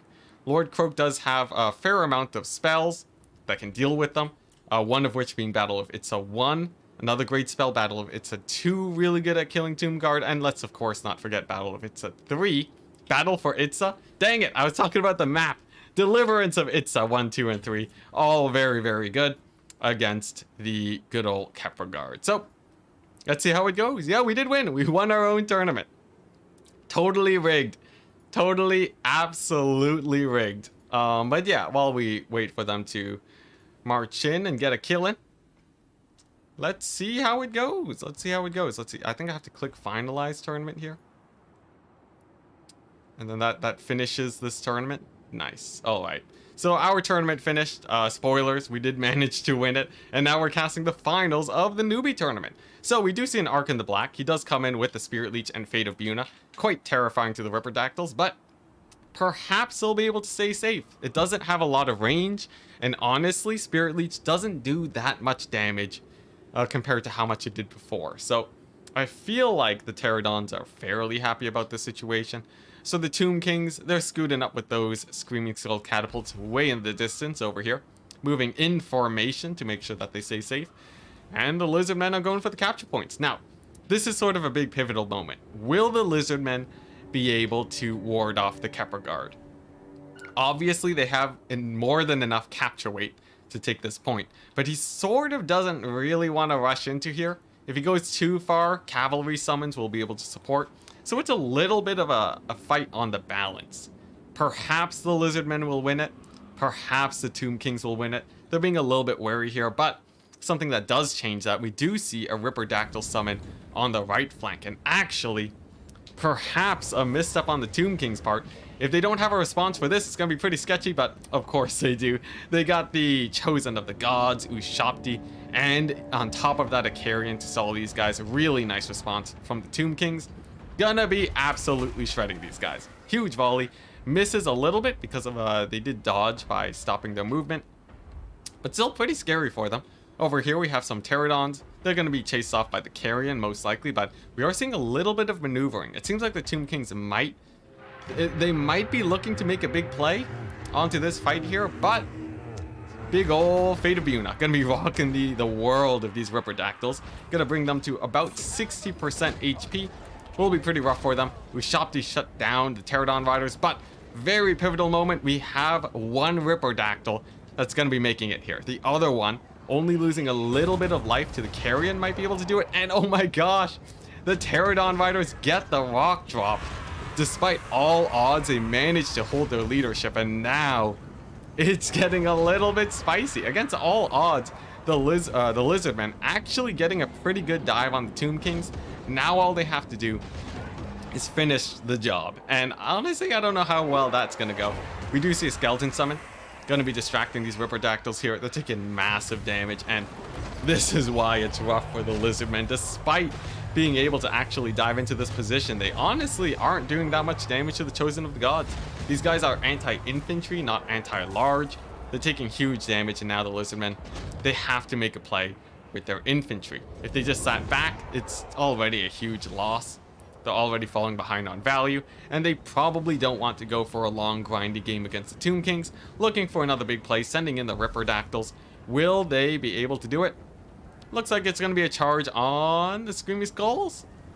No, it's going to be hovering, waiting, as they don't want to sacrifice themselves to the Tomb Kings here. But no, they actually just want to get a rear charge right on top of those Ushapti again.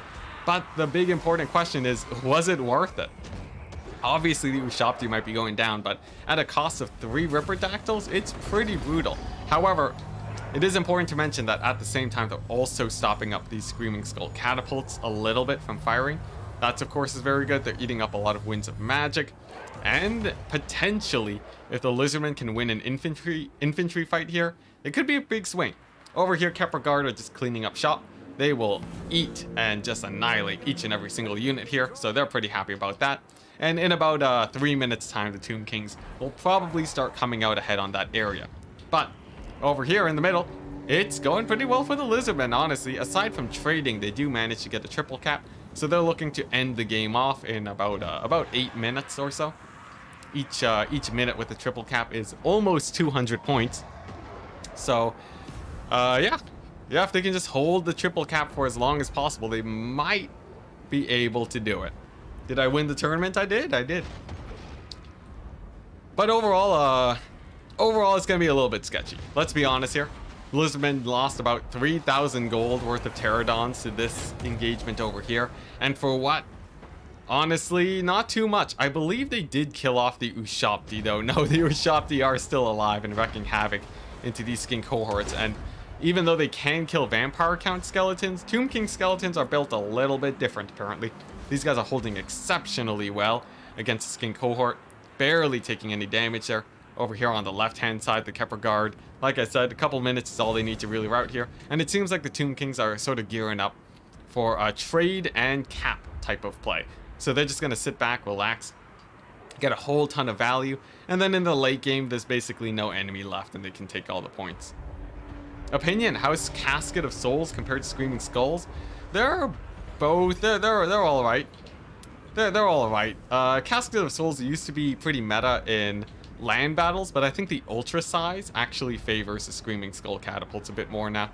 It seems like they're actually getting a lot of their hits off and generally doing a lot of damage. But yeah, Kepler Guard are a menace. Despite losing their armor piercing, they're of course still an amazing unit. Definitely a must pick in almost every Tomb King's build. Seeing Feral Cold Ones fighting Skeleton Horsemen. Generally the Cold Ones would win it, but there is a unit of Sepulchral Stalkers supporting. And honestly, the Lizardmen are actually faring a little bit better on this front line than I would expect. It's probably still going to collapse with the help of Tomb King's reinforcements, but it's not the worst thing in the world. What they would really hope for, though, is probably shutting down the Screaming Skull catapult. Its ammunition is going down, but it's still definitely terrifying. And honestly, the Tomb Kings have the double cap now, so Lizardmen have to make a pretty dramatic play to come back at this point. DJ Kotap is maybe okay in domination. I think there's sort of better lords you can take, though. Alright, what else do we got? What else do we got? Honestly, I think it's basically over. It's gonna be very, very difficult. But like the Saurus won't really have enough to deal with the Tomb Guard. But overall, I don't know. I wonder how much Croak has been doing too. I think he did just nuke the Kepler Guard. And a second nuke coming in too, so we'll be able to see this real quick. Overall, I think this might one-shot them if he got two very clean hits. Let's see. Yep, there we go. That's a nuking. Kepler Guard get deleted off the face of the planet there. But, you know, honestly, that might be enough. I always ask, will it be enough? But in this case, they are crumbling now, and Lizardmen are sort of poised to retake this. Some Feral Cold Ones are doing okay against the Nehekar Horsemen. And yeah, it looks like with another Feral Cold One and a little bit more contesting, they might win here. Lizardmen also are starting to catch up on value. I think that's a miscalculation on the game's part, though. And over here, we're seeing a huge collapse of the Lizardmen front line. Tomb Kings will likely be able to push that. And oh my goodness. You know, if it doesn't work 3 times, 4th time's the charm. Ripperdactyls are back on the battlefield. And honestly, at this point in the battle, they have a little bit more leeway to crunch on top of these expensive Tomb King units. They might have a harder time versus Eyes of the Desert. They do have anti-large, which makes them very scary. Over here, we're seeing it's still a bit of a grind, but the Tomb Kings will still win it. We'll see how well the Ripperdactyls do, though. Is capture weight a viable strat? Not really. You don't really want to mass capture weight. Capture weight on units now is sort of just helpful for pushing once you have a lead in value. So it sort of buys you a little bit more time, but overall, losing units to steal a point is generally a bad idea. You said visible? Is capture weight a visible strat? My bad. ZarTZ. No, it's not a visible stat. You have to open up like the game files to figure out how it works. But man, very unfortunate loss here. The Ripperdactyls get pinned by the skeletons. Nice pullback from the Tomb Kings. And honestly, aside from not having chariots, this is like, even without the chariots, this is a pretty strong play on the Tomb King side of things. They really did well with the mass infantry catapult play. And Arkan the Black has been going to town on the Ripperdactyls. I would say overall this is very well played for the Tomb Kings, but maybe a play. We're seeing a dive in on Arkan the Black. If he dies and the Tomb Kings don't have enough oomph to take over this point, there's a chance they might actually pull it back. It's gonna be a hard one, but it's not an impossible out. Like, Croak is still doing loads of damage, even on Tomb Guard too. That's really good. Lizardmen are holding this point. They've taken this far point. It's potentially not over. It hinges on Ark in the Black though. We need to see some sort of misstep with him before we can even start considering a comeback. But look at that beautiful surround on Ark in the Black. This could be it. Lizardmen have forced the Tomb Kings onto their side of the battlefield. This is roughly about a 1,000 to 1,500 gold gap because units have to reinforce. You can tell by the values. This means Lizardmen actually do have fairly even army values going into this fight. This could be pretty good. Ark in the Black desperately trying to save himself with Spirit Leech over there. And the Lizardmen have retaken the ground point. Is this gonna be a grand comeback for the Lizardmen? I doubt it, but you never know, man. Like, these ranged Pterodons potentially could snipe out Ark in the Black too. Croak sitting in the back lines trying to stay safe, potentially just starting to keep out of the range of the Eyes of the Desert. But look at that, the summon of the Skin Cohort and Saurus Warriors here, they are just barely managing to hold this. I would say if the Lizardmen managed to come back here, I would be quite surprised considering how bad the trading went initially. But it seems like it might be all right. Yeah, Ark in the Black using the Khemri banner. I guess he does serve, you know. He ain't no Cetra. But yeah, look at this. Pterodon Riders are now diving into the Horsemen. This is actually a bad trade. They're going to be dying very quickly.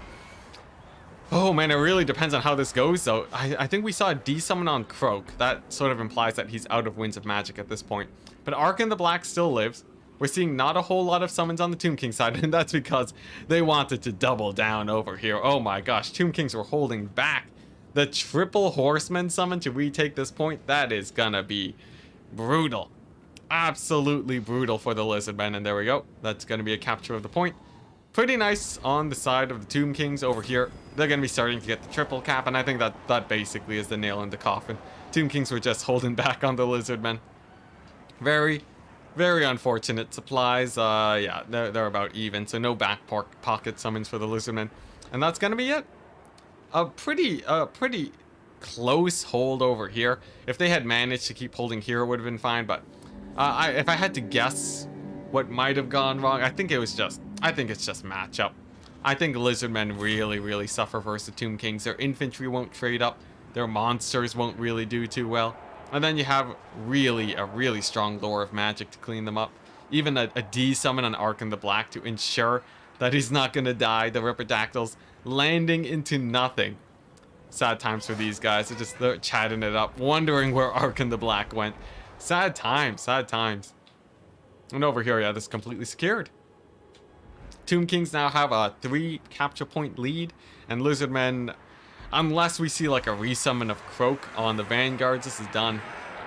This is done. Although it would have been sick to see a deliverance of Itza 3 on this blob. That might change the tide of the battle, but unfortunately not. The Lizardmen are roughly 3 minutes away from loss now. Only 3 minutes off a triple cap. A little over 3 minutes, but I don't really see the Ripperdactyls doing too well. They were actually better than I thought, but they're gonna get a little bit beat up. Sepulchral Stalkers getting a few pot shots on them too.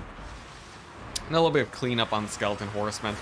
Just diving into those Skin Cohorts, and honestly, if they turned around and got a rear charge right here, that would be an insta rout on all of these guys. I think there's a Tomb Scorpion too. Yeah, that would be pretty painful. But instead, we do get a chase off of the Skin Cohort. Honestly, the Tomb Scorpion will be enough.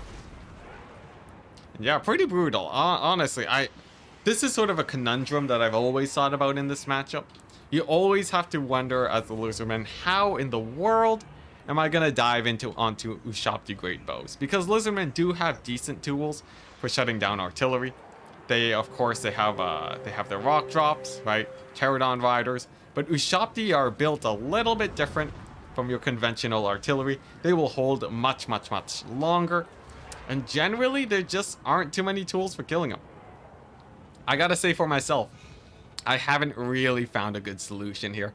And look at those Stalkers slowly moving on in. Feral Cold Ones charge. And we're gonna see real quick just how sturdy the Tomb Kings are here.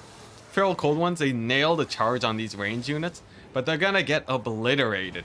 Look at this. Feral Cold Ones taking massive damage from that anti-large. Tomb Kings just have some of the sturdiest range units in the entire game. Constructs, it's what makes them special. It's what makes them great versus Lizardmen. These guys can just chew through Feral Cold Ones for breakfast. Spear Riders. Spear Riders also died to the Ushopti, unfortunately, yeah. They have a really rough time. Man, look at that Tomb Guard tearing apart the Pterodon Riders, too. Lizardmen desperately trying to take back a point. They appear to be taking back this one. It's going to be a little bit close, though. Tomb Kings might even be able to stall it out with a Skeleton Warrior. Yeah, they're barely going to hold that, too. Dang.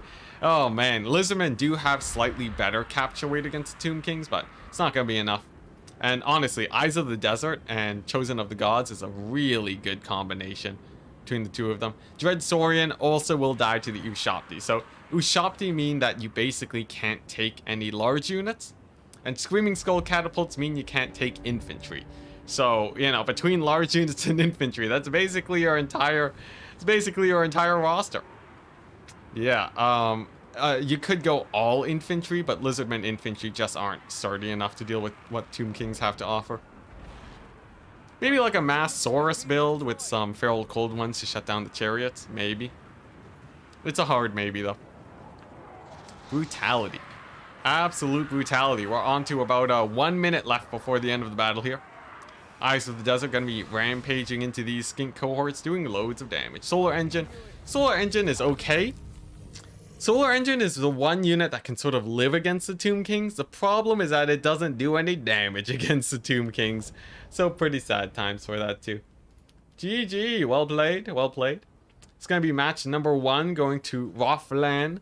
Will he be able to get the 2-0 sweep? Let's go ahead and see. I also need to set the map real quick, so bear with me. Next map is Battle for Itza. Nice. Oh.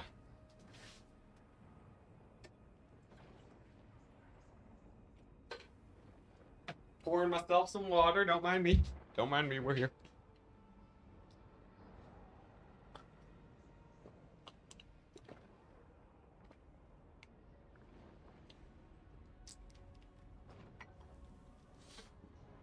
Hey. Wouldn't work, but it's funny to imagine. What? Fox, of course? Yeah, everything large dies to Ushopti so hard.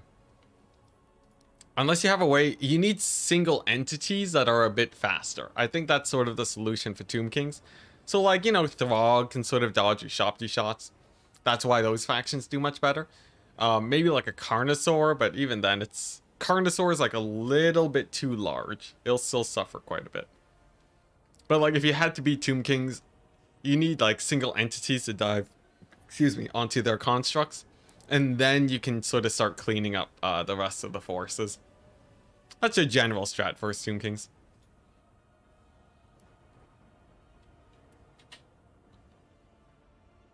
Alright.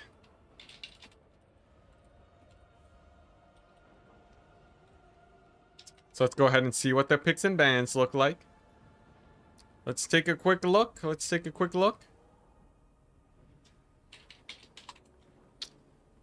see. I gotta message them.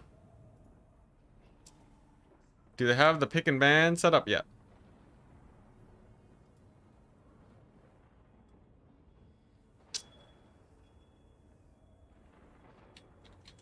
Apparently he disconnected. Well, we'll take a quick second. Take a quick second and relax, chill. Dylan, hello. No one expects the Coatl. That's true. That's what I was talking about. Fast single entity monsters. Yeah. If the Coatl was actually good, that would, not gonna lie, Coatl would actually sort of be the solution for Tomb Kings.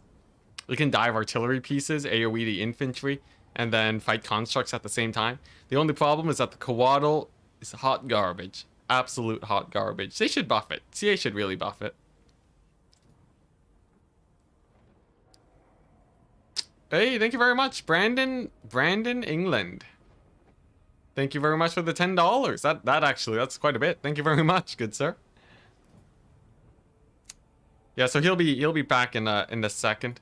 Let's go ahead and resend him the code. No message too. Absolute Chad, this guy.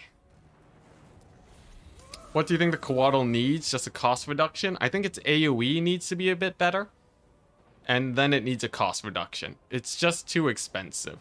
It fights sort of like it fights like a 1300 gold unit, but it's just way more expensive.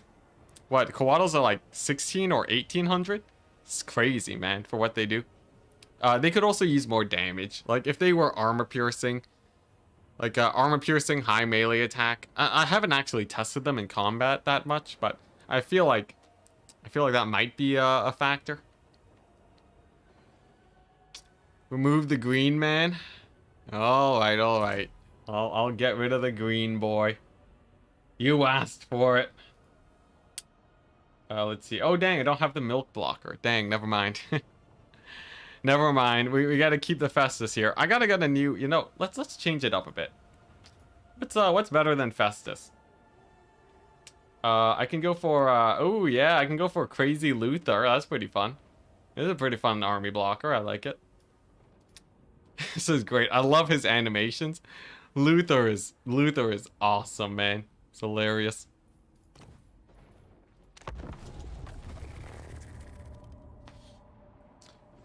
Let's see. What are they picking, though? What are they picking? I'm not seeing their picks and bans, unfortunately. Man, I'm getting so many messages from everywhere. These guys.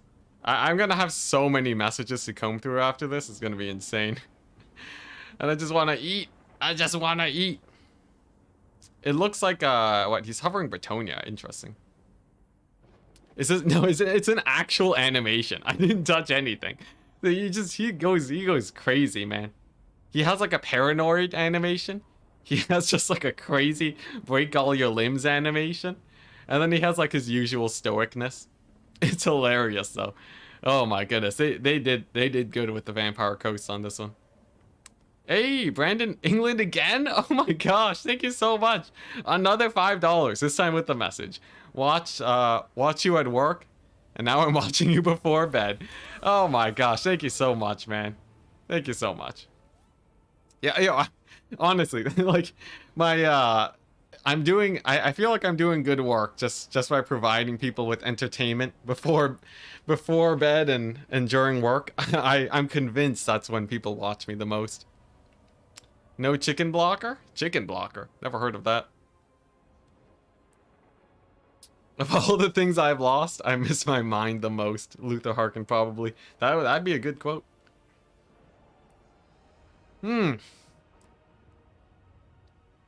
Oh my gosh! He's going Vampire Coast! Yes! Yes, do it, Wafflin! Yes! I've been wanting Vampire Coast the entire day today, but literally everybody bans them. I have no idea why. I'm still convinced that they're bad in domination. But finally, the hero, Wafflin, is finally here to bring in the Vampire Coast. Fingers crossed that he doesn't just straight up lose with them. Hopefully we get some bloated corpse action. That would be amazing. He did win the first game, so I feel like he's probably favored for this one, but we shall see. 7-hour stream? I know, right? 7 hours and counting. This might be an 8-hour stream. Like, Torrance tournaments go on for 9 hours, and this one managed to last basically just as long. Oh my goodness. I gotta take more measures to speed up these tournaments. They always last forever. Though, I guess the competitive tournament was actually a decent length. The competitive tournament lasted like 6.5 hours, which is a pretty big time save.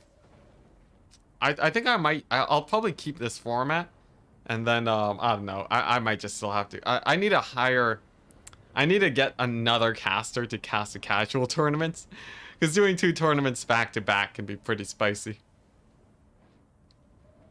Ooh, 800 barrier for ethereal units? That'd be crazy. Brandon, thank you so much. Another $20. Thank you so much. That's a lot. Oh my gosh, Zar TZ message retracted. Dang, $20. That's like a good meal at like a mid restaurant. Yo, I gotta say, I ate at Red Lobster the other day. Terrible, absolutely terrible. I don't know if it was just what I ordered or what. I spent like $20 on some noodles. Never gonna do that again. Total waste of money. Oh my goodness. Are they gonna? Can I get sued for this? Real quick, can I get sued for this for saying I didn't like eating at Red Lobster? Is that a thing? Do we have any lawyers in chat? Cause you know, maybe I'm just saying random opinions here, and that doesn't represent Enticity Incorporated. You gotta be real afraid as a YouTuber. We hover in the line in between a proper business and actually, and just like a dude, right? You're safe? No, it's terrible then. Yeah, it was absolute hot garbage. I would rather bring bloated corpses in land battles and eat that again. It was like they gave me like watered down. It's just like watered down, like Alfredo pasta with like no seasoning, nothing on top. Like the shrimp was really good. Red Lobster knows how to do they know how to do their seafood, but like, oh my goodness, for like $20, I felt so bad. It was only because I was eating out with friends. But like usually I just stay at home and eat because obviously that's way cheaper. Um, but yeah, I guess Brandon, England, you either you made up for that mistake or it also funds a lot of actual, you know, homemade dinners, which would actually keep me sustained for quite a while. I will say it's pretty sketchy, like the whole YouTube business. There's lots of ups and downs, so that I do actually really appreciate that. Cowboy Bob, thank you so much too for the $10. What do you think about the state of heavy cavalry in Warhammer 3? My favorite type of unit. Seems to be off meta, but I still like them. Heavy cavalry. I would say the maps don't really favor them right now, especially in domination. I would say if you want to see heavy cavalry, play some land battles. Bretonia in land battles, Grail Knights, Grail Guardians, both very, very powerful. Questing Knights, also really good heavy cavalry. That's sort of where they shine, because you get the full surround, you get the late game cycle charging, it's great. I would say definitely try that out. If you want to try it out in domination, they can be good too, but it's gonna be a lot more difficult. A lot less meta for sure. Yeah, $10 is a lot of milk. Brendan, England. Dang. Oh, jeez, what are you guys doing? There's so many donations. Thank you so much. Oh my gosh. Will H, the Chad move with the $20. I have a game to cast, guys. Anything for my Warhammer Godfather? Thank you so much, but we're gonna quickly go over the game. Jeez, guys. Jeez. Oh my gosh. Yeah. No. Remember, as usual, only donate if you're financially stable, but jeez Louise, builds. We got the Vampire Coast zombie, mass, bombers, cannons, artillery, mortars. It's everything you would love to see in a Vampire Coast build. Even the glorious Depth Guard hiding in the Lustrian jungles. Amazing. Also, on the far side, we have the Tomb Kings, a formidable faction, as we saw in the previous matchup against the Lizardmen. Also quite scary. They brought them with themselves a bunch of Nahakar warriors to cut down the very incredibly low armor of the Vampire Coast. DJ Kotep chat has requested, and he has been delivered. Kotep is here to ruin the lives of the Vampire Coast. Let's see if he can get some good damage, but oh my goodness, cannonballs whizzing past him, annihilating those chosen of the gods. Oh my goodness. One of the things that Tomb Kings do suffer against is definitely sort of artillery style of play, and this can be pretty scary, though he does Morning Ape does go for a nice pull over here onto the right flank to get them into a safe position away from those cannons. But yeah, you know, who needs to dive into melee against Tomb Kings when you can just obliterate them with artillery? That is pretty good. Another cannonball hitting the Ushabti. I believe cannons are slightly better than they were in Warhammer 2 because of the ultra size. They tend to hit more targets instead of missing. But Kotep, he's not hidden behind this pillar, so potentially he could get shot at, getting a little bit of poke damage here. And oh my gosh, I just noticed Silostra with the Van Geist Revenge. Man, this guy he knows how to play up to the audience. And okay, big pivotal moment here. It seems like the Tomb Kings are opting to go for full rush, pedal to the metal. If the Vampire Coasts are just gonna be, you know, peppering you with their range the entire game, might as well move into melee and finish the job. We got triple Carrion, quite strong. Double Fellbat summon to counter. Really nice play holding the resources to counter whatever the Tomb Kings brought in. And another Fellbat summon. This is going to be helping them out a lot. And the Carrion do look like they get bogged down. But will they be able to dive into these very, very important units to take out? The Bombers are going to be huge. The Mortars are going to be huge since they're taking out so many of the infantry here. We'll see. Mostly the Bombers are a big threat. But unfortunately, the Carrion do get caught up in the Fellbats. They got caught up. Caught up in the, oh, jeez. Anyways, not gonna go for the meme. Stay away from the meme, Enticity. But yeah, they do actually, Carrion are an absolute menace. They did recently get buffed too. Really nice melee defense. And they'll just be grinding into those bombers for a while, but a few of them do slip through the cracks, and oh my goodness. Kepler Guard getting obliterated by the bombers. They're at high ammunition. Their first few volleys with the extra powder, extra 30% damage, annihilating those guys. But Kodtap doing pretty good. Starting to focus fire the depth guard, gonna be good for him. And honestly, ooh, look at that. Surprisingly enough, a rogue skeleton horseman summon jumping the carronades. We could potentially see Cowboy Bob donate another $5. You madman. Thank you so much. Been playing Total War since I was a kid. Now that Dom exists, I can't go back to land battle. Honestly, Dom has a lot going for it, especially the lack of cheese, though I do miss land battle sometimes. I'll probably be playing land battle again. I thought I would never go back, but I gotta be the best Warhammer player. But nevertheless, nothing too much has changed since we last looked away. Carrion have crumbled away the carronades. This is a great thing about Carrion.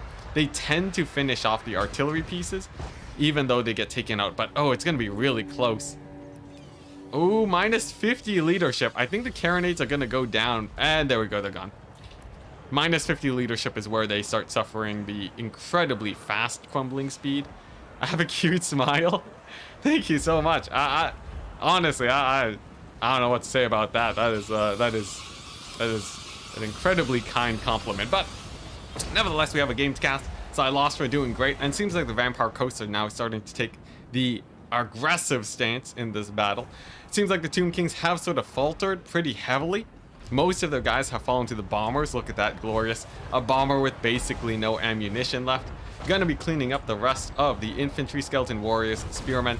Not gonna be too great against these guys. And looks like the dog summons are coming out. Now, I question the dog summons. The dog summons generally, they don't have a lot of targets to fight here. But the Vampire Coast is doing so well, they might just be here for capture weight. The Ethereal Damned Knights, 100% armor piercing, insanely good against the Sepulchral Stalkers. I think that's basically it. The reactionary dog summons for the cleanup and capture weight, but no, actually going for Kodtap too. And now we get to actually see. We actually get to see how well these guys do. It's a little bit of a Vampire Coast waffle stomp, for sure. Especially given the circumstances, but we'll sort of see. This is a nice 1,000 gold pick here. You can see why dogs aren't especially good. Kodtap with the physical resist too. They just trade incredibly bad into all things Tomb Kings. They usually do much better against units at route. So they're going to be crumbling away. Very sad times for them. Skeleton Warrior is going to be moving on up. Mostly just holding down this point. But honestly, without dealing with the bombers, it's going to be pretty rough. I think killing off the dogs is a potential way for the Tomb Kings to claw themselves back here, but they really have a lot of work cut out for them. First of all, shutting down the Jack Droppers, very good. Denial of the D summon, that's actually really good for them. You know, but I would say the Tomb Kings actually do have a pretty good play here. The Ushapti summon to finish off the artillery, I would say it's not completely over yet. Though obviously the Vampire Coast had an incredibly good start, I think they might have gone a bit overzealous to steal these points. They weren't in that much of a rush to take them over, and in turn they started taking very bad trades here. Yeah, not a complete waffle stomp. Look at this, the bombers are starting to get collapsed in on by the mobility. Never mind, the mobility is going to completely ignore the bombers. They're basically out of ammunition anyways, diving in on top of the pirates, the gunnery mobs instead. But oh my goodness, that's the Tomb Kings. No, they had a chance. They had a chance. The Tomb Guard getting hit by the Vangeist Revenge. One of them just completely crumbles off the map. Absolutely brutal. Despite the dogs going down, now it's looking very bad for the Tomb Kings. Now Kodtap laying down waste onto these guys. There's another Skeleton Horseman summon. Will be good versus the artillery, but the preemptive D summon, still they're not going to refund that much money. But it's going to be a little bit rough. It's going to be a little bit rough for the Tomb Kings. I think they will win this fight over here. It'll take about a minute, but both players here have time. They're doing a good job shutting down the range units, and another dog summon. Now this time it's a little bit more understandable. They can chase down the Skeleton Horsemen, but look at that damage. It's not actually that much. Yeah, that was a nutty Vanguard's Revenge. Tomb Kings might have actually pulled it back in full force there had it not been for that. But the Skeleton Horsemen, they do go down to the dogs. Nice play, finding a good engage for them. Carrion will probably go down to the dogs too. Animated Hulk's doing great. But Cod Tep is relentless. He's been chilling here the entire game, getting a load of value, and these guys just get summoned without an ammo bar. Okay, my game apparently starting to fall apart. Interesting. Yeah, Cod Tep has it ammo. Okay, this is weird. They seem naked.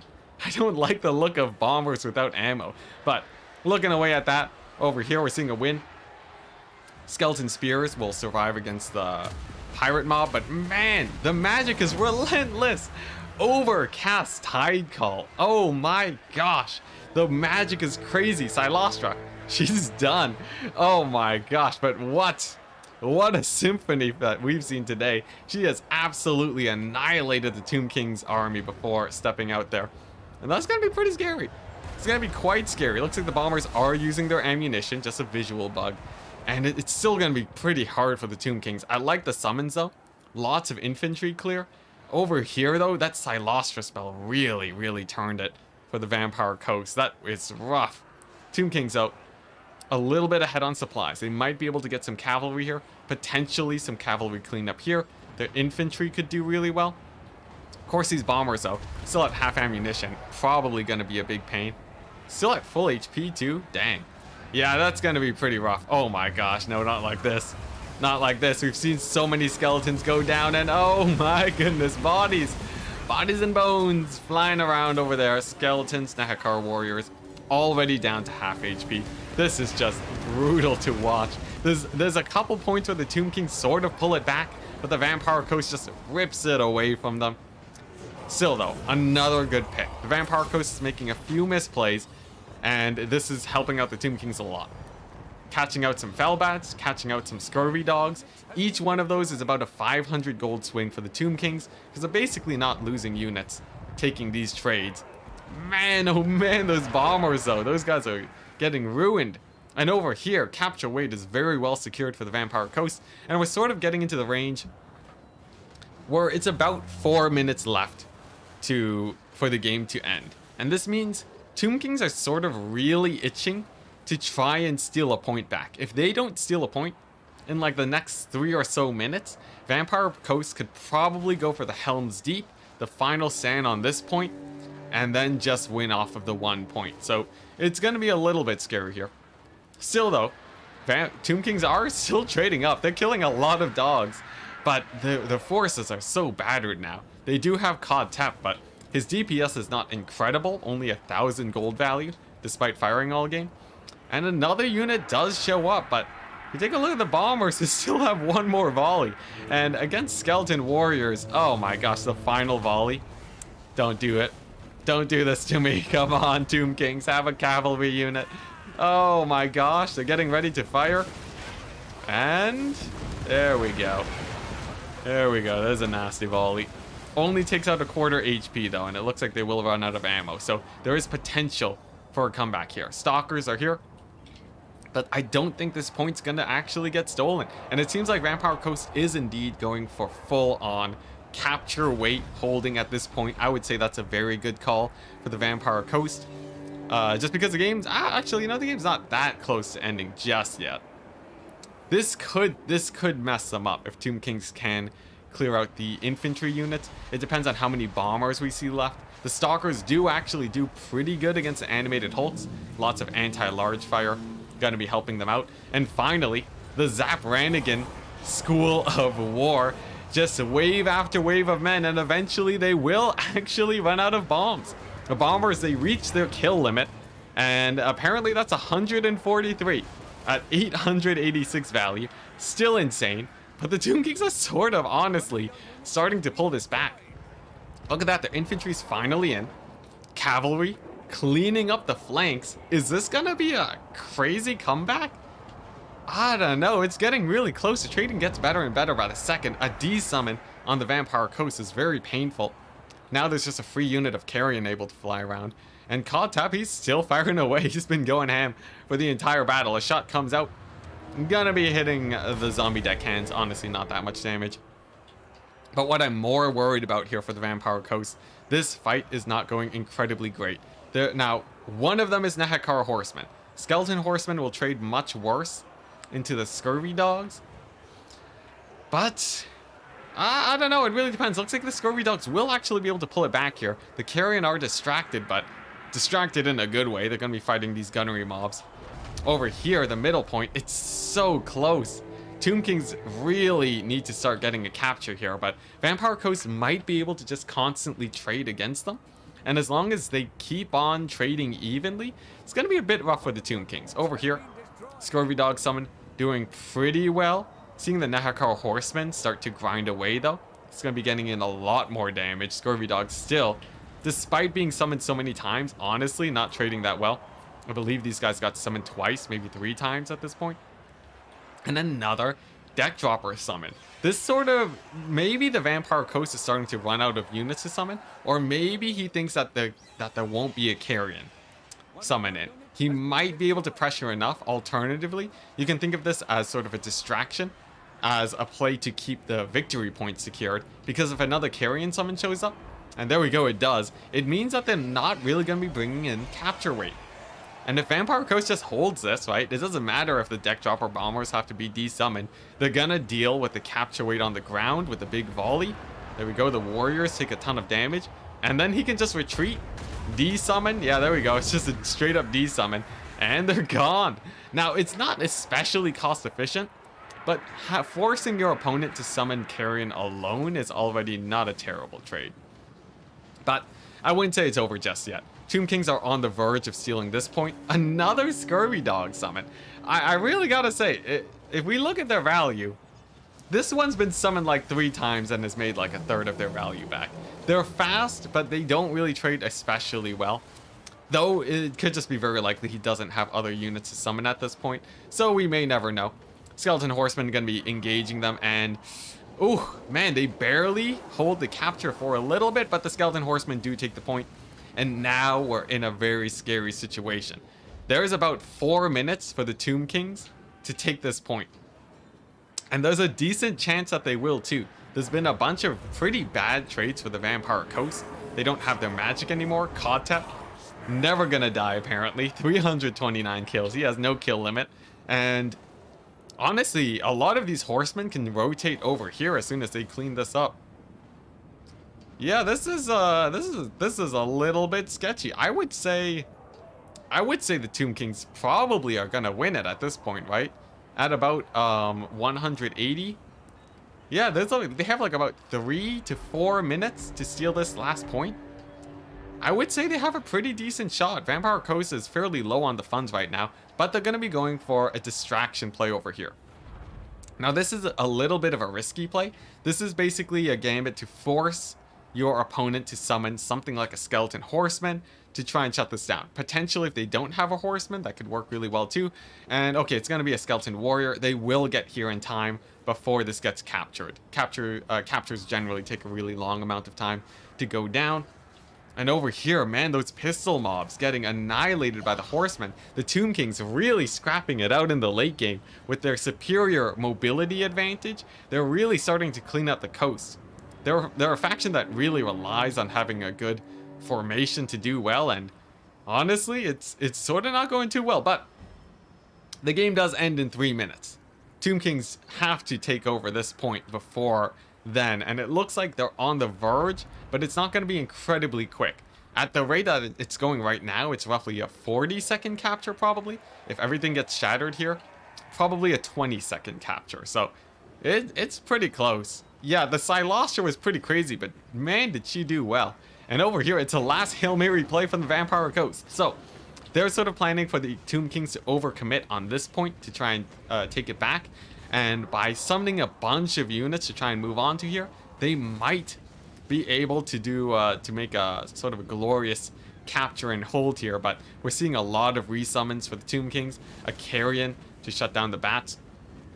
It's really going to depend, but the Tomb King's actually moving off the point. I'd say this is a little bit of a misplay, because if the Vampire Coast do take this and hold it, that could potentially be the end here. But, oh my gosh, the bombers get the volley off. Oh, with the flying deck chopper bombers.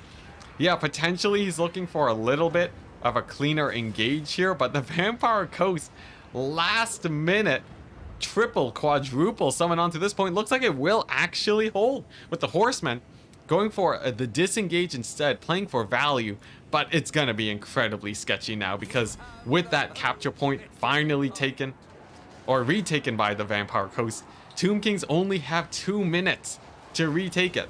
Travel time between reinforcement point to here is only 1 minute. It's only 1 minute, and a capture rate of 1 infantry is 20 seconds to take a point. So Tomb Kings basically have to start capturing this right now to win it, and by the looks of it, it's gonna be very close. Vampire Coasts do have the capture weight, and it seems like there's just not enough horsemen. There is a double skeleton horseman summon though, so if something's gonna take this, it's gonna be those guys. But he really does need these horsemen on the point. Some of them just stalling the dogs, that's definitely a good play. And that extra skeleton summon over here, this one Hekar warrior didn't really need to be here.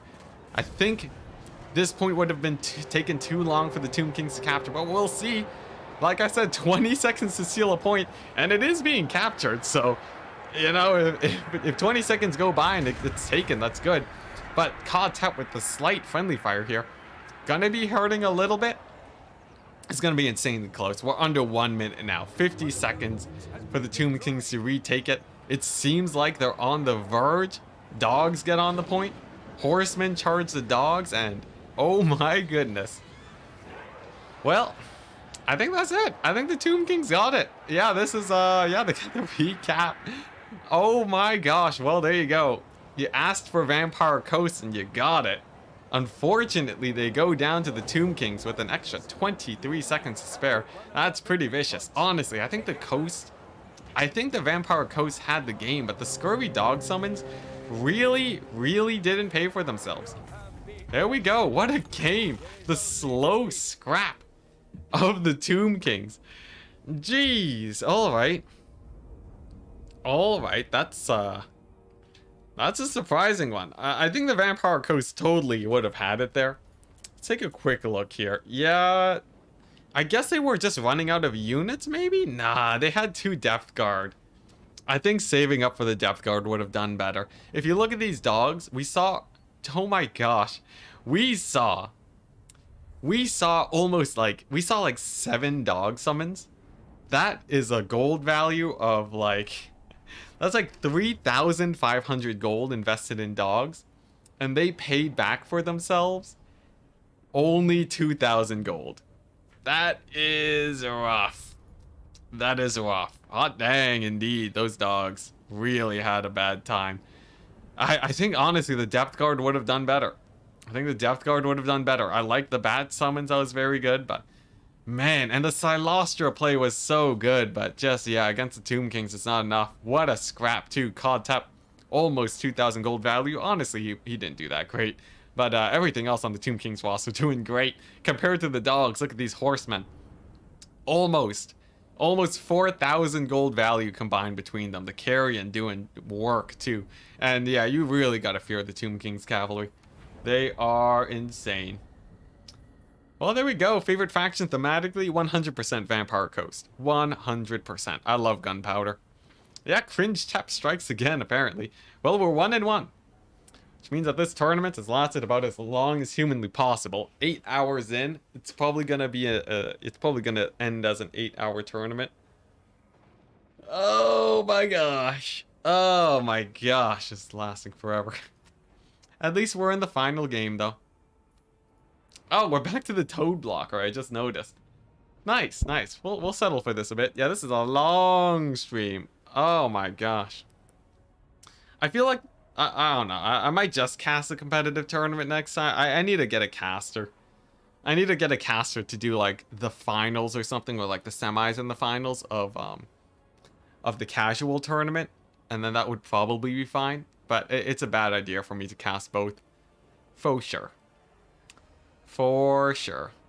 Still though, we're alive. My throat's only getting a little bit tired, but we're doing okay.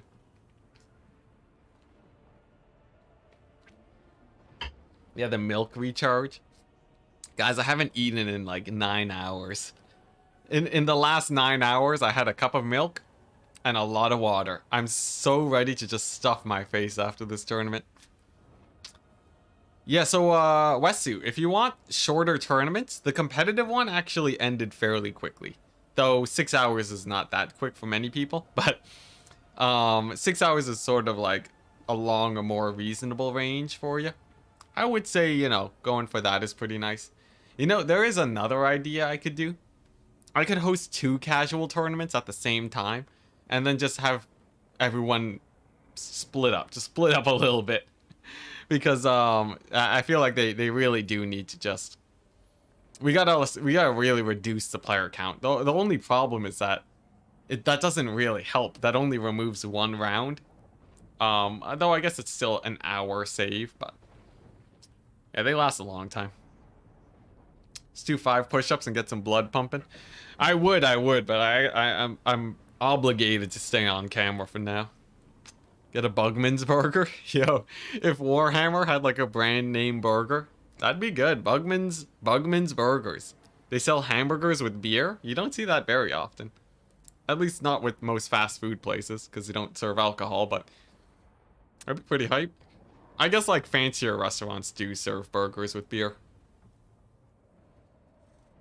Can't tourneys spread out over multiple days if it's so large? Most people aren't available for multiple days, unfortunately. So that's not really the best solution either. Like, I already split the tournament, and I had some best of ones at the start, and this one's still lasting so long. There has to be some mechanism to speed them up. But, like, there's no way to make army building go faster. Like, you can tell people, like, hey, you know, please make your armies very fast. But, like, like the stakes are very high for people. And, like, both players are pretty happy to take their time making their builds. So it's sort of like just everyone's incredibly incentivized to take their time. Wait, what? Bugman's Burger is a real burger? Are you kidding me? Wait, give me 1 second. Bugman's Burgers. Is this real? Bugman's Burger. Oh my gosh. Where is this place? Where is this place? Wait a second. Maps? Bugman's Burger. Maps. Let's see here. It's in the UK? Dang it. It's in Nottingham? Dude, I'm Canadian. What am I supposed to do about that? Oh, no. That's like half a world away. Alright, well, you know, if I get on the plane now, maybe I can... maybe I can survive another 8 hours without food and I can stuff my face. Dang it. Can I get it for delivery? Can I deliver it across the ocean? Oh my goodness. It looks pretty good, I gotta say. That's pretty hype. That's pretty hype. Maybe one day. Maybe one day. What are the factions that they're playing? What? Empire versus Dark Elves? I put my money on the Dark Elves. Go NFL style and just have all best of ones. Oh man. Like if the tournaments keep lasting long, best of ones is probably the way I'll go. I already have so many best of ones, but like we can't have this happening all the time. Yeah. Honestly, most pro players meet each other fairly far up in the tournament, which helps, but yeah. Oh, maps Grove of Slaughter. My bad. My bad. My bad. Map set. Yeah, like I don't know. Maybe like best of 3 semis only, and then best of 5 finals, best of 1 everywhere else. That would speed things up a little bit. I think the competitive tournament is in a good place. I'd say the competitive tournament is in a good place. Maybe for the newcomer tournament, we can have more best of ones. Something else to consider is that you already had a bunch of people miss check-ins. Yeah. Yeah, there was a lot of sort of shenanigans that happened there too during the start. There's a lot of people learning like pick systems and such. Yeah. StarCraft 2 tournaments usually increase the game count of the series as you moved up the bracket. That's what I do too. For the newbie tournament, we only have best of 3s. Just keep it nice and simple. Keep it a bit shorter too. If you make it a best of 3 into a best of 5, that's like another hour you have to wait. Okay with missed check-ins. Yeah, honestly, missed check-ins means fewer people, if anything. Here we go. I don't like the idea of setting a limit on... I don't like the idea of setting a limit on check-ins. That just feels really sucky for people, right? It's like you want, you know, you wanna play the tournament, set aside some time, and then it's like, oh, you know, it's just a ton of people checked in when it was announced, and you were sleeping because you're in like EU times. I feel like maybe if we can get like maybe a different tournament format, that could be pretty fun. Like a round robin type format, but Total Tavern doesn't really work with that. And everyone plays on Total Tavern. I don't really want to dive into the Challenge Fest, so I don't know. I'll think about it while I wait for the next tournament to happen. But here we go. Welcome to Astalia, gentlemen. Be careful, Dylan. Too many caps. If you add in a couple more caps, Nightbot's gonna ban you, man. Better watch out. But the Empire cometh. Hey, yeah, indeed. Welcome to Astalia, gentlemen. I guess that's what you were talking about. We got the Geltnator with the Searing Doom, Final Transmutation, both very strong spells. You got the Sunmaker, ROR, Silver Bullets, and a million infantry with the one War Wagon. Interesting build, very Astalian, I like it. For the Dark Elves, they have the better infantry, Bleak Swords, Corsairs. They're gonna annihilate the Empire infantry. So the way this works, it's basically on the onus for the Empire to bring in counterplay to deal with the Dark Elf infantry. And then the Dark Elves are trying to shut down whatever counterplay that is. In this case, it's the Sunmaker. The ultimate equalizer, explosives. Gonna be great against all Dark Elf infantry. But they can stay pretty safe. They can hide in the forest here. They can hide in the forest here, peek out, and mostly stay safe from the Sunmaker. They can do the same thing here. In fact, they can get full stealth on this side and not get hit by the artillery. So pretty good. Torox. Torox is testing the waters, man. You better watch out. Nightbots are lurking. But yeah, pretty interesting builds we got here. I'd say the Dark Elf one is fairly meta. Shades are slightly off meta, but they're still quite strong. For the Empire, I'd say it's pretty good, but I'd be a little bit worried about their infantry. It could go very wrong for them very quickly. Like, if they take a mass fight on point number 2 in the middle, they're probably gonna all die to Bleak Swords. Like, if we just take a look at their melee stats real quick. Bleak Swords to Empire Swordsmen. For only 50 more gold, they have much more leadership. They have better melee attack. They do about, like 25% more damage. That's terrifying. They have a higher charge bonus, a little bit less relevant, and they're faster too. Also, they have better shields. These guys are insane for their price right now, and that's going to be really hard for Empire to deal with. Marathi too, a spellcaster, slightly worse spellcaster than Gelt, but you might be able to keep him busy for a long time. Pit of Shades too, and Soul Stealers to heal her up. She basically has infinite winds of magic also. It's going to be an uphill battle for the Empire unless... Oh my goodness. Glorious, glorious Sunmaker. The ultimate equalizer. Welcome to Astalia. Got a bit of napalm dropping over here. These guys get obliterated. Instant 400 gold value. That's basically a free unit. Yeah, pretty good. Pretty good, I'd say. Yeah, that's a good start. Now we look at the comparison. Bleak Swords compared to Empire Swordsmen. You know, Empire Swordsmen, they got double the HP, right? Doesn't matter how good your stats are if you don't have any HP, if you're fighting an enemy who are basically made out of paper right now. Let's see, how's he? Yeah, the Empire also have a little bit more HP too overall, but that's a pretty good start. Now, the Dark Elves will be taken to the forest now. They just barely managed to creep in. Honestly, I was surprised that the Sunmaker managed to fire over at all, and this is sort of where the Dark Elves will start getting a little bit more of an advantage. Chariot shots, war wagons, each and every shot gets blocked by the trees. You can see here, if you just do this, right, you basically see none of the Dark Elves. Your bullets, basically, like, you lose 80% of your damage firing into the forest. It's basically useless doing that, unless you're incredibly close to the unit.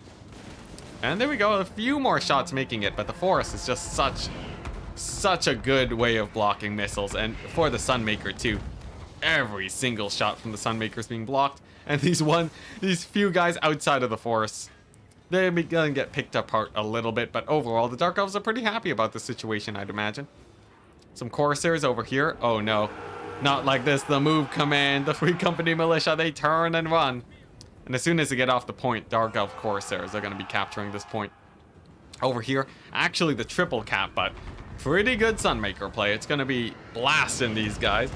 Dark Elf bodies left, right, and center. Sunmaker is definitely paying for itself here. And if you do have a problem versus elves, I gotta say, introducing them to the literal sun is a nice way of doing, nice way of shutting them down. Let all lose bodies. Pretty good. Empire waiting to re-secure this point. Really nice holding on those guys. They don't want to fight in melee. And we're gonna see some very beleaguered Dark Elves probably pick a fight against the Empire here. They are actually getting the capture right now. Marathi against Gelt, though, is a huge win. And oh my gosh, the Soul Stealer on Gelt. If Empire don't realize this is happening, nothing else matters in this battle. They're going to get annihilated. Unfortunately for the Elves, they don't manage to capture this far point. Sunmaker gets desummoned. Really nice, but I think Gelt is getting pretty beat up. Yeah, if he had managed to shut down the Sunmaker, it's a little bit too late now, though. The damage is done, but good retaliation on Marathi. All of that damage doesn't really matter if Gelt's routing. The Empire has a really hard time getting a lot of value in combat if they don't have their Lord, and he's getting chased off. Though he does land in a bunch of spears. Potentially, this could save him here. Gelt trying to get the disengage. He's sitting at 10 leadership. Oh my gosh, the bait. Oh my gosh, this would be the biggest bait known to man. Gelt manages to trap Marathi. Yes. What? Oh my gosh. Gelt actually, in true, very loreful for the Gelt. Oh my gosh. He manages to trap Marathi, and very loreful for Marathi. Gelt, he uses his brains to get out of there, and Marathi uses her brawn. Oh my gosh. I don't know if that's loreful for her, but she rips herself out of that problem with a big old Soul Stealer Pit of Shades. The Battle of the Casters, people. Interesting. Yeah, the MLG jukes, but Marathi's, she's a piece of work, man. She's gonna be really clearing up that area. Not gonna die to Spearmen today. Over here in the middle, looks like the Dark Elf Infantry finally engaged onto the Empire Infantry. They're doing really well. Cavalry moving in to try and shut down the War Wagons. Honestly, this is anyone's game at this point.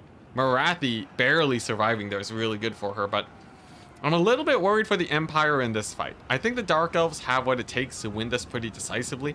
The cavalry's in here too, shutting down the wagons. I think elsewhere, they're doing pretty well. Final transmutation on Marathi. Depends on if she routes. I think that's an overcast. 3 more seconds. Down to about 1,000 HP, but she's fine. Another Soul Stealer here will probably pick her back up. And, okay, we are seeing a pretty good cavalry summon. So this is going to be cleaning up a lot of the infantry. The Dark Elves don't really have many means to beat the cavalry. No Cold One Rider summoned just yet. They've mostly been just trying to clear out the infantry. So this is a really good summon for the Empire. Gelt looking pretty nice and safe on the ground here. And actually, we're seeing a summon. I would say Empire have it pretty good by the looks of it. Nice charge over here, cleaning up those Black Ark Corsairs. And if they clean up the Shades too, that'd be good. But Martial, Murderous Mastery, gonna be proccing on many of these units here, and that's gonna be pretty bad for the Empire in the middle. Now, honestly, they are cleaning up a lot better than one might think. Soul Stealer, getting a little bit of damage. I don't know what just happened there. He just got canceled or something. Something just ate up that Soul Stealer, but maybe it was running, but nevertheless, Marathi still gets her healing. Yeah, she's gonna still get her healing. Dark Elf summoning in some cavalry to fight the Empire Knights, but oh, there we go. He did actually get the Cold One Knights. Really nice counter to those guys. Empire generally don't have anti-large cavalry, so they're going to be cleaning up, and this is a nice counterplay from the Dark Elves. So sort of resurging here, cleaning up. Marathi recovering from the spears. Corsairs doing great. I think this is starting to become a lead for the Dark Elves. A big Pit of Shades here too on the Swordsman. And I'd say Dark Elves are set up to probably start capturing this point in a moment. And if Empire just send in their infantry to stall, it's going to be pretty rough for them. Though this is a minor win, Good old Corsairs showing their backside to the Free Company. And much like the start of the game, they're going to be running Hightail again. Are these the same units? I feel like we've seen this before. But nevertheless, the Dark Elves do manage to hold that position. Over here, the Empire does barely manage to hold this capture point. Doesn't seem like there's enough ground units to actually lock it down. 1 unit of Shades, not really going to be enough here. It's going to take about like 40 seconds to a minute to take that point. And by then, Empire will probably reinforce it. We'll see, though. The Cold One Knights cleaning up, though, is really great. And honestly, Empire's sort of starting to run thin on units. All the infantry here are slowly getting ground up. And... okay, it's just mostly Dark Riders here. So Empire potentially have a comeback opportunity on point number 1. We may see it. We may see it. Oh, yeah, the wounds. Did Marathi get into wounds? Marathi is wounded, yeah, so she's actually a fair deal weaker despite healing up. So actually, that final transmutation possibly was quite worth it. It did cripple her quite a bit, but honestly, I don't think there's many uses for her left at this point. And you know what? I'm going to eat my words. The Shades do actually manage to capture the point, though with the help of the Cold One Knights, of course. Going to be helping the Dark Elves sort of secure a nice, comfortable position here. They can freely give up this point if they feel like it. And honestly, they probably should. These Empire Knights will clean up the Dark Riders real fast. And for the middle, it's a little bit close. We're going to see another Soul Sealer here. That's going to be great. Going to be doing good for cleaning up the rest of this infantry. Dark Elves are slowly starting to cap. And I would say Dark Elves are sort of gearing up for a nice victory here. Though, we did see some pretty crazy comebacks the other day. And there we go, the Soul Sealer looking very good. Oh my gosh, those are Hargoneth Executioners. Talk about overkill. They're going to be annihilating the Empire Infantry, and I don't see a really strong counter to these guys, except for probably just avoiding them as much as possible. Over here, pretty nice cleanup on the Empire Knights. Nice bringing nice Raven Herald summon, though, from earlier. Going to be cleaning them up. I think that's basically it. Empire's basically, they're running out of units. I don't think they have too much left at this point. Free Company are going to be doing pretty good here. For clean... actually, you know what? Free Company probably aren't going to do that great. Corsairs are such an insanely strong unit. Look at that. Bonus verse infantry. They have crazy high melee stats. I don't think they're going to run here, and with the help of the Harpies. It's basically it for the Empire. Empire Knights now getting routed off by the Cold One Knights. And in the middle, the Executioners, much to their namesake, do clean up that point extremely quickly. Over here, it's a pretty tattered force, but like, let's just look at the Empire real quick. They have about 2 units at good HP. One of them is in the midst of dying right now. The other one is also in the midst of dying. I think a poor Empire player here is about to get tabled, and that shall be it. Very promising start for the Empire, but yeah, nevertheless, very favored for the Whatsits, for the Dark Elves. Really nice infantry, and there we go. The battle is over. GG. And his opponent will be taking the victory. Oh my goodness, that was a long stream today. Thank you very much for everybody that came in and decided to play. Thank you very much for all the donations today. Very much appreciated. We managed to win our side of the tournament for the competitive tournament, getting ourselves a higher place on Turn's leaderboard. For the new player tournament, I hope you guys had some very good practice. We're seeing, really nice play on Morning Ape. Winning it with the Dark Elves and barely scrapping it back with the Tomb Kings. GG's. I'm gonna end the stream now because it's late, guys. It's late. I need to eat food. Peace out. I have a million Discord messages to answer. So if you have a question for me, send it tomorrow. Peace out, guys. Have a wonderful day. Or night if you are in the midst of passing out.